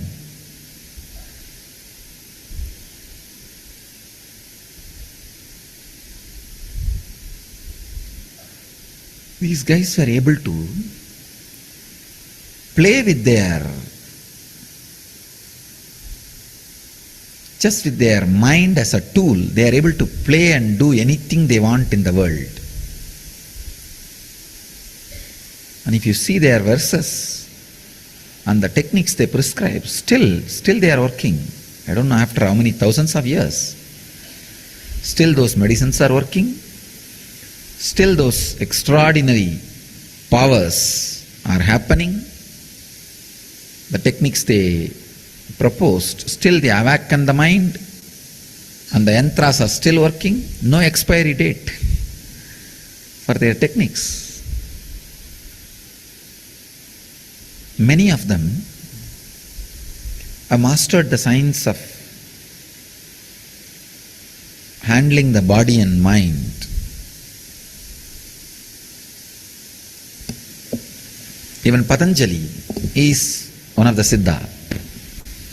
Of course, Yoga and Siddha always went hand in hand with our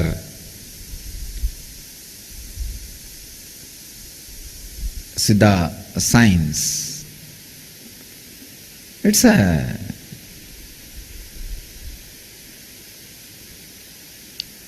system which has evolved solution and answers for everything. Everything means everything.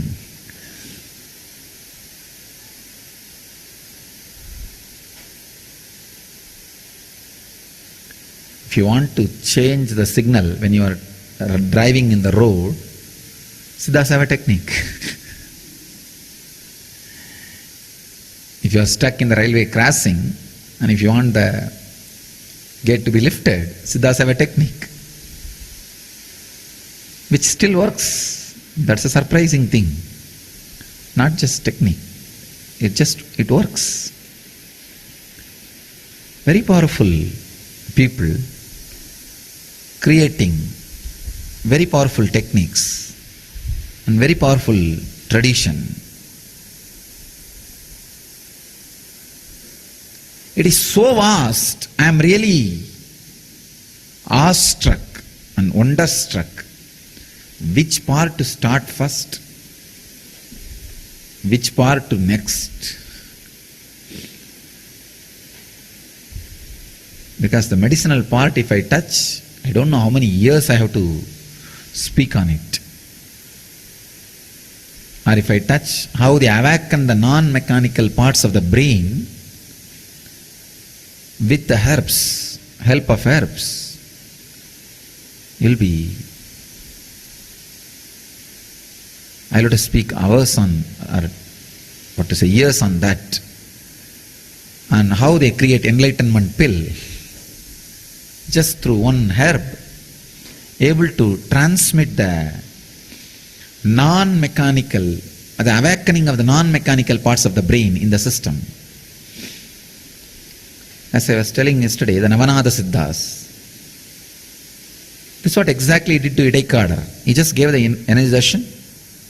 Before giving the energization, he gave an herb to him and he kept the herb on the mouth, gave the energization. See, actually energization awakens everybody's non-mechanical parts of the brain, at least for a second. It's like a diamond shines for a second.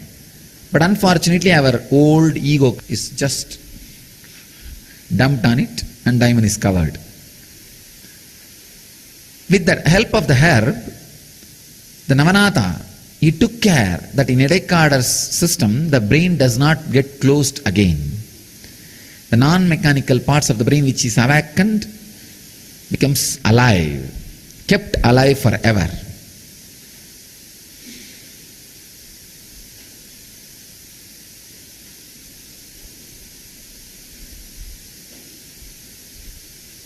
Yesterday one of my Swamis were asking me, Swamiji, you are talking Vidveshanam, Maranam, Agarshanam, Agrushanam from the Siddha tradition. It's very dangerous.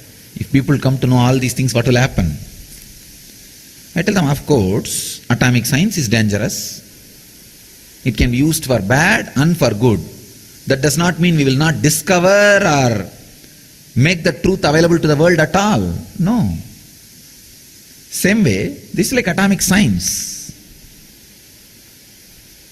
It has to be discovered, revived and made available to the world, and people should evolve to the level of using this properly, using this with intelligence. But one good thing with the Siddha science, by the time you evolve and acquire all those powers, you get the intelligence also to handle it.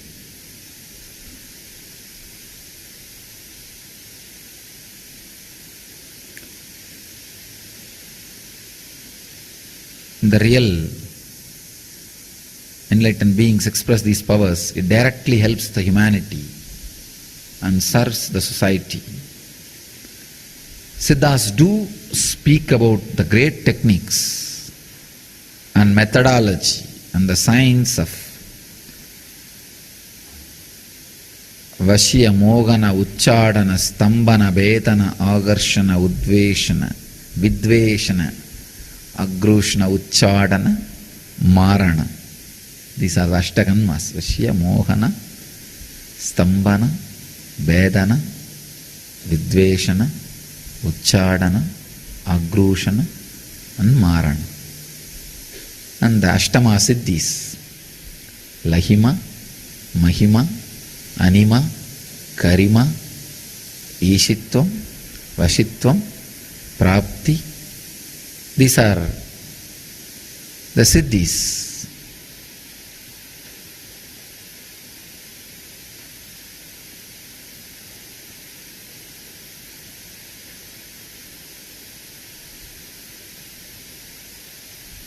It's a science which need to be revived and shared with the world. As I was telling, just this one Siddha tradition, if it is revived, the whole civilization will get back to its original glory.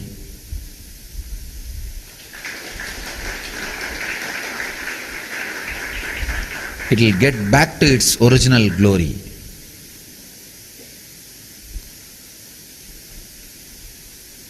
I am not only going to make the Siddha medicines available to the world, I am going to make all the Siddha Kuligas. Kulika means exactly, the meaning is a particular mental energy is stored in a herb and sealed, and anybody who has that can use that mental energy. I am going to make it available in shops for the world. I am going to do it. All this Vashya, Mogana, Vidveshana, Uchchadana, I am going to open it.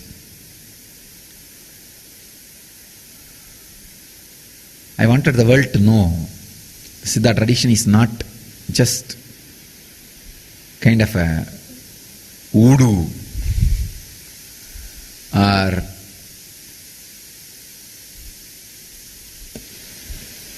something like the placebo effect. No. It's a clear science, portable. Anybody can use it. I'll make it as a living science. Because it is possible, just through the vibration, a particular energy can be stored in kulikas and it can be transmitted to any being and they can use it. It's like energy battery. All all the contributions of Siddha tradition, yoga, rasavada, medicines, and techniques for extraordinary powers, kriyas, processes for enlightenment, and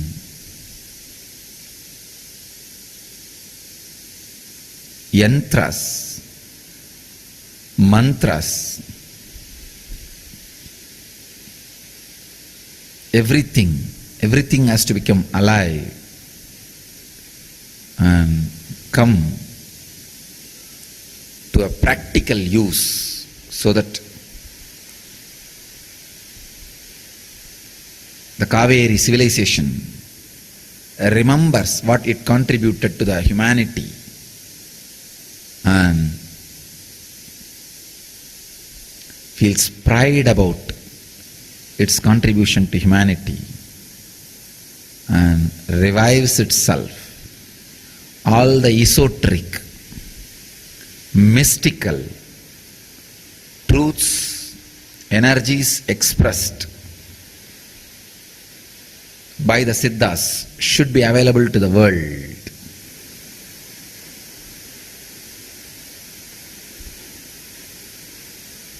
And I can see very clearly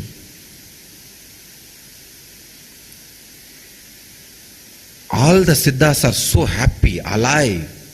Yesterday when I started to speak on Siddha tradition, and I am seeing very clearly, they are all landing here, using this body and this organization as a vehicle to revive, rejuvenate, and re-establish the Siddha tradition, their great contribution to the humanity.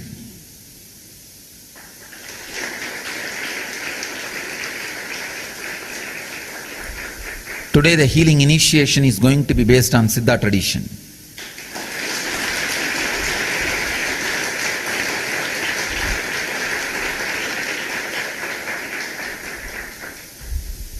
I am going to work today, first time, what Navanatha Siddha, Navanatha tried on Idaikadar with a mild herb. I am going to use honey and tulasi. With the help of honey and tulasi, going to make this healing initiation not only permanent, the non-mechanical parts of the brain which gets awakened during healing initiation to remain permanent, so that the transformation which you experience will be permanent in you, will be completely permanent in you.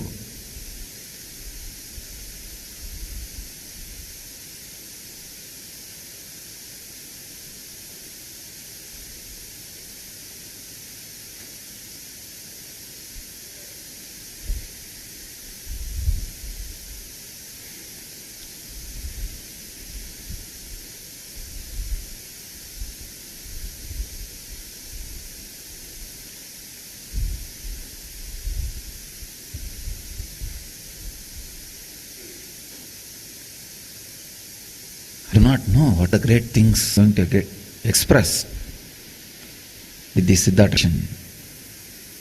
I only think we are going to contribute great things to humanity through the Siddha tradition.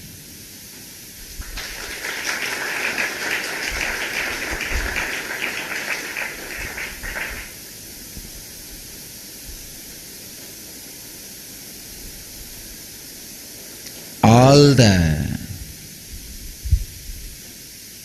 ashrams, centers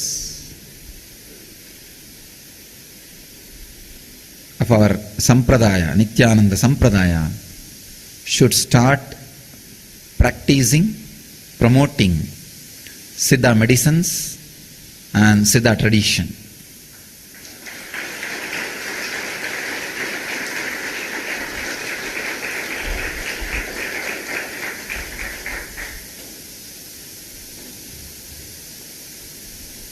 I'll continue to expand in a detailed way, step by step, in my morning message and the next books. Siddha tradition and the contributions of Siddha tradition to the world.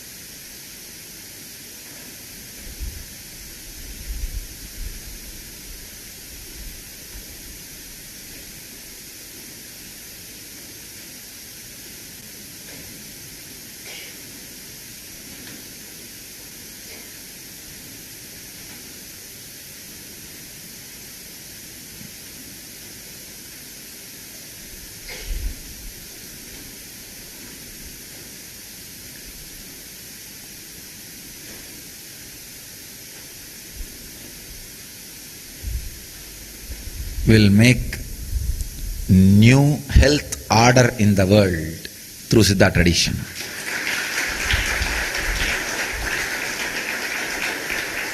Yoga, pranayam, kriya and Siddha medicines. With this, we'll make a new world health order.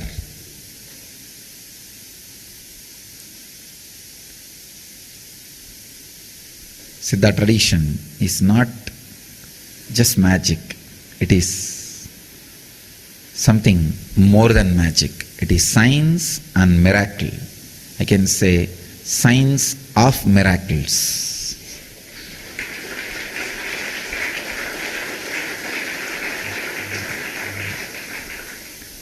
I bless you all to experience the Siddha tradition, achieve and radiate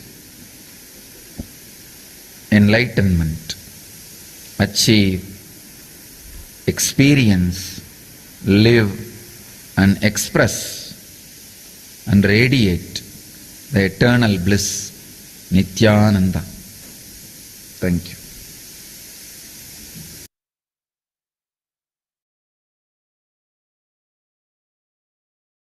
Yes. So now let us look into various states of consciousness as per Siddha tradition. The highest utility of the body is to experience the pure witnessing consciousness in the body. That is the highest utility, highest possibility, best thing that can happen to the human body.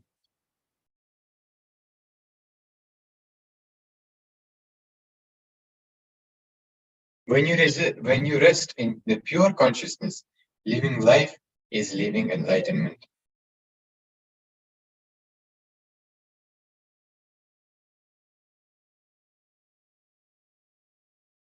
So now let us watch a video on the Pada Puja.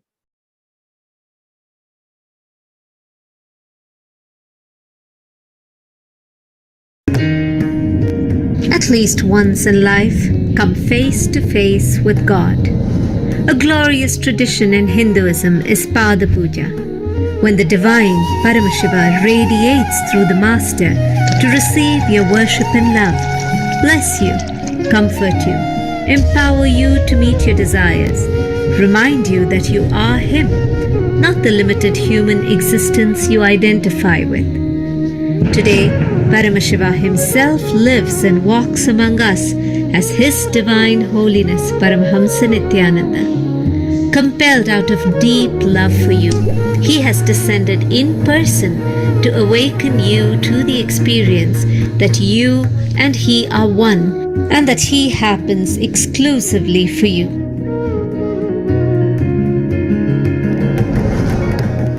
If you decide you, me, you, I'll give me to you. Come experience the ultimate, the Parama, that you possibly can. Allow yourself to receive what God has personally come to tell you. Come sit at His feet by performing the Pratyaksha Pada Puja.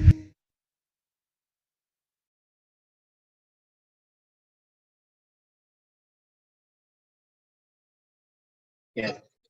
So if you'd like to offer the Pada Puja, you can head to events.kailasa.org/Navaratri and offer the Pada Puja to the Supreme Pontiff of Hinduism in the form of Devi Parashakti herself.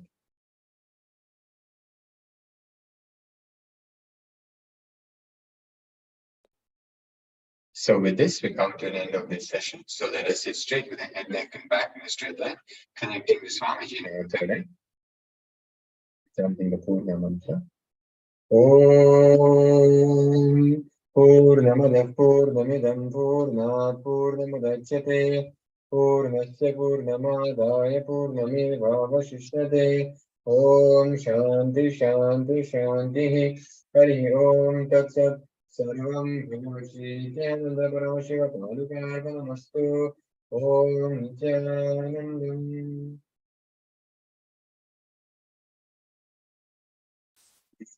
We'll be continuing with further session in just a few moments.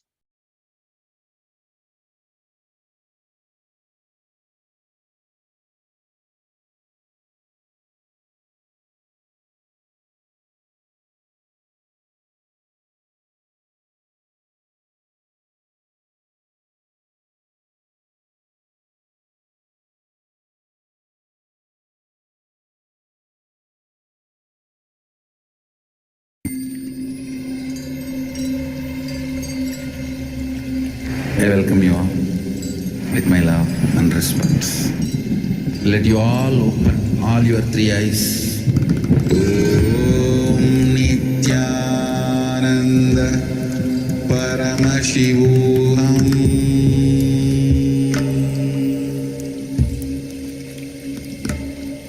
Om Nithyananda Paramashivoham.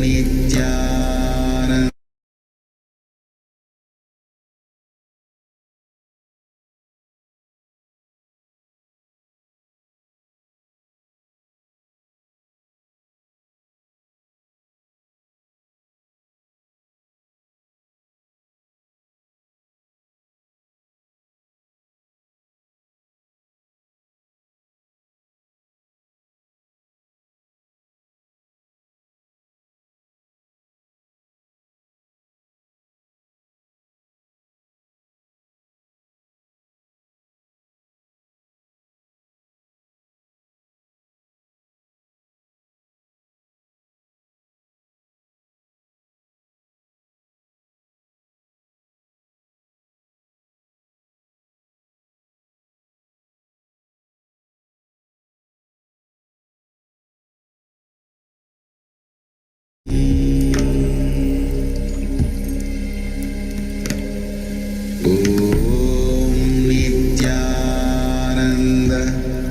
Paramashivoham.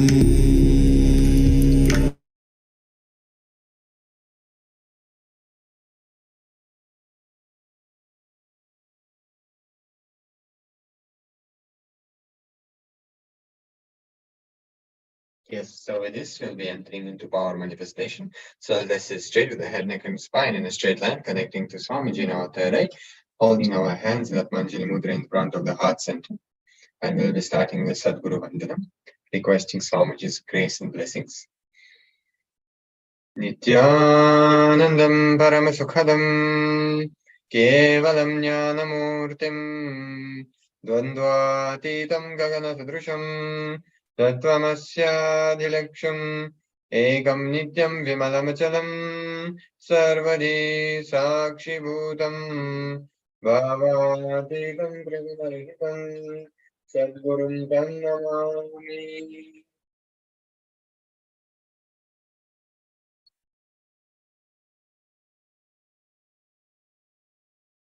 Before we enter into power manifestation, we have a security measures from KAILASA's National Security Agency. And they are that photography, video, audio recording of any kind is strictly prohibited during our sessions. Please be on mute, be on the camera throughout the class. If you need to step out in any unavoidable situation, please inform the digital security officer.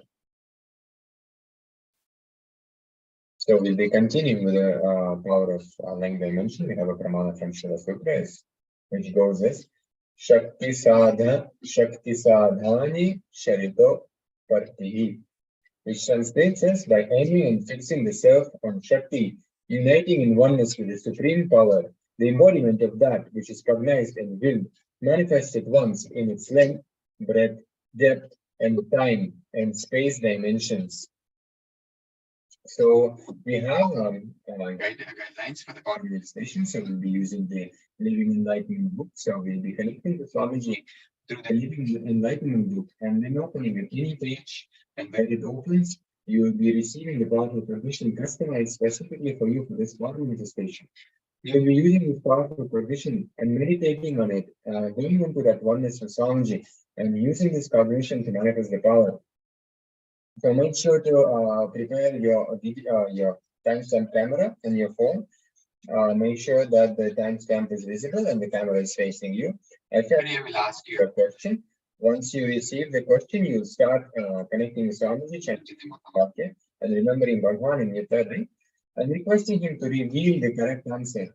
And you will start verbalizing for first 1 minute whatever Swamiji is revealing to you.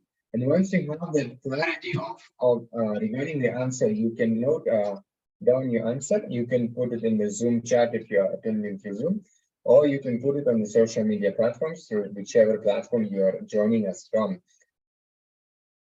Then we will verify the power manifestation. So here we have rapid fire questions. So on length dimension, and here it goes. If two typists can type 2 pages in 2 minutes, how many typists will it take to type 18 pages in 6 minutes? So again, please use only third eye for answering these questions. Do not try to use your logic or mathematical skills. So use only third eye for this manifestation. So we'll have a few minutes for you to manifest the power. We'll be playing Mahavakya for you on the background. Please start connecting with Swamiji and manifesting the power.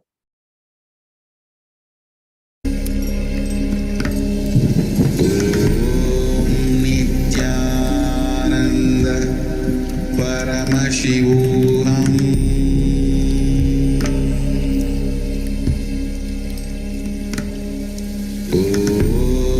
Nithyananda Paramashivoham.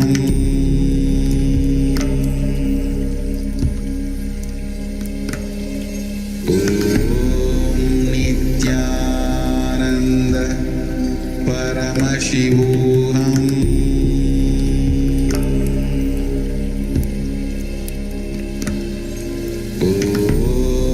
Nithyananda Paramashivoham.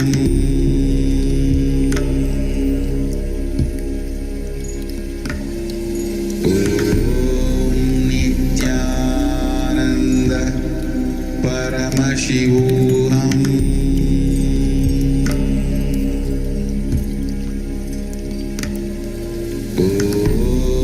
Nithyananda Paramashivoham.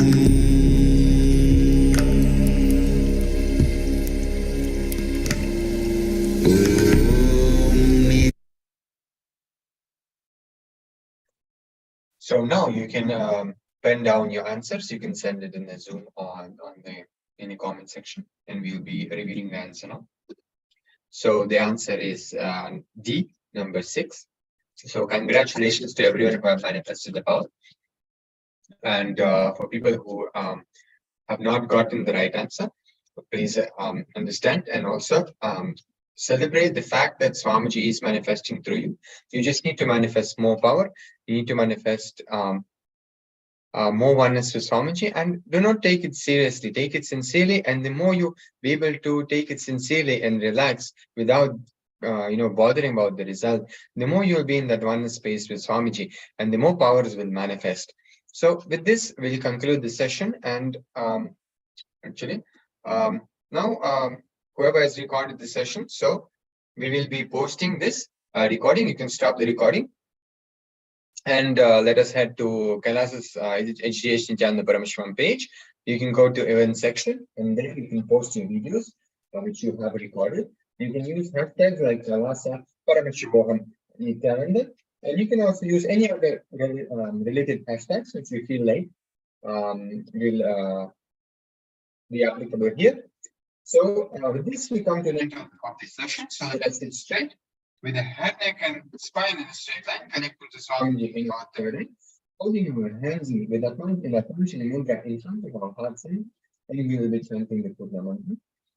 Om Purnamada Purnamidam Purnat Purnamadachyate Purnasya Purnamadaya Purnameva Vashishyate Om Shanti Shanti Shanti Hari Om Tat Sat Sarvam Bhagavat Shri Nithyananda Paramashiva Bhalugarpanamastu Om Nithyananda.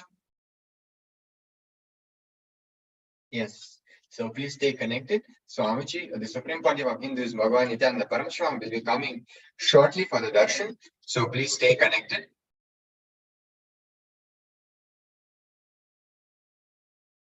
Nithyananda Paramashivoham.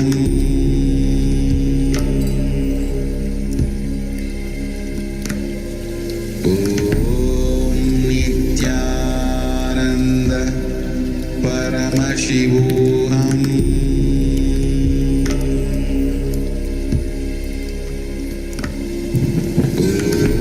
Om Nithyananda Paramashivoham.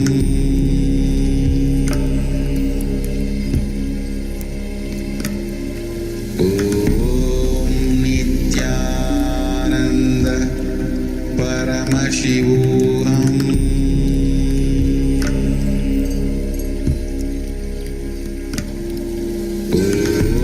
Nithyananda Paramashivoham.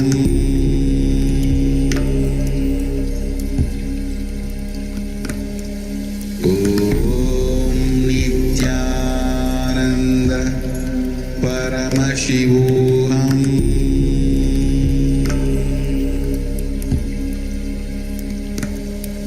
Om Nithyananda Paramashivoham.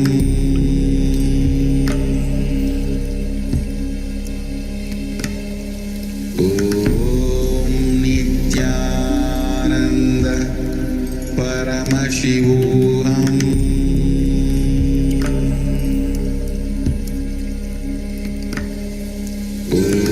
Om Nithyananda Paramashivoham.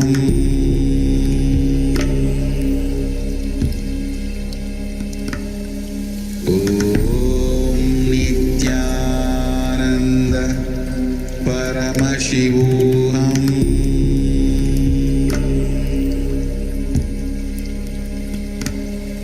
Om Nithyananda Paramashivoham.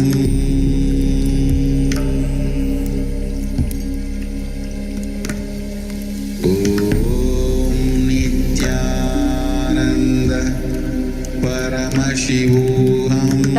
And you would like to request Swamiji to reveal deeper into that, you all can post that questions and Swamiji may answer these questions as well. So I request all the participants to, during the darshan, post all your understandings, clicks, and also post questions. So you all can maybe write the word question and just post a question. So along with your prayers and boons, you can all also post the questions. And Swamiji may choose to reveal deeper based on the questions as well. And I am very, very excited. We are as excited as each of you are to listen to what Swamiji has to tell.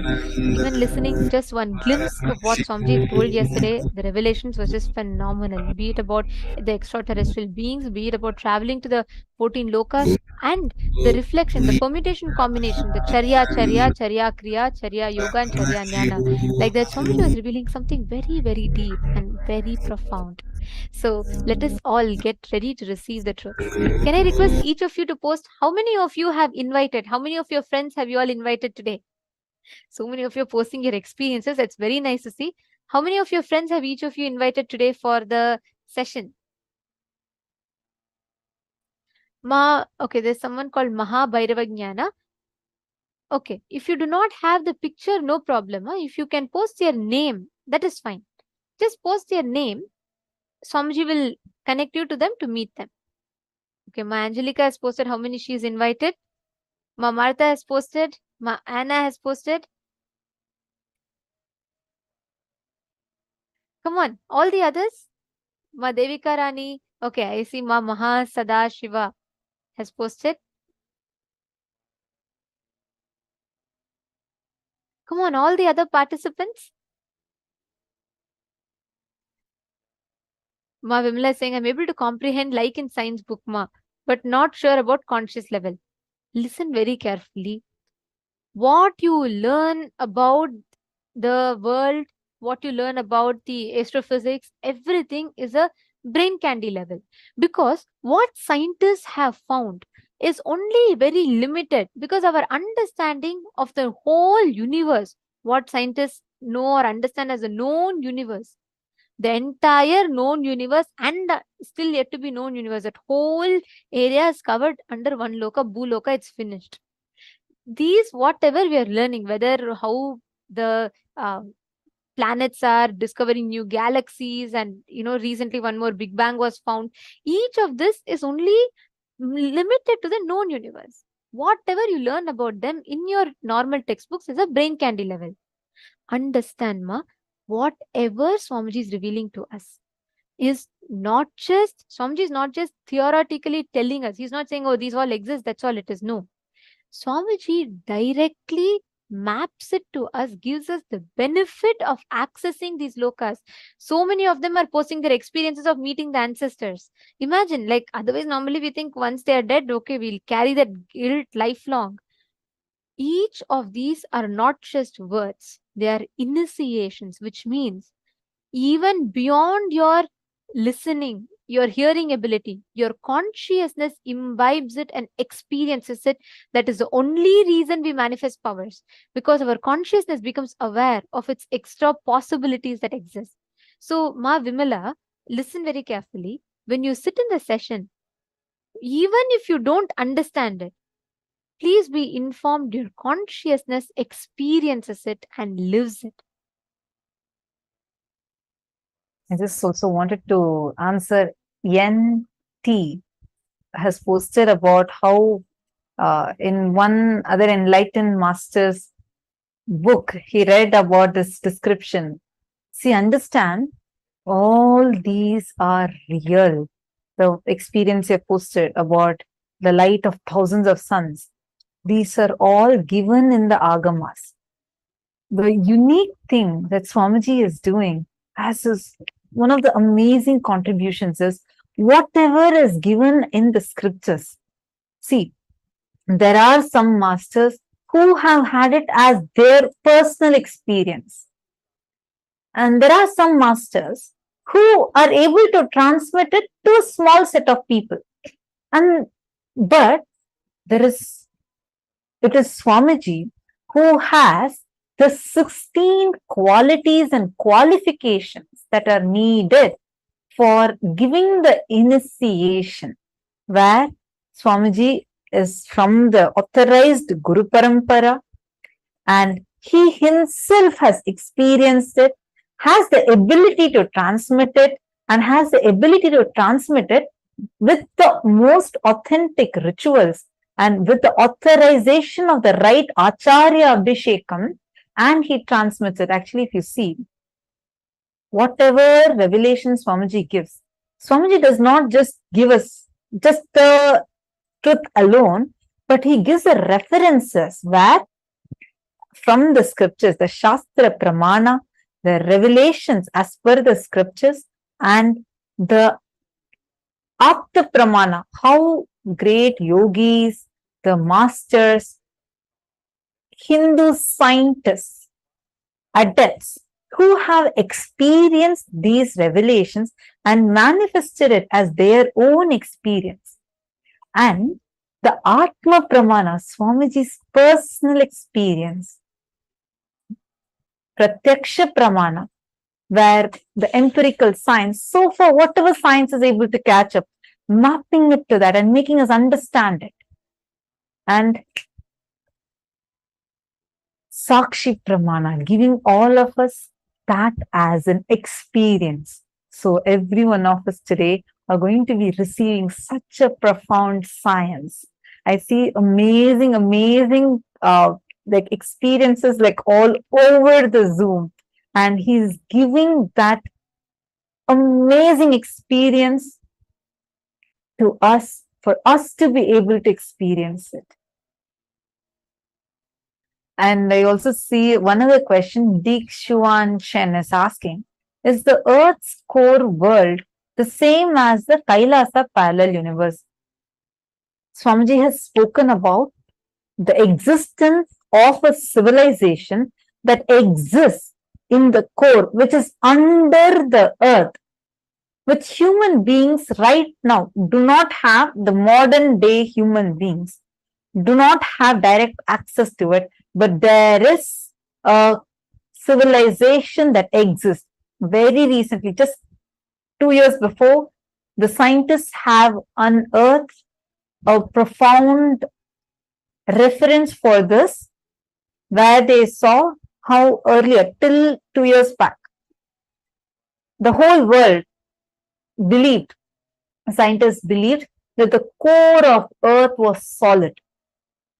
But just 2 years back, the experiments proved that it was not solid, and there seems to be something existing in the core of Earth, and it is molten, and they're having some studies done upon it. So science is still catching up. Swamiji has already revealed about this, but you're asking, is it the same as Kailasa parallel universe? Swamiji revealed Kailasa as a universe exists in the vertical time zone, planet Earth, and the core of planet Earth is only still part of the Bhuloka. The Bhuloka is what all the known universe is all together, whatever we know as a known universe.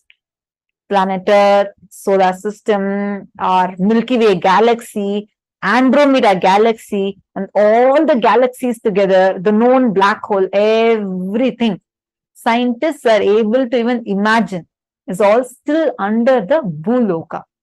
So Kailasa exists like this. There are 14 lokas, and Kailasa exists beyond these 14 lokas. And there's another question from Martha Amanda Watson. She's asking, each family member must do Maheshwara Puja, correct?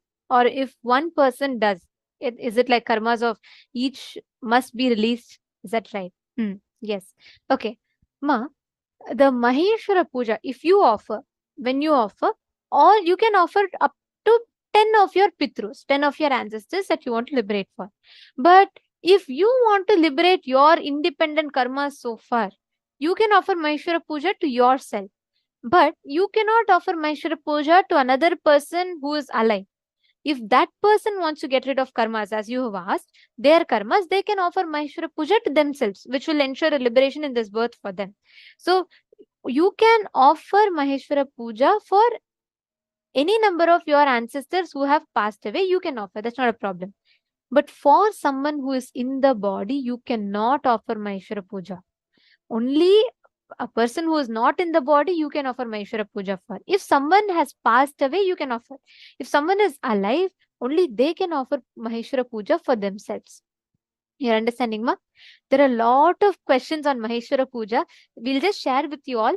Maheshwara Puja, for all of you that are eager to offer, Maheshwara Puja is a very powerful ritual, Hindu ritual, one of the oldest Hindu ritual, where when you offer the Pinda Prasada to the Guru eats and liberates all the ancestors. It's a very, very powerful ritual. And actually, I'd like to share with you all an incident because of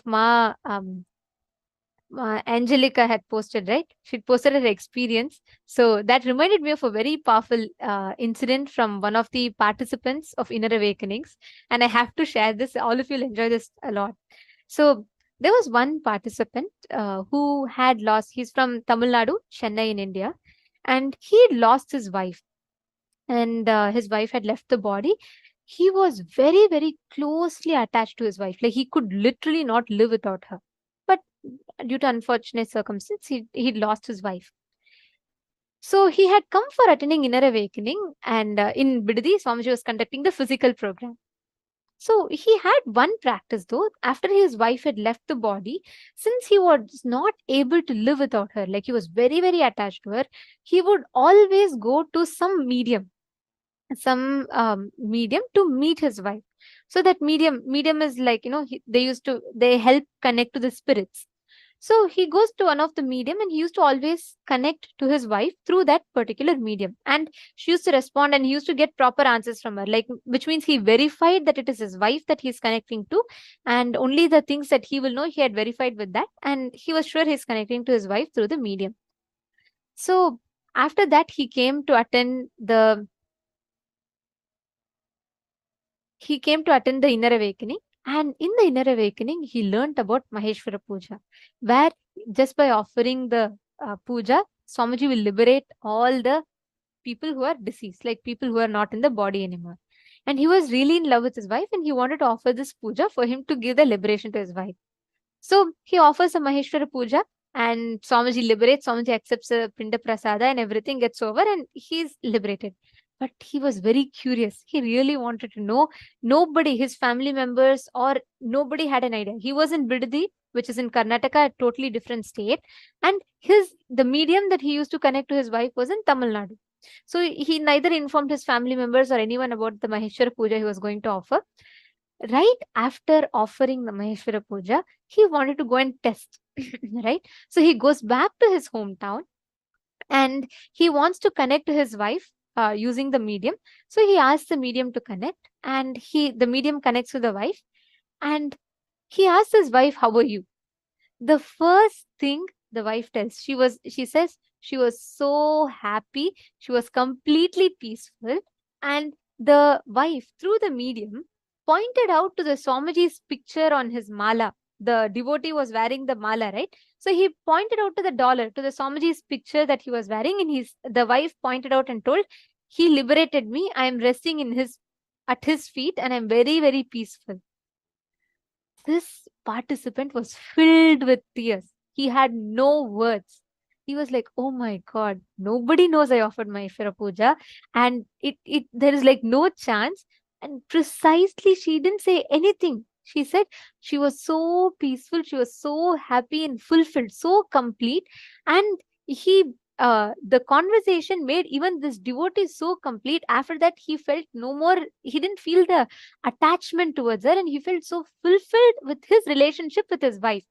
And the wife pointing out Swamiji's dollar. She said, "I am living at his feet." When he came back to the Adinam after this incident and he shared this to Swamiji, and Swamiji said, Swamiji laughed and Swamiji said, "Of course, the moment I offered Maheshwara Puja, I liberated her and she's living at my feet. Don't disturb her. Let her be liberated and be peaceful." Understand, with Maheshwara Puja, you can give this experience, any unfulfilled relationship you have, people who have left the body, the attachment, anything that you're feeling. One Maheshwara Puja is enough for that ancestors to completely get liberated. See, today we are meeting the ancestors, which is true. Today we're all going to travel to the Pitru Loka and meet the ancestors. But liberation for the ancestors happens through Maheshwara Puja. Since so many of you are asking about Maheshwara Puja is the most powerful ritual that you can offer, through which you can liberate your ancestors. You will literally hear them. After you offer Maheshwara Puja, next season, come back on this initiation and you can check with your ancestors how they are feeling. They'll come and tell you how liberated, how joyful they are. Ma Angelica had posted, right? And even Ma Agama Priya had shared her experience. So many of them have posted how they felt complete after their ancestors would come back in the dream and tell them that they are fulfilled and they're happy. Understand, it is not a joke. It is an actual experience. Each of you can experience this. For you to know how you can offer Maheshwara Puja, the link is there in the chat. The support desk team is actively posting and they're all available to you all. So please go ahead. You all can click that link and sign up and you can get to know further details about Maheshwara Puja and you can offer the upcoming Maheshwara Puja. If you are interested, you want to know more about it, please let us know in the chat and the support desk team would connect with you right away and will support you, help you. And even if you have such amazing experiences, do share with us. And the support desk team will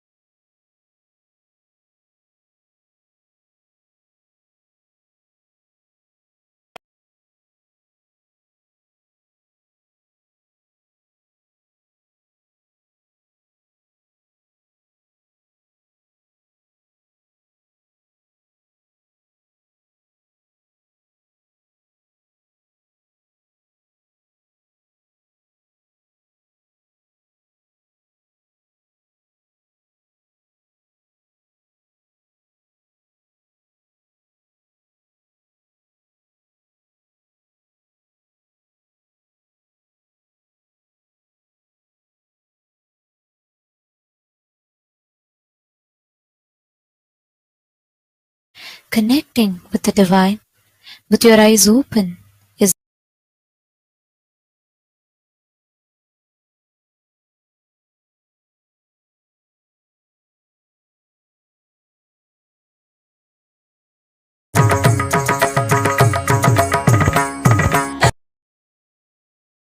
Paramashivoham, Adi Parashakti, Nitya Parashakti, Brahma.